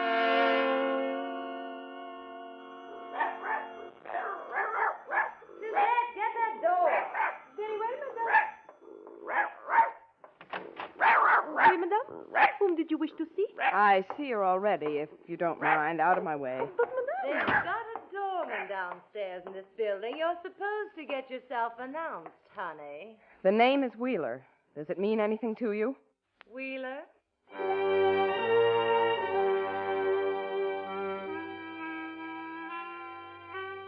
I had caught Ruby Rose Redding, the noted burlesque queen, at breakfast time. Hers, not mine. 2:45 in the afternoon. Breakfast was a tomato and lettuce, untouched, and a glass of bromo seltzer. She banged her cigarette to death against an ashtray and looked me up and down, like auditioning me for her chorus line. Wheeler, what's it supposed to mean? Are you his mother? I'm a little young for the part, but I'm the only one he's ever had. Oh, now I get it. The big sister act. Okay, run through it once, then get out of here. Sure. I don't mind coming right out with it in front of your maid if you don't. Yeah. Suzette? Take Fufu around the block a couple of times. Madame, I took him once already. Well, take him again. Maybe you can get him tomorrow already. But, Madame... Get out of here. Oui, Madame. Well? I'll give it to you short. I want you to lay off my brother. Your brother? Now, let's see. What am I supposed to have done to him? He's been spending money like wild. Money that doesn't come out of his salary. And another thing. He started wearing a gun about 2 weeks after you started wearing him. Did I teach him to shoot it, too? No, but I think some of your friends may have. Oh, you've been reading the gossip columns. Well, I read them, too. Some big gun from Philly is supposed to be paying my rent. Forget it, honey. That's my publicity. Now, will you get out of here and let me get my massage? Look, give him a break, will you? Pick on someone your own size. Well, of all the... Hey, I've heard of wives pulling this bit, and even mothers. And once in a picture it was the old man. Now it's a sister. Well, send Grandma around tomorrow. Out, beat it! I walked out past her. If she'd touched me, I think I'd have murdered her.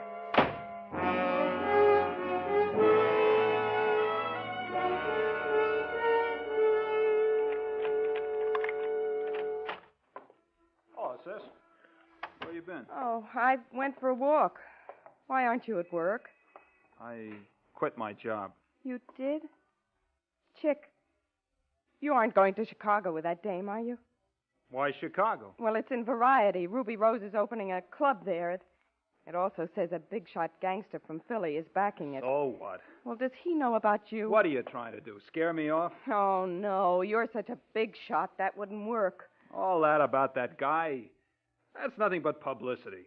Ruby told me all about it. Oh, yeah, sure. Oh, look, sis, you don't know her like I do. Oh, Chick, I'm not going to let you get mixed up with Now, this. no cracks, Jerry. Look, Ruby Rose Redding makes good money, all right, but the rent on that plush-lined rat trap she lives in, if you can call it living, is around $3,000 a month. Now, somebody's paying those bills. Oh, nuts. What do you really know about More her? than you ever will. Please. I'm in show business, too, you know. Oh, lay off, will you? Chick, wait. Listen. I heard enough. Chick, please. Get away from the door, Cherry. I never raised a hand to you in my life, and I don't want to now. I won't let you go, Chick. Not for her. Not for something that ought to be washed out of your hair with gasoline. Get out of my way, Cherry. Oh, don't go, Chick. You're heading straight for the 8-ball. Chick, don't go to her.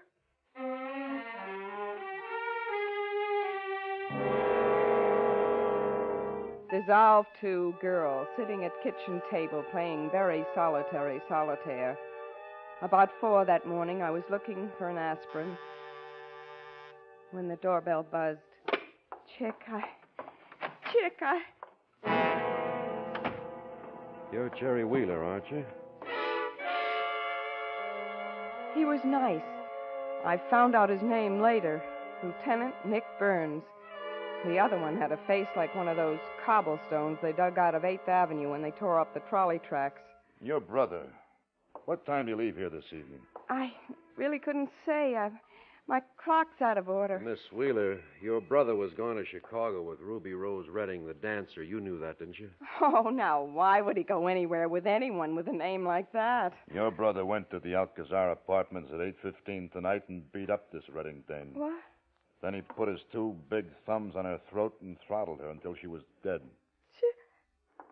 You're just saying that. He's just saying that, isn't he? That's the way it is, Angel Face. Well, he didn't do it. Please, he didn't do it. All right, I did know about him and Ruby Rose, but he couldn't have done that. I've been on the squad 8 years, Angel Face, and we never in all that time caught a guy as dead to rights as your brother. He showed up with his valise in the foyer of the Alcazar at exactly 12 minutes past 8 tonight. He said to the doorman, "What time is it? Did Miss Redding send her baggage down yet? We've got to make a train." Well, she had sent her baggage down, and then she changed her mind. She had it all taken back upstairs again. There's your motive right there. Well, that doesn't prove anything. The doorman rang her apartment and said through the intercom, "Mr. Wheeler's here," and she gave a dirty laugh and sang out, "I can hardly wait." I don't see that. So what? So she was alive at 13 minutes past 8. The doorman went out for coffee at 8:15. At 8:20, Ruby Rose asked the operator to give her the police. She was shrieking with fear. At 8:32, I arrived. Your brother was crouched over her, shaking her, and she was dead. Oh, no. There were 2 thumbprints on her neck, as well as the marks of a big signet ring where she'd been pummeled. The initial, W, for Wheeler. Is that a case, or isn't it? Was Chick wearing that ring when you arrested him? No, but there's a ring mark on his right third finger where he got rid of a ring he'd been wearing a long time. He pawned it. He needed money. Told us he lost it. Well, even if he did hit her, how do you know somebody else wasn't in that apartment just before Chick showed up? Where was that French maid of hers? Discharged. Got her notice and 2 weeks' pay and left around 6. Story checks. Did Chick confess? Oh, no. He was crouched over, shaking her, trying to restore her, he said. All right, I'll tell you everything. Write it down. Yeah, that's more like it. I went there this afternoon and told her if she didn't lay off my brother, I'd kill her. I came back home, found Chick packed up, ready to leave. I tried to stop him. He hit me. Ask the neighbors. They heard us rowing. He struck me, and I couldn't stand it. I beat it up to her place in a taxi. Got there first, went in the back way, and gave her one last chance to leave him alone. She wouldn't take it. She was all soft and squashy, and I just grabbed her by the neck and pushed hard. I've got big thumbs, too. Mm-hmm. Got all that, Kohler? Yup. Well, that about puts a lid on it. Let's go. Yeah, let's. Hey, wait a minute. Yeah, Angel Face? Aren't you going to take me? Who wants you? Oh, you think this is one of those phony confessions. Well, maybe the newspapers won't think so, and they'll be right. Maybe you did do it at that. Maybe I'm underestimating you. What was she wearing? Pajamas. You're right. That was a good guess. See you later, Angel Face.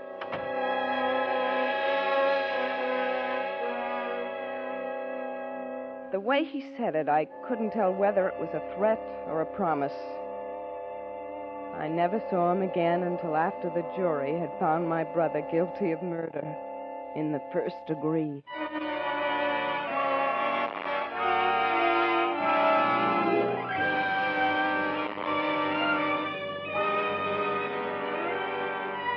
Autolite is bringing you Miss Claire Trevor in Angel Face, tonight's production in radio's outstanding theater of thrills, Suspense.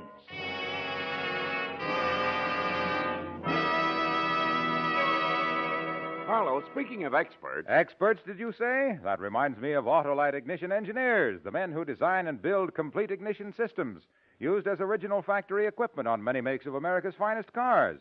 They're ignition experts.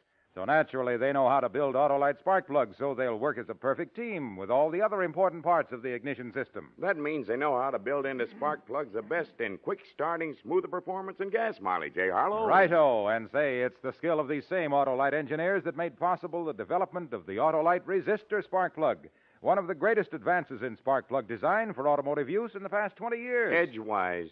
How's that again, Hap? Just trying to get a word in edgewise, Harlow. Well, here's the last word, Hap. See your friendly Autolite spark plug dealer tomorrow. Have him replace worn-out spark plugs with ignition-engineered Autolite spark plugs. Whether you choose the resistor type or the regular type, you'll be right, because you're always right with Autolite. And now Autolite brings back to our Hollywood soundstage our star, Claire Trevor, in Angel Face, a tale well calculated to keep you in suspense. I was coming out of the courtroom in a wet hen frame of mind, and guess who had an umbrella? Hello, Angel Face. Get away from me, you butcher. The girl, feeling better already, huh? Just keep out of my way. Oh, now, wait a minute, Angel Let Face. go of me. You need help, baby. I'm trying to give it to you. All right. Tell me the name of the little man who wasn't there. Wasn't where? In that courtroom, standing trial for her murder in place of Chick. Can't you see it's got to be another... Oh, what's the use of trying to sell you? Oh, go on. Sell me. Convince me your brother didn't do it, and I'm with you up to the hill. Well, why did you wait till now to say that? Well, you didn't give me anything to go on. Nothing but that phony confession of yours. Well, it was better than the perjured testimony of that doorman and that phony French maid. And you sat up there with your face hanging out and put in your 2 cents worth. Look, Angel Face, I was sent by my superiors in answer to the patrolman's call that night. Questioned Chick and put him under arrest. Don't hold that against me. What do you care whether I hold it against you? You really don't know? No. Look in the mirror sometime and find out.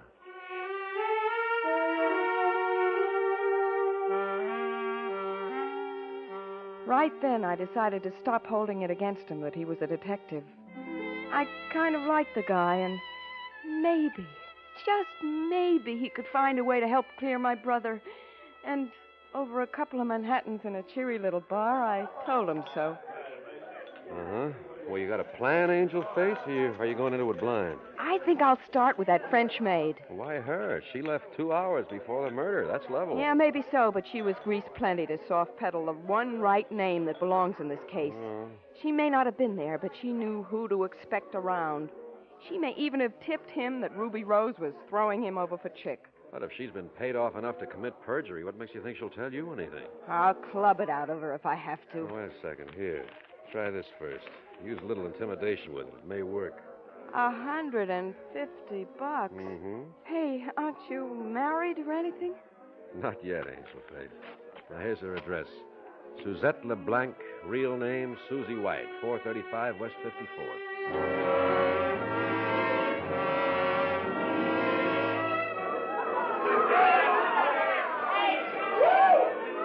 The street had been roped off, and there was a block party or something going on. Anyway, it was noisy. I elbowed my way up the steps of 435 and found Susie White's name on the bell panel. I broke my best fingernail on the button. No response. I pushed into the hall past the drunk, falling out. Pardon me. And fought my way through the fumes to the stairway. Her door was standing open. The lock was broken, and the molding was a mess of splinters. This was the point where the private eye always finds the dead body, but I didn't find anything. Somebody had taken the room apart. I wondered if they had found what they were looking for.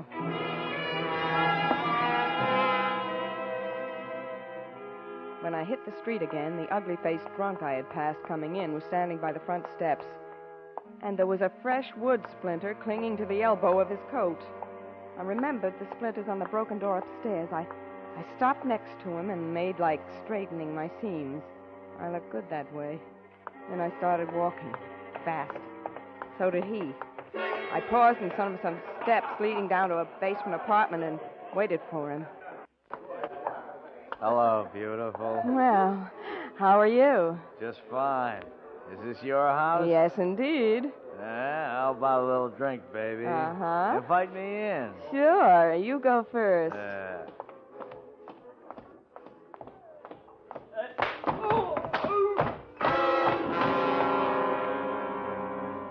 He hit the iron railing with his head on the way down, and the paving stones at the bottom did the rest. It was right there in the first pocket I looked in, behind his wallet. A letter addressed to Ruby Rose Redding and postmarked Philadelphia.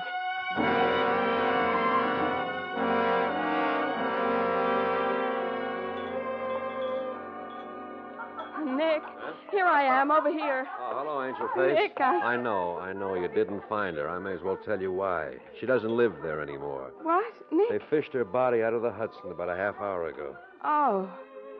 Well, what are you smart detectives calling it? Suicide? Well, we might as well.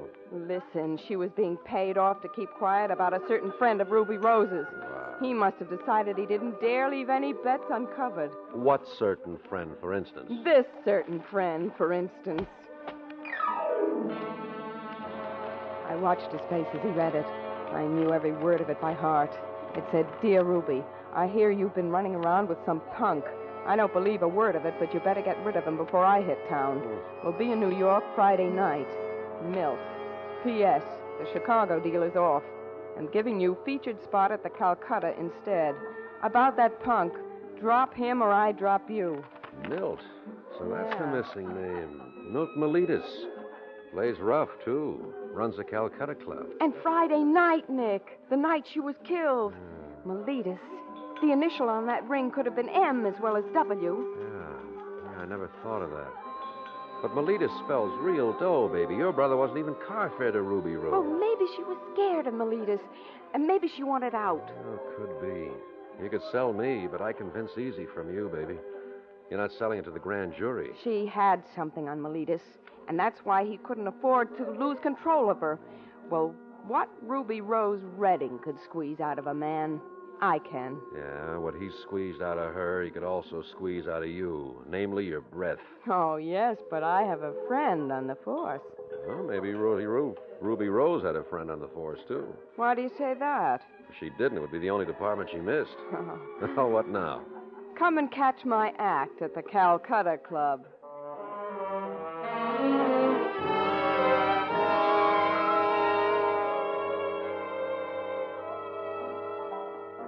Go on, lift them a little higher. Don't be coy. Look, I sing and dance, and that's all. You got any numbers with you? Numbers? Look, what are we wasting time for? Let's meet the guy who does the hiring. Hey, wait a minute, Mr. Miletus. What's your... Well, She says she wants to meet you, Mr. Miletus. sure, why not? Well, hello. Hello yourself. Oh, Mr. Miletus. You know, I've always wanted to work for you. Okay.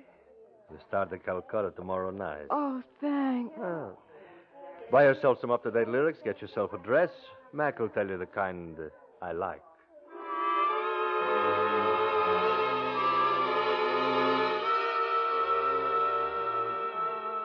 The silver dress they put on me fit like a wet compress. I wore it for 2 nights, and Milt Miletus sat at his table.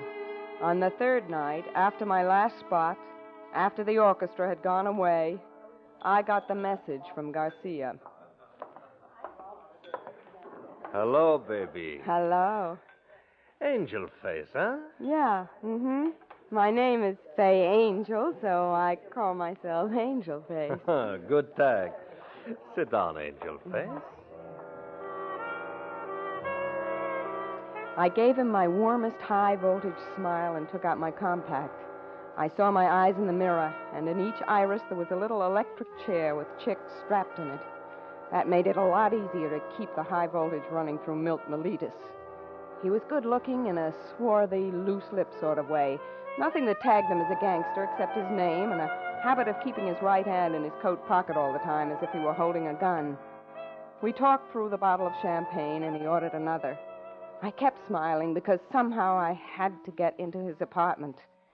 We went back to what we'd been talking about, and I said, well, some night I might just feel like changing the scenery around me.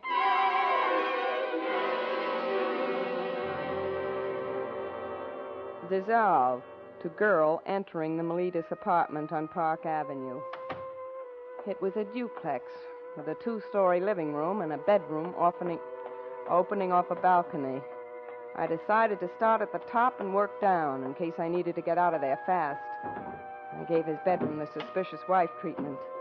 In the night table, I found the 9 letters to Ruby Rose and a bunch of treasury certificates, the kind doctors have to make out to get narcotics. In a box containing studs, cufflinks, and .132 caliber bullet, I found what I was really looking for, but never really expected to find. A signet ring with the initial M on it. When I got the bell, I thought fast. If Melitas was out of town, everybody who knew his private number would know better than to ring it. If he was checking up on me, I had nothing to lose, so... Hello? Angel Face? Oh, Nick. Oh, what a scare you gave me. Listen, I've got all I need. Some dope certificates, the rest of the letters, and best of all, a signet ring with his initial. How am I doing? Not so good. Melitas just got back. Sore as the devil over a phony wire somebody sent him to decoy him out of town. Well, that was me. Only I thought he'd stay overnight at least. How did you know I was here? Angel Face, did you really think I'd let you go into this alone? I'm downstairs now. I've been watching every minute. Oh, I wish I'd known. I wouldn't have been so scared. You ought to be scared. He left the club 5 minutes ago. Must be Oh, all right, Nick. Now, look, Angel Face, if you... Nick, someone just came in. Take it easy, baby. Sergeant Coley and I'll be right up.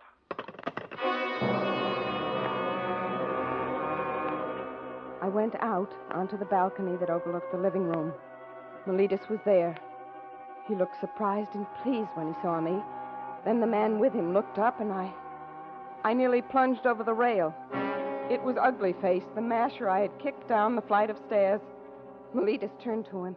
Get up, Rocco. Can't you see I have company? Wait a minute. That's her. The dame I was telling you about. Oh. Don't be calling my lady friends dames. I'm trying to tell you, Come Milt. here, Angel Face. Come on down. Don't be scared. Oh, sure, Milt. Why should I be afraid of you? At last, huh? Finally, you wanted a change of Hey, look, scenery. boss. Mm-hmm. Get out, Rocco. Well, yeah, but... Get out. Okay, Milt. It's your party. Come here, Angel. Now, wait a minute. What for? Well, a girl likes some soft lights and a little sweet music, you know. Okay, I'll go mix us a drink.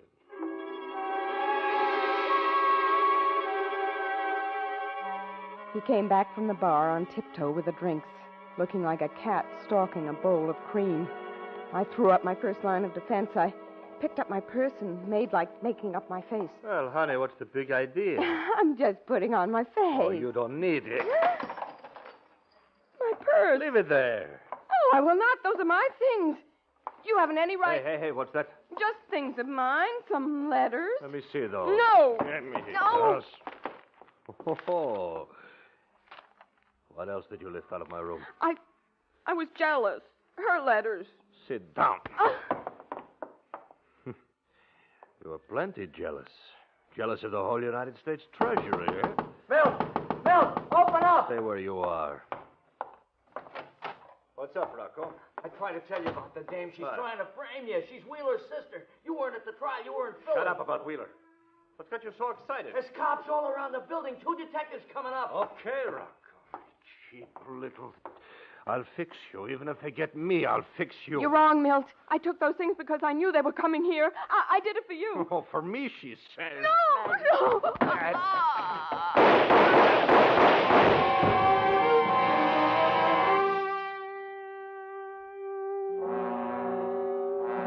I looked up at Melitas. There was blood running down the part of his hair. He dropped down to his knees beside me like he wanted to apologize, but he didn't say anything. Then he fell over on his side and didn't get up anymore. His right hand, the one he always held in his coat pocket, was grabbing at the rug. There wasn't any thumb on it. And there'd been 2 big thumb marks on Ruby's throat.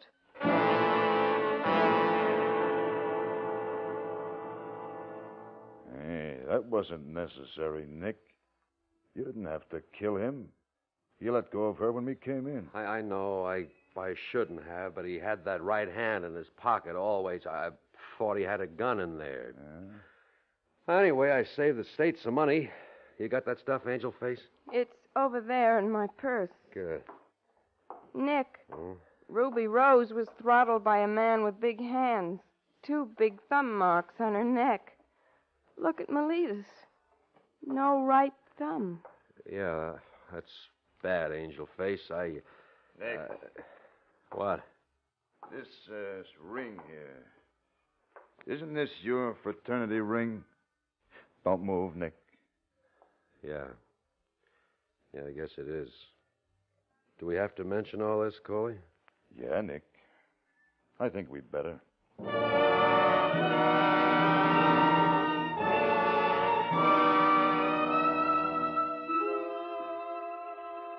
So that's about it, Captain. Uh-huh. And as you know, sir, Nick met Ruby Rose while he was doing undercover work on Milk Melitas. Yeah, but I didn't know he'd gone on seeing her after he left the assignment. I guess nobody did, except me. Yes, and Sergeant Coley clinched the whole thing with that ring. Well, Miss Wheeler, the ring clinched the case, all right, but not against Melitas. An M upside down, see, is a W. But an M sideways is a Greek letter. And Nick planted it in Melitas' apartment for me to find, huh? It was Nick's fraternity ring. Yeah, that's right. He was probably afraid you were digging too deep to find the real killer, so he killed Melitas to make you drop the case. Oh, his plan might have worked without Coley here. Well, Miss Wheeler, this isn't exactly good news, but thank you for filling in some of the blanks. Oh, Captain. Yeah? When will Chick be free? It takes a little time, but he'll be home. I guess he learned about women the hard way, huh? Oh, he hasn't learned anything yet. That kid brother of mine. Just wait till I get him home.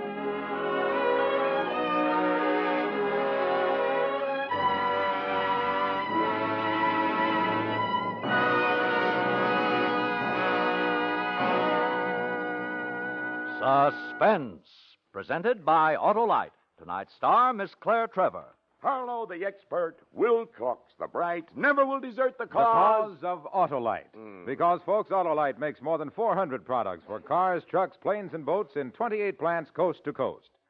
These include complete electrical systems used as original equipment on many makes of America's finest cars. Generators, coils, voltage regulators, wire and cable starting motors, electric windshield wipers. All engineered to fit together perfectly, work together perfectly, because they're a perfect team. So, friends, if your Autolite-equipped car needs replacement parts, ask for and insist on Autolite original factory parts at your neighborhood service station, car dealer, garage, or repair shop. Remember, you're always right with Autolite.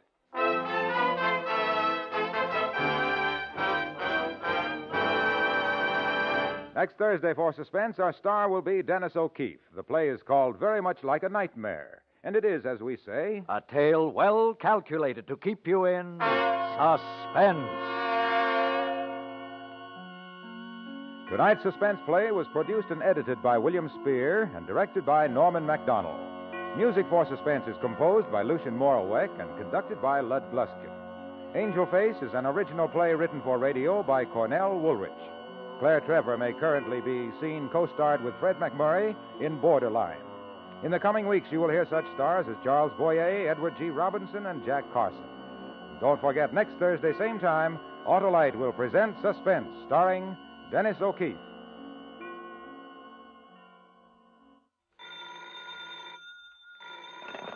You can buy world-famous Autolite resistor or regular spark plugs, Autolite stateful batteries, Autolite electrical parts at your neighborhood Autolite dealers. Switch to Autolite. Good night. This is CBS, the Columbia Broadcasting System.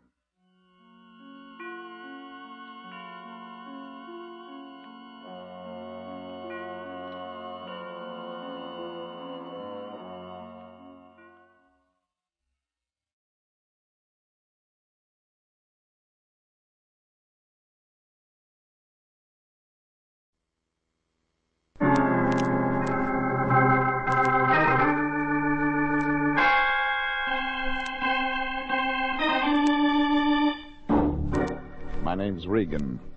I work for Anthony J. Lyon, International Detective Bureau. They call me the Lion's Eye.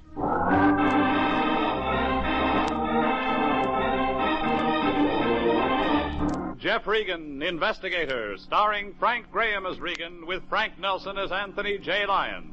So stand by for mystery and suspense and adventure in tonight's story of The Man in the Church.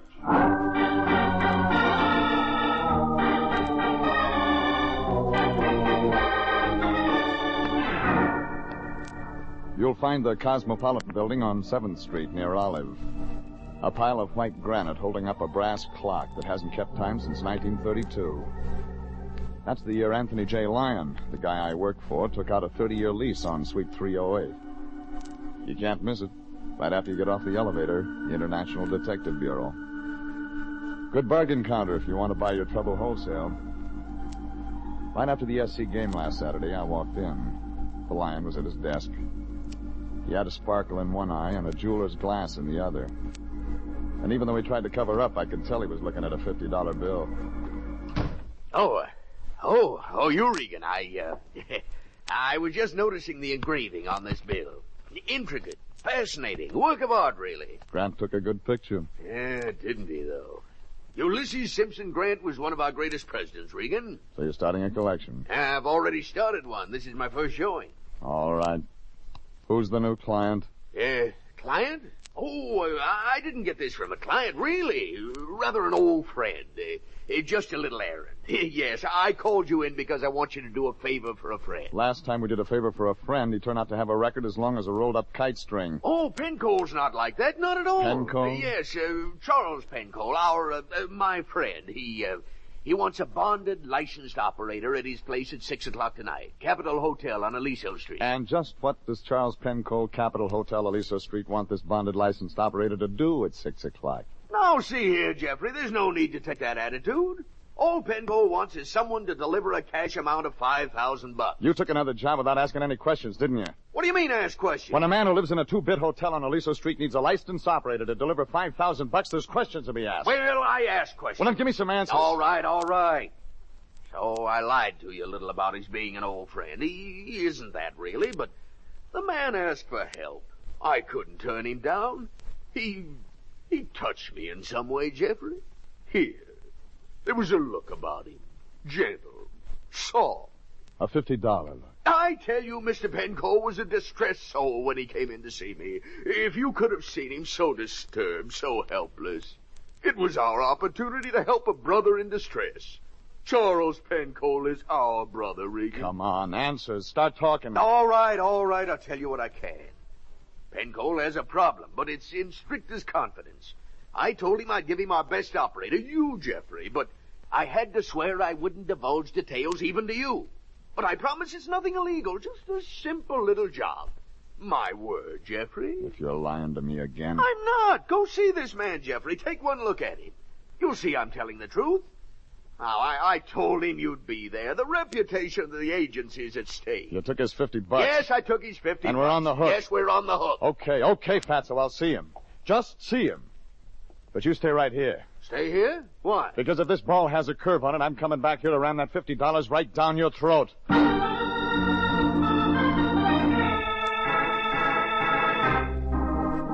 Well, the Lion had put on a good act, and I went for it again.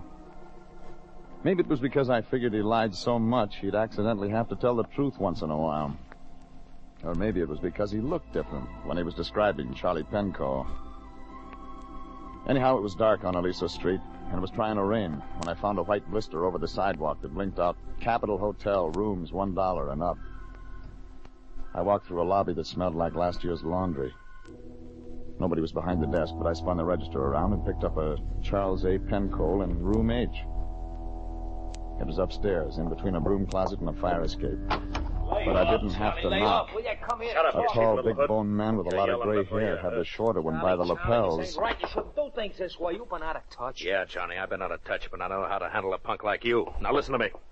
Get in my way once again, and I'll break you in half. Look, I'm warning you, kid. Shut up! All right, big shut up. Don't try a gun, you Drop crazy the heater, Buster. I said drop it. a lot of friends, Charlie. They always show up just in time. I remember you too, mister.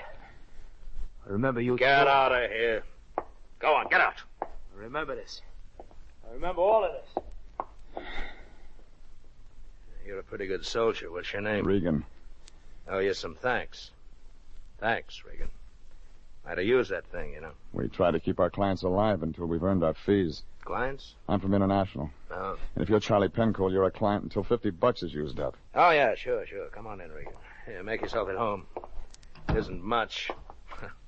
Wire bed and a neon sign outside. I've had better, Regan. Yeah. Hey, you want a drink? Why not? Probably got a lot of questions to ask, Regan. I'll answer them fast. Yeah, here you are. Thanks. Suppose you start with the punk. Johnny Largo? Mm-hmm. Look, he hasn't got anything to do with you and me. He's a separate feud. Sure? He's used that 38 before. You know him? I've seen him in the mug files. Well, I can handle him. I want you to handle something else. What's the look for? I've seen that kind of suit before. Did $10 come with it? Yeah. Just got out of San Quentin. Did 18 years. It's over. Time served. It shows. You don't do that much vacation standing on your rear, Regan. It's hard to get any exercise in a 10-by-8 room. And the nights, too, they're always a couple of million years long. You got somebody to worry about. Somebody like Largo? No, I tell you, he's nothing. On 29, he was a truck driver who had big ideas. He's still got them, but he's got nothing to back them up with. All right. You got somebody else to worry about? Yeah. Guy's name is Sidney Chambers. Owe him some money. You sure you want a detective? I can pay Chambers, but I can't see him. I'm going to be busy. You're bonded. I can trust you to carry the money. Messenger boys are bonded, It's too. a simple job, Regan. That's why I'd only pay the lion $50 to have it done. There you are. 5,000 right there. Go ahead, count it. I'll take your word. Where do I find your man? Sidney Chambers will be at the planetarium in front of the entrance. He'll be in a black suit wearing a white carnation in the briefcase. And just like that, I walk up and hand him $5,000. Just like that? How do you know I won't feel like taking a trip? I don't. But then I still haven't got anything to worry about. You got that much money? No, Regan, I got me. And Charlie Penco never let anybody put anything over on him. What about the state of California? It was a bum rap. Oh, sure it was. Good night.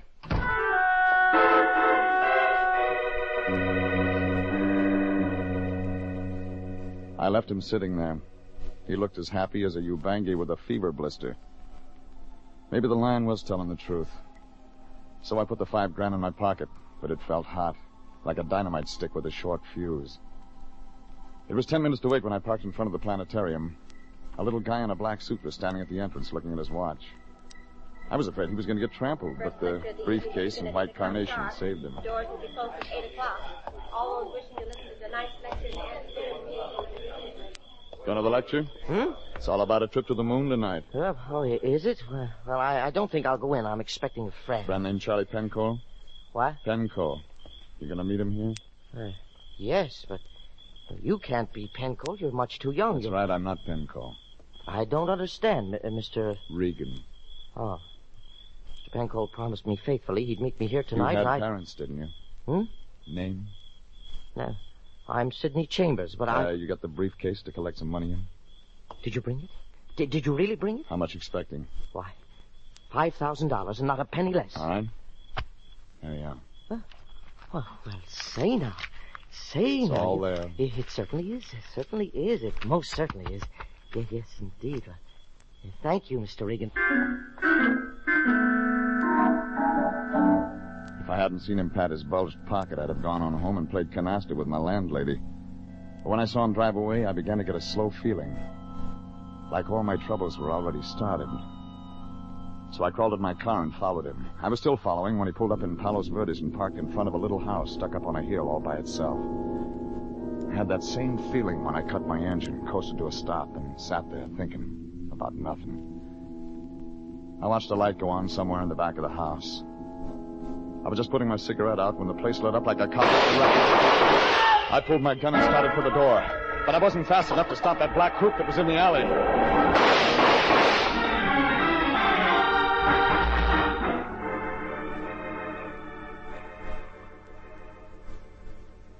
I found Chambers wrapped around the dining room table.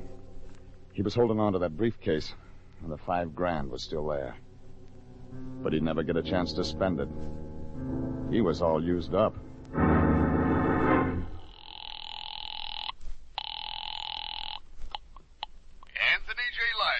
You better have something good to say, Fatso. Regan, where you been? I've been looking all over. You know where I've been. I called the Capitol Hotel, but no one answered. Listen, Regan, I don't want you to take this job. I took it 3 hours ago, and now I need those answers. Answers? You told me Pencold had filled you in on the background of this thing. Well, it's time you shared secrets with me. Regan, I can't tell you anything. You'd better. But I didn't get anything from him, Regan. I made up that stuff about a personal problem just to get you to take the job. All for $50? There's no time for that now. You said it. After you left, I got worried, so I looked up Pencold. He's really good-time Charlie Pencold, an old-time racketeer. And he just got out of San Quentin. And somebody's already dead. What? Now get this. I'm calling you from a house in Palos Verdes. It belongs to a little guy named Sidney Chambers. I made the delivery and decided to follow him home. Just as I got here, somebody blew his fuse. What happened to the $5,000? The killer steal it? It's still here. Still there? Good. I thought that'd get action. Now, hold on to it. International will keep it safely until the police go ahead. Regan. Regan. Hello, are you still there?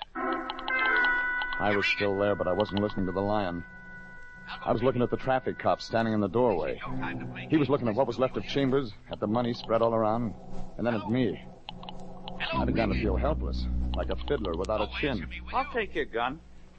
Go ahead, finish your call. I won't listen. It isn't important. Dead, huh? You, got anything to say, mister? Uh-huh. Mm-hmm. Nice gun. Yours? Yeah, it's my gun, but I... Yeah, sure. Mm-hmm. Just been fired. Those bullets won't match up with the ones in him. You got this all wrong? Money, too. Well. Weapon, motive. I'll be in plain clothes this time tomorrow. Look, the guy who did it's making time right now. You'll be surprised the kind of drivers we have around Los Angeles. I'm working Palos Verdes. I stop a minute, I hear noises like guns. And I just cruise around on my bike where I think I hear the noise. And I find you. All right, killer, move. My turn to make a call. I leaned into his gun, spun around, and knocked his wrist down. The bullets went wild, and I hit the light switch. Come back here, come back! That gave me time enough to get through the door. He lost me when I ran up the hill and back of the house toward the oil derricks. But I knew he'd keep right on looking. And so would every cop in Los Angeles.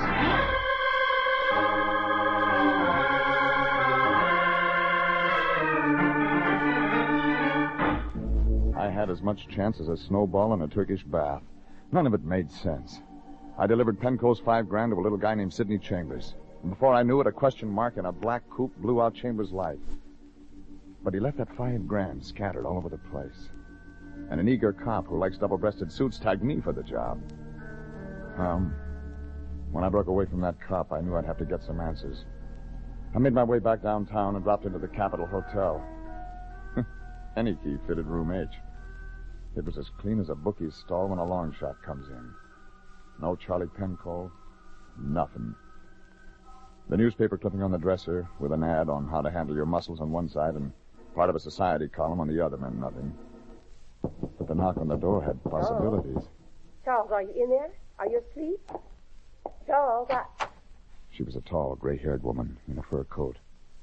She didn't look like Pencold's kind of company. Oh, I'm so sorry. I thought this was Mr. Pencold's room. He's left town. Maybe I can be of help. No, I'm sure you can't. I just made a mistake, that's all. I'm sorry I bothered you. I'm terribly sorry. Please forgive me. Well, just a minute. Relax. You can see her later. Inside. Come on in, boys. Come in. I wanted Charlie, but you'll do for now. You got a parade permit, Largo? I don't need one. This is going to be a quiet little party. You and me and my friends this time. Don't they talk? Sure they talk. Boys, there's a friend of Charlie Pencold. Hello. Hi. You see? All right, friend of Charlie Pencold's. We had all the introductions. Now let's have a party. You took my gun away tonight. I told you I'd remember you. This is going to be fun. Hold him.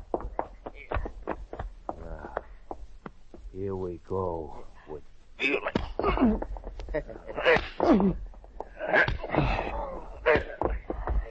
he's getting heavy. Nah, don't let him fall, Sam. You're just getting the good stuff.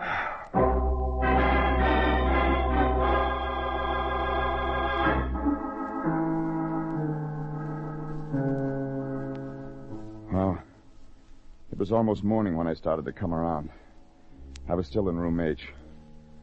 Some cold water and a trip to the drugstore didn't make me feel any better, but I had some answers to find.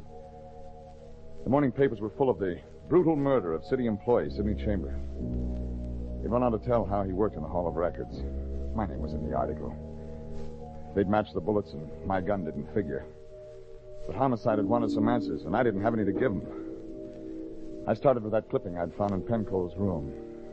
Wasn't much, but it had names. Something about a Meredith Gibbons and a Donald Townsend getting married. There was an address in the phone book, Sherman Oaks. Nice house on a nice street. Good morning, darling. I didn't expect you so... Oh, I'm sorry. I thought you were Donald. My name's Regan.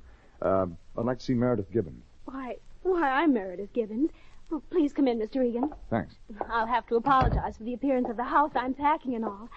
I'm being married this afternoon. Yeah, I read about that. Oh. Mr. Regan, I'll have to apologize again. I don't believe I know you. No, you don't. Look, I won't take a lot of your time. I'm a private investigator. I'd like to ask some questions. Private investigator? Well, certainly, Mr. Regan, but I don't know... Hey, darling, I'd like Oh, Donald, you're here. Oh, morning, sweet. Donald, this is Mr. Regan.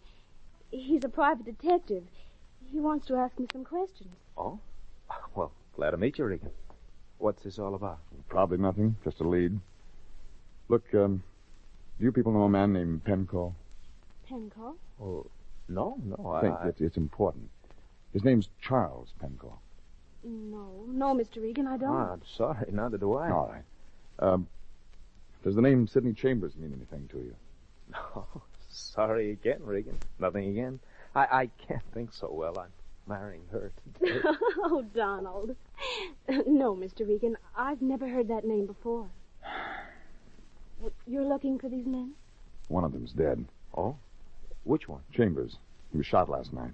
Oh, dear. I've got to find Pencole. Well, sure wish we could help you more, but...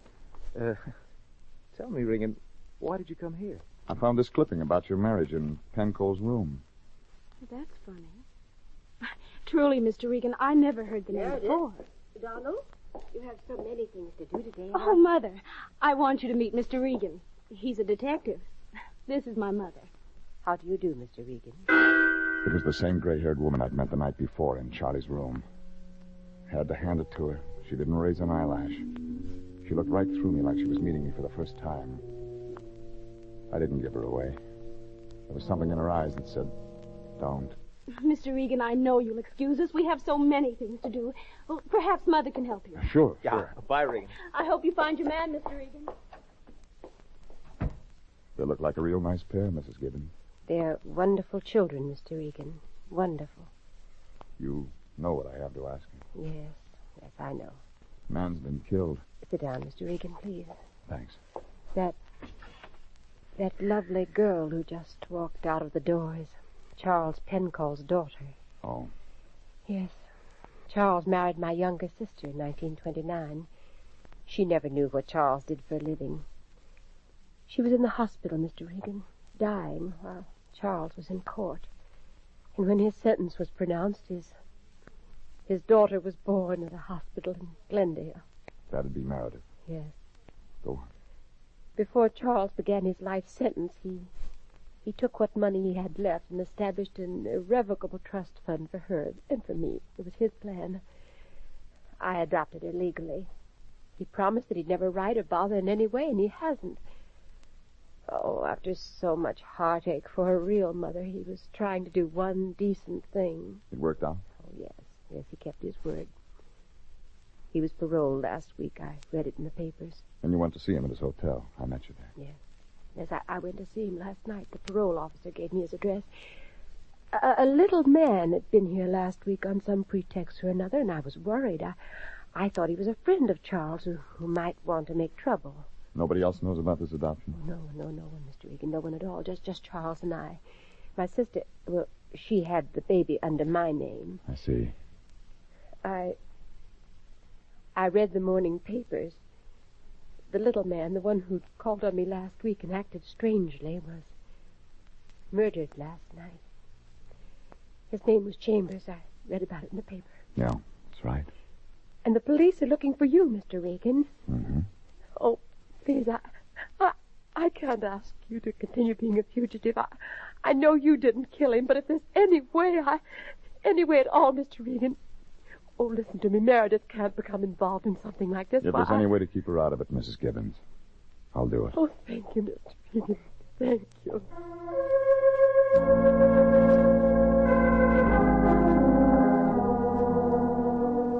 When I left there, I had a pretty good picture of the whole thing.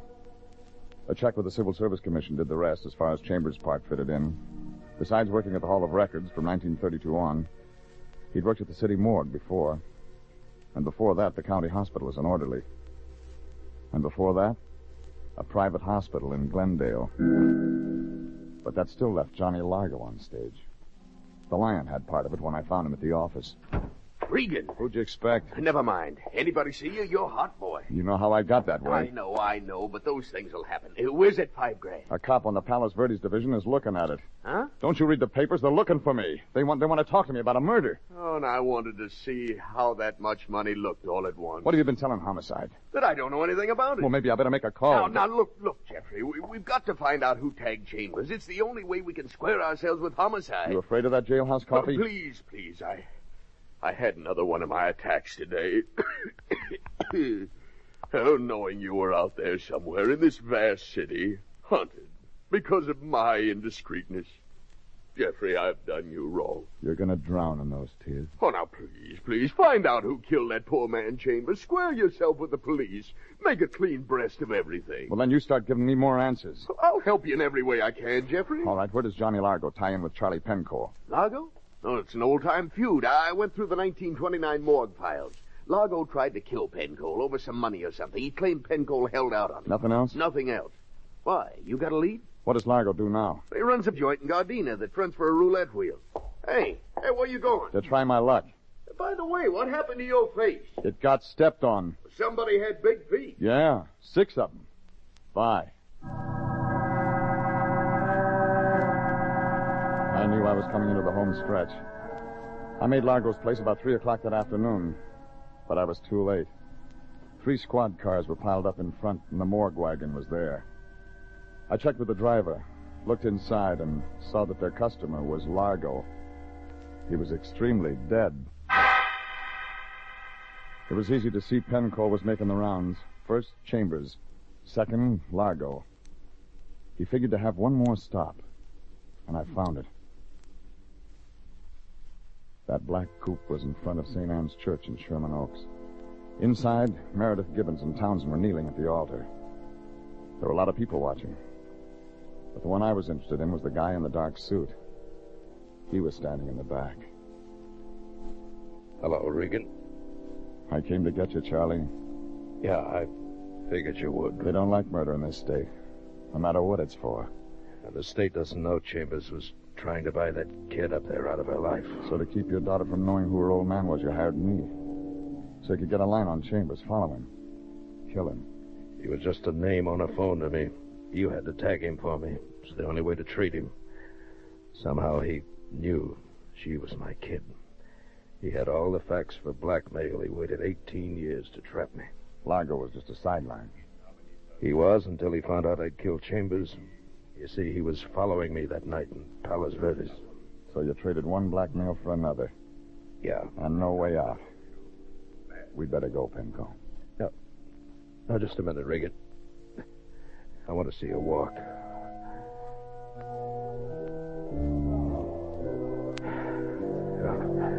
She looks just like her mother. Regan. What's the matter? What? Largo threw some that connected here. Put your arm in back of me. Hold me up, Regan. At least till she gets by. I don't want to ruin anything. Please. But, Donald, there's Mr. Regan. He came to our wedding. How nice. Yes. Hello, Regan. Thanks Hello. for coming. Oh, we're so happy. Did you ever find the man you were looking for? Yeah. I found him. I'm glad. We're so very happy today. We sure are. Mr. Regan, do I know your friend? He looks familiar. No, you don't know me. Not at all. Good luck. Well, thank you very much. Come on, darling. All right, dear. Okay, Penco. Thanks, Regan. Oh, get me out of here quick.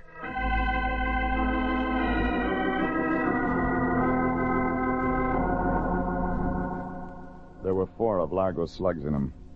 He died in the ambulance. Homicide knew about the old feud, and that satisfied them why Penco killed Johnny Largo and those 2 hoods.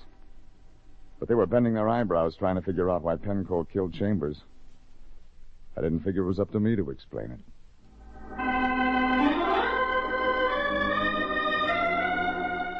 The next morning when I came into the office, somebody was just leaving.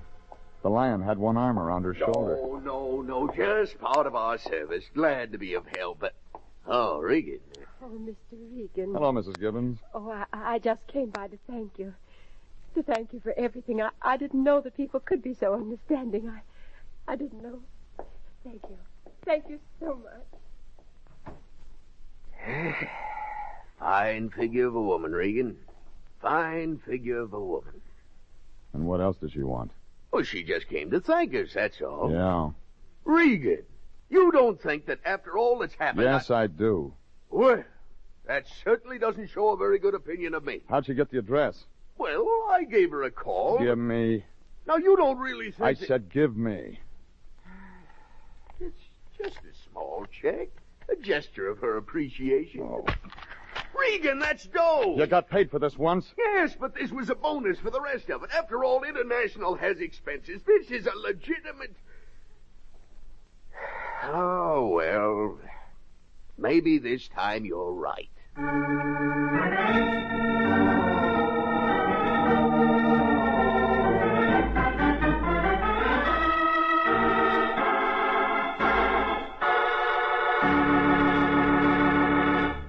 Jeff Regan, Investigator, is written by E. Jack Newman, directed by Sterling Tracy, and stars Frank Graham as Regan with Frank Nelson as Anthony J. Lyon. Original music is by Dick Arant.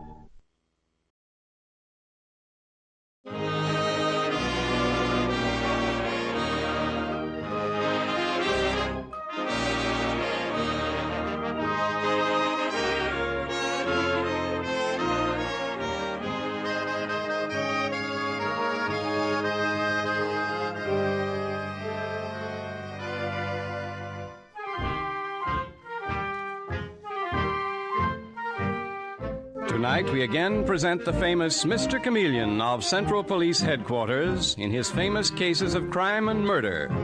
Mr. Chameleon, as you know, is the famous and dreaded detective who frequently uses a disguise to track down a killer. A disguise which at all times is recognized by the audience. Tonight, we give you Mr. Chameleon in The Hanging Judge murder case.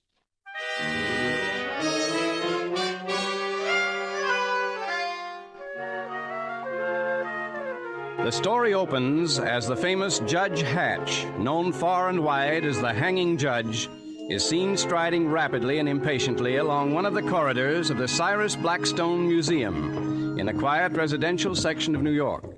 And with the judge is his young and obviously puzzled daughter, whom we hear saying, Father, what's this all about? Why did you insist on coming here to the museum today? You'll soon find out, Barbara. But I want to know now. After all, you've never come near this museum before, even though Cyrus Blackstone was your cousin. And then suddenly you decide that you have to come here this afternoon. Father, are you listening to me? I've seen that man before. Which man do you mean? Yes, I've certainly seen him before. Barbara, come in this room quickly. But Father, what is this? this? Come in here quickly. I don't want him to see me. I'll pretend to look at this antique wooden box. But Father, the sign there says do not touch. All these things are very valuable. Never mind the sign. I'm going to look at this box. Then I propose to have a little talk with the head of this museum, Miss Priscilla Ames. Miss Ames? Yes. Incidentally, this box is a work of art. Come and look at it, Barbara. Come. Father! Father! Oh, good heavens, he's dead! He's dead!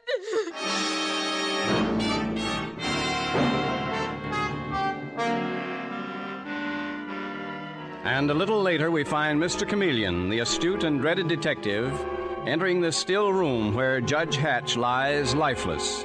And he is saying to Detective Sergeant Dave Arnold, "What a place for murder, Dave. Quiet sanctuary like this, surrounded by wonderful works of art. Never expect violence to take place within these walls. But it did, all right. Bullet hole in his left temple." "Shall I have the doors locked, Mr. Chameleon?" "Yes, please, Dave. No one is to leave the museum under any circumstances." "Okay." "Who's that weeping?" "Oh. Are you Judge Hatch's daughter?" Yes. I'm Barbara Hatch. "I'm Chameleon of Central Police Headquarters. Were you with your father at the time of the murder?" Yes. He was looking at that antique wooden box when I suddenly heard a shot. "You didn't see who fired it?" No, I was so startled. Mr. Chameleon, who could have killed my father? I was always afraid something like this would happen. "Why?" He was known as the hanging judge. Hard but just. He sent many men to prison. "Yes, that's very true. Did he receive any threats recently?" He wouldn't have told me. Miss Hatch, I'm sorry to have to question you, but of course I must. Cyrus Blackstone, who founded this museum, wasn't he a cousin of your father's? Yes, Mr. Chameleon. Well, then you came here often? No, we didn't. This was the first time we ever visited here. What? Yes. But today Father insisted on coming here. He wouldn't tell me why, except he said that he wanted to see Priscilla Ames. Just a moment before he was shot, he mentioned her name. Who is Priscilla Ames?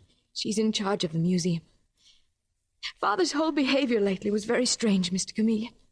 For a whole week he'd been absent-minded and worried. Now, you say that he was disturbed by something. Have you any idea what? No. But just today, he told me to put his gun in the shopping bag I carried.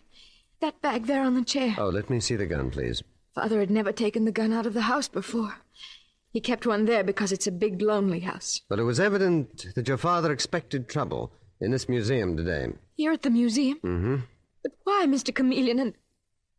Mr. Chameleon. Mm-hmm. Father's gun. It's not in my bag. What? Let me have the bag, please.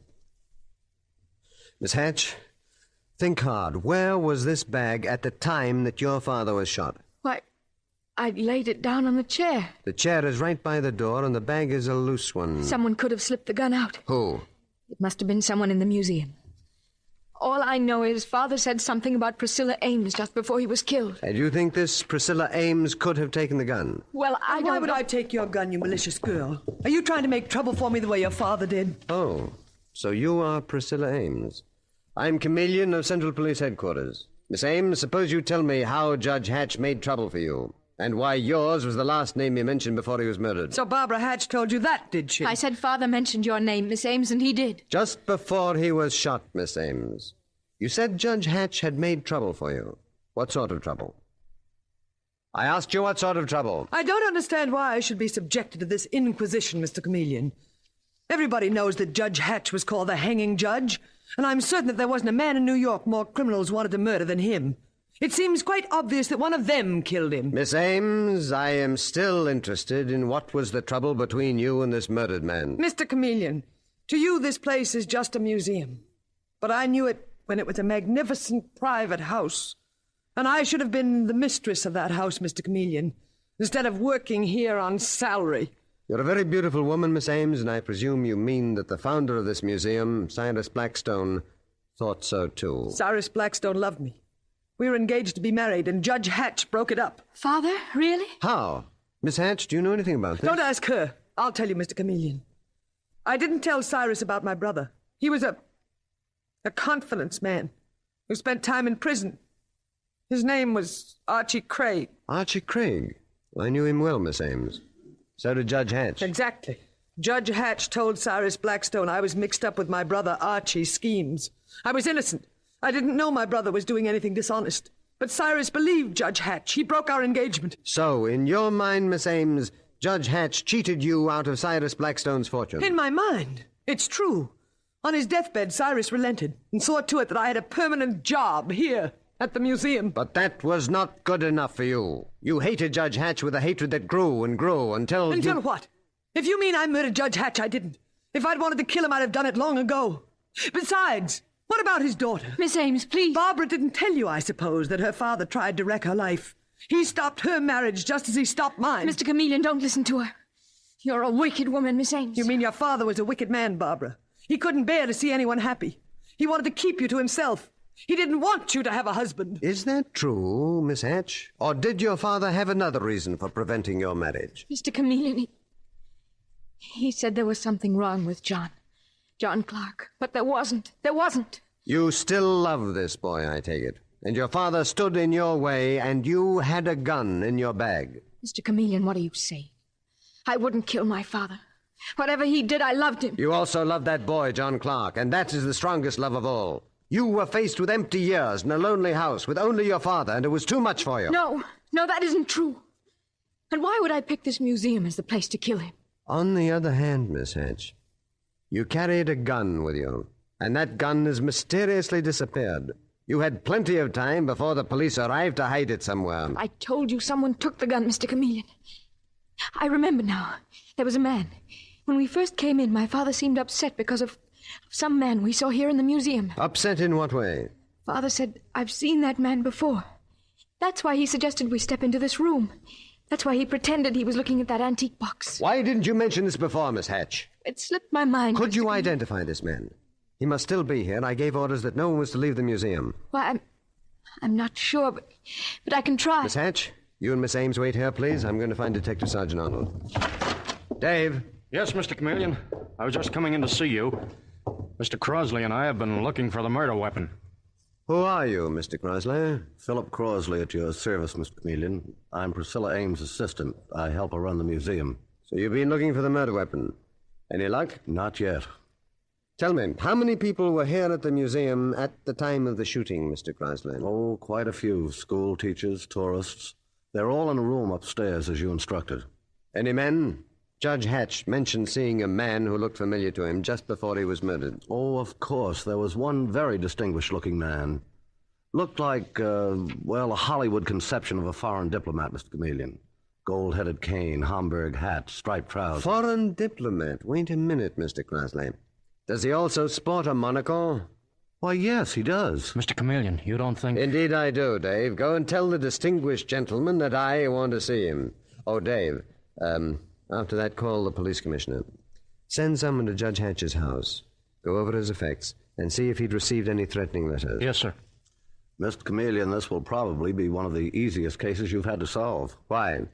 Because Judge Hatch was known as the hanging judge, and from everything I've ever read about him, a lot of criminals would have liked to kill him. It looks as if all you'd have to do is check up on the people he's given stiff sentences to. Check on them, and among them you'll find your man. So you're interested in criminology, Mr. Crosley? No, I'm afraid that's a little far removed from the quiet occupation I follow in a museum. Well, your hunch may be a good one at that. Dave, you send in our friend with the monocle, please. Okay, Mr. Chameleon. Particularly anxious to see him. Mr. Chameleon, do you mean that you know this man? Mr. Crosley, unless I am much mistaken, he's Andy Matthews, a well-known fence and confidence man. And I see that I am not mistaken. Hello, Andy. Hello, Mr. Chameleon. Well, this is a pretty mess. I walk into a museum to get a little culture, and what happens? Some man is murdered. Police all over the place. Oh, it's awful tough on you, Andy. But tougher on Judge Hatch. Now, look, Chameleon, I'm going straight. You haven't had much chance yet. You were just released from prison after serving an 8-year term. Judge Hatch didn't sentence me. No, he didn't. But he sent your best pal and partner, Shorty Mason, to the chair. Now, what do you know about this murder, Andy? What were you doing in this museum, and where's the murder gun? Why don't you search me, Chameleon? Because I think you're too smart to kill a man and keep the gun on your person. And I think you're too smart, Chameleon, to even dream that I'd kill Judge Hatch. You haven't forgotten, I hope, that he was well known as the hanging judge? When I was in stir, at least 20 men said their first act on release would be to knock off that old beak. Do you get my point, old man? The point is that those 20 suspects you so kindly present, Andy, are still in stir, but you are out and on the scene here. And I'm quite sure that Judge Hatch's daughter will identify you right now. And, Miss Hatch, you step in here, please, to identify someone. Yes, Mr. Chameleon. Miss Hatch, is this the man that your father saw just before he was shot? Is this the man who disturbed him so that he ducked into a room to avoid being seen? I don't know, Mr. Chameleon. I honestly couldn't say. Sorry, Chameleon, your mistake. Miss Hatch, you go back into that room, please, and ask Priscilla Ames to step out here. Yes. Miss Ames, Mr. Chameleon wants you. Miss Ames, is this man familiar to you? What do you mean? How would I happen to know a cheap crook? You forget, Miss Ames, that your brother was a crook. A confidence man just like Andy. Well, I never saw this man before. I never laid eyes on him. That's very odd, because at one time he and your brother were partners. Mr. Crosley. Yes, sir. What's that in that showcase on the wall? Why, that's a display of antique guns, Mr. Chameleon. Let me look at them. Antique guns? Well, you don't say. And is that little automatic in the corner an antique? When'd you put it in there, Andy? When'd you hide the murder gun in that case? I didn't, Mr. Chameleon. I never saw it before. Mr. Crosley, open the case, please, so I can get the gun. Well... What are you waiting for? I said open the case. I can't, Mr. Chameleon. I don't have the key. Who has? The only person in the museum, Mr. Chameleon, who has the key to that case is Priscilla Ames. Well, Miss Ames, how do you explain this?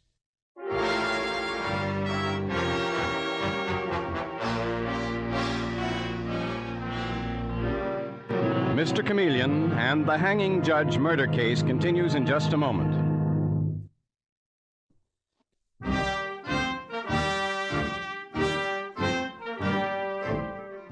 And now back to Mr. Chameleon and the hanging judge murder case.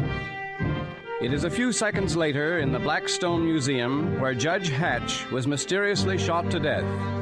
Mr. Chameleon is facing a group of badly frightened suspects, and he is saying to the white-faced Priscilla Ames, the curator of the museum, "Give me the key to that showcase, Miss Ames. The one with the antique guns and the murder gun among them."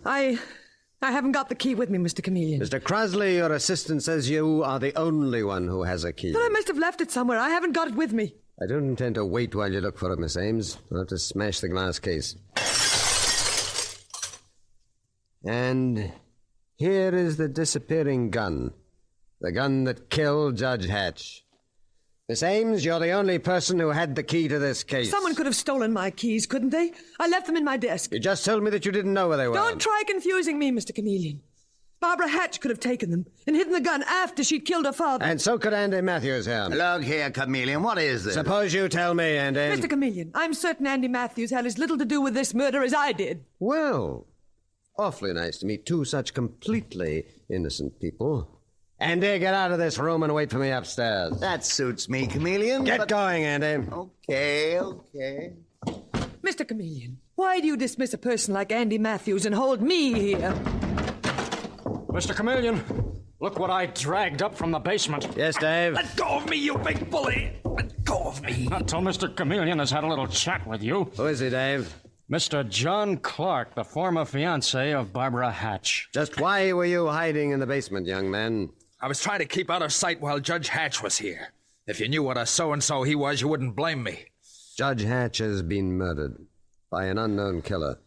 And you were here in the museum at the time he was shot. Sure I was. So what? What does that prove? A lot of people were in the museum. John, be careful. I mean, don't be so disagreeable. Keep out of this, Barbara. I know what I'm doing. I'm beginning to see why Judge Hatch objected to you as a possible son-in-law, John. Are the police going in the romance business, too? What affair is it of yours if Barbara and I have been... had been... You mean that you and Barbara have been meeting here secretly in this museum? That's what you've been doing, meeting here, isn't it? Is that a crime? John, don't you see what you're doing, acting this way? I told you to stay out of this, Barbara. I think that she said enough to reveal that you and Barbara have been using this as a secret meeting place. And you, Miss Ames, you knew about these meetings, didn't you? In fact, you encouraged Barbara to meet this young man. Mr. Chameleon, Judge Hatch broke up one romance, mine. I took great pleasure in helping along his daughter's romance, yes. And Judge Hatch got wind of it. He came here, Miss Ames, to tear you to pieces. And possibly he thought he'd run into John, too. But he didn't run into me, Mr. Chameleon. I wonder. Go on wondering, Mr. Chameleon. Let's see the great brain work. That's enough out of you. Let him alone, Dave. Let him alone. I only hope that he's talking himself out of Barbara's affections. You may finally catch on to the idea, Chameleon, that Judge Hatch was known as the hanging judge, and plenty of guys were after him. I was waiting for that from you, John Clark. It's what everybody in the case has told me so far. And it makes me wonder. More and more. Mr. Chameleon, in the name of heaven, give us a rest from this constant insinuation and questioning. Miss Ames, there won't be rest for anyone till Judge Hatch's murderer is caught. Get that straight, all of you.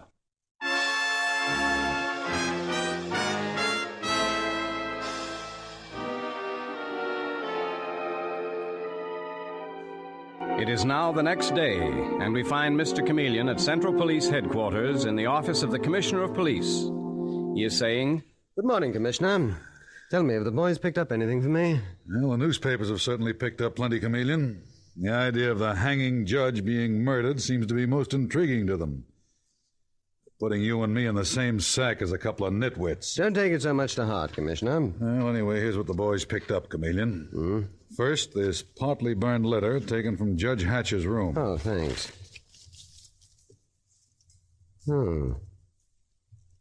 A note that definitely reveals the judge had been tipped off that his daughter Barbara was meeting the unsavory John Clark at the museum. And that, of course, is why the judge took his daughter there yesterday, Chameleon. That and perhaps something more, Commissioner. What more? Is there a report yet on whether Barbara had been carrying any packages or anything else from the museum after meeting the boyfriend, John Clark? It just came in, and your guess was right, Chameleon. Got the story from the doorman at the museum. So she has been carrying things away. Where'd she take them, Commissioner? To the Apex coffee shop down the street from the museum.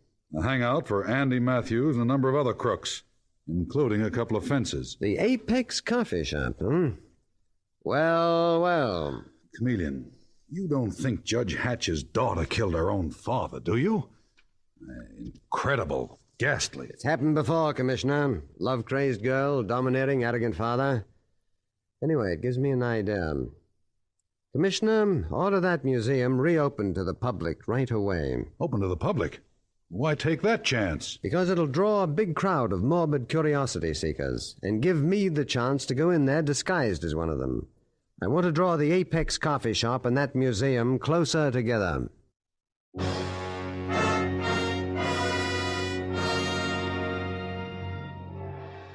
Yet even as Mr. Chameleon is talking to the police commissioner, a trembling girl is waiting in the Apex coffee shop down the street from the museum. And Barbara Hatch half rises to her feet as Priscilla Ames swoops down upon her. Well, Miss Hatch, my dear little Barbara, I thought I'd find you here. And I came to warn you. What about Miss Ames? You know what about Barbara. So help me, I'll kill you if you say one word to Mr. Chameleon that implicates me in your father's murder. I didn't mean to, Miss Ames. I'll see that you don't. I've had enough of your sanctimonious family interfering in my life. I'm afraid. I'm afraid. You should be, Barbara. I suppose Chameleon will be coming to the museum in disguise. That's his specialty. But if he does, I'll recognize him. I'm sure I will. And then what? I don't know. But don't forget this. I know a lot about you, Barbara. And don't you ever forget it.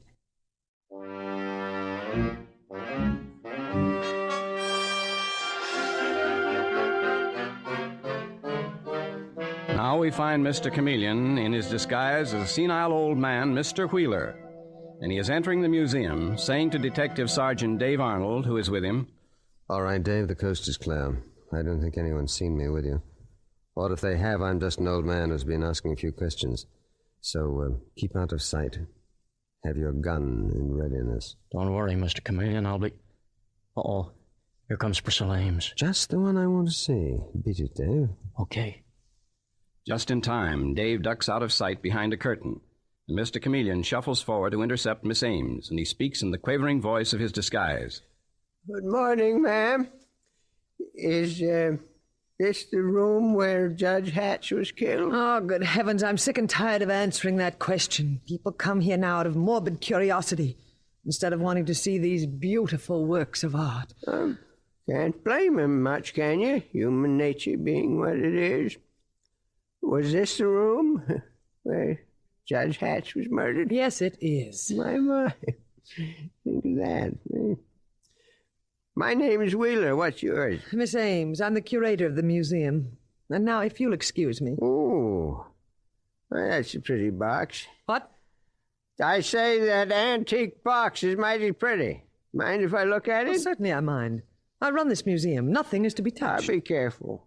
You get mad because people come here out of morbid curiosity, then you get mad when people look at your works of art. Mr. Wheeler, that antique box is not to be touched.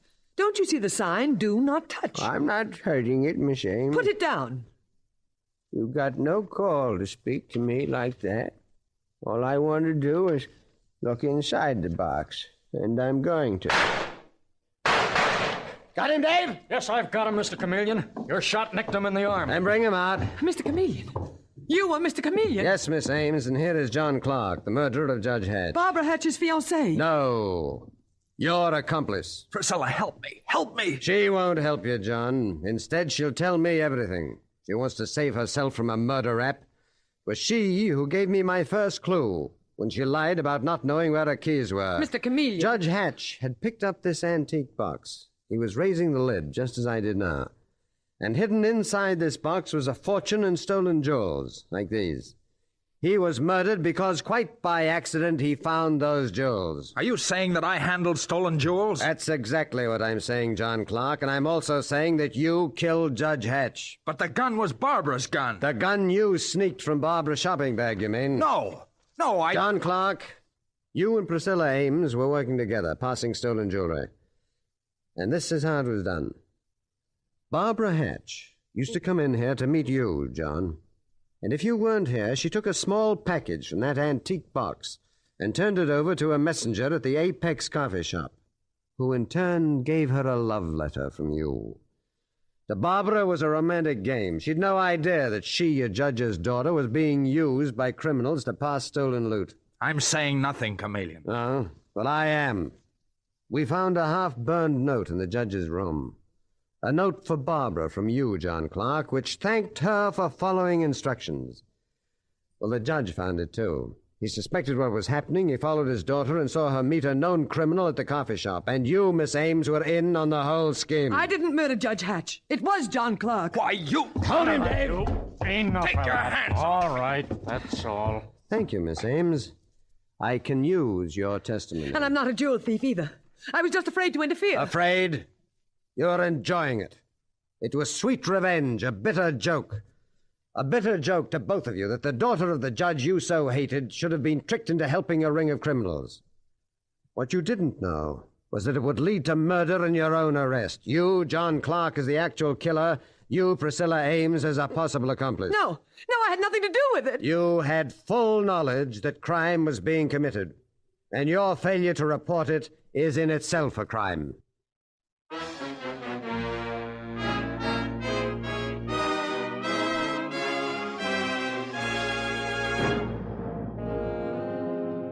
And with these words, Mr. Chameleon concludes tonight's murder case.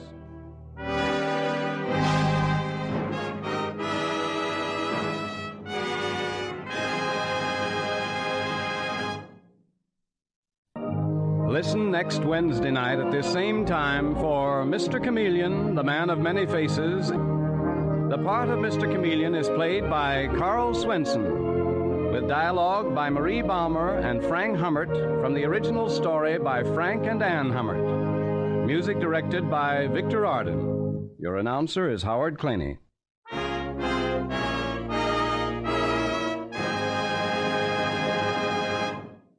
Listen for Mr. Chameleon next Wednesday night at this time. This is CBS, the Columbia Broadcasting System.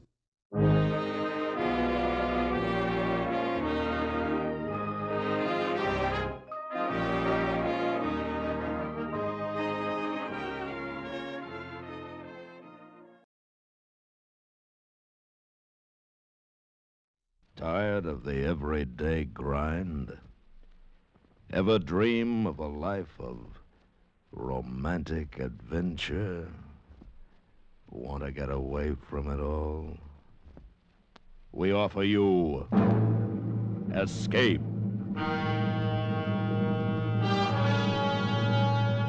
Escape, transcribed to free you from the four walls of today for a half hour of high adventure.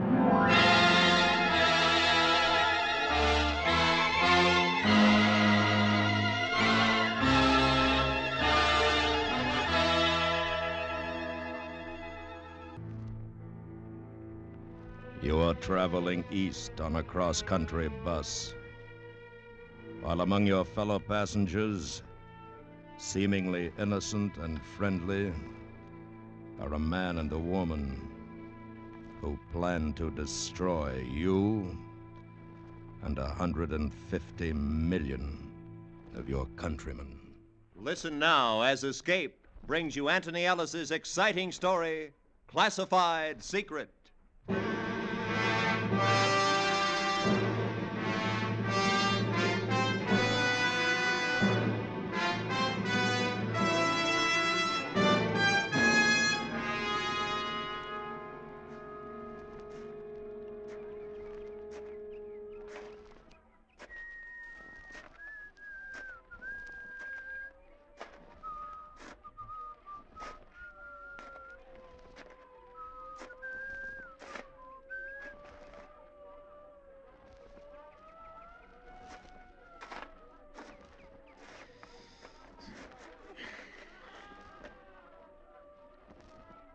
Nice day. Yes. Kids sure know it's spring. Look at them. I've been watching them. Yeah. Kind of glad, though, I haven't got any. Oh? Well, you know, world conditions, things the way they are. Who wants to bring a kid into it? I suppose so. Do you have a match? Sure. Here you are. Thanks. Have you got it? What's the matter? Well, you don't look the type. I almost hoped you weren't. Have you got it? With me? No, but I'll take you to where it is. All right. The money's in 10s, 20s, and 50s. In the sack with the groceries? Mm-hmm. I thought it'd be safer that way. I guess so. How much? 10,000. 10? That's what you agreed to. I said 20. I was told 10. They made a mistake then, didn't they? Sorry. What are you trying to do? Nothing. Not a thing. I was told you were with us. I am, but I get paid for it too, don't you? I can't sit here any longer. We might be watched. Will you please give me... Sorry. It was a misunderstanding. But... Unless you want to take me to the head man, maybe he can straighten it out. I haven't any instructions for that. Where can I reach you? As of about 2 hours from now, you can't. I'm leaving town. Will you give us 24 hours? It'll take that long. I'm sorry. If you can't pay what I want, there's somebody else who will. I'm going. So long. I was sitting on a bench in a little park in North Hollywood, California. The early spring sun was warm, and there was a smell of fresh-cut grass. I watched the woman I'd never seen before walk off down the path. She was headed for the avenue, and some cars parked beyond the trees. I thought how nice it would have been if she were just a woman in the park and nothing else. I waited until she was out of sight, then I got up and walked away in the opposite direction.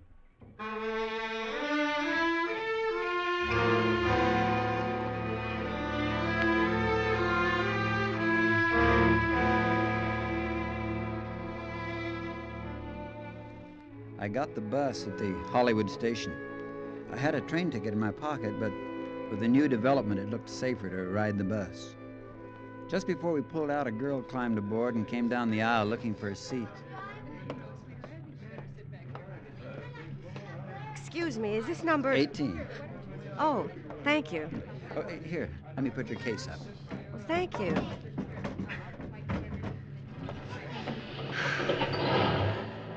I was afraid I was going to miss it. Yeah, I know how it is.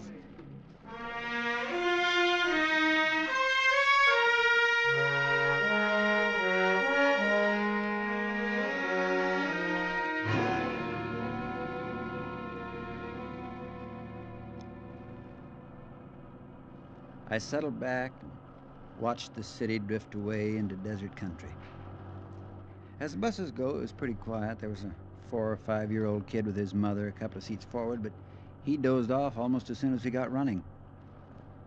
I took a look at the girl sitting next to me, not in the way you might think, but because in my business, you get to learn to look at people.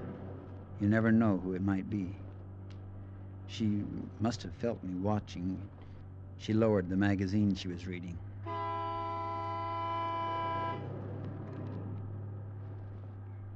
Would you care to look at one of these? That's nice of you. I always forget to buy them. Well, this one's a mystery. I don't usually read them, but on a long trip, they kind of pass the time away. Yeah, they do. How far are you going? New York. That's a long trip, all right. I'll say. I haven't been back for 10 years. Bet it's changed. Yeah, I guess so. I read the mystery well into Arizona. When I finished, it was beginning to get dark. The kid up ahead was awake and hungry.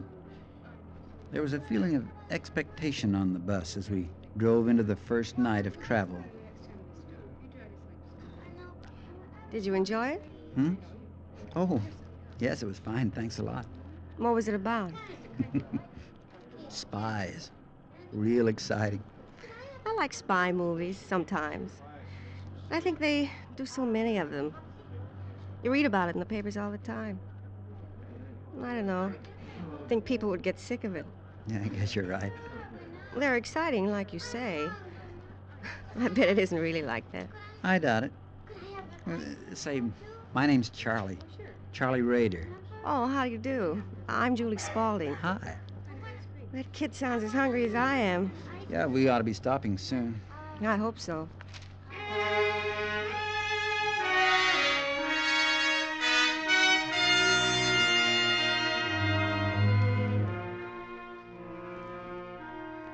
About 15 minutes later, we pulled up at a restaurant terminal and went in for food. I watched for any new passengers who might be getting on. I didn't see anybody, and as soon as I'd finished my sandwich and coffee, I sent a telegram to New York and then got back on the bus. The girl, Julie, and I seemed to be hitting it off, and it was pleasant enough to pass the time.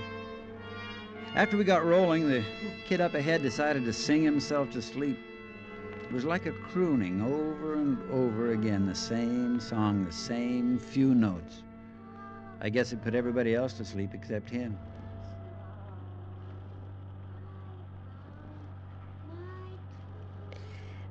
Makes you sleepy, doesn't it? Yeah.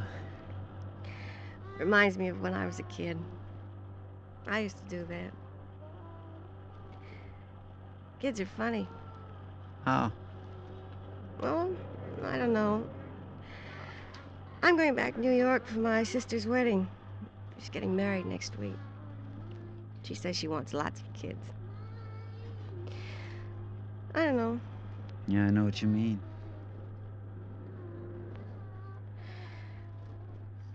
Mind if I ask you something? No, I don't mind. What? Are you married? No. I don't mean it the way it sounds. I'm always interested in trying to guess about people. Now, I would have figured you were a married man with maybe 2 or 3 kids. No, I'm not married. Oh. I hope you don't think I'm nosy. No. Well, that kid singing fixed me. I'm gonna take a nap. Good night, Charlie. Good night.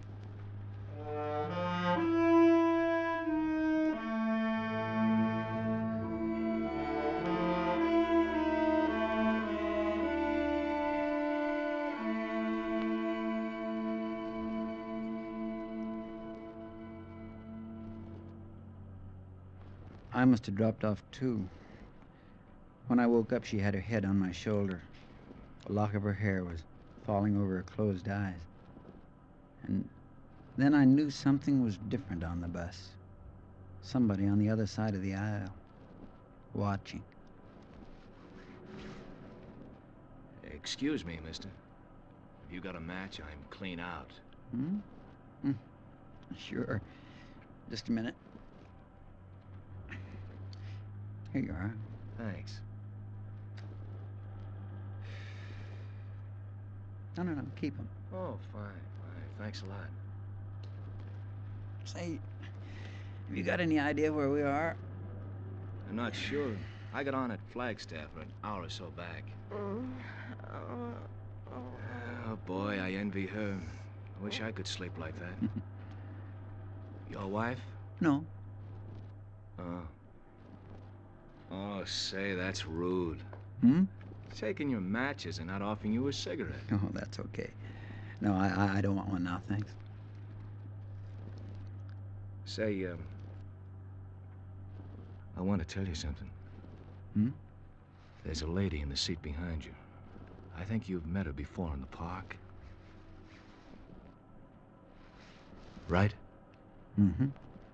We brought her with us to identify you. But she gave us a pretty good description back in L.A. Good for her. Well, this is going to be a nice trip. Nothing like traveling with people you know, is there? Nothing like it. I don't suppose you've got any reading material you could let me look at. How about a mystery? It's a spy story. Pretty good. No, I was thinking of something else. I think you know. Something more scientific. I'm very interested in airplanes. Jet motors. Sorry.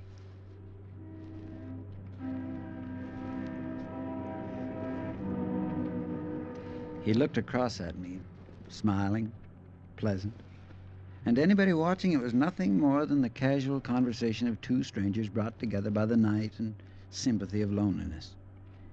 Then he leaned back and, reaching inside his jacket, brought out a small automatic, which he kept very carefully hidden from any eyes but mine. Always carry this with me on a trip. You never know. I knew, all right.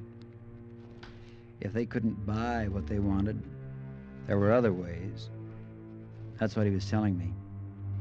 And I saw in the man's smiling face that I'd never reach New York unless I killed them before they killed me.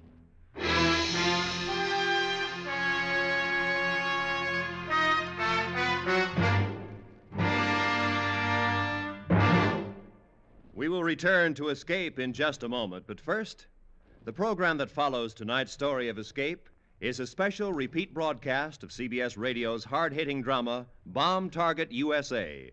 With Arthur Godfrey as narrator and a corps of crack CBS radio newsmen reporting from spotted locations and from so-called enemy bombing squadrons approaching our shores, Bomb Target USA reports factually and without fanfare exactly what America can expect today if enemy atomic bombers raided our major cities.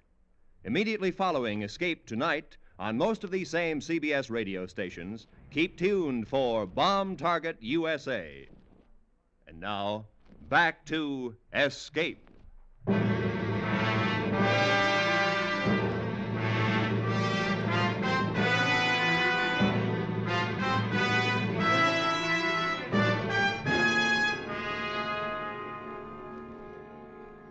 Julie and I had breakfast somewhere in New Mexico. The woman from the park and the man who carried the small automatic sat in a booth while we ate at the counter. I'd thought about things most of the night, and I decided to tell the girl, not too much, but enough so that she might be able to help. And I knew I'd need some help. Coffee's pretty good here. Yeah. A cigarette? No, thanks.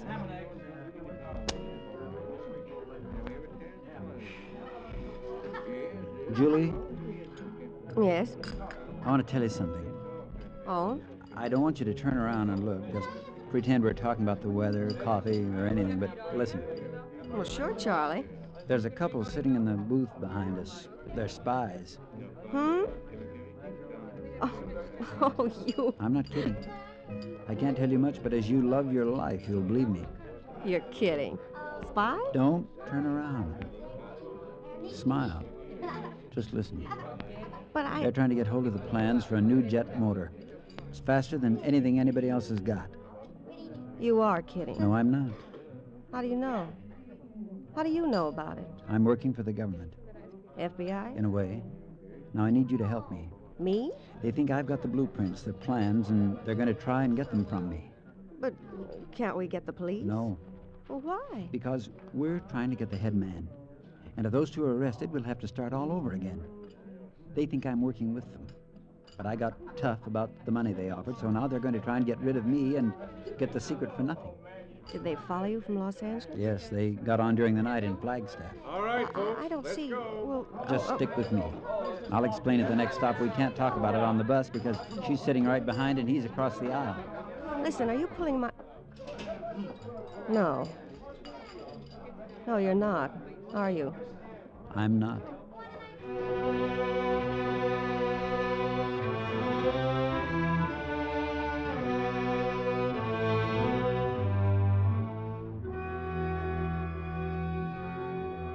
We went on through New Mexico and the Pink Rock and the desert. We talked a lot of nonsense, and after a while I could see she was getting back to the idea that I'd been kidding, especially after the man with the gun introduced himself as Mr. Hutchinson and started to talk about fishing. It was about a half hour before our lunch stop. Now, you take some of that Northern California country. Talk about trout, steelhead. I tell you, My you have dad never used to seen... take us up, my sister and me. Oh? Take us up to a place in Maine. Oh. Dad always wanted a couple of boys, I guess, but when he saw what he got, he figured it wouldn't spoil his plans anyway. So he took us fishing every summer. You should have seen the fishing up there. Yeah.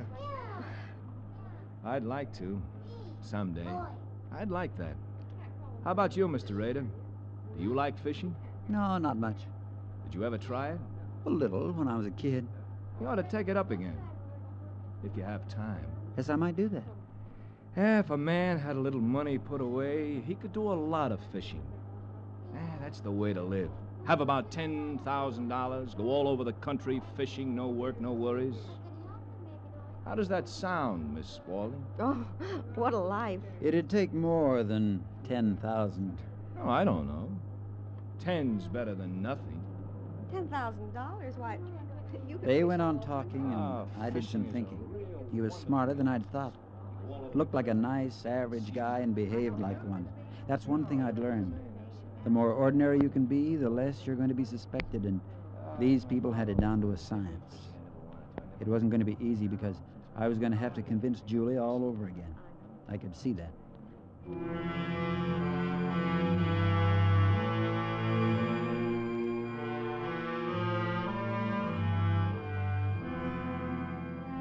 My chance didn't come until that evening after our dinner stop.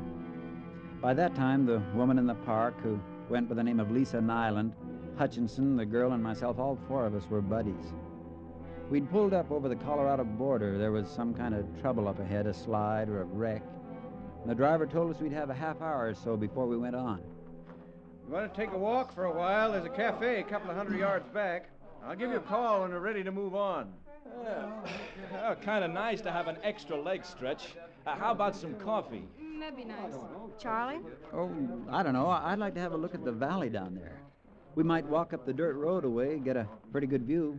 Sunset and all. Romantic, huh? Sure. Why not? Oh, Charlie. Okay with you, Lisa? You feel romantic? Want to see a valley in the sunset? That'd be very nice. Okay, let's go. We walked away from the bus and up a narrow ranch road. About 100 yards up, there was a curve, and around it a stand of trees. When we got there, you couldn't hear the sounds from the highway any longer. It was peaceful, and it was very pretty. I knew that Hutchinson was delighted about the suggestion. It was going to give him his chance, but he made the mistake of playing it a little too clever, and he kept his game of small talk going a minute too long. We'd got to the top of a cliff overlooking the valley when I stumbled on a rock and fell a few steps behind before they had a chance to stop. And when they did, I already had my gun out. Hey, what are you going to do? Target practice? No. Julie, get over here. You two stay where you are and keep your hands behind your head. Charlie, are you sure they seem to I be... know what they seem. Now look, I don't want to do this, but it's you or me. You should have made the right deal in the first place. I can't let you go, you know that. We might still make a deal. You had your chance. We've got the 10,000. How about waiting till we get to the next town? We'll have the rest of it telegraphed I out. make mistakes, but not that kind. If you told us what you wanted, we might have been able to get the 20,000 for you in Los Angeles. Turn around, both of you. Oh, now, wait a minute. We're all in this together. We all want the same thing. You figure you can get more money from the head man in the East. Okay. Give us a chance to get it for you. We're in contact. Turn around. He gives us our orders. What difference does it make? Now, look, you shoot us. What do you think they'll do? They won't let you get away with it. They'll kill you. Charlie, you can't just shoot them. Turn them over to the police. You can't Be just quiet. shoot them. He can't tell the police, Julie. He's with us. Only he wants money out of it.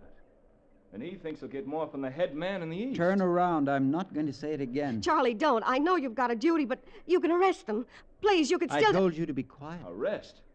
Listen, Raider, you're not going to kill us over 10,000. Why, it's murder, even if you... Miss Nyland dropped without a sound. Hutchinson held his middle for a second and tried to keep his balance. I shot him in the back of the head, and I knew he was dead before his body slipped to the ground. The girl just stood next to me, her hands tightly covering her mouth, and she was shivering. I took a look across the wide valley. The sky was turning purple. I've never seen anybody killed before. I'm sorry.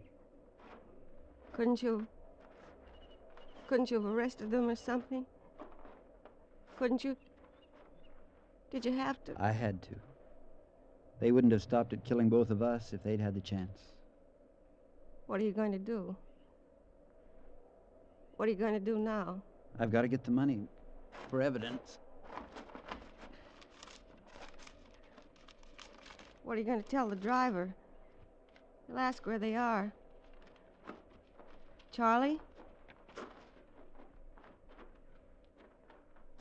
Driver's going to wonder where they are. Charlie, what are you doing? I've got to put them over the cliff. Oh, no. Oh, no. I've got to. Oh. Oh, no. No, you can't. Charlie, no.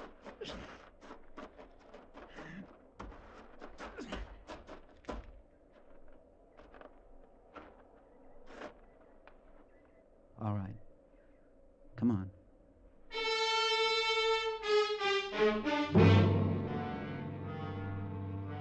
We got back to the bus, and neither of us said anything about the two we'd walked off with. I guess nobody had seen us together, and after waiting around for another half hour, the driver gave up. Well, I'll drop their baggage in La Junta. Better notify the police, too. Screwy, all right. Okay, folks. Sorry for the delay.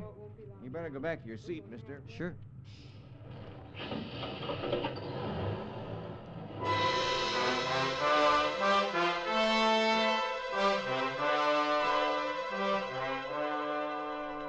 I was starved when we pulled into the depot at La Junta.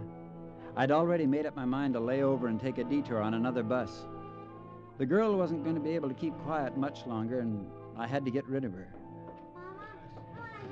We got out of the bus, and the two men were standing alongside, waiting. Just a minute, please. Hmm? We're special agents for the FBI. Search him, Larry. Yeah, just a gun and money. Where are the other two? The other two? They're dead. He killed them. Oh. We'll take those plans now, Mr. Rader. And don't do anything silly. There are 4 men covering you. Okay. It's in my shoe. You want me to take it off now? Please.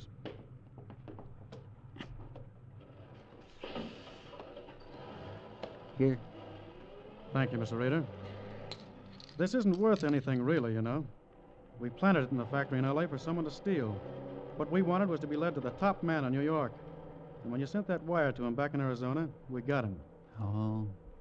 We were worried about you, Julie, when you didn't call us from Albuquerque. I didn't get a chance. He was with me all the time. Is she?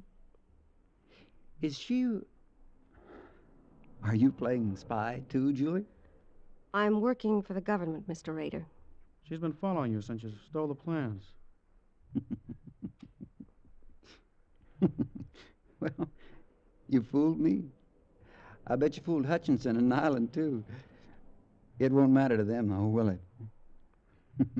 Well, that's the way it goes. Take him away, will you? I had to watch him murder those two. I don't want to hear him laugh about it. Come on, Rader. We've got a car waiting. Sure. So long, Julie. Nice to have met you.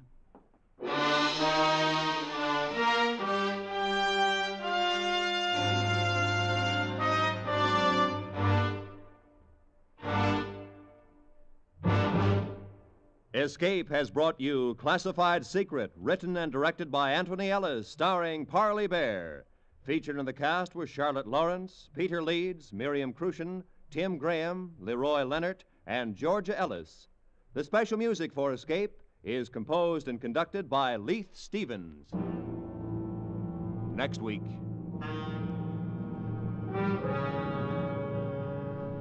You are in a cantina in Mexico, listening to a man speak his hate for you in word and music, while somewhere, in jeopardy without your knowledge and beyond your reach, is the one you love, who may lose her life.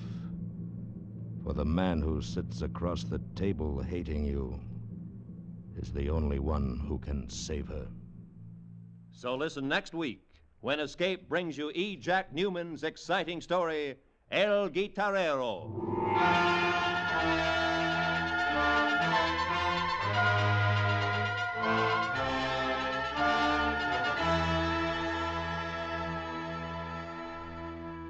Tomorrow night, the Lux Radio Theater stars Jane Wyman and Dick Hames. The play is Just for You, with Jane recreating her original screen role. It's a musical comedy about a widowed Broadway play producer who loves his star and faces complications in the reactions of his son and daughter. Just for You, Lux Radio Theater presents the stellar co-starring combination, Jane Wyman and Dick Hames, tomorrow night on most of these same CBS radio stations. The same evening, CBS Radio stars Fred McMurray in Suspense's saga of The Great Train Robbery. That's tomorrow night at the Star's address. This is Roy Rowan speaking. And remember, you have a date with Arthur Godfrey's Talent Scouts, Monday evenings on the CBS Radio Network.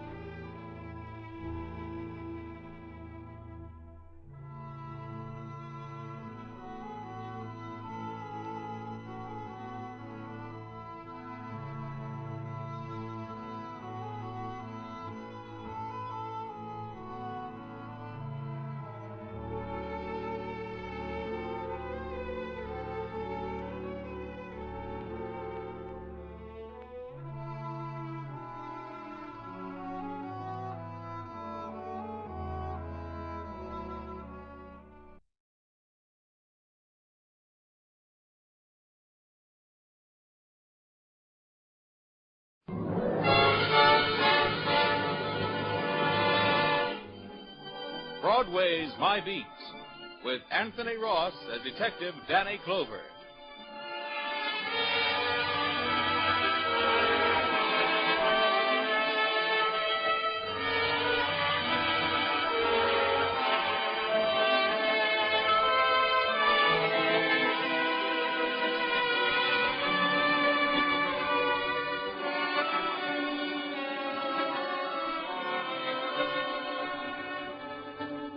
Broadway's my beat. From Times Square to Columbus Circle. The gaudiest, the most violent, the lonesomest mile in the world. It's not a street, it's a merry-go-round. Where you can't tell whether that man in front of you is thinking about a milkshake or murder. Well, that's the street I'm walking. It's around 4 on a Saturday afternoon when I get to Times Square. I'm standing by the police information center there, thinking how cute the pretty kids, all dolled up and out with their boyfriends. I'm talking to the cop on duty when Excuse me, officer. just a second, a nervous young doll, looks like from the 3-Eye League, a cinch she's from out of town, comes up to the duty sergeant. What can I do for you? Well, I know this is going to sound silly, but my husband... Yes? Well, I don't know what's happened to him. You mean he's lost? Well, I hope so. Huh? That is, I'd rather he was lost than run over or... Take it, Danny. Detective Clover, ma'am. Broadway squad. Maybe I can help you. Well, I hate to bother you, and I know it's probably all a mistake, but... Yeah? Well, Andy, that's my husband. Uh-huh. He left the hotel just before dinner time, about noon it was, and he said he'd be right back. But now it's after 4, and he's not... Hotel? Yes, the Astor right across the street over there. And he's never done anything like this before. And it's our first trip to New York, so I'm scared, maybe. Oh, I know he's probably all right. What's his name? Andrew Jenkins. He had his billfold with him with his name in it, so if Well, that's a help, man. And all our money in it, too. Hey, Sergeant. Yeah? Hey, call the precinct. Tell them to check the hospital. Man named Andrew Jenkins. Jenkins. Andrew Jenkins, age... 27. You got that? Right, Daddy. Hello? Carnahan at the information center. Come on inside and sit down, Mrs. Jenkins. Oh, well, thank you.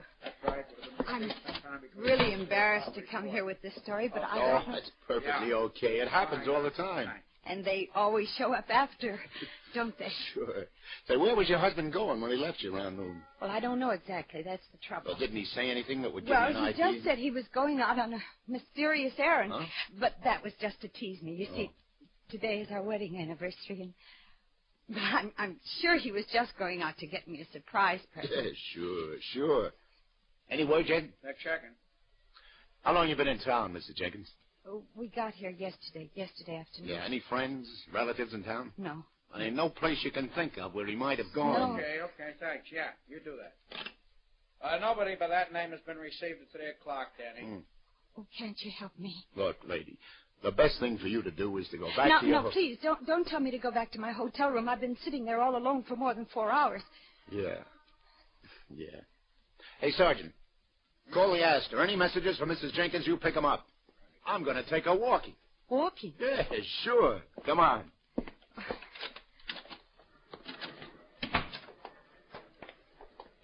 Yeah, a little outdoors is very helpful. Oh, it's maybe not so good as the outdoors in Omaha or Idaho or one of them states like where you come from. We're from but- Indiana. Well, that's just as I figured. And you get to town yesterday. Yes. Now, what's the first thing you do? The first thing, we checked in at the hotel. Uh-huh. No phone calls to anybody? No. Well, then what did you do? Well, we went out to have a look at Broadway, just a couple of hicks. Uh-huh. No waiting for seats, seating on all floors immediately. No waiting for seats anywhere in the house. Well, which way did you walk? Well, from the hotel, just where we're walking now. Good. Now, you make like I'm your husband and you try to remember everything you said to each other. You know what you looked at, the stores, the people, the movie houses, everything like that. Yes, but... Yeah, now he went out to buy you a present, didn't he? He's never been in town before. The only stores he sees are these stores along here. Well, which one did he go to? That's what we want to know. So think. Well, we didn't want to go to a movie, not the first night in town. Yeah, so? And then, well, I remember this nut store, and he said he didn't like the smell of nuts roasting. Yeah, well, that's two of us. And there, we stopped in and looked at this window at the little turtle. Turtles? Yes. 10 cents a turtle. Write your name on it and send it home. Hey, would he have come back here to buy you a turtle? No. I'll think, Mrs. Jenkins. Yes. Wasn't there something you told your husband you wanted? Something that gave him the idea he should sneak out and buy it? I can't think, Lieutenant. I can't think of anything except where is Andy. Yeah, but you've got to I know. I'm sorry. No, I'm sorry. It's no good, Lieutenant. Everything I see reminds me of him. Yesterday, I remember how we stopped and looked at this window, all the jewelry they were auctioning off. Lieutenant, what's happened to him? Why can't you do something? Did you look at anything particular in this window? Well, what difference does it make? Wait, yes, there was something. An old-fashioned gold watch. Is it still there? Hmm? Now, do you see it anywhere in the window? No, it's gone.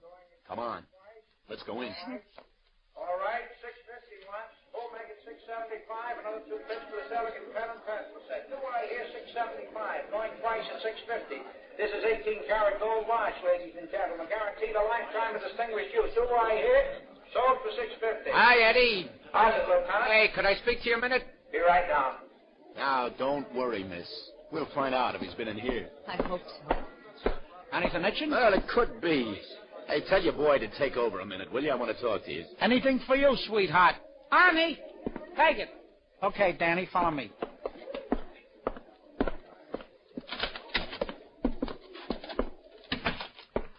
What do you want I should be on the lookout for this time, sweetheart? A hot ferry boat? It's nothing like that, Eddie. Hey, meet Mr. Jenkins. Oh, a pleasure. We're trying to get a line on a young guy who would have come in here about noon today, Eddie. Describe him, will you, Mr. Jenkins? Well, he's about your height, only heavier, bigger. He'd make him about 27, Eddie. From Indiana. Oh, Indiana. Yeah. Yes, he has brown hair, straight, and hazel eyes. Hayes, you had an old-fashioned gold watch in your window yesterday, Eddie. It's not there now. Well, maybe he came... I make him. Huh? That did it. Sure. I make him now. A light gray suit and a green hat. Yes, that's it. It's a screwy thing, Danny. What? This guy, your husband, lady? Yes, do you know where he is? He come in around noon and he asks about that watch. And just 2 minutes before, a couple of guys are in asking about the same watch. 2 minutes. Less. Yeah, so what? Sure. I got him tapped. Indiana. Nice-looking young guy. Oh, the watch. Yeah. So, both these parties want I should knock the watch down. A real coincidence. So I knock it down. They're bidding against each other. They both want it real bad. Your husband? A stubborn character, lady. Yes, well, if he wants something... They bid this watch up. Yeah. I get $62 for it. It's weight... I got news for you. It's weight maybe 25, the outside. Huh? How come? Beats me, sweetheart. The bidding's up higher than a cat's back. Yeah, but who got it? The young guy. Your husband, lady. He got it. Takes it away from me with a grin. If it had been any bigger, his face would have split. He goes out.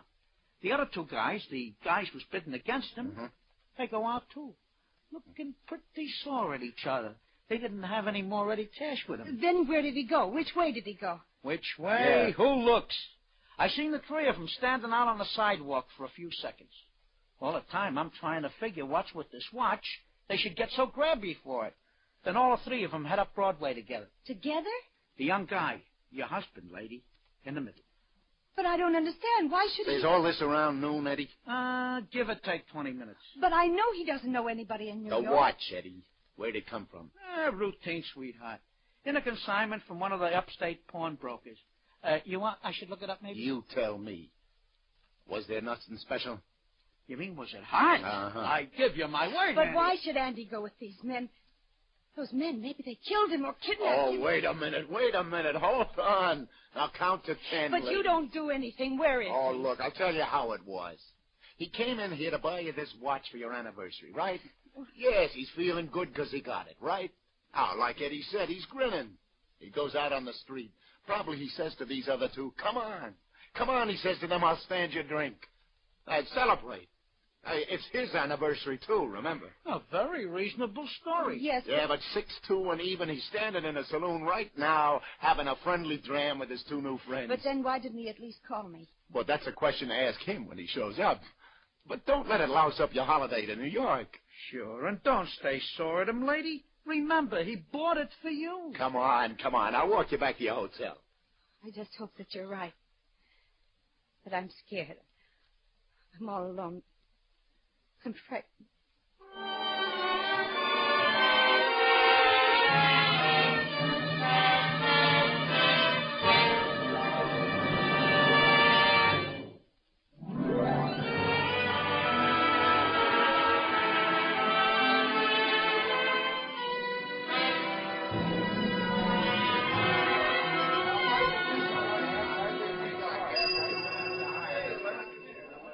Any phone messages from Mrs. Jenkins, room 1526, please? No, nothing. Oh, now just don't get rattled, Mrs. Jenkins. Look, just get used to the idea he's got this one wild oat he wants to stick in the ground, okay? Well, you'll let me know if you hear anything, won't you, Lieutenant? If there's any report. Yeah, I'll call you before 6, and that's a promise. Well, thank you, Lieutenant. Are you leaving now? Just over to get a cigar, Mrs. Jenkins, but, yeah, then I gotta get back to the station house. Don't worry, I'll call you. All right. Goodbye. And just for now. Lieutenant Clover, who's the lady I see you with? Hiya, lover. A couple of perfectos. If you can stop buffing your nails long enough. What'd you do to her? She don't look happy. Well, you can take warning, Sally. She had a husband, but she let him get away. Hey, let me use your phone to check in, will you? It's all yours. This is Clover, baby. Give me the precinct. What do you know for sure, Sally? The most exciting thing that's happened around here all day is I got a run in my stocking. Like a cemetery. Yeah? I take my ossified oath. Nobody's even come around to try to get 2 on the aisle for Kiss Me Kate. Hiya, Sergeant. Lieutenant Clover. Oh, business must be tough. Did you see the fight at the garden last night, Danny? Hold it a second, lover. Homicide? Where'd you say, Sergeant? Get the bloodhound. Yeah. Okay, I'll get right over. Did I hear you say homicide, Danny?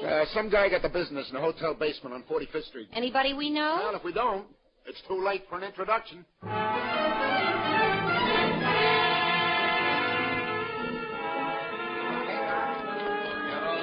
Hello, Danny.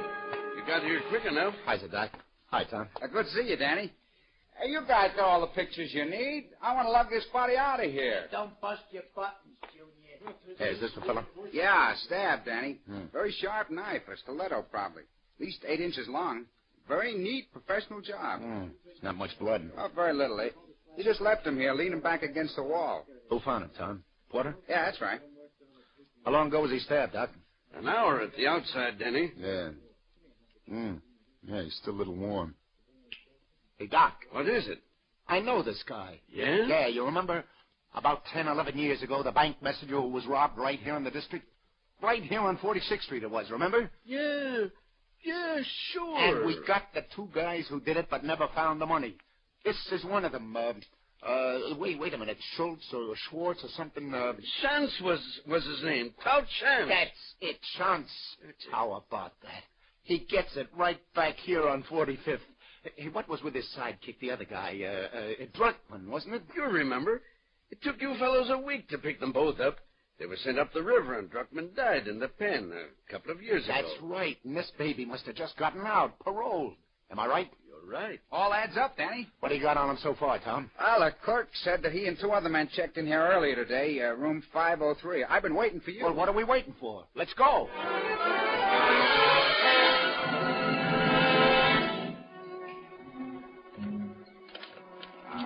These pass keys. Yeah, this is the one. What have we got here? Hey, cut those ropes off him, will you, Tom? All right. Get him some water, Tom. Oh, wait till I get my hands on those. You talk fast, mister. Who gave it a chance, you or your pal? Chance? Gave what? I don't know what you're talking about. Let me get to a phone. Yeah, drink this water. You'll get to a phone when I'm good and ready to let you. What's your name? Just a minute. No, just a minute, Jack. You listen to me. Listen to me if you're a cop. I was practically kidnapped, drugged, tied up, and gagged, and I had a gold watch stolen from me. So don't you get tough with me. I'm going to make a phone call to my wife or else. Say, is your name by any chance Jerkins from Iowa? Jenkins from Indiana. Well, how do you do? You go right ahead and make the phone call, Mr. Jenkins.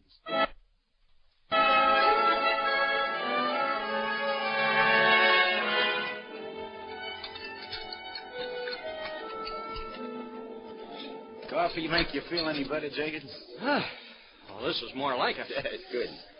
Now, look, I'd like to let you get upstairs and see your wife as quick as possible. I know you want to go, but first... What happened? Yeah. You want to know, huh? Well, I'm not too sure myself. I know I bid against those two men for the watch that Grace had said she liked. Yeah? And after, on the street, they suggested they buy me a drink. Yeah, well, then what happened? Well, we went to a bar up the street, and they started to get tough. Oh, shucks, I'd have given them the watch for what I paid for it if I knew they wanted it that bad, but they got tough with me, and I don't like that. That I learned.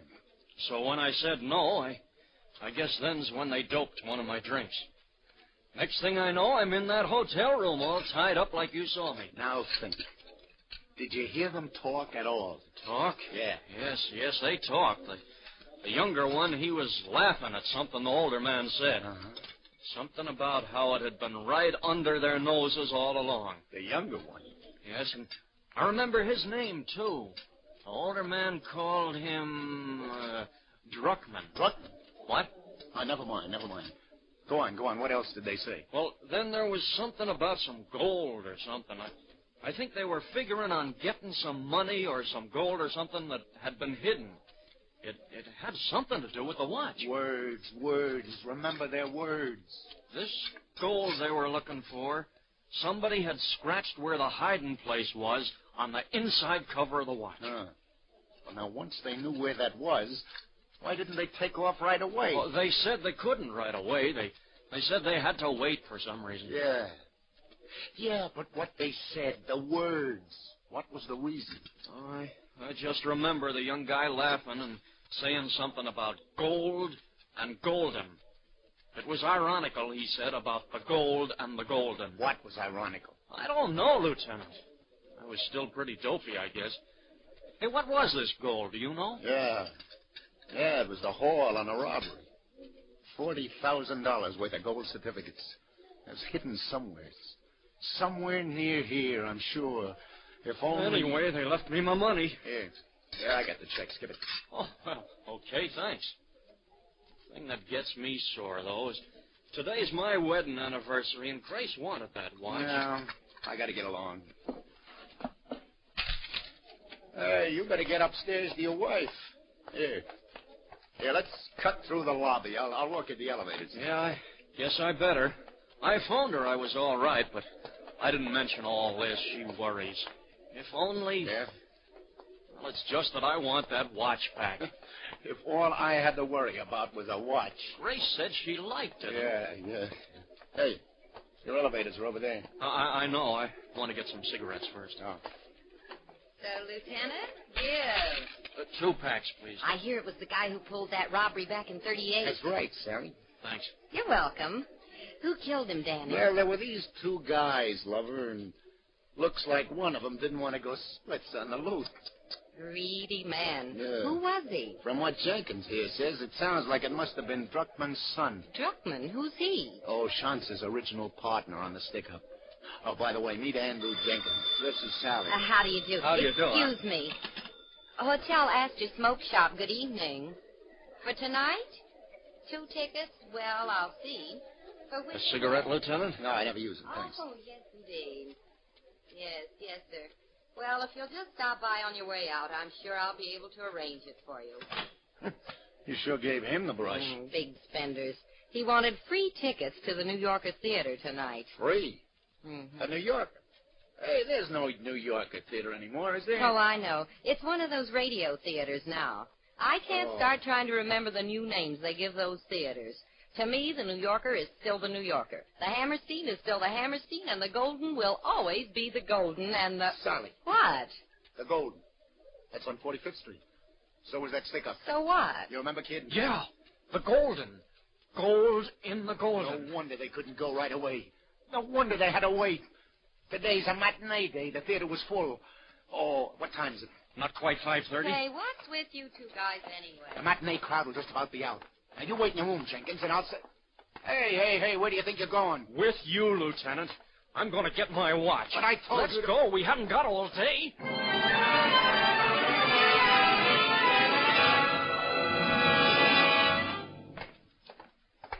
Now, listen, kid. I'm letting you stick around, but don't go getting any ideas you're going to be a hero. Don't worry, Lieutenant.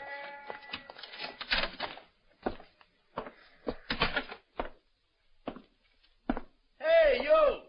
Where do you think you're going, mister? Is that you, Rosie? Danny Clover. Oh, it's you, Lieutenant. Yeah. For a minute there, I thought maybe you were... Hey, you've been on the stage door all afternoon, Rosie. All afternoon, Lieutenant. You think I'm crazy? Stay on the job all the time? No, sir. When the curtain goes up, I'm downstairs taking the little off of those stagehands at gin. How about when the curtain comes down again? Oh, then I'm right back here on the job, Lieutenant. $6 richer. You see anybody you didn't recognize around here? I mean, anybody had no business being here. Huh? Yeah, well, where'd he go? Well, he stood around for a while until finally his girl come out, and then they went... Oh, Rosie, cut the routine. I'm serious. You see anybody around here who didn't belong? Yes, I did, Lieutenant. Yeah? Matter of fact, first I saw you, I thought it was this guy come back again.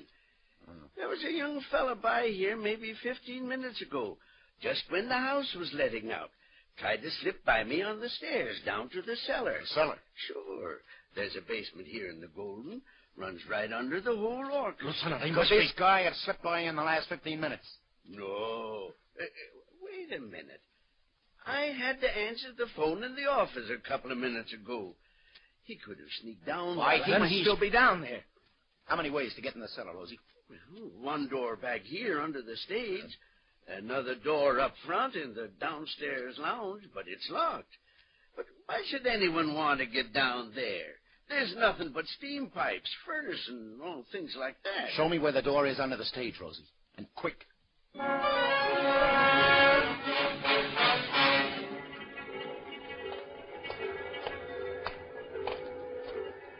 Is this it? Yeah. But here, let me open the door. Close it! Never open a door with a big light on back of you. Yeah. You might as well send the guy in there a special delivery telegram. But who... Never mind. Turn the light off. Jenkins, get back there by the stairs. You too, Rosie. But listen, Lieutenant, You save it. The light. Turn it out, Rosie. Thanks. But we can't see. Yes, you're catching on now. And neither can he.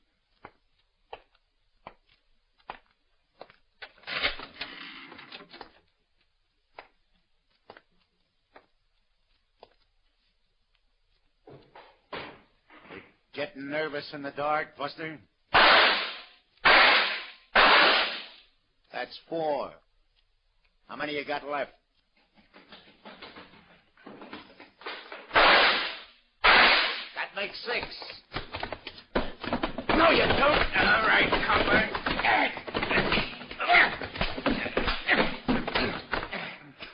Lieutenant, what happened? Are you okay? I should have remembered he had a knife. He'd used one already today. Hey, where's the light, Rosie? Come on, get up, you punk. You're not hurt bad. Did he hurt you, Lieutenant? Not a chance, Rosie. What'd he do? Oh, stole that gold watch off of somebody, huh? Yeah, that's right. Stole this gold watch off of this fella here. Hey, look. Look, have a look, Jenkins. Huh? I'll see. Scratched on the inside cover. Back of steam pipes, north side of Golden. Yeah. Here. Hey, what are you doing? Just getting a peek at your wallet, Junior. Oh, I'll take charge of this 40 grand, too. Yeah. Yeah, it's like we thought. Her name is Druckman.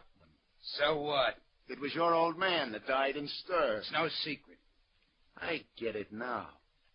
Before we picked him up for that stick-up, your old man hid the dough and scratched where he hid it inside the watch, but he wouldn't tell Schranz, right? They wouldn't trust him. You're telling it. He wanted to wait till they were both out of stir. Then your old man dies, and the prison sends the watch they've been holding to your family. And you're such a bright boy. You pawned the watch. You never knew what it said there. It took Schranz to tell you. He wasn't very grateful to Chance. A knife in the back. Yeah, but the state will take care of that. Here. Let's get this guy to the station house. And then get you back to your wife.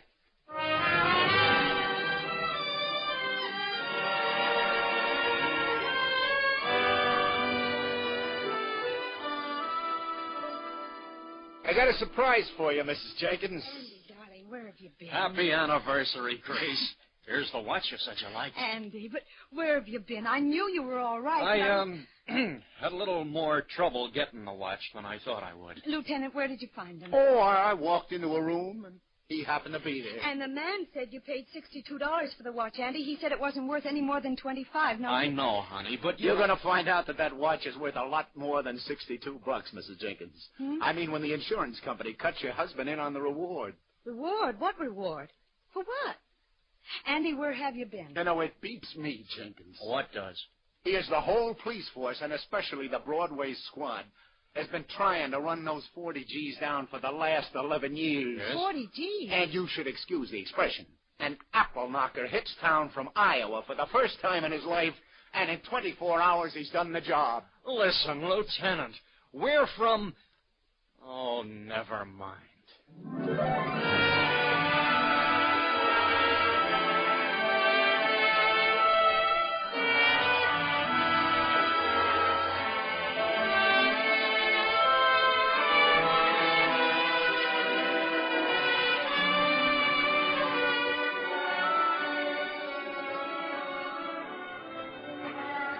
Indiana, Iowa. Anyway, they're both in the 3I League. Oh, the sidewalks are really crowded now.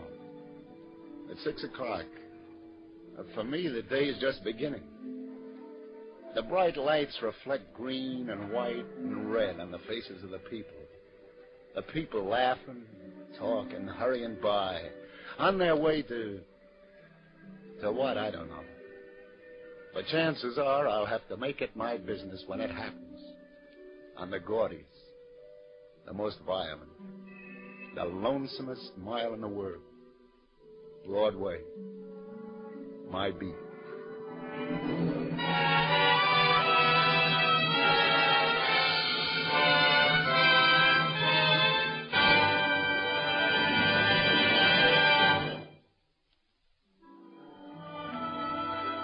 Columbia has brought you Anthony Ross as Detective Danny Clover in Broadway's My Beat.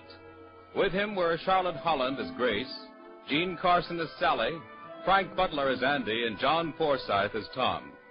Others in the cast were Maurice Gottsfield and Tom Hoyer. Broadway's My Beat is written by Peter Lyon. It is produced and directed by John Dietz, and the musical score was composed and conducted by Robert Stringer. This is Vern Bennett speaking.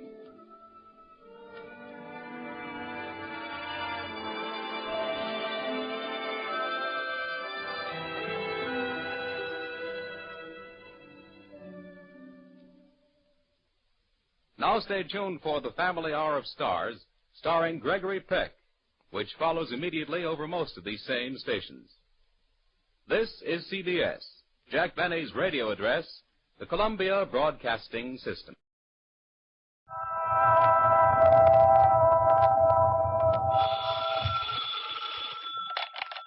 Hello, Yukon 28209.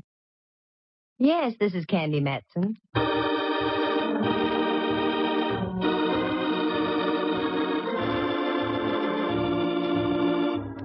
The National Broadcasting Company presents Candy Matson, Yukon 28209.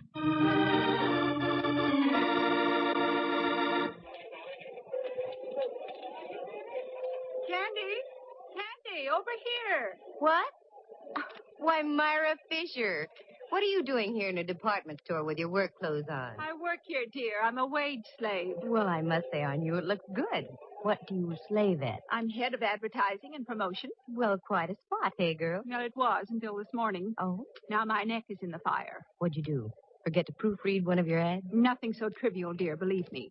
But am I glad to have bumped into you? Maybe you'll change your mind when I tell you I've been shoplifting. No, I'm serious, Candy.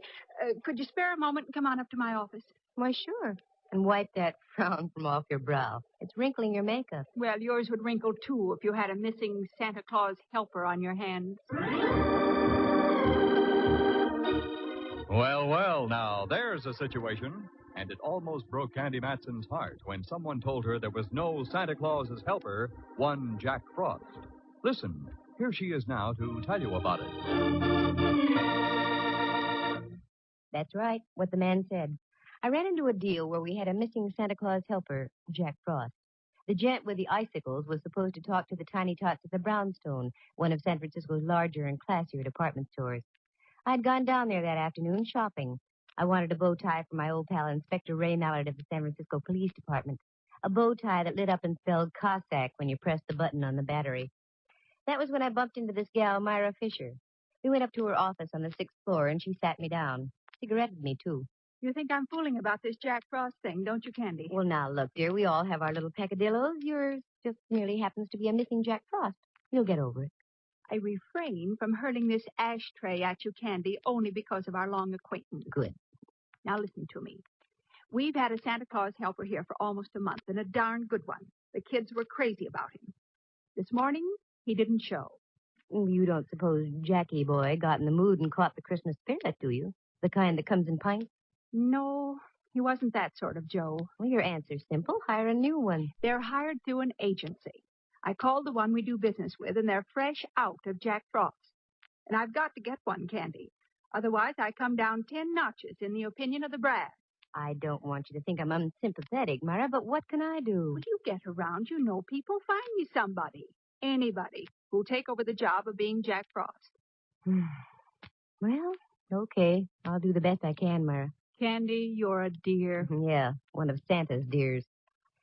Okay, I'll try and find you a Jack Frost, Myra, but don't hold it against me if he turns out to look more like Humpty Dumpty.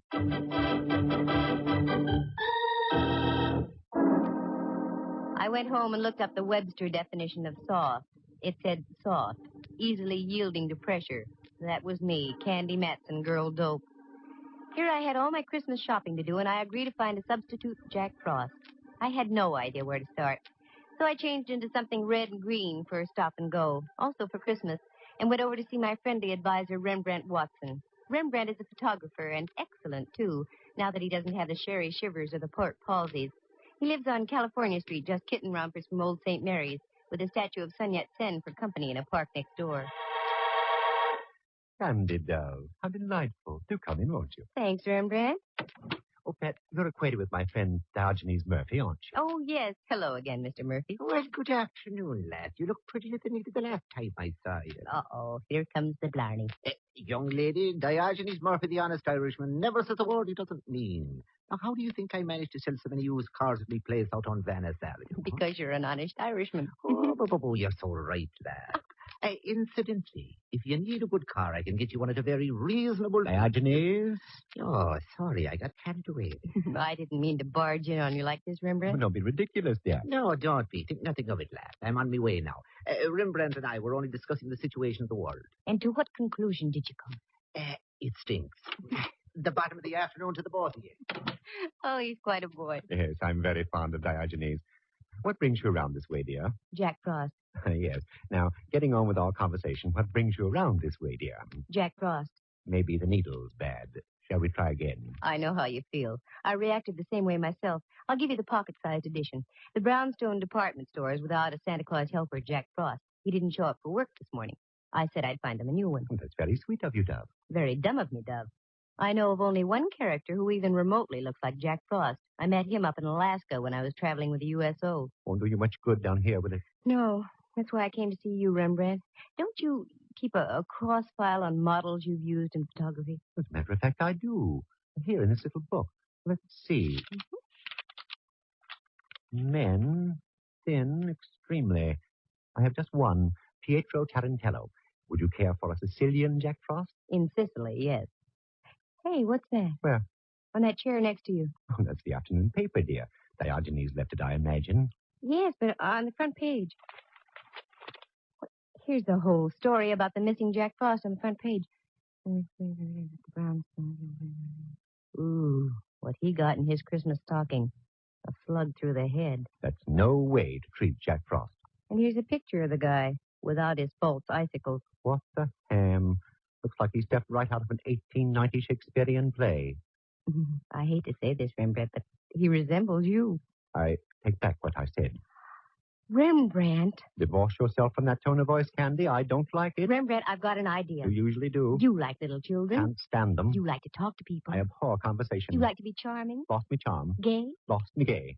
With the help of a few icicles, Ducky, you're going to be Jack Frost.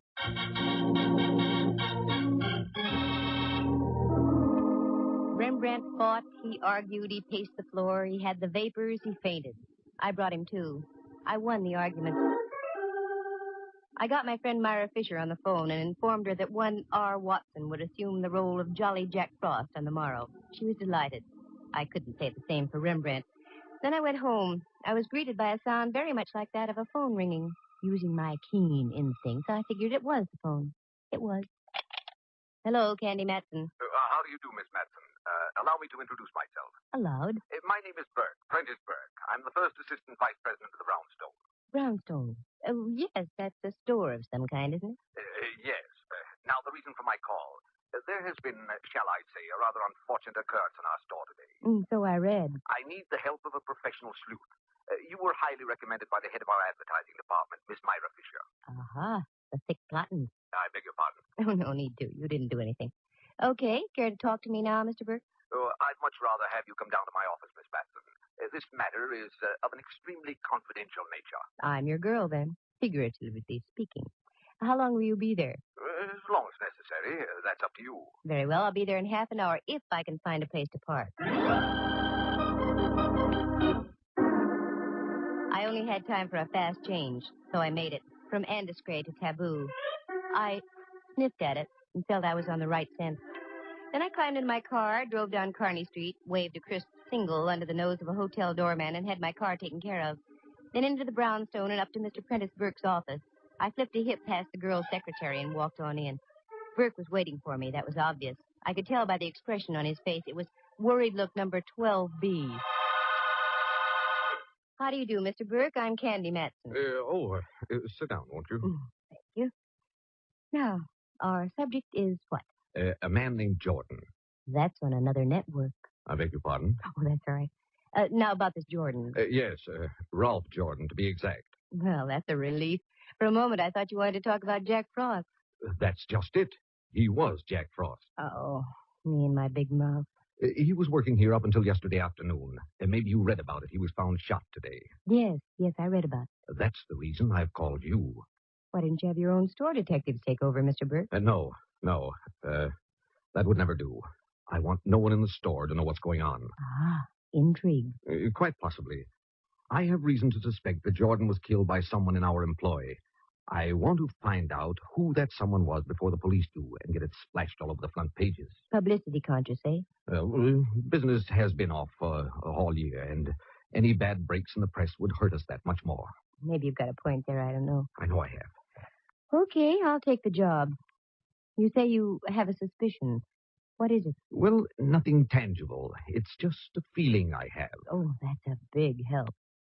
Well, I'll mush around and see what I can pick up. I'll bill you tomorrow for my first day's work. It's much easier to sustain a friendship on a daily basis. I left Burke looking as though someone had just called his store a bazaar. It was closing time, so I hefted my way through the crush and retrieved my car from the doorman. The Hall of Justice is right on my way home, so I decided to drop in on my old pal Mallard, Inspector Ray Mallard of San Francisco Homicide. A nice guy to serve coffee to on Sunday mornings if you could ever lasso him. I never could get strong enough rope. Candy, what brings you around here? I hate to have my Christmas ruined so early. What about that Jack Frost character? Oh, yeah. Poor guy got it good. Where'd you find him? In his apartment over on 17th. He lived near Seal Stadium. Why so interested, Candy? Rembrandt's a dead ringer for the guy. I still don't get The gal who's head of advertising for the Brownstone was going out of her head for another Jack Frost. I talked Rembrandt into taking the job. It does sound funny, doesn't it? Bring me up to date, Mallard. Did you get any dope on the killing? Nothing but a .45 slug out of the guy's wall. Ballistics is checking it now. Nothing else? If I did, I should tell you. No, I guess not. This goes beyond just a normal curiosity, Candy. What are you drilling for? Oh, it's only that I'm worried about Rembrandt. I got him the job. I'm responsible. I wouldn't want anything to happen to him. Ask a silly question, Mallard, and you get a silly answer. Okay, let's forget it. How's about dinner tonight? I've fought this thing long enough. Okay. Candy. Yes, Mallard. We've known each other a good long time, haven't we? That's right. Ever since the fair on Treasure Island. We've had our little quarrels, little misunderstandings. Oh, but they never seem to last long, though, do they? No. That's why I feel I have every right to ask you a question. Wait, Yes, I'd say you do, Mallard. Maybe I'll ask you tonight. No, go ahead. Now's as good a time as any. Perhaps it is, Candy. You get around a lot. You meet people. Do you know where I can get a couple of tickets to the Rose Bowl game?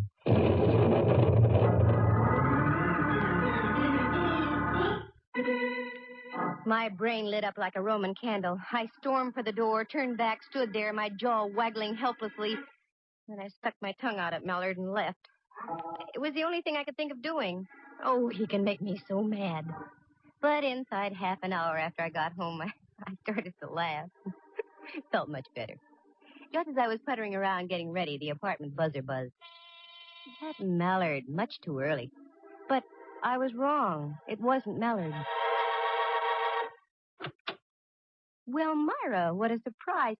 Do come in, won't you? No, thanks, Candy. A friend of mine's waiting in his car outside. He's driving me home. Oh, I'm sorry. You can't stay for a moment? So, my dear, I just dropped by to leave this. Merely a little token of thanks for getting me off the hook. Oh, Myra, there wasn't any need to do that. Just a few pair of old stockings, dear. Getting me my new Jack Frost means more than you know. Here, please take them, along with my very deepest thanks. Thanks so much. A girl can always use them. Are you all set with my friend, Mr. Watson? Oh, yes. He came in this afternoon and filled out his withholding tax and so on. Very nice. I think you'll find him very efficient, Myra. Oh. What's the matter?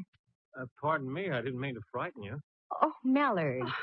Silly of me. I must have jumped a foot. Oh, that's all right. He frightens me, too. Myra, I'd like to have you meet Inspector Mallard. Inspector, Miss Fisher. How do you do? Oh, fine, thank you, now that I've caught my breath. Do forgive me, Candy, but I must rush. See you soon, I hope. Tomorrow, Myra, I'll be down to see how my lad's doing as Jack Frost. Thanks for the stockings. Well, aren't you going to invite me in? No, I'm not. Here's my coat right here. What's our hurry? Come on, let's go. I'm starved. I thought we could have a cocktail here before we left. You thought wrong. 2 tickets to the Rose Bowl. From now on, you earn your cocktails, Mallard.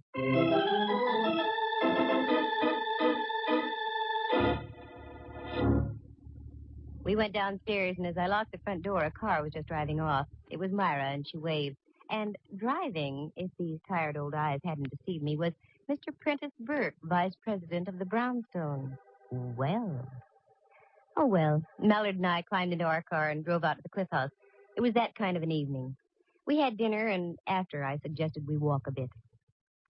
The night was crisp and clear, and the evening star was hanging out above the dark waters of the Pacific like an iridescent Japanese lantern.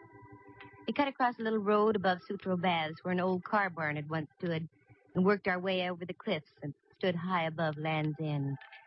It was exhilarating.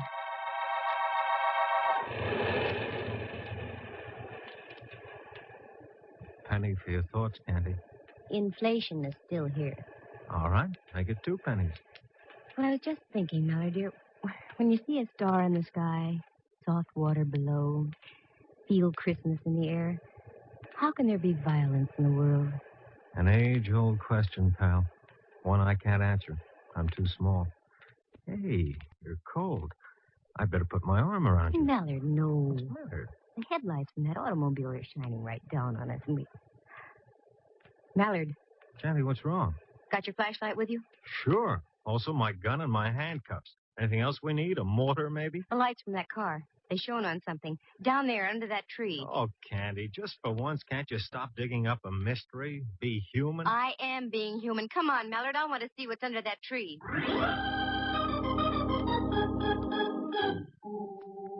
We scrambled around through the brush, slipped into some sliding sand, and rode the crest down to the tree.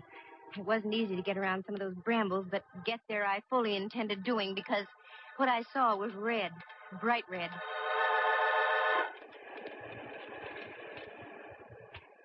You okay, Candy? Nothing that a new pair of nylons won't fix. Shoot the flashlight over this way a bit, Mallard. There. That's it. Now, do you think I'm dreaming things up? What is it? Wait till I hold it up. Wow.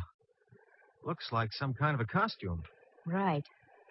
And look, if those aren't bloodstains, I'm a Labrador retriever. No, you're Candy Matson. Those are bloodstains. How was your boy dressed when you found him? Torn slacks, sweater, shoes, no socks. This was most likely his costume, then. Yeah. Don't move around too much, Candy. I want to have a good look at the ground. Hey, what are you doing down there? Who's that? The police. Now get up here and don't try any tricks. That's all right, officer. This is Inspector Mallard. Homicide. Oh, sorry, Inspector. That's all right. Stay right where you are. We'll be right up. Now, this is a break, Candy.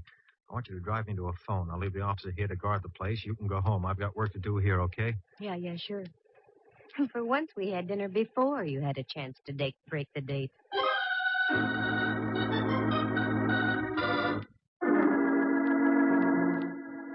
This baby was hard to reconstruct. Was the guy knocked off out there at Land's End, or was he bumped off at his apartment? The killer driving way out to the beach and hiding the costume? Only time would tell. I went home, climbed into bed, and logged about 8 hours, enough to give me fuel for the next day. In the morning, I went down to the brownstone. The shoppers were already swarming through the place. I spotted a floor walker and strolled over to him.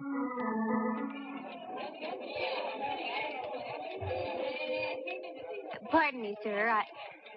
I said, pardon me, sir. I'm very busy, young lady. Make it as brief as possible. You do work here, don't you? Of course. You are the floor walker assigned to this section? That is correct. Come to the point, please. Of all the... Well, I've a good mind to report you. As you wish. As I said, I'm very busy. Now, what is it you wanted to know?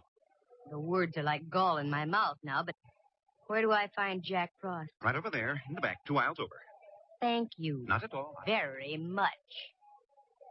Of all the high-handed characters, people like that make me steam.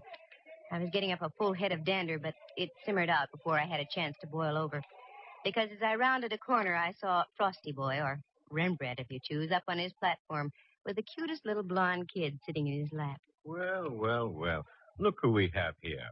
Great big boy. Hello there, son. Hello, Jack Frost. What is your name? Topper. Topper. My, what a fine name. How old are you, Topper? 5.5. 5.5. Well, you must go to school, Topper. Which one? Garfield. Garfield. That's a good school. Now, tell me, what would you like to have me tell Santa Claus to bring you for Christmas, Topper? An electric train and a baseball bat, and I like to be in the seals for Lefty O'Doul. Well, I'll see what I can do to arrange that, Topper. I'll tell Santa Claus. Bye now. Goodbye, and thank you, and Merry Christmas. I hope you can make the boy's wish come true. O'Doul could use him. Candy, I'm so glad you're here, Dove. Duck around into the back room for a moment. I've got to talk to you. Aren't you working, Frosty Boy? I got 10 minutes off every hour. I'll take the break now. Right around there, Candy. Okay. I'll see you in a moment.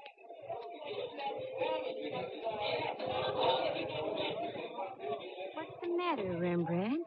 Even under those icicles, you look warm under the collar. Here, look at this.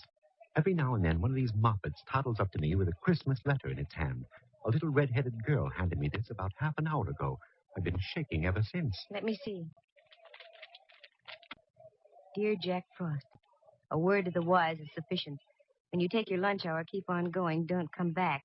Otherwise, you'll meet the same fate as your predecessor. Just about what I expected. Candy, you mean to say that you're deliberately using me as a sacrificial lamb? By no means, Ducky. Go ahead, take your lunch. Then do as the note says. Keep on going. As a matter of fact, why don't you take off now? I'll meet you at your place in about an hour. That's the best news I've heard since Nelson's victory at Trafalgar.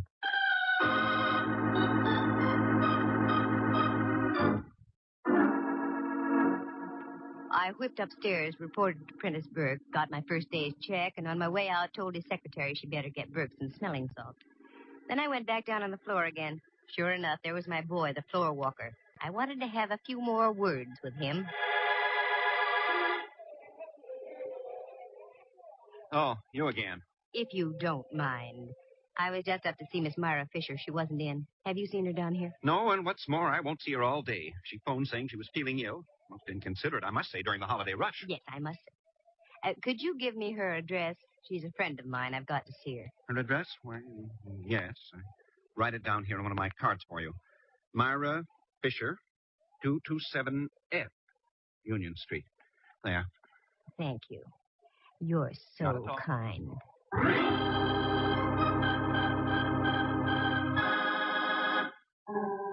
I had all the ammunition I wanted. A check signed by Burke and a card written by the floor walker. His name was Simon Liggett. With that, I ducked into a phone booth and called Mallard. speaking. Good boy. This is Candy. What did you find out at Land's End last night? A couple of very juicy footprints. They give us nothing. Did you make any casts of them? Why, sure. Mind if I borrow a couple of them for a few hours, Mallard? Well, I don't see how it'll hurt. Sure, okay. Thanks, Mallard, dear. I'll be by in a moment. And I want to borrow you, too.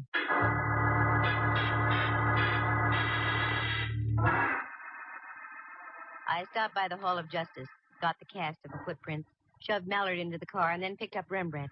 The thing was only a hunch, but my hunches have paid off, so I never ignore them. First, we went out to an address on 5th Avenue near Clement. We got in the back door and went to work. Nothing made sense there. So we drove over to Reseda Way in the marina. Again, we got in and did some sleuthing. This time, we hit the jackpot. A pair of shoes in the closet matched the casts we had brought with us. Rembrandt, go out in the kitchen and see if this place has any ketchup. I'm not hungry, Dub, but I'll look. What are you up to, Candy? We've got enough to swing a case here. I'm working for a voluntary confession, Mallard. Tell me, what was the position that the Jack Frost was in when you found him dead? In a chair, like that one. His head slumped down on his chest. Good. Here's the concert, Dove. When are you putting it on? You. What? Without the bun or relish, Ducky. Sit down there, will you, Rembrandt? Now, just go limp and let your head hang down. That's it. Now for a little seasoning. Oh, Candy, you're smearing me with this sticky stuff. Oh, no, for the sake of art. Hold still. There. How does he look, Mallard? Why, Candy, it looks like the same guy, the real thing. Good. Now, Rembrandt, you just sit like that. Don't move. Mallard, you duck into that closet over there, and I'll hide in here. We've got a good view of the front door from both places. Okay? Okay. There are times, Candy, when I admit I admire your genius. Genius, schmenius. Come on, let's hide.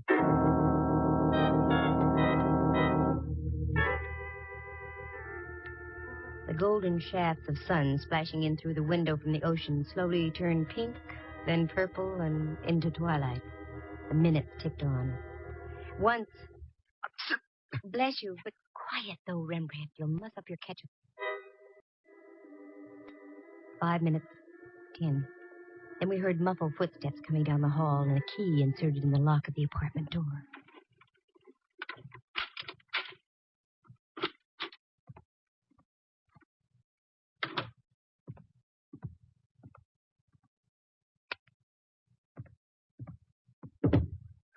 No.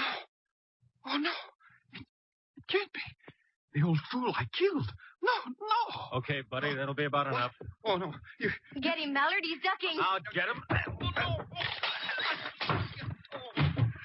Nice tackle, Mallard. All right, Mac. You're going to remain peaceful, or do I have to give you a little tap? No. I'll be quiet. You got me. I did it. I did it to both of them. I killed them. I killed them. I killed both of them. Both of them? Yeah. Look behind the sofa. The sofa. The girl. Jack Frost. The sofa. The sofa? Right behind the sofa. Wait a minute, Mallard. I had to do it. I couldn't. Oh. But then they were going to do it. Oh, Mallard. More trouble, Candy? I killed both of them. I'm glad I killed Yes. them. An old friend of mine. That job was The mine. late Myra Fisher.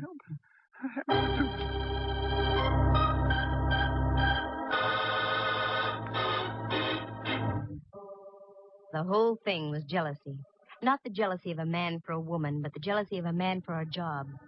Simon Liggett had been with the Brownstone for almost 20 years. He'd worked himself up from the stock boy to a place where he'd been promised the job of head of advertising and promotion.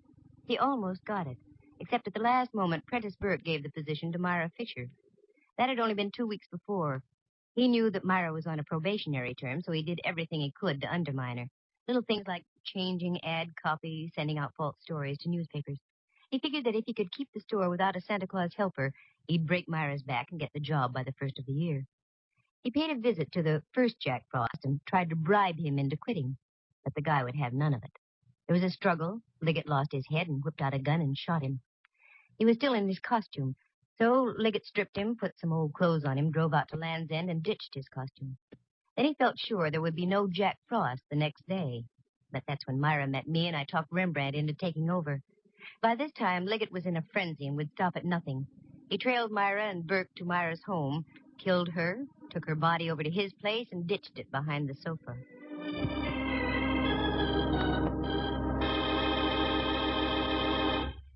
The next morning, he wrote a note to Rembrandt and gave it to one of the little girls waiting in line to see him. Fear and envy were taking their toll on the poor guy's mind. I wanted to compare the handwriting, so I had Burke write me a check and Liggett write Myra's address on a card. Also, we had the footprint cast. Between the two, everything pointed toward Liggett. That's when I staged my little parlor charade with Rembrandt playing the part of a corpse. The sight, with Rembrandt's resemblance to the dead Jack Frost, would shatter anybody into a confession. But Christmas, in spite of everything, is a lovely time of year. And there is a Santa Claus. 3 of them for me, as a matter of fact. Mr. Prentice Burke, who sent me a very nice check for my efforts. Rembrandt Watson, who, out of sheer love for the job, went back to playing Jack Frost for all the kids at the Brownstone. And last but not least, Inspector Ray Mallard. He gave me a Christmas sock, right on my mouth, just where any well-placed Christmas sock should go.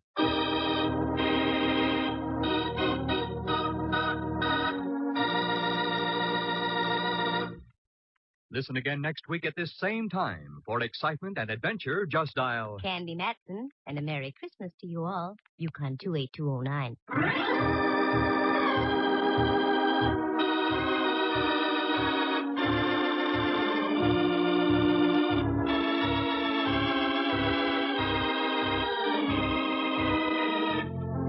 Heard tonight were Helen Klebe as Myra Fisher, Lou Tobin as Prentice Burke, and John Grover as Simon Liggett. Jack Thomas plays the role of Rembrandt Watson, and Henry Leff is heard as Inspector Mallard. The program stars Natalie Masters as Candy and is written and produced by Monty Masters. Sound effects were created by Bill Brownell and Jay Rendon. Eloise Rowan is heard at the organ. The characters in tonight's story are entirely fictitious, with the exception of the part of Topper, which was played by himself. Any resemblance to actual people is purely coincidental. The program came to you from San Francisco. Dudley Manlove speaking.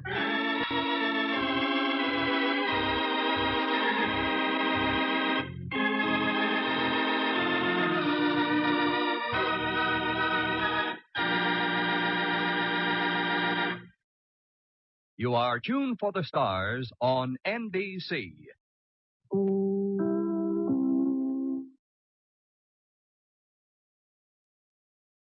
They called it Margate Mansion, but the name didn't fit. It was a pile of old cement and cracked stucco held up by a half a dozen tired palm trees. The people inside didn't fit either. Crusty old lady who talked backwards, a redhead with an urge to travel fast. But it was Junior who won first prize. He was half Einstein and half Hollywood playboy. Only when this boy played, it was with poison. It started on a Tuesday. I was headed down Taft Avenue on my way to the laundromat. I had a date with a washing machine and a blonde cashier named Gloria. That's when a cab pulled up beside me and the Lion hopped out. He was blowing sparks out of a fat cigar. Had a new client. Oh, Jeffrey, my boy, I'm glad I caught you. Get back in the cab, Fatso. I'm busy. Yeah, but I have to talk to you. I was just going up to your apartment. Well, have a good time. I'll be out all day. No, Jeffrey, is that any way to talk? After all I've done for you, after the many opportunities I've given you to help your fellow beings in distress. Look, I've worked 3 weeks without a rest. I gotta wash my socks. Wash your socks? You can talk about a thing like that when I'm here to present you with a golden opportunity? An opportunity to demonstrate our humanitarian sentiments? A chance to lift one who is in trouble? How much did you lift from him? $100, and it's not him, it's a her. Oh, it's really a very simple job, Jeffrey, very simple. I've just been over there. Lovely old house, fine old family. In the Margates, flower of the old South. Gone to seed. Yes. But you know how it is with descendants of old families. Fresh young growth choked back by the weeds of the old family stock. The fresh new plants smothered by decay and ruin. Try Figaro. Regan, you don't seem to understand. We've been retained by Mrs. Margate. It's about her nephew, Hilary Margate. Strange youth indeed. Needs watching. Mrs. Margate needs protection. I tell you, it's a very serious matter. Well, so's my laundry. Regan, will you listen to me? There's another choice? Yes. See Mrs. Margate. Root out the facts. Get her a gardener. She doesn't need a gardener. She needs you. Now, don't give me any more trouble. Okay, sweetheart. Here. Wait a minute. What's this? My laundry. Put the shirts and socks in a washing machine. Put 2 bits in the slot. And stay away from the blonde. She doesn't like cigar smoke. Regan, you mean this means that you will see Mrs. Margate? Don't try to be coy. You knew I'd see her the minute you stepped out of that cab. You're damn right. I walked up Vine and turned right past Franklin. All the places up there are old, but Margate Mansion was old when William S. Hart was Gene Autry. A bunch of stucco turrets with a widow walk on top, made out of wood, turned down by the termites. But I was looking at what was standing in the front bay window, looking at me. Red hair and white eyes and a complexion like skim milk. She was what answered the door when I twisted the old-fashioned bell. Hello. I saw you from the window. Yeah, I saw you seeing me. Well, come in. Come in, please. Thanks. I hope you don't mind the disorder. I'm afraid Your name? Regan. Oh. Well, sit here, Mr. Regan. Please don't mind the dust on the sofa. No one nice ever comes, so it doesn't matter. I like you. I want you to stay. It shows. You're not married or anything like that, Mr. Regan. Nothing like that. Oh, that's nice. I'm not married either, Mr. Regan. I heard it was Mrs. Margate. Oh, that's my aunt. I'm not married at all. Mr. Regan, you didn't just come to see my aunt. I've got a lot of time. Oh, I've been foolish again, haven't I? Sometimes I get so mixed up. Oh, wait a minute. Wait. Yes, Mr. Regan. What's your name? Gwethelyn? Oh, Mrs. Margate's niece. Yes. Hillary's your brother? Yes, Mr. Regan. All those questions. Business. Business? Yeah, International Detective Bureau. Your aunt's on the line for $100 worth. A detective? Well, that's polite for it. Oh, you shouldn't have told me that. You shouldn't have told me that at all. Well, suppose you tell me some things. I'm mixed up, Mr. Regan. I can't help... Gwethelyn! My aunt. Did I hear the front door bell? Don't say anything. Don't tell her. I did hear the front door. Well, Gwethelyn, who is this man? He's... Regan. Regan? Oh, you're the man they call the Lions. I've been expecting you. I'm gardening. I should have figured. What? I have a green thumb, as they say. Follow me. Go to your room, Gwethelyn. Yes, Addie. Gwethelyn? Yes, Addie. I'm going.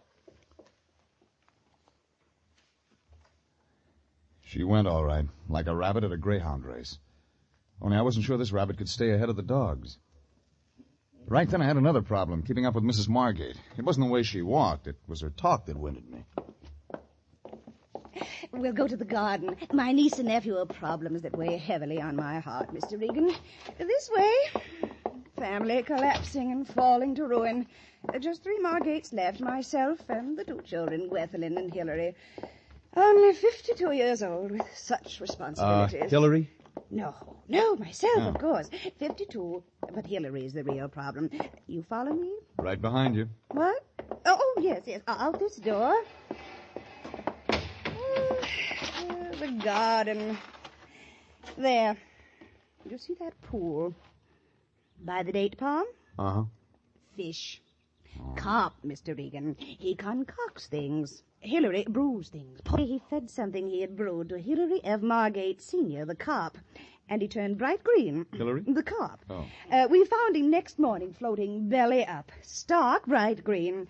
Hilary F. Margate Sr., the carp.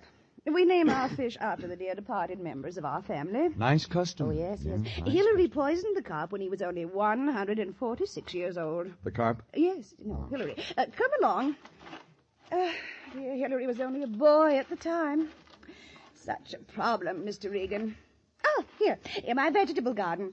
Oh, have an onion, Mr. Regan. Delicious. Look, Mrs. Margate. Eat the onion, Mr. Regan. George! George is my gardener. Oh. I'm over here, Mrs. Margate. Oh, well, you can go out back and cut the weeds, George. Mr. Regan and I have some private matters to discuss. Yes, ma'am. Excellent, man, George. Excellent. And be sure you get them all, George. We must be rid of the weeds. Yeah, okay, ma'am. Now we're alone, Mr. Regan. Go on, eat it. Oh. As I was saying, Hillary. That boy, such a problem. Yeah, as you were saying. Yes. Good, aren't they? Yeah. Look, Mrs. Margate, what is it you want me to do? Do? Oh, well, I want you to look after Hillary. I was told you wanted protection. Well, it's the same thing, isn't it? No, Hillary needs a nursemaid. That's not our line. Now, see here, Mr. Regan. International Detective Bureau has already agreed to handle my case. Mr. Lyon himself accepted my check. He'll accept anyone's check. But he promised to help. Well, then talk to him. I'm talking to you. I'm explaining. You're explaining nothing. You've given me a lot of double talk, and I have a feeling that's all you want to give me. Now, make sense. All right. Going to force me to say what I hope never to say to anyone. Not anyone. My life is in danger. I can believe that. My tea, yesterday. I noticed the odor of almonds. I'm listening. I didn't drink it, naturally. Naturally. Hillary brewed that tea, Mr. Regan. My nephew. Now you've said something. Where is he? Ocean Park, the shooting gallery. Shooting gallery? Yes, he's strange, very strange. He brews things, collects guns, practices shooting. You won't like him. I'll go talk to him. Yes, you'd better. As I've said, Mr. Regan, I don't wish to be murdered.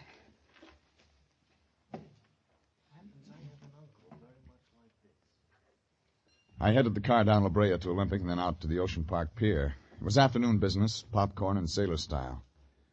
Shooting gallery had one customer, a kid in a corduroy sport with a face like a cantaloupe out of season.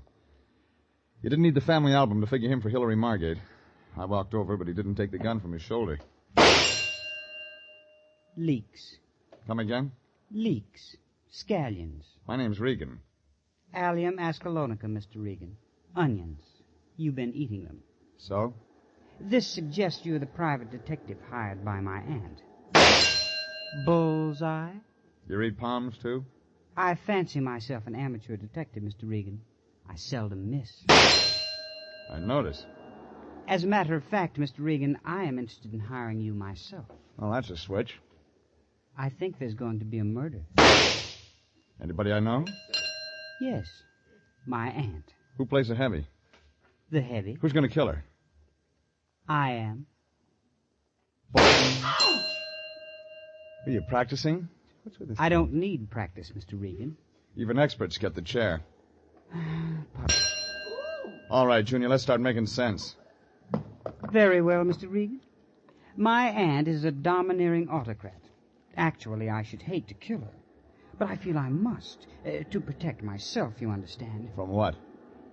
No, I dabble in poisons, Mr. Regan. I am empoisonneur, as the French say. Poisoner. When I was 15... I heard that one. Yeah, Hillary F. Margate Sr., the carp. Oh, he died a horrible death. My regrets. Get to the point. Ours is an evil household, Mr. Regan. The last of the Margates, a decaying race. My aunt, for example, and Gwetherly. I met her. Then you understand that something must be done. This is an urgent matter, Mr. Regan. It would be wise to take my case. One Margate for a client's too many. Very well, Mr. Regan. But you want information. Perhaps I'll give it to you tomorrow. I'll phone you. As they say on the radio, you may save a life. Possibly your own.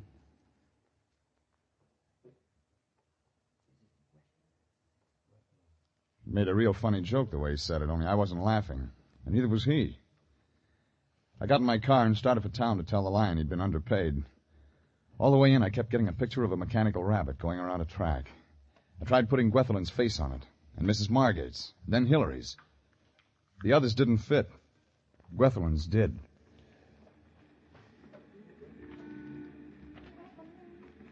I was still thinking about it when I parked, and that's when I put another face on the rabbit, my own.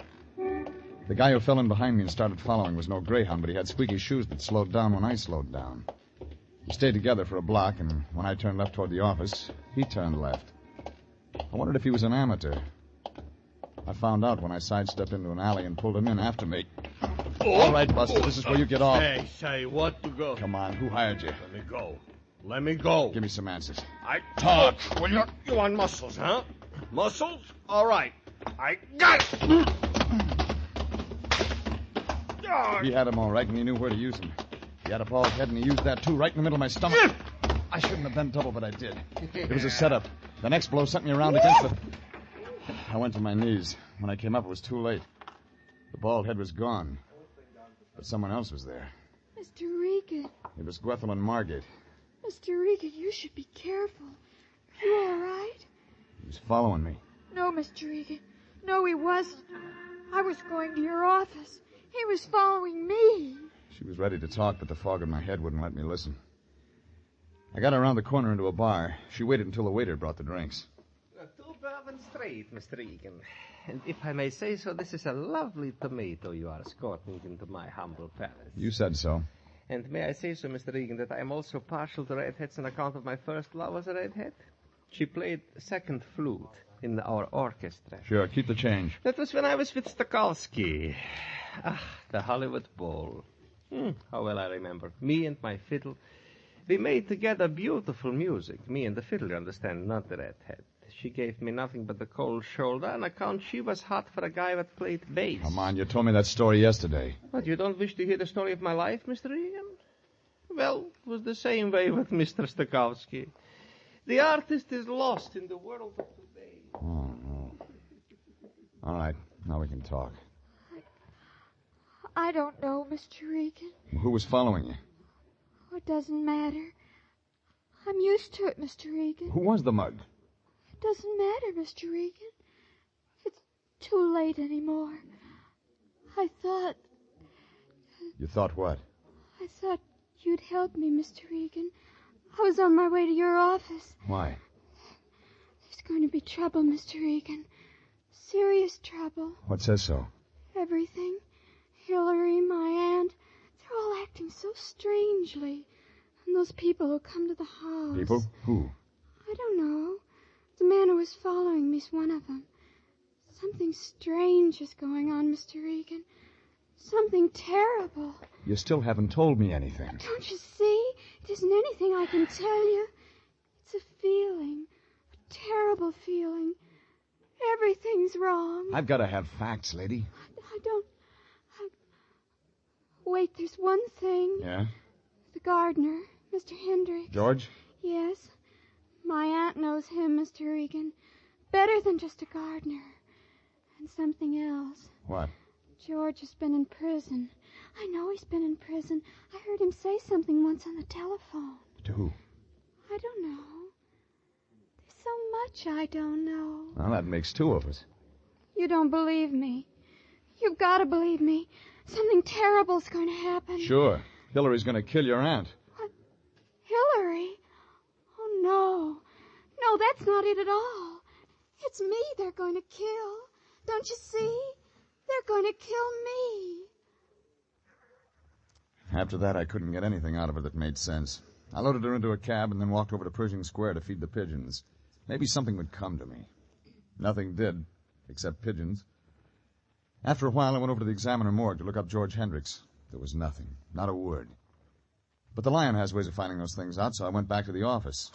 The Lion had information, all right, but not the kind I expected. Regan, where have you been? I've been calling every saloon in the city. You got the wrong one. I often wonder why I hired you. Okay, Fatso, why the steam? I'll tell you why, because you were supposed to be on the Margate case, that's why. Well, what do you think I've been doing? I know what you're going to be doing. You're going to go out to the Margate mansion right now and fast. They just found Hillary Margate in his room. He's been shot through the head. In his little beady. This is CBS, and you're listening to the story of the Little Man's Lament. Tonight's adventure with Jeff Regan, investigator. Cut the entire thing, and we go into Regan theme. And now... Down for Joe Graham.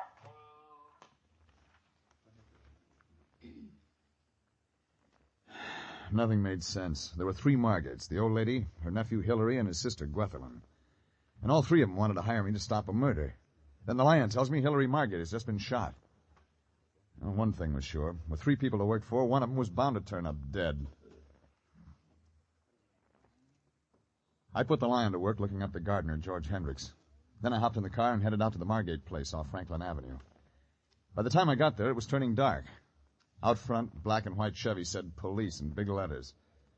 When the old lady opened the door, she acted as though she'd never heard of the word. Oh, Mr. Regan, please come in. I'm sorry you didn't get to meet him. Hillary, strange boy. I met him. Who did? This way, Mr. Regan. Well, it's no matter. It was inevitable. Hillary's uncle, my husband, before he died, warned me something like this would happen. He was a young fool, Hillary. How did it happen? Oh, with a gun, of course. How else could one shoot oneself except with a gun? In here, Mr. Regan. We won't be bothered by them. Sometimes police can be so nosy. Do sit down, and we shall have tea. With or without almonds? I know what you're thinking, Mr. Regan, but I'm sure it had nothing to do with it. What did? Just a moment, Mr. Regan. There's someone at our door. Well, Gwethelyn? I was just coming to see you, Addie. I thought you wanted me to tell Mr. Regan about Hillary. Yes, it's a good idea. Mr. Regan, I'll let Gwethelyn tell you. She was here at the time. She was a lovely woman. Gwethelyn's mother, my late sister. Well, go ahead, child, go ahead. I got home about 5. Better sit down, child. No, not there. Here. Yes, Addie. Well, Mr. Regan, Hillary was in the gunroom reading. I went in to talk to him, but he ordered me out of the room. He said he didn't want to be disturbed. He was concentrating. Go on. I left the room. A couple of minutes later, I heard a shot. When I went back, he was there. Hillary. On the floor, dead. You called the police? I told Auntie. She called them. They've been so nice, the police. They promised not to disturb me any more than was necessary. Wasn't that nice? They're in his room now? With Hillary. Dear Hillary. Well, you won't need me anymore. I think I'd better be going. Oh, yes, of course. Gwethelyn, see Mr. Regan to the door like a nice girl. Yes, Addie. And come again sometime soon, Mr. Regan. We shall have tea together. Thanks. This way, Mr. Regan. Mr. Regan, I've got to talk to you. This way, quickly. What's on your mind? It's nice out here, isn't it, Mr. Regan? You wanted to talk. It's so very nice. The night, the cool breeze. I like you, Mr. Regan. I like you. Talk. It's so very nice. The night, the cool breeze. Maybe we could drive down to the ocean some evening, you and I. Maybe we could see the lights along the pier and the crowds of people laughing, having fun. Maybe we could do that, Mr. Regan. You and I. Sure. Get to the point, will you? All right, Mr. Regan. I'll tell you. I thought maybe... Oh, well, never mind. It's about Hillary. Something he did tonight. Like what? When he came home, before that, he had a book. A big book. He was reading it when it happened. Why would he read a book and then shoot himself? You got me. What was the title? I don't know. When the police came, the book was gone. Where'd you buy it? I don't know that either. But I'm sure it's important, Mr. Regan. I'm sure of it. You don't think it's important? Oh, I don't know. I reach for answers. Sometimes they come up air. This sounds like air. I know something else, Mr. Regan. It's about George Hendricks, our gardener. Yeah? He disappeared this afternoon after it... Go on. Andy sent for him when the police arrived, but he wasn't in his room. The police were angry. They think he might have done it. And you think so, too? I'm not sure, Mr. Regan. I'm not sure of anything now.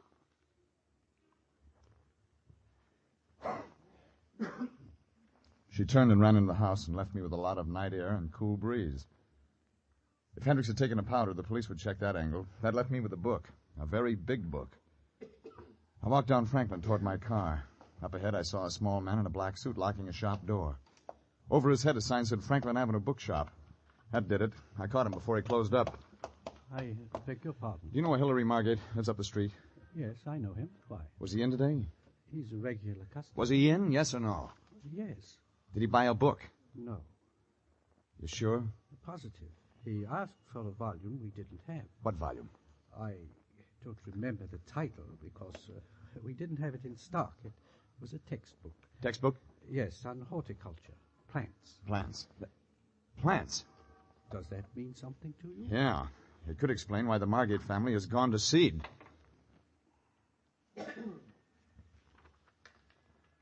It was crazy, but it was beginning to untangle. I headed for my car up the street, but before I touched the starter, I found out I had company. All right, Regan, drive. The gun in my back told me he meant it. One look in the mirror told me he was George Hendricks. All right, you're calling him. Where to? Your apartment. I want to talk.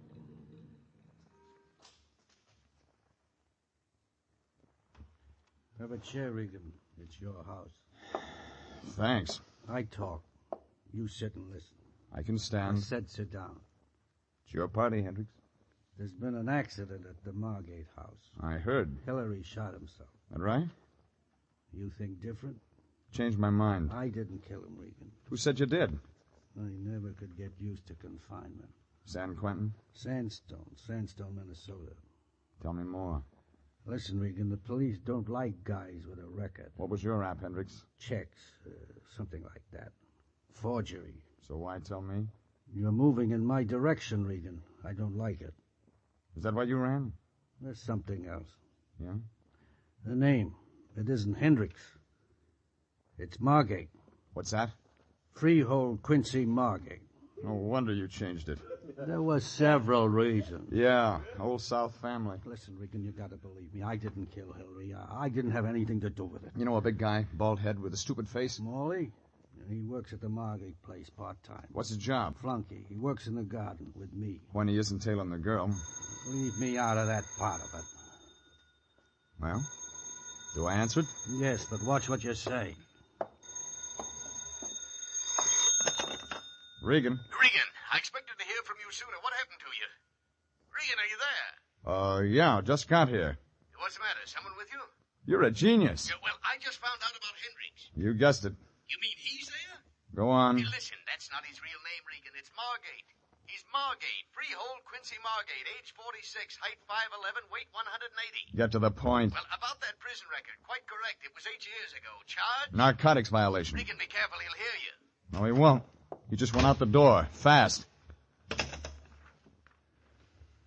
have to listen to Tracy all through? I had what I needed. I averaged 50 down Franklin and pulled up in front of the Margate place 10 minutes later. It was dark and it looked empty like a beer can after a picnic. I found an open window and crawled in.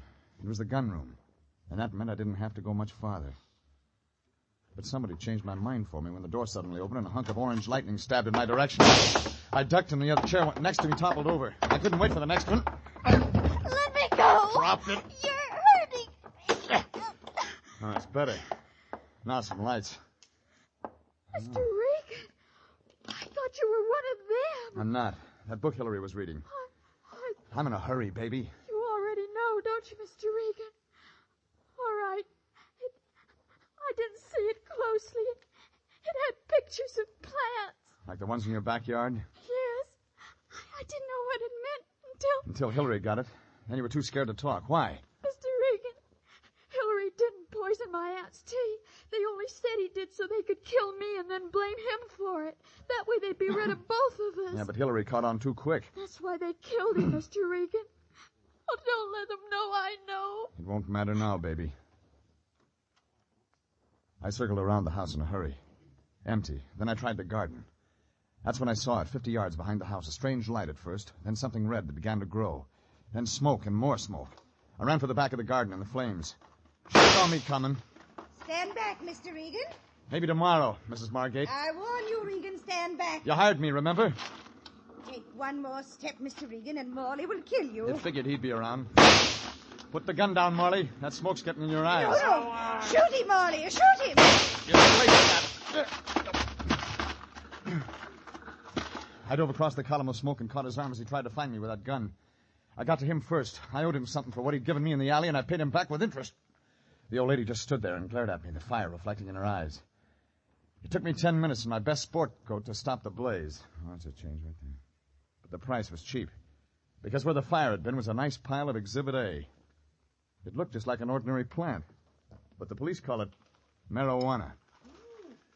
I don't want a marijuana. Somebody spotted the smoke and called the fire department. The police were right behind him and loaded the last of the Margates into the wagon. Well, it was like Weth said. She was scheduled to turn up poison, and I was supposed to testify that Hillary had done it. Only Hillary cut on too fast, and they gave him a bullet for his trouble.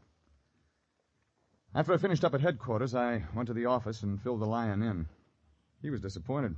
And this fella the police picked up at the depot, this Hendricks, he wasn't the culprit we were looking for? He was under the old lady's thumb like the rest of the family. She blackmailed him into growing the stuff. With his record, he couldn't afford to squawk. He couldn't afford to squawk. How do you think I feel? Well, you got a check for $100, didn't you? Yes, I did. She did pay you, didn't she? Well, you see, Jeffrey, that is, she gave me a check when I first went out there for $100. You said that. Well, I didn't think anything of it at the time, but, you see, her brother-in-law... You mean... Well, that is, Hendricks did have a prison record for narcotics violation, but, it seems upon examining the records more closely, there was an earlier sentence for, Bad checks. Yes, and, it seems to run in the family. Oh, I don't get paid again this week. Oh, go on, quit me, kick a man when he's down. Oh, stop it. Well, you know I never withhold payment when I have it. Right now I don't have it, maybe next week. Now, if you wait 2 weeks, it'll be Thanksgiving. What's that mean? You can have the end of the turkey I've been getting. Jeffrey, you're not being kind. Remember my heart. I'll try. Well, that's better. Now, here's 25 cents. For what? Go over and pick up your laundry. I forgot to wait for it. Now we introduce our guest of the evening, Robert Mitchell. System. We'll be back in just a minute. This is CBS, the Columbia Broadcasting System. Bring a chair.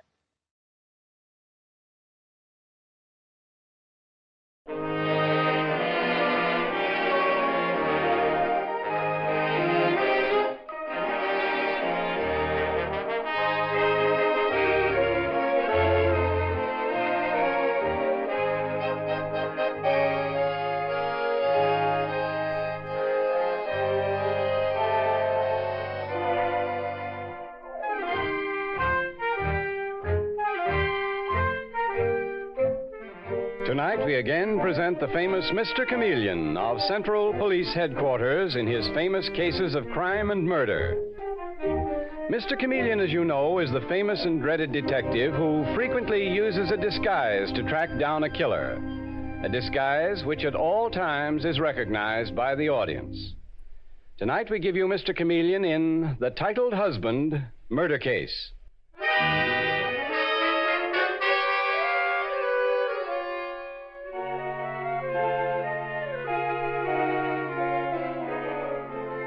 The story opens in the fabulous McGinnis Mansion in New York, where one of the season's most fashionable weddings has just taken place. And we find the bride alone with her mother as she changes from her wedding gown to her going-away clothes. And we hear her say, "Oh, come now, Mother. Admit it, you think it's utterly thrilling to have a real princess for a daughter. Look at me, darling. The Princess Minerva of Romany. Oh, if Dad had only lived to see this day." Well, if he had, he'd have kicked that feller down the back step. Mother! My own daughter, Minnie, marrying a guy that nobody can half understand when he talks, 'cause he can't even talk English good enough. Mother, this is my wedding day. Don't make it unhappy. Well, I'm only telling you what I think. You'll learn to love Ludovic and appreciate him the way I do, Mother. In a pig's eye. Why, you should hear what he says about you. What's he say about me? Oh, Ludovic's simply crazy about you. He'd do anything in the world for you, Mother. Well, then tell him to wash the oil out of his hair and stop soaking himself with perfume. You can't cover a skunk, Minnie. Don't call me Minnie. My name is Minerva. And don't talk that way about Ludovic. He's my husband now. Pardon, but impatience overcomes me. I cannot wait outside. Oh, Ludovic, you're so impetuous. But I could not wait. Silly boy. You'll have me all your life. You like this dress? Oh, my princess. Every second you grow more beautiful, more charming, more delectable.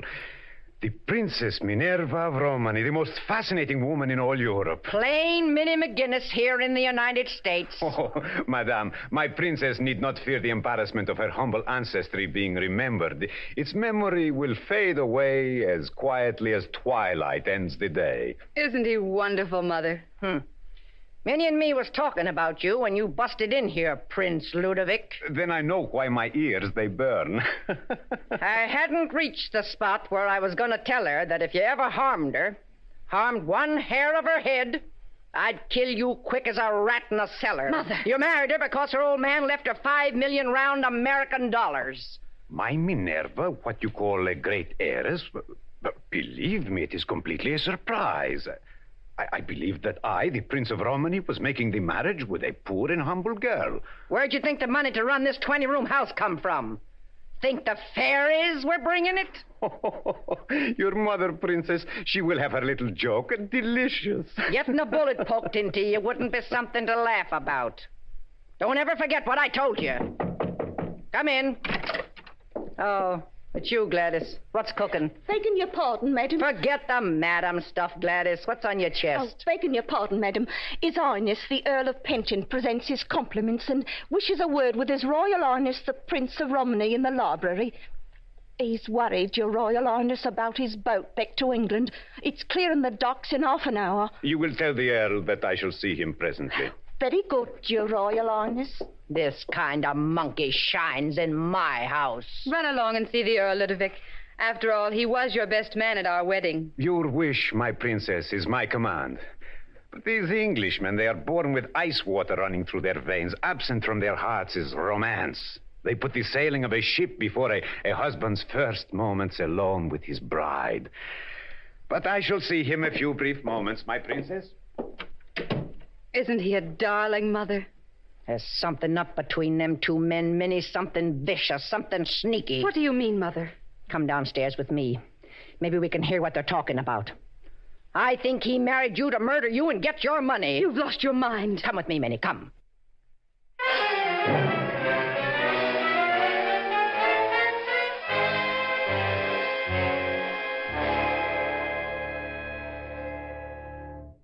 What do you want, Penton? Don't be naive, old boy. You're not taking a ship anywhere. Quite so, Ludovic, quite so. Forgive me, won't you, for not wanting to cool my heels down here forever? What do you want? The initial payment on our bargain, old boy. All in due time, my dear Penton. The due time is now. But the bargain, and a strange bargain it was. In 1 month, Penton, 1 month. The bargain was that if either one of us married that bit of fluff upstairs, the lucky bloke would pay the other $250,000 for stepping aside. And she took me because I was a prince, and you, my dear Penton, a mere earl. 20,000 was to be the first payment, the remainder to follow later. 5,000 a month, wasn't it? Well, old boy? How can I pay you $20,000 now, Penton? I've been married to her only 1 hour. She's so entranced with the idea of being a princess, Ludovic, she'll give you the money. Toddle up and get it. I don't mind waiting.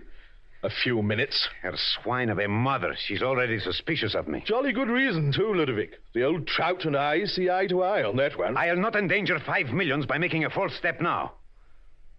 Besides, I ask you, Penton, have you a single piece of writing to reveal our arrangement? Show me our agreement in writing. I'd hate like the devil to kill you. What? As best man at your wedding, I'd feel called on to send you a wreath. But after all... Killing. Everybody talks of killing. The old woman, she's already made the threat if I harm her daughter. Oh, that's fruity.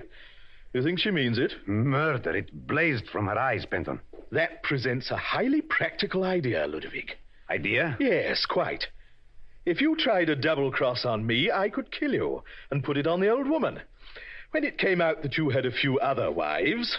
her motivation would be perfect. And if I told what I know about you, Penton... You couldn't, my friend. You'd be dead. Now go up and whisper 20,000 in your bride's ear, and be quick about it.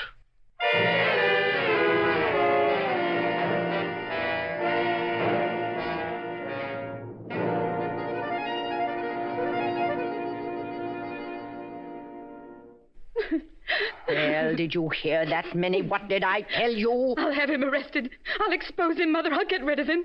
I'll show him something. There's only one way to get rid of a man like that. I could kill him. I didn't love him. I only wanted to be a princess. Maybe that Britisher ain't so smart as he thinks. Figures he could plan a murder on Bridget McGinnis and get away with it, does he? Come on. Where, Mother? Back upstairs. And when that prince of yours comes up, don't let on we heard anything.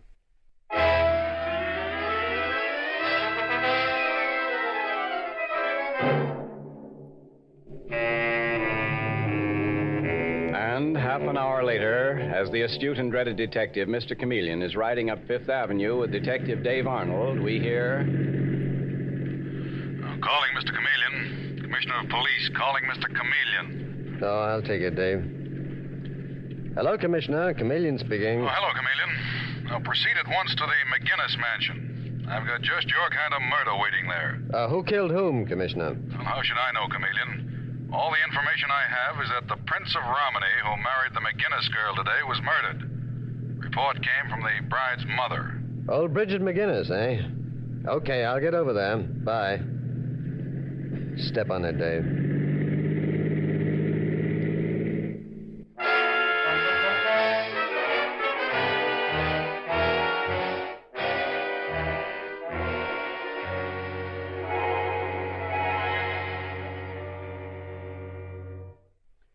Miss McGinnis, I'm told that you reported a murder here. I'm Chameleon of Central Police Headquarters, and this is Detective Dave Arnold. How do you do, ma'am? I know funny ain't the right word for it, Mr. Chameleon, but I never got the education my daughter Minnie got. Anyhow, this is the kind of murder that just don't happen. I understand the chap that your daughter married today in the season's most fashionable wedding was murdered. Yes, the Prince of Romney. And poor Minnie's heart's just about breaking. Well, naturally, Mrs. McGinnis. She was wild about him. And him a prince of the blood, too. Minnie always had her heart set on marrying into royalty. She inherited a fabulous fortune from her father, didn't she? At least that's what I heard. $5 million, Mr. Chameleon. My poor dead husband, Mike, rest his soul, hid oil, dig in a cistern, and pulled out $10 million that he split between Minnie and me. Have you any idea who killed the prince? Sure. His best man did him in. What? The Earl of Penton. Sounds like one of them dime novels I used to read when I was a kid. Earl killing princes and things. You say the prince's best man at his wedding killed him? It's amazing. Yes. Ain't it, Mr. Chameleon? Did you actually witness the murder? Sure. I wouldn't be telling you what I am. All right. Let me hear what happened, Mrs. McGinnis. It was like this. Mm-hmm.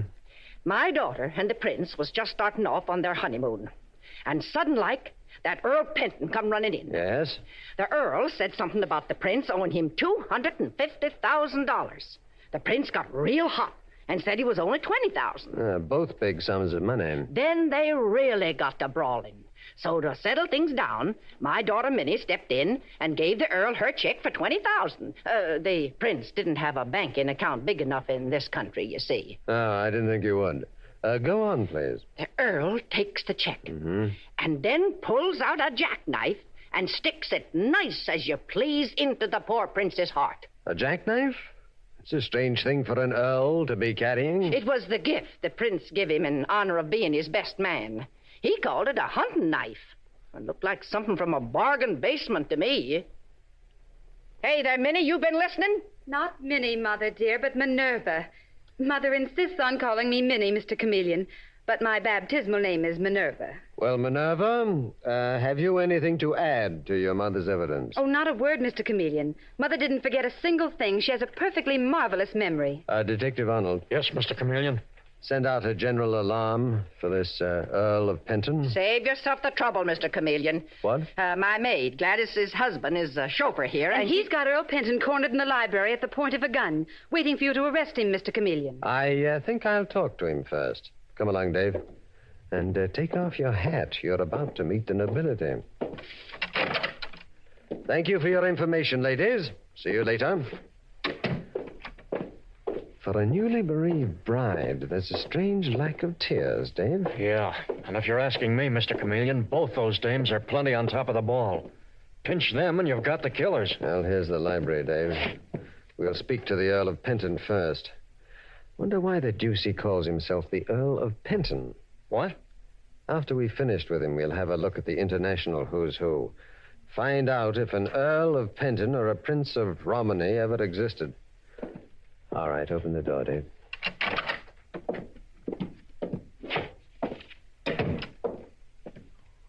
The Earl of Penton? I'm Chameleon of the police. Oh, splendid. Toss this fellow out of the room. Looking at the business end of a pistol makes me nervy. Certainly, glad to. Let me have the gun, please. Yeah, here you are. You're the chauffeur here? Yes, sir. Bill Spiller. And I'm telling you, I got this job chucked down my throat by Mrs. McGinnis. And I got no stomach for it. I see. All right, you may go now, Spiller. When you got a minute, Mr. Chameleon, my wife Gladys the maid, would like a word with you. I'll be finished with the Earl Penton very quickly, Spiller. I'll see Gladys then. I'll have her waiting, Mr. Chameleon. Decent of you, old man. Thank you very much. But I say, have you any idea why those women should have me detained here at Pistol's Point? It's uncivilized. Both Mrs. McGinnis and her daughter Minerva, the newly married and widowed Princess Romany, say that they saw you murder the prince. Look here, Chameleon. They killed Romany. That old trout and her daughter would kill a man and sing hymns at his funeral. They both say that you killed him with a hunting knife that the prince gave you. Well, that winds up your case, Mr. Chameleon. Oh, really? Quite. The bride came down here and said the prince wished to put a memory card in the holster of the knife and took it upstairs with her. Stupid thing to do. Puts the evidence straight on her. They also say that you came upstairs, had a quarrel about $250,000 you claimed the prince owed you. What? And that the prince said it was only $20,000, and that his wife gave you a check for that amount, and that you blew up and killed him. Oh, utterly stupid, Mr. Chameleon. I never left the room. I was waiting to tell the prince goodbye. Would you prefer having Detective Arnold search you for that check or have me do it? He stashed it under that big lamp on the table, Mr. Chameleon. I saw the end of it sticking out. Here it is, right here. Well, my lord, the Earl of Penton. It's what you call a plant, Chameleon. One of those women planted it on me. I've never seen that check before. All you need do to keep out of the criminal courts, Penton, is prove that. You stay with this bird, please, Dave, while I talk to that maid, Gladys.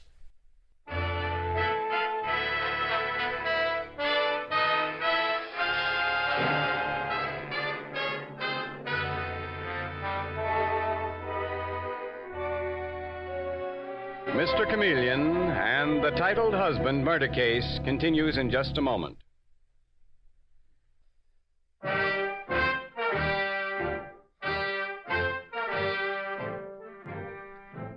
And now back to Mr. Chameleon and the titled husband murder case. In the fabulous McGinnis mansion in New York, a shocking murder has occurred. Only a few hours after the marriage of Mrs. Bridget McGinnis's daughter Minerva to the Prince of Romany, the prince was found stabbed to death. Mrs. McGinnis has accused a man who calls himself the Earl of Penton and reveals that he had tried to extort money from the prince. And now in the McGinnis mansion, we have just heard Mr. Chameleon say to the Earl of Penton, all you need do to keep out of the criminal courts, Penton, is prove that. Dave, you stay with this bird, please, while I talk to that maid, Gladys. Look here, Chameleon. Are you about to take the evidence of a maid over a peer of the realm? You say that you're the Earl of Penton? The title goes back some 100 years, Chameleon. And Pentonville Jail is one of the oldest jails in England. What's that? Yes, it's the place where so many famous British murderers have been hung, isn't it? Oh! I'll see Gladys now, Dave. You keep your eye on Penton, please. I'm Gladys, sir. You have something to tell me, Gladys? Yes, sir. His Highness, the Earl of Penton, didn't murder His Royal Highness, the Prince of Romany, sir. Well, then who did? Why, Mrs. McGinnis or her daughter, the Princess Minerva, sir. I heard all the causes leading up to the brutal crime, sir. What causes, Gladys? Well, the Prince and the Earl were having an argument, as gentlemen sometimes will, sir. They were quarrelling? Just a pleasant difference, sir, about a matter of money. The two gentlemen was talking about a strange bargain they had made. Uh-huh. What was the strange bargain? Oh, a very proper one, sir. Both gentlemen had agreed that if one married Miss Minerva, he would pay the other gentleman $250,000 for stepping aside. So that is your idea of a gentlemanly agreement, eh? Well, to me, it sounds like clear murder evidence. Oh, but don't you see, sir? Both the gentlemen knew all Miss Minerva wanted was a title. A fair arrangement, to my way of thinking, sir. I'm afraid in trying to help the gentlemanly Earl of Penton, you're helping him to the electric chair. Oh, thank you anyway, Gladys. Goodbye for now. Half a minute, sir. Both Mrs. McGinnis and her daughter was listening to the gentleman talking. And so was I. Oh, come now. All three of you at the keyhole? There's two doors to the room, Mr. Chameleon. They don't know I heard. But I heard Mrs. McGinnis tell Miss Minerva the only way to get rid of a man like that was by killing him. What? Then both of them sneaked away, sir, with Mrs. McGinnis saying she could murder the prince and put the murder on the Earl of Penton. I'd go into the witness box and swear to that, sir. I may call on you to do just that, Gladys.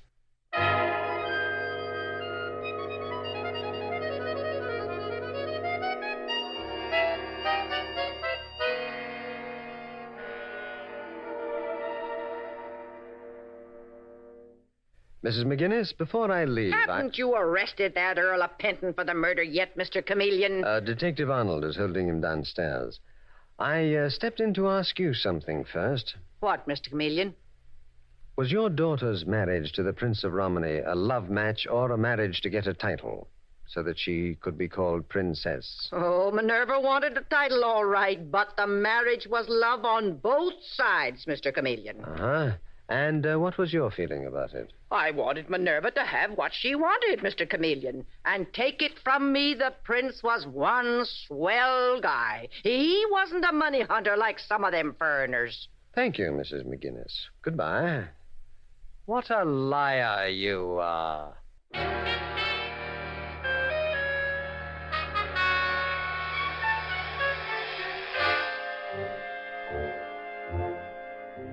Now, a few hours later, we hear Mr. Chameleon speaking to Detective Dave Arnold in police headquarters and saying, Well, after we couldn't find an Earl of Penton or a Prince Ludovic of Romany in the international who's who, I asked to get in touch with the English and Continental Police. Yes, sir. I've got the reports from them right here, Mr. Chameleon. They just came down. Well, what's the dope on them? Penton and Romany are phonies. They've been working together for years as confidence men in Europe until it got too hot for them. Then they came here. Uh-huh. But the big break is that the guy calling himself Penton is known as being pretty quick with a knife. Well. Speaking of knives, Dave, there were 2 knives involved in this murder. 2 knives? Mm-hmm. And get this, Dave. One of them was bought yesterday by Mrs. McGinnis. What? And not in a bargain basement, as she said, but from one of the most expensive places in town. Bought at the same shop that Romany bought his, and an exact duplicate. Hey, that pins it tight on the old dame, then. Looks that way, but we'll soon find out. How? By my disguising myself as a clerk in the place that she bought it. Then we'll go out to the murder house. I'll identify her, and we'll see what happens.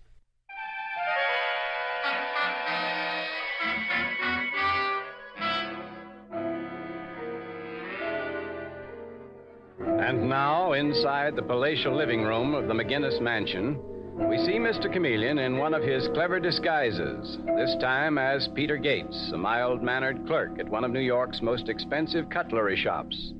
And we hear him speak in the voice of his disguise, saying, Detective Arnold, it's my understanding that you wish me to identify the party who bought this knife from me yesterday. Well, that's easy. Don't look at me, whoever you are. Gates, sir. Peter Gates. If you say I bought that knife from you, you're lying. Oh, so you're the Earl of Penton? Yes, I thought so. Well, don't get up your blood pressure, my lord. I didn't say that you did. That lady over there bought the knife. Remember you perfectly, Mrs. McGinnis. Pleasure to serve you. Say that again, you old fossil, and I'll conk you on the head. I never seen this guy, Detective Arnold. And I never been inside Smith & Jones, the dump where he worked. Smith & Jones, eh? Oh. How do you know the knife came from Smith & Jones if you didn't buy it there? It's Mr. Chameleon in disguise. Oh, dear heaven, Mother. I warned you. I warned you not to kill Prince Ludovic. I say, Chameleon, I told you that old trout did the prince in. He wasn't a prince any more than you're the Earl of Penton. Your name is Sniffens. The prince's name was Martier, and both of you are crooks. What's that?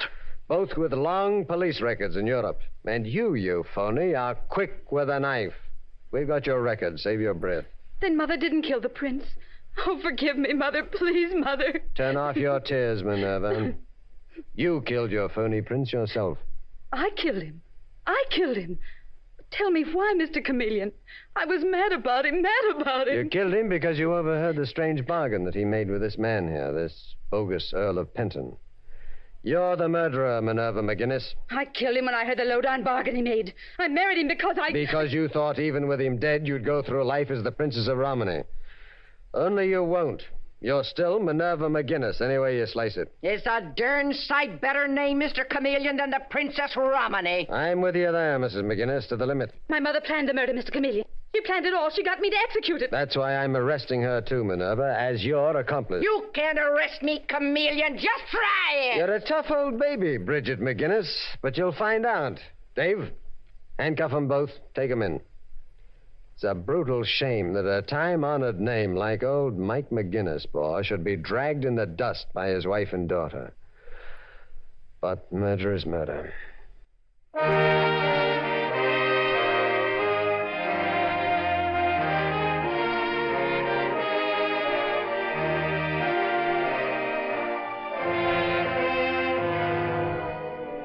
And with these words, Mr. Chameleon concludes tonight's murder case.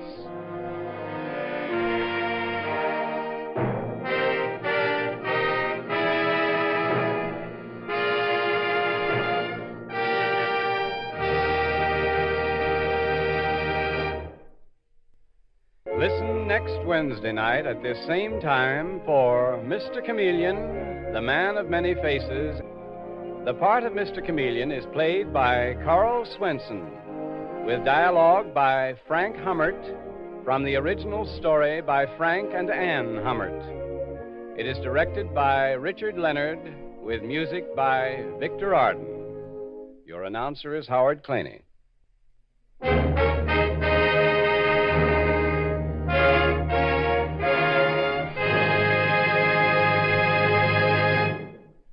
Listen for Mr. Chameleon in The Dazed Girl murder case next Wednesday night at this time.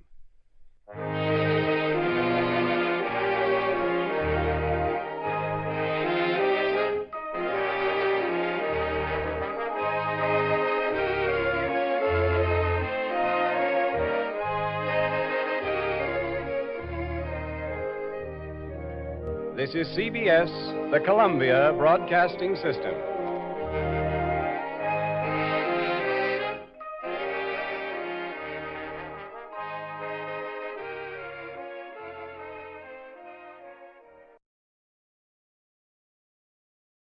Lux presents Hollywood.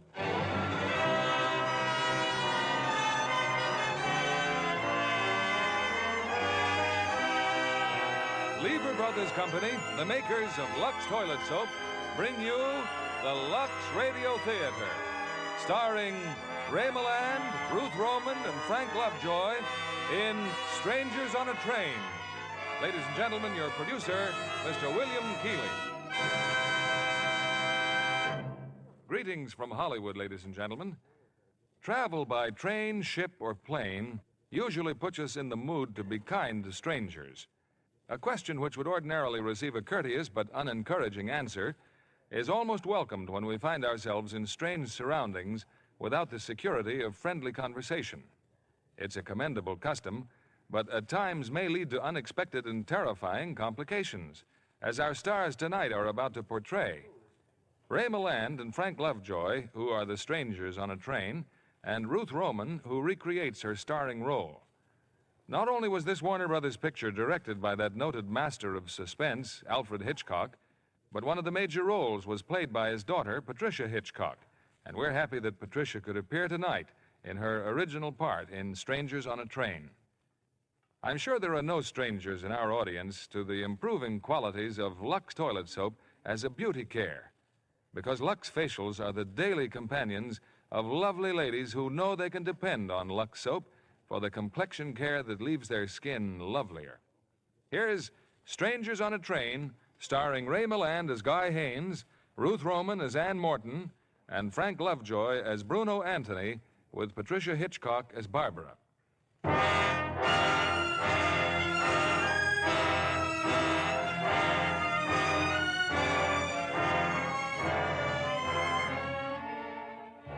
A few moments ago, a northbound train left Washington, D.C. Among the passengers settling down in the club car are two young men.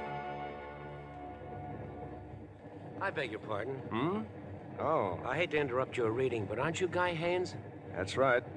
I'm quite a tennis fan. I saw your match last season in South Orange against Faraday. Well, that was one of my lucky days. I certainly admire people who do things. By the way, my name is Anthony, Bruno Anthony. How do you do? Well, I guess you want to get back to your book. You go ahead and read. Thanks. You know, it must be pretty exciting to be so important. Oh, a tennis player isn't so important. Oh, but people who do things are important. Now, me, I never seem to do anything. I suppose you're going to Southampton for the doubles, You certainly read the sport page, don't you? I wish I could be there to watch you, but I've got to be back in Washington tomorrow. Cigarette? No, not now, thanks. You don't happen to have a match? Yeah. Oh, a lighter. Thank you. Oh, my, that's elegance engraved, too. From A to G. I bet I can guess who A is. Ann Morton. Oh, wait a minute. Oh, it's simple. See, sometimes I turn the sports page and look at the society section. Pictures, too. She's very beautiful, Senator Morton's daughter. You're quite a reader, Mr. Anthony. Yes, I am. You ask me anything, I've got the answer. Even about people I don't even know. Like who would like to marry whom when his wife gets a divorce. Maybe you read too much. Well, there I go again. I meet somebody I like and admire, and I say the wrong thing. Oh, forget it. I guess I'm just a little jittery. Oh, well, there's a cure for that. Waiter. Scotch and plain water, please. A pair, doubles. That's the only kind of doubles I play. Well, I'm afraid you'll have to drink both of them. And I can do it. When's the wedding? What? Oh, you and Ann Morton. The wedding. It was in the papers. Well, it shouldn't have been unless they've legalized bigamy. It's wonderful, you know, having your company all the way to New York. Well, as a matter of fact, I'm getting off at Metcalf. Metcalf? Who would want to stop at Metcalf? It's my hometown. Oh, I get it. A little chat with your wife about the divorce. Well, here's luck, Mr. Haynes. Drink up, then we'll have lunch sent to my compartment. Thanks very much, but I think I'll go to the dining car. Oh, that's filled up. There's no seats for about 20 minutes. Well, how about lunch in my compartment? Oh, I wouldn't think of that. Come along, Mr. Haynes. You know, this is a real pleasure.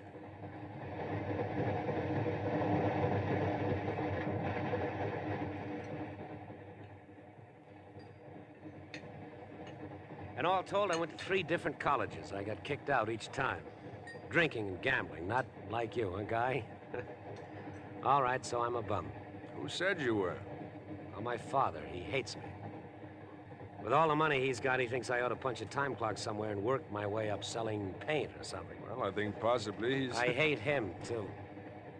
I tell you, I get so sore at him sometimes, I want to kill him. You know, I don't think you know what you want. Well, I want to do something and everything. You know, I've got a theory you should do everything before you die. Have you ever driven a car blindfolded at 150 miles an hour? No, not lately. Well, I did. Flew a jet plane, too. Man, what a thrill. Almost blew the sawdust out of my head. Say, what are you trying to prove? Well, I'm not like you, Guy. You're lucky and you're smart. First of all, you're a wonderful tennis player. On top of that, you've got a swell job. Assistant to a United States senator. And on top of that, you're going to marry the boss's daughter. Makes a nice shortcut to a career, doesn't it? Marrying the senator's daughter's got nothing to do with it.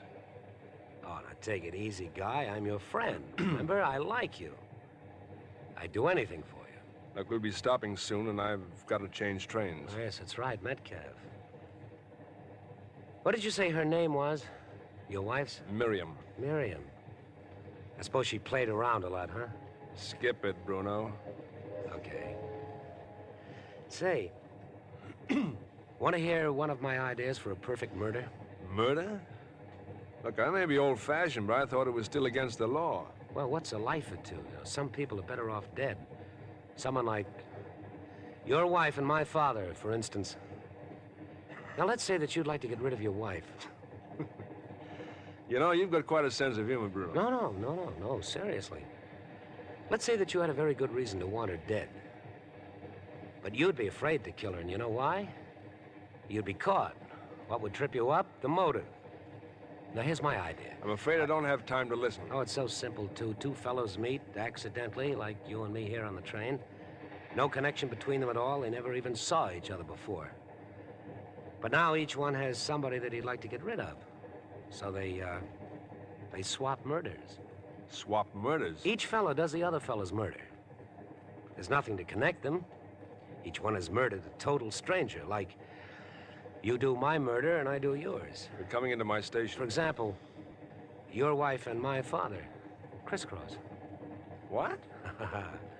Yes, we do talk the same language, don't we? Thanks for the lunch, Bruno. I'm glad you enjoyed it. Think my theory's okay, huh, Guy? You like it? Sure. Got some great ideas. Nice meeting you. Good luck at Southampton, Guy. Bet I got some great... Oh, Guy, your lighter. You forgot your cigarette lighter. Huh. From A to G. I'll send it to him sometime. Yes, I must send it to him sometime.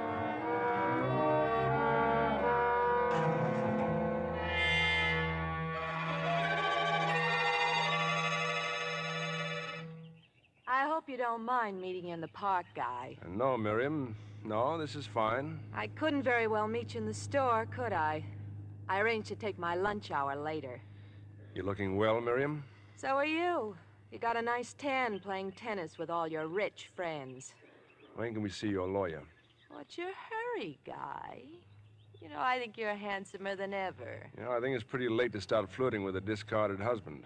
Now, let's see your lawyer and get this over with. Did you bring the money? Lawyers are expensive. It's in this envelope. Here. Thanks. You know, if I'd have known that you'd start doing so well, I wouldn't have run out on you. What are you trying to say, Miriam? I got a big surprise for you. I'm not getting a divorce. But it's what you've wanted. That's all you've been harping about for more than a year. It's a woman's privilege to change your mind. Now, I can buy some pretty clothes. I wouldn't want you to be ashamed of me in Washington. What's that supposed to mean? Don't look so mad, Guy. You always smile when you have your picture taken for the newspapers, especially when Ann Morton's hanging on your arm. Let's not talk about Ann Morton. Well, you can throw all your little dreams about her right in the ash can and make a real pretty story, wouldn't it? The senator's daughter all involved with a married man. What's happened, Miriam? Your boyfriend run out on you? No man runs out on me, Guy, not even you. Just get one thing straight. I never want to see or hear of you again. I could be very pathetic in a courtroom, Guy. The poor, deserted little wife. Better think it over, honey. I'm warning you, Miriam. Either we go ahead with a divorce or I wish I had time to listen to you, Guy, but I've got to get back to work. I'll see you in Washington in 2 weeks.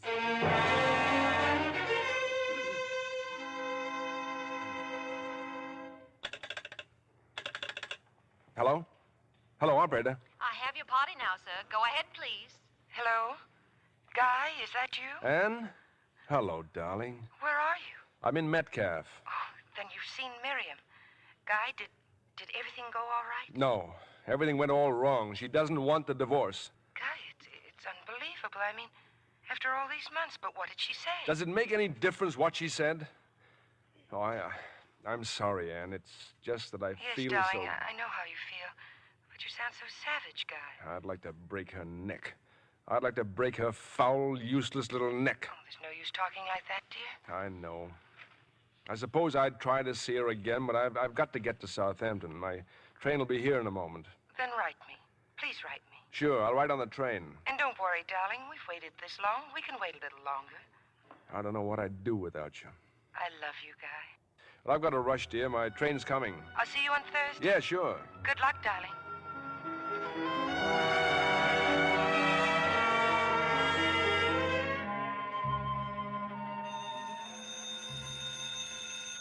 Hello? Guy, this is Bruno. How are you, Guy? Who? Who'd you say this was? Bruno Anthony, don't you remember, on the train? Oh, yes. I would have called you sooner, but the operator had a little trouble finding you in Southampton. Look, would you mind telling me why you're phoning? How are the matches going, Guy? I don't play until the morning. Oh. Guy, about your visit in Metcalf. Are you getting a divorce? Oh, now, wait a minute, Bruno. She won't give it to you, right? Miriam won't give you a divorce? No. She double-crossed you. You gonna see her again? Now, look, Bruno, why don't you just... Well, I told you I liked you, Guy. I'm your friend.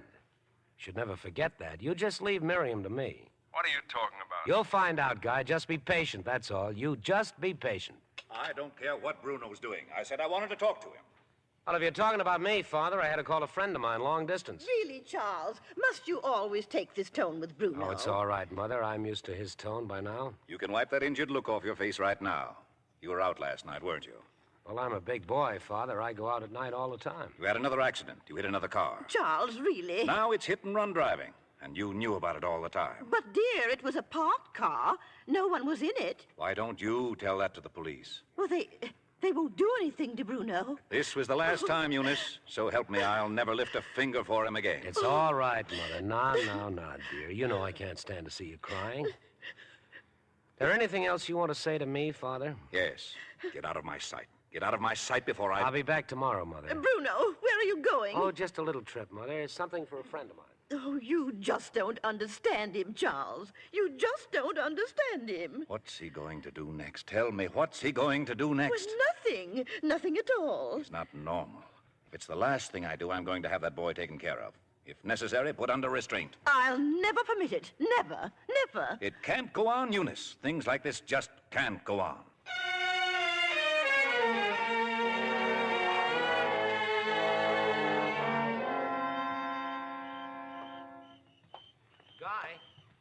Over here, Guy. Well, hello. Bruno? That's right, Guy. How are you? What are you doing here? At this time of night? I was waiting for you to get back to Washington. I thought of meeting you at the station, but then I figured this might be better here in front of your apartment. Now, look, it's 1 o'clock in the morning, you and don't seem very pleased to see me. Would you mind telling me what this is all about? Oh, I just come back from Metcalf, Guy. I brought you a little present. See, it's a pair of glasses. You didn't tell me that Miriam wore glasses. You've seen Miriam? Oh, it was very quick, Guy. She wasn't hurt in any way. It was all over in no time. What are you trying to tell me? I knew you'd be surprised. Nothing for us to worry about either. Nobody saw me. Only Miriam. I was very careful, Guy. Even when I dropped your cigarette lighter, I went right back and picked it up. Cigarette lighter? Why, you maniac.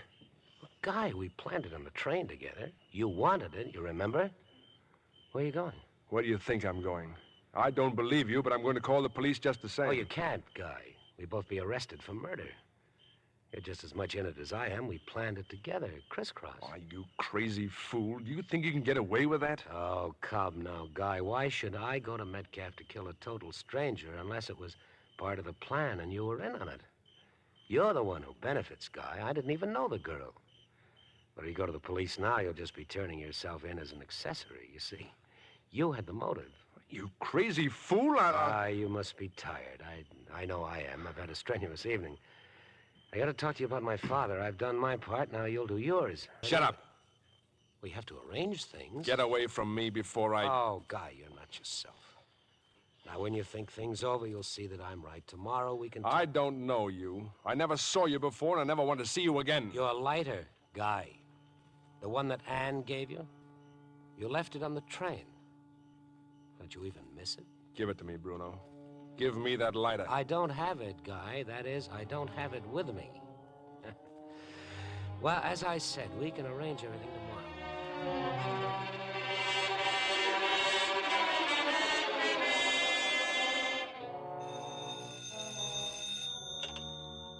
Hello? Anne? Oh, I'm sorry, darling, but I just got in. Well, of course I'm all right, but you sound upset. Anything wrong? All right, darling. Yes, I'll come over right away.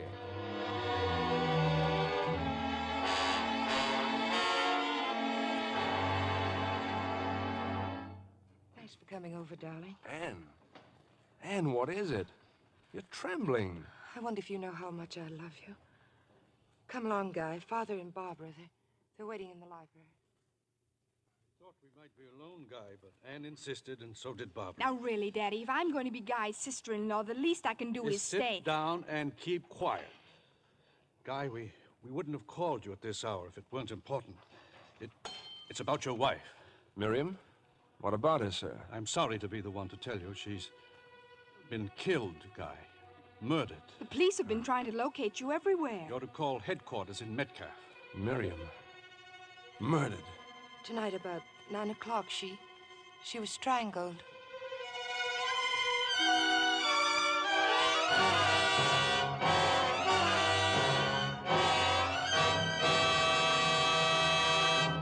In a few moments, we'll return with Act Two of Strangers on a Train. But now, here's our Hollywood reporter, Libby Collins, with the Lux movie news of the week. The big news here, John, is the premiere of Metro-Goldwyn-Mayer's Technicolor production of Quo Vadis. Most every celebrity in Hollywood was there. All Hollywood is still talking about it. And everyone thought Robert Taylor was magnificent as Marcus, the pagan Roman warrior. His love scenes with Deborah Carr playing Lydia, the gentle Christian hostage, provide some of the most compelling drama ever seen on the screen. And Leo Ginn as Petronius turns in a terrific performance. Every moment of Quo Vadis is really epic drama. The chariot races at the Colosseum, the spectacular burning of Rome, the martyred Christians that the mad tyrant Nero orders thrown to the lions. I understand that Metro-Goldwyn-Mayer built an entire city outside of Rome for the picture. And spent 2 years filming it. Lovely Deborah Carr's costumes are certainly gorgeous, just right for her exciting kind of beauty. Her milk-white skin against her copper-colored hair is something. Well, John, Deborah Carr's complexion is something special. It's truly looks lovely. Yes, when you see a lovely complexion like hers, you realize why screen stars are devoted to the gentle, protecting care of Lux toilet soap. They know it's easy to be Lux lovely, John. Daily Lux beauty facials do wonders for the skin. Really make it softer and smoother. Lux soap has active lather that ensures gentle, thorough cleansing. Yes, you simply cream the rich lather well in. Rinse with warm water and follow with a cold splash. Then pat dry with a soft towel. This simple care does wonders. Leaves skin fresh as a flower. Yes, there's a reason why Lux is Hollywood's own beauty soap. If you haven't tried it, why not start your active lather facials tomorrow? Be Lux lovely, like 9 out of 10 screen stars who use fragrant white Lux toilet soap. Now our producer, Mr. William Keeley. Act 2 of Strangers on a Train, starring Ray Milland as Guy Haynes, Frank Lovejoy as Bruno Anthony, and Ruth Roman as Ann Morton.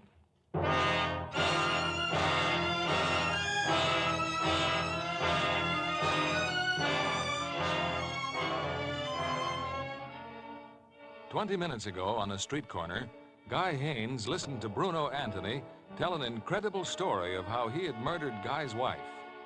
And now, in Senator Morton's home, Guy learns that Bruno's fantastic report is completely true.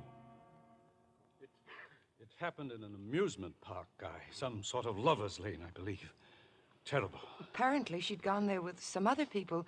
2 of the young men found her. It was done by someone else. They don't even have a suspect, Guy, except you, probably. Barbara, I wish you'd keep quiet. But the police will say that Guy wanted Miriam out of the way so he could marry Anne. She's right, Senator. But if you have an alibi, you have nothing to worry about. You can tell them where you were at about 9 o'clock tonight. Well, I was on my way here. I was on the train. Well, there you are.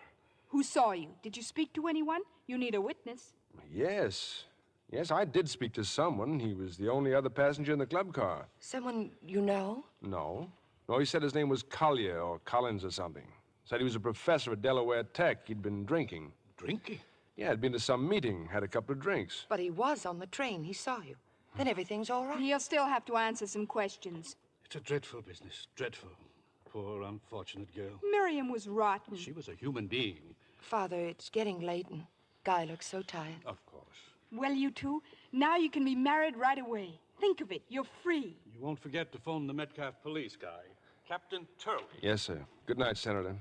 Good night, Barbara. I still think it'd be wonderful to have a man love you so much he'd kill for you. You know, I kept saying over and over again I was being silly, Guy. But there was one horrible moment tonight when the news came through. I kept remembering what you said on the phone for Metcalf after you'd seen her. That I could break her neck? No, don't even say it. Forget you ever said it. And there was something even more terrifying than the murder itself. The horrible thought that if you had anything to do with it, Anything to do with it? we'd have to be separated, perhaps forever. I couldn't stand that, Guy. I couldn't bear it. Anne! Anne, you don't think that I... Oh, no, darling, no, of course not. Just hold me, Guy. Just hold me.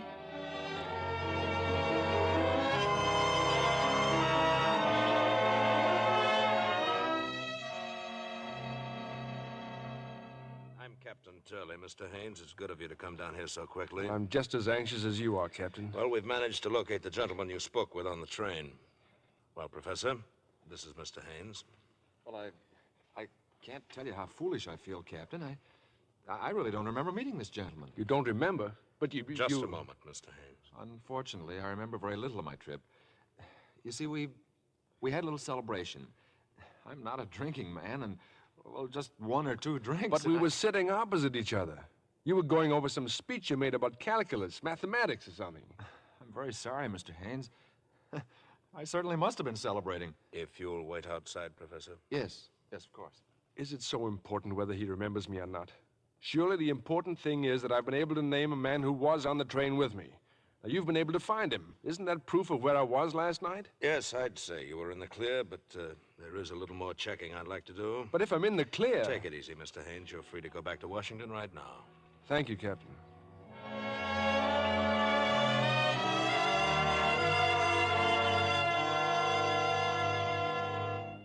Then the police verified his alibi, Father, and said he could go.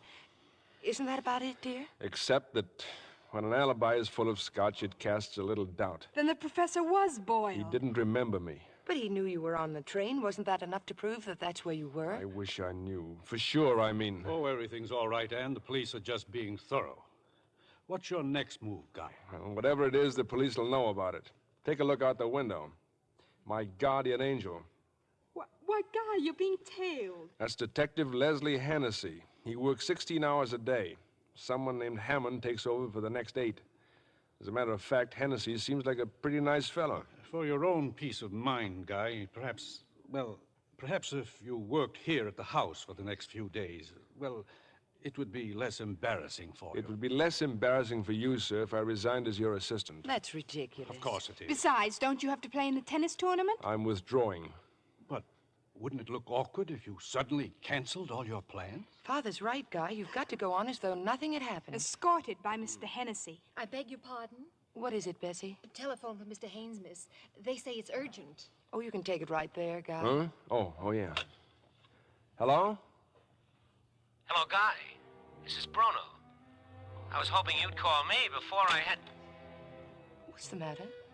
Must have been some mistake. Wasn't for me.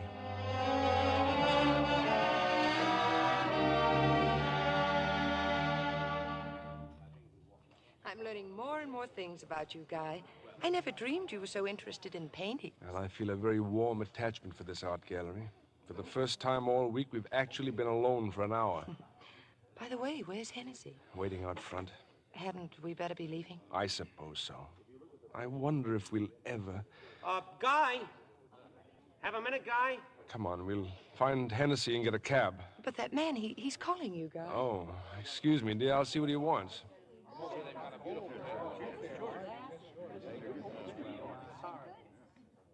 to have to follow you here, Guy. Will you stop pestering me? You never even answered my note. For the last time, Bruno. You're spoiling everything. You're making me come out in the open. Why didn't you call me? My father's leaving for Florida next week. There's not much time. The detective outside. He'll see us together. Isn't that Ann Morton that you're with? Slight improvement over Miriam. Eh, Guy? I'm telling you to stay away from me.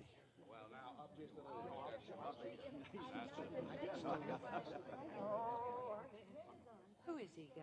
Oh, just some tennis fan. Never saw him before. That's funny. Funny? I mean, I saw him yesterday. Where? Well, he was at the tennis club watching you practice. Oh. He was sitting with Mr. and Mrs. Davey. He must be very amusing. He had them in stitches most of the time. Who were the Darvilles? Oh, he's connected with the French embassy. You'll meet them tomorrow night, darling. They'll be at the party. Oh, yeah. Yes, the party. And do you really think I should be there? But I thought we settled that, dear. Of course you should be there. He's watching us, Guy, that man. Come along, dear. Let's go home.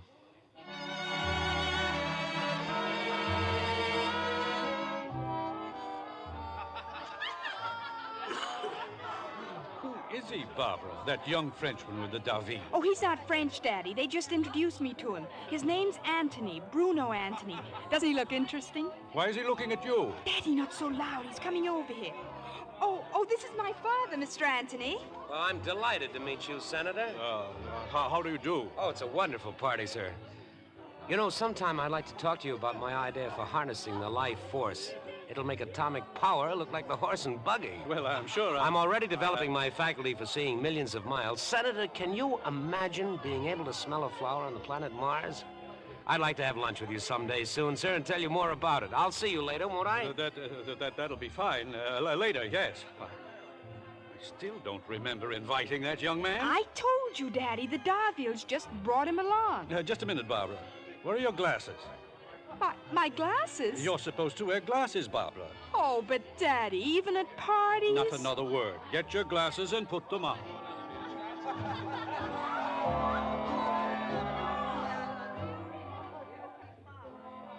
are you so concerned about, Guy? If the Darviels brought him, well, what difference does it make? He shouldn't be here. But you said you don't even know him. But I just don't like his looks. I don't like the way he's been staring at Barbara. Well, I'm not so sure I blame him.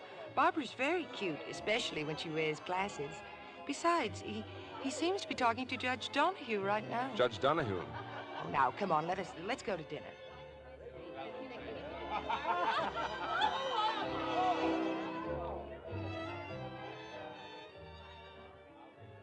There's something else that I want to ask you, Judge Donahue.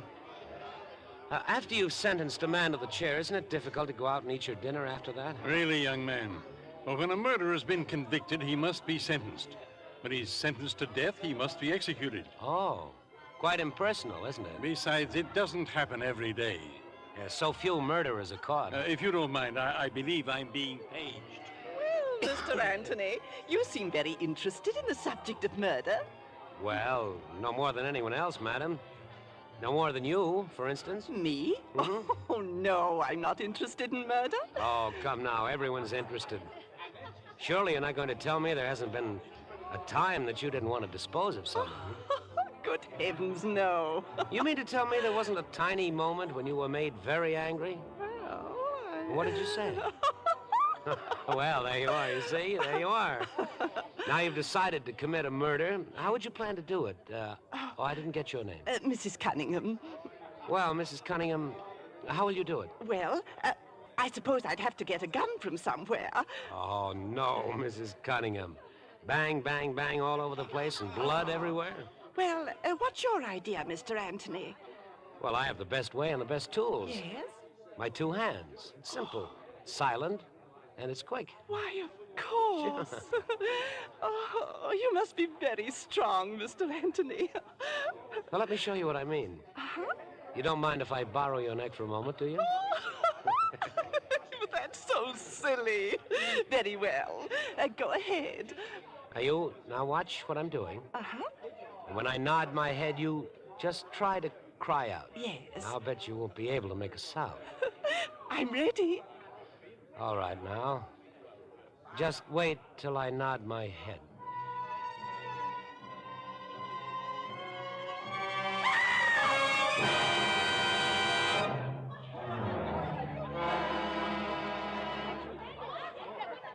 She'll be all right, Father. Mrs. Anderson's with her and Judge Donahue.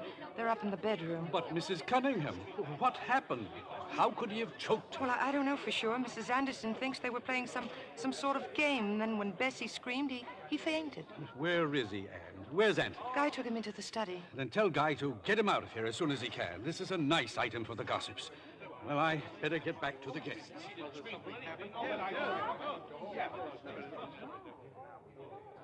Anne. Oh, Anne. Barbara, what's the matter? It was awful. I saw him. What was he trying to do to her? You saw him? I was standing in the doorway. His hands were on her throat, but he kept staring at me. And he was strangling me. What do you mean? He went into sort of a trance. Oh, it was horrible. He thought he was murdering me. But why, Anne? Why me? Don't be silly, dear. You're upset. That's all. Now go find Father.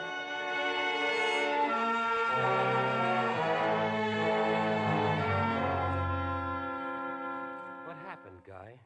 I fainted, didn't I?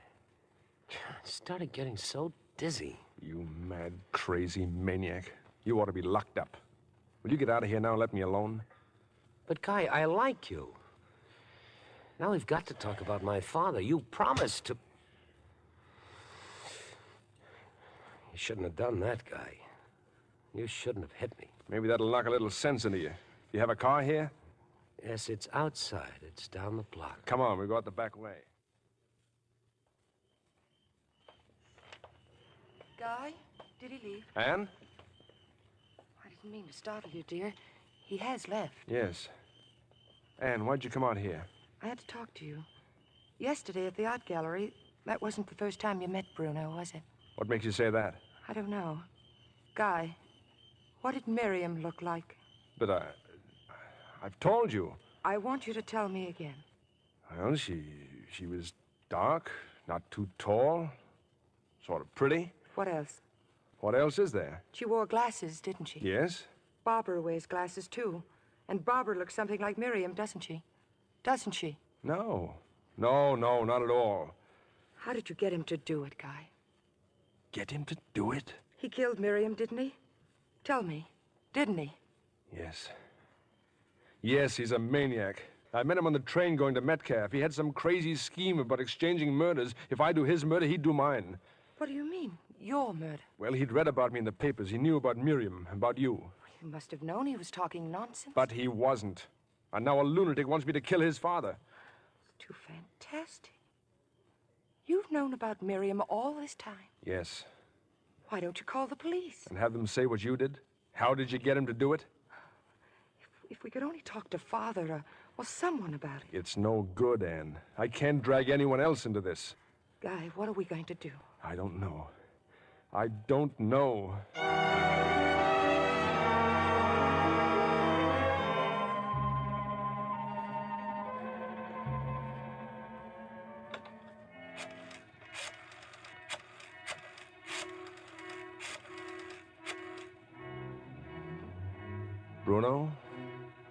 Bruno, this is Guy.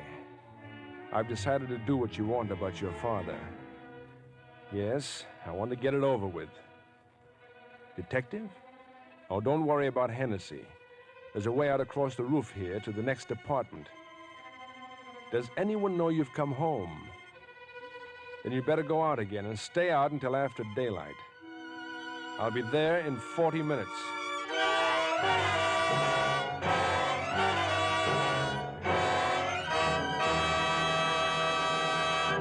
Before we return with Act 3 of Strangers on a Train, I'm going to introduce my guest for tonight. She's very special, a blue-eyed blonde who's to be congratulated on playing the leading role in the very first picture she's made. And when I tell you her name, you'll know she sings, she dances like a dream. Here she is, Miss Aileen Stanley, Jr. Named for my aunt, Aileen Stanley, who starred in so many Broadway musical comedies. I only hope that you'll live up to the Aileen Stanley name? You've certainly made a fine start. Well, I have Warner Brothers to thank for the opportunity and for casting me opposite a star like Gordon MacRae. We'll all be watching for you, Aileen.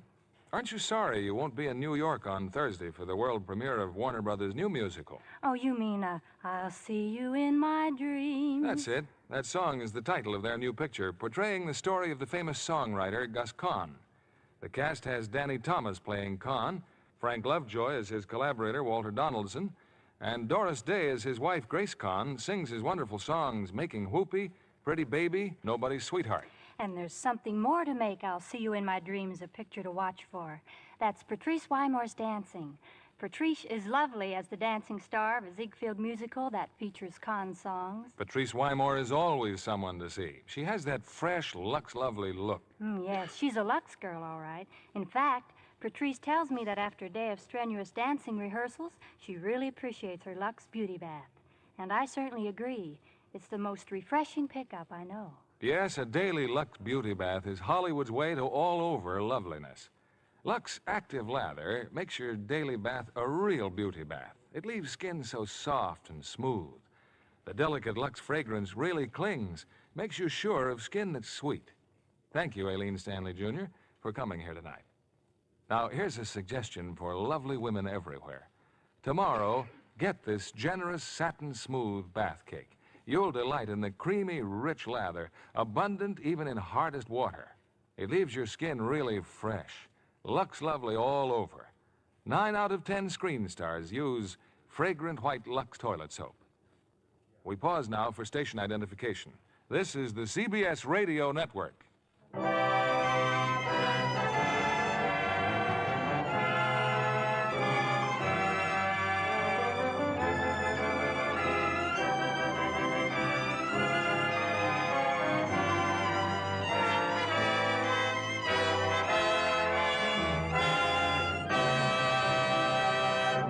The curtain rises on Act 3 of Strangers on a Train, starring Ray Milland as Guy Haynes, Ruth Roman as Ann Morton, and Frank Lovejoy as Bruno Anthony.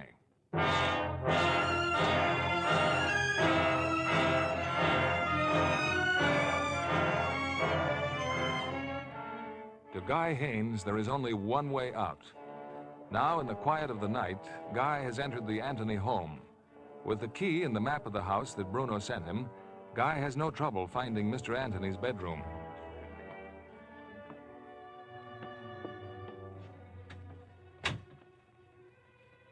Mr. Anthony. Mr. Anthony. Don't be alarmed. I must talk to you about your son. About Bruno, Mr. Anthony. Wouldn't you feel more at home with the light on, Guy? Bruno? My father isn't home. I was about to tell you that over the phone, but you made such a sudden decision. I wondered why. Well, I thought your father'd be interested to know he has a lunatic son. Then you have no intention of going ahead with our little arrangement? I never had. Bruno, look. You're terribly sick. I don't know much about these things, but why don't you go where you can get some kind of treatment? Not only for your own sake, but you can't go on causing more and more. I don't like to be double-crossed, Guy. I have a murder on my conscience. I killed your wife. But it's not just my murder. It's yours, too, isn't it? I guess it's no use trying to talk to you, Bruno. I'll leave. Yes, that man from the police who's supposed to be watching you. You mustn't let him get suspicious, Guy. You can put that gun away, Bruno. Oh, don't worry. I'm not going to shoot you, Guy. It might disturb my mother. I'm a very clever fellow. I'll think of something much better than that. Good night, Guy.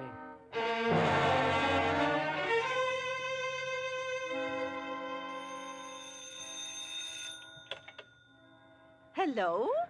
Hello, I'd like to speak to Mrs. Anthony, please. Bruno Anthony's mother.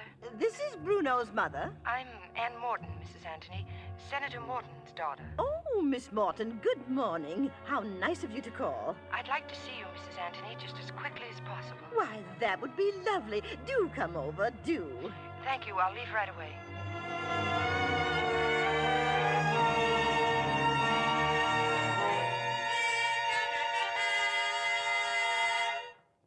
And no one knows I'd come here, Mrs. Anthony, but I simply had to tell you. Oh, Miss Morton, really. I know Bruno's been in some very awkward scrapes, but nothing so ridiculous as a murder. But you have to make him do something about this.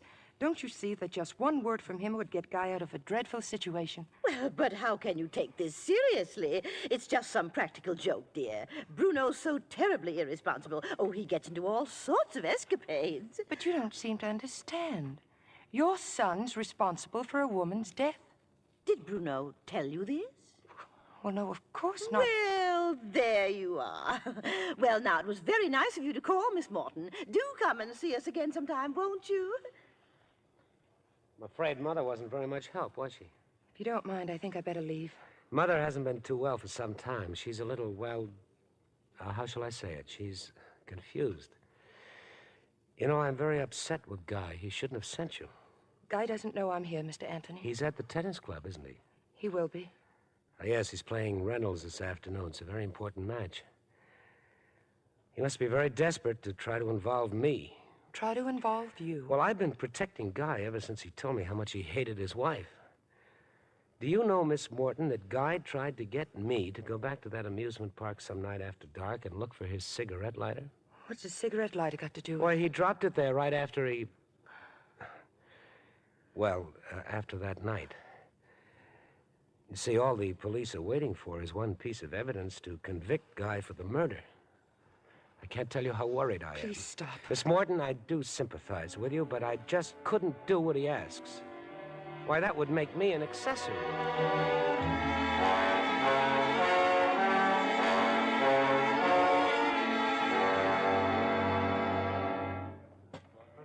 Then I left his house and came straight here to the club, Guy. You shouldn't have gone there, darling. Well, Bruno told me if the police ever found your lighter there, that's all they'd need.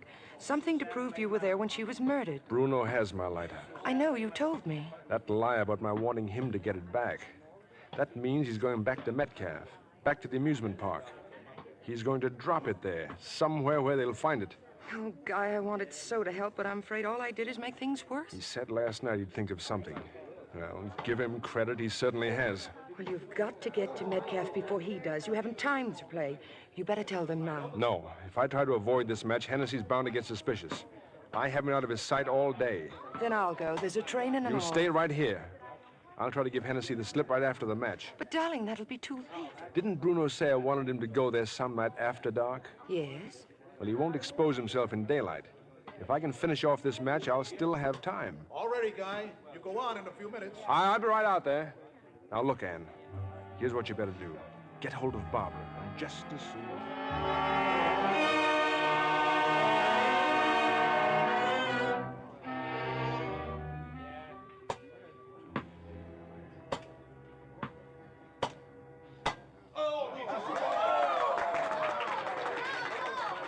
Isn't he wonderful, Mr. Hennessy? Huh? Oh, how are you, Barbara? Oh, this here's Mr. Hammond. Mr. Hammond, this here's the senator's other daughter. Hi. Oh, yes, I've seen Mr. Hammond outside the house. He's a detective, too.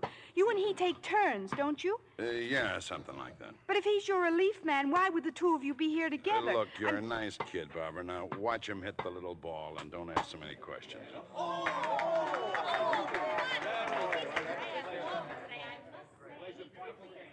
I've got it all arranged, Anne. The cab's outside waiting to take Guy to the station. I gave him $10. But what about those two detectives? They're still over there near the dressing rooms, waiting for Guy to finish the match. Gosh, I've never seen Guy play so fast in my life. Well, he's got to get on that train. Barbara, now, once again, as soon as the match is over, Guy's going to run out through the clubhouse. Just do your best to delay those detectives from coming after him. All Guy will need is a few seconds. Oh, just leave it to me, Anne. Oh, I'm real good at getting in people's way.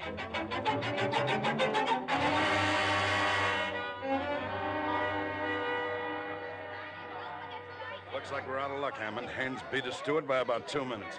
The guy says he bought a ticket to Metcalf. Well, what are we waiting for? The train just pulled out. We can still have him flag it down before he's... Relax. Let him go to Metcalf. We'll phone Captain Turley and let them take over at that end. That nutty little thing. Barbara's a nice kid. Maybe it was an accident. Pushing you in the fish pond? Just one thing that puzzles me.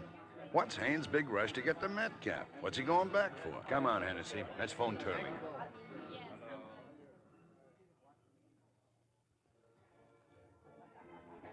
Here, folks, here, get them while they're hot. They're fresh roasted. They're jumbos. Peanuts, mister? What time does it get dark around here? What's the hurry, Jack?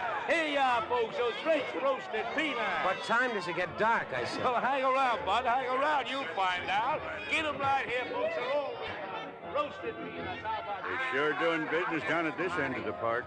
Are they? Oh, day and night. Ever since that girl got murdered. People want to see the scene of the crime. Oh. Well, where did it happen? Right over there. Them picnic ground across the lagoon. Lover's Lane. Yes, sir. They sure been cleaning up. I don't think it's a very nice way to make money. Well, these folks got to eat too, ain't they? For a while, the smoochers wouldn't go near the place. I'm afraid I don't know what a smoocher is. Okay, so I ain't educated. Wait a minute, mister. You got a match? No. Well, you got a lighter.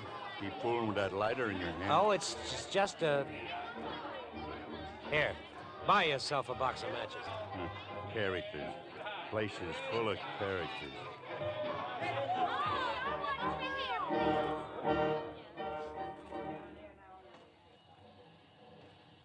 Hello, this is Sergeant Adams. I'm phoning from the station. Put Captain Turley on the phone. This is Turley. Haynes just got off the train, sir. He took a cab. He told the driver to take him to the amusement park. All right, good. Pick up your men and go to the park. I'll take a group from here. We'll be waiting for him. That's all, Adams.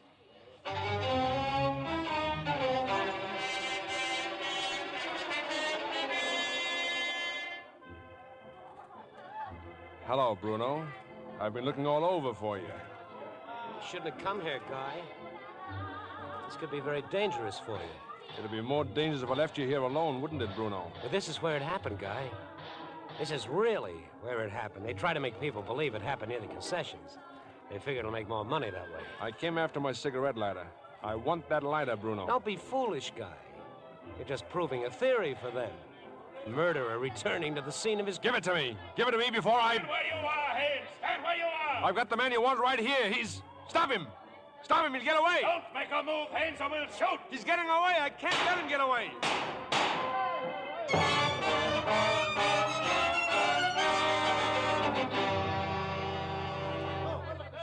This way, Captain Turley. The roller coaster. They ran toward the roller coaster. All right, just watch your fire. There are too many people here.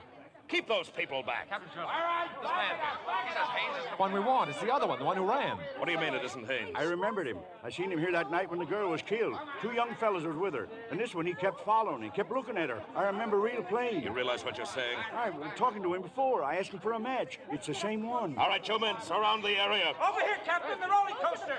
They're under the roller coaster, under the tracks. Well, shut it off! Turn off the roller coaster. Well, it's out of order. It's closed down. Who turned it on? He did. The one who was running away. Turned the switch and kept the key. That's one way of keeping us out of But there. the track is being repaired. When those cars come down there, they're scattered all over the place. All right, find the main switch and turn it off.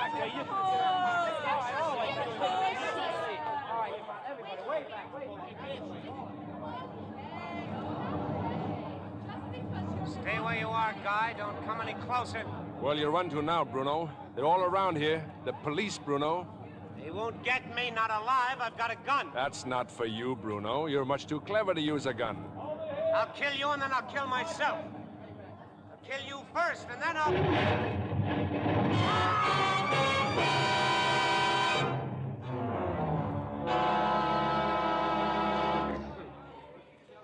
You better start talking, Haynes. What's this all about? Well, he had my cigarette lighter. He came back here tonight to plant it, to pin the whole thing on me. Cigarette lighter, huh? Let me talk to him, please. All right, take it easy now. Over here. He's in a pretty bad way, Captain. Can't you lift that stuff off him? We've done everything we can until the crane comes. Hello, Guy. Who was that with you? This is Captain Turley, Bruno. Police. Oh, they got you at last, huh, Guy? Tell him, Bruno. Tell him you have my lighter. But I haven't got it, Guy. Must still be over there where you dropped it that night. You dropped it, huh? Sorry, Guy. I want to help you. But I don't know what I can do. Captain Turley, may I go through his pockets? No, of course you can't. Besides, he says he hasn't got it. But if he dies before he... There's no more it. This man's dead, Captain. His hand. He's got something in his hand. See what it is, Mac. It's a lighter, Captain. A cigarette lighter. Here, let me see that. From A to G. From Ann to Guy. Looks like you were right, Haynes. Well, I better keep this for a while. How about staying in town overnight? I imagine there's a lot you may want to tell me. Yes, I imagine there is. Captain, may I use the telephone? Sure, go ahead. There's one up near the entrance. Say, who was he, mister? That guy. His name was Bruno Anthony. A very clever fellow.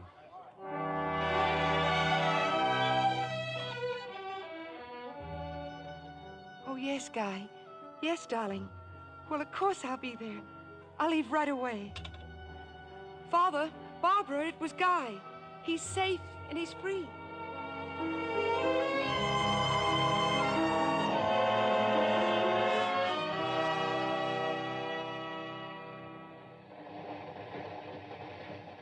Guy? Yes, dear? That man across the aisle, he keeps looking at you. Oh? He's a minister. I didn't know you knew any ministers. I beg your pardon, but aren't you Guy Haynes? I'm sorry, sir, but when I was a very little boy, my mother warned me never speak to strangers on a train.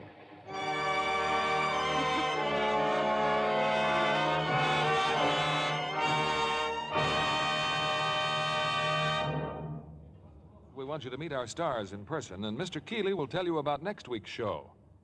In the meantime, here's a tip from lovely Maureen O'Hara.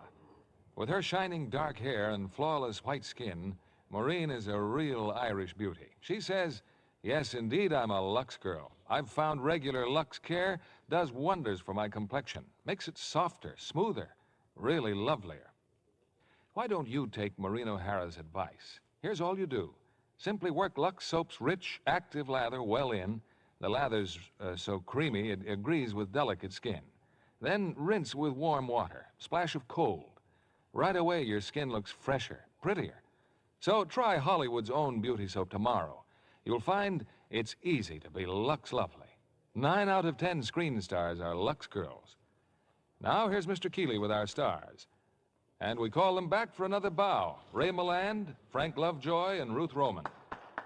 Ray, what have you been doing since we worked together on our latest picture? Well, I liked it so well at Warner's that I've just finished a Cagney production there called Bugles in the Afternoon. In the afternoon? I thought bugles were for early morning. Well, Frank, stories about the U.S. cavalry's continual fights with the Indians, which caused a great deal of bugle blowing back in the 1870s. How about you, Ruth? What part of the Warner Brothers cast you in recently? A rather unusual role. I get to play myself. And so does Frank Lovejoy. The picture is called Starlift. Oh, of course, based on the actual trips Hollywood stars make to the air base where the boys take off for Korea. Yes, that's right. We play two of the stars who go to the base to entertain the boys. They really should have called it the Lux Starlift, Bill, because the actresses who go in the Starlift are naturally Lux girls.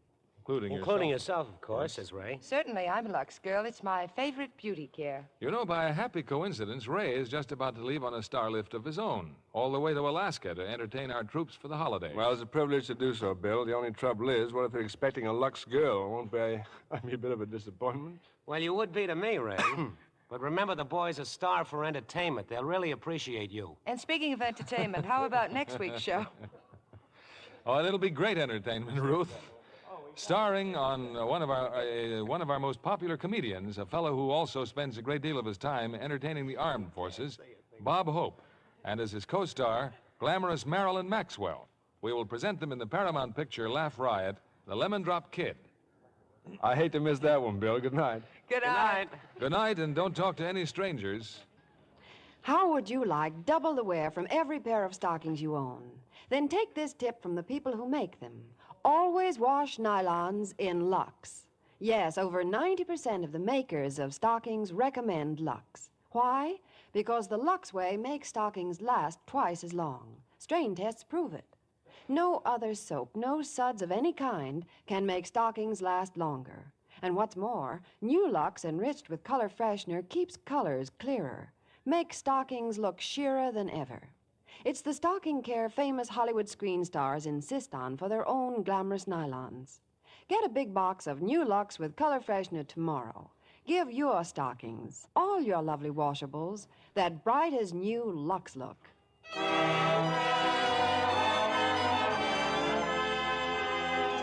Lever Brothers Company, the makers of Lux Toilet Soap, join me in inviting you to be with us again next Monday evening when the Lux Radio Theater presents Bob Hope and Marilyn Maxwell in The Lemon Drop Kid. This is William Keeley saying goodnight to you from Hollywood.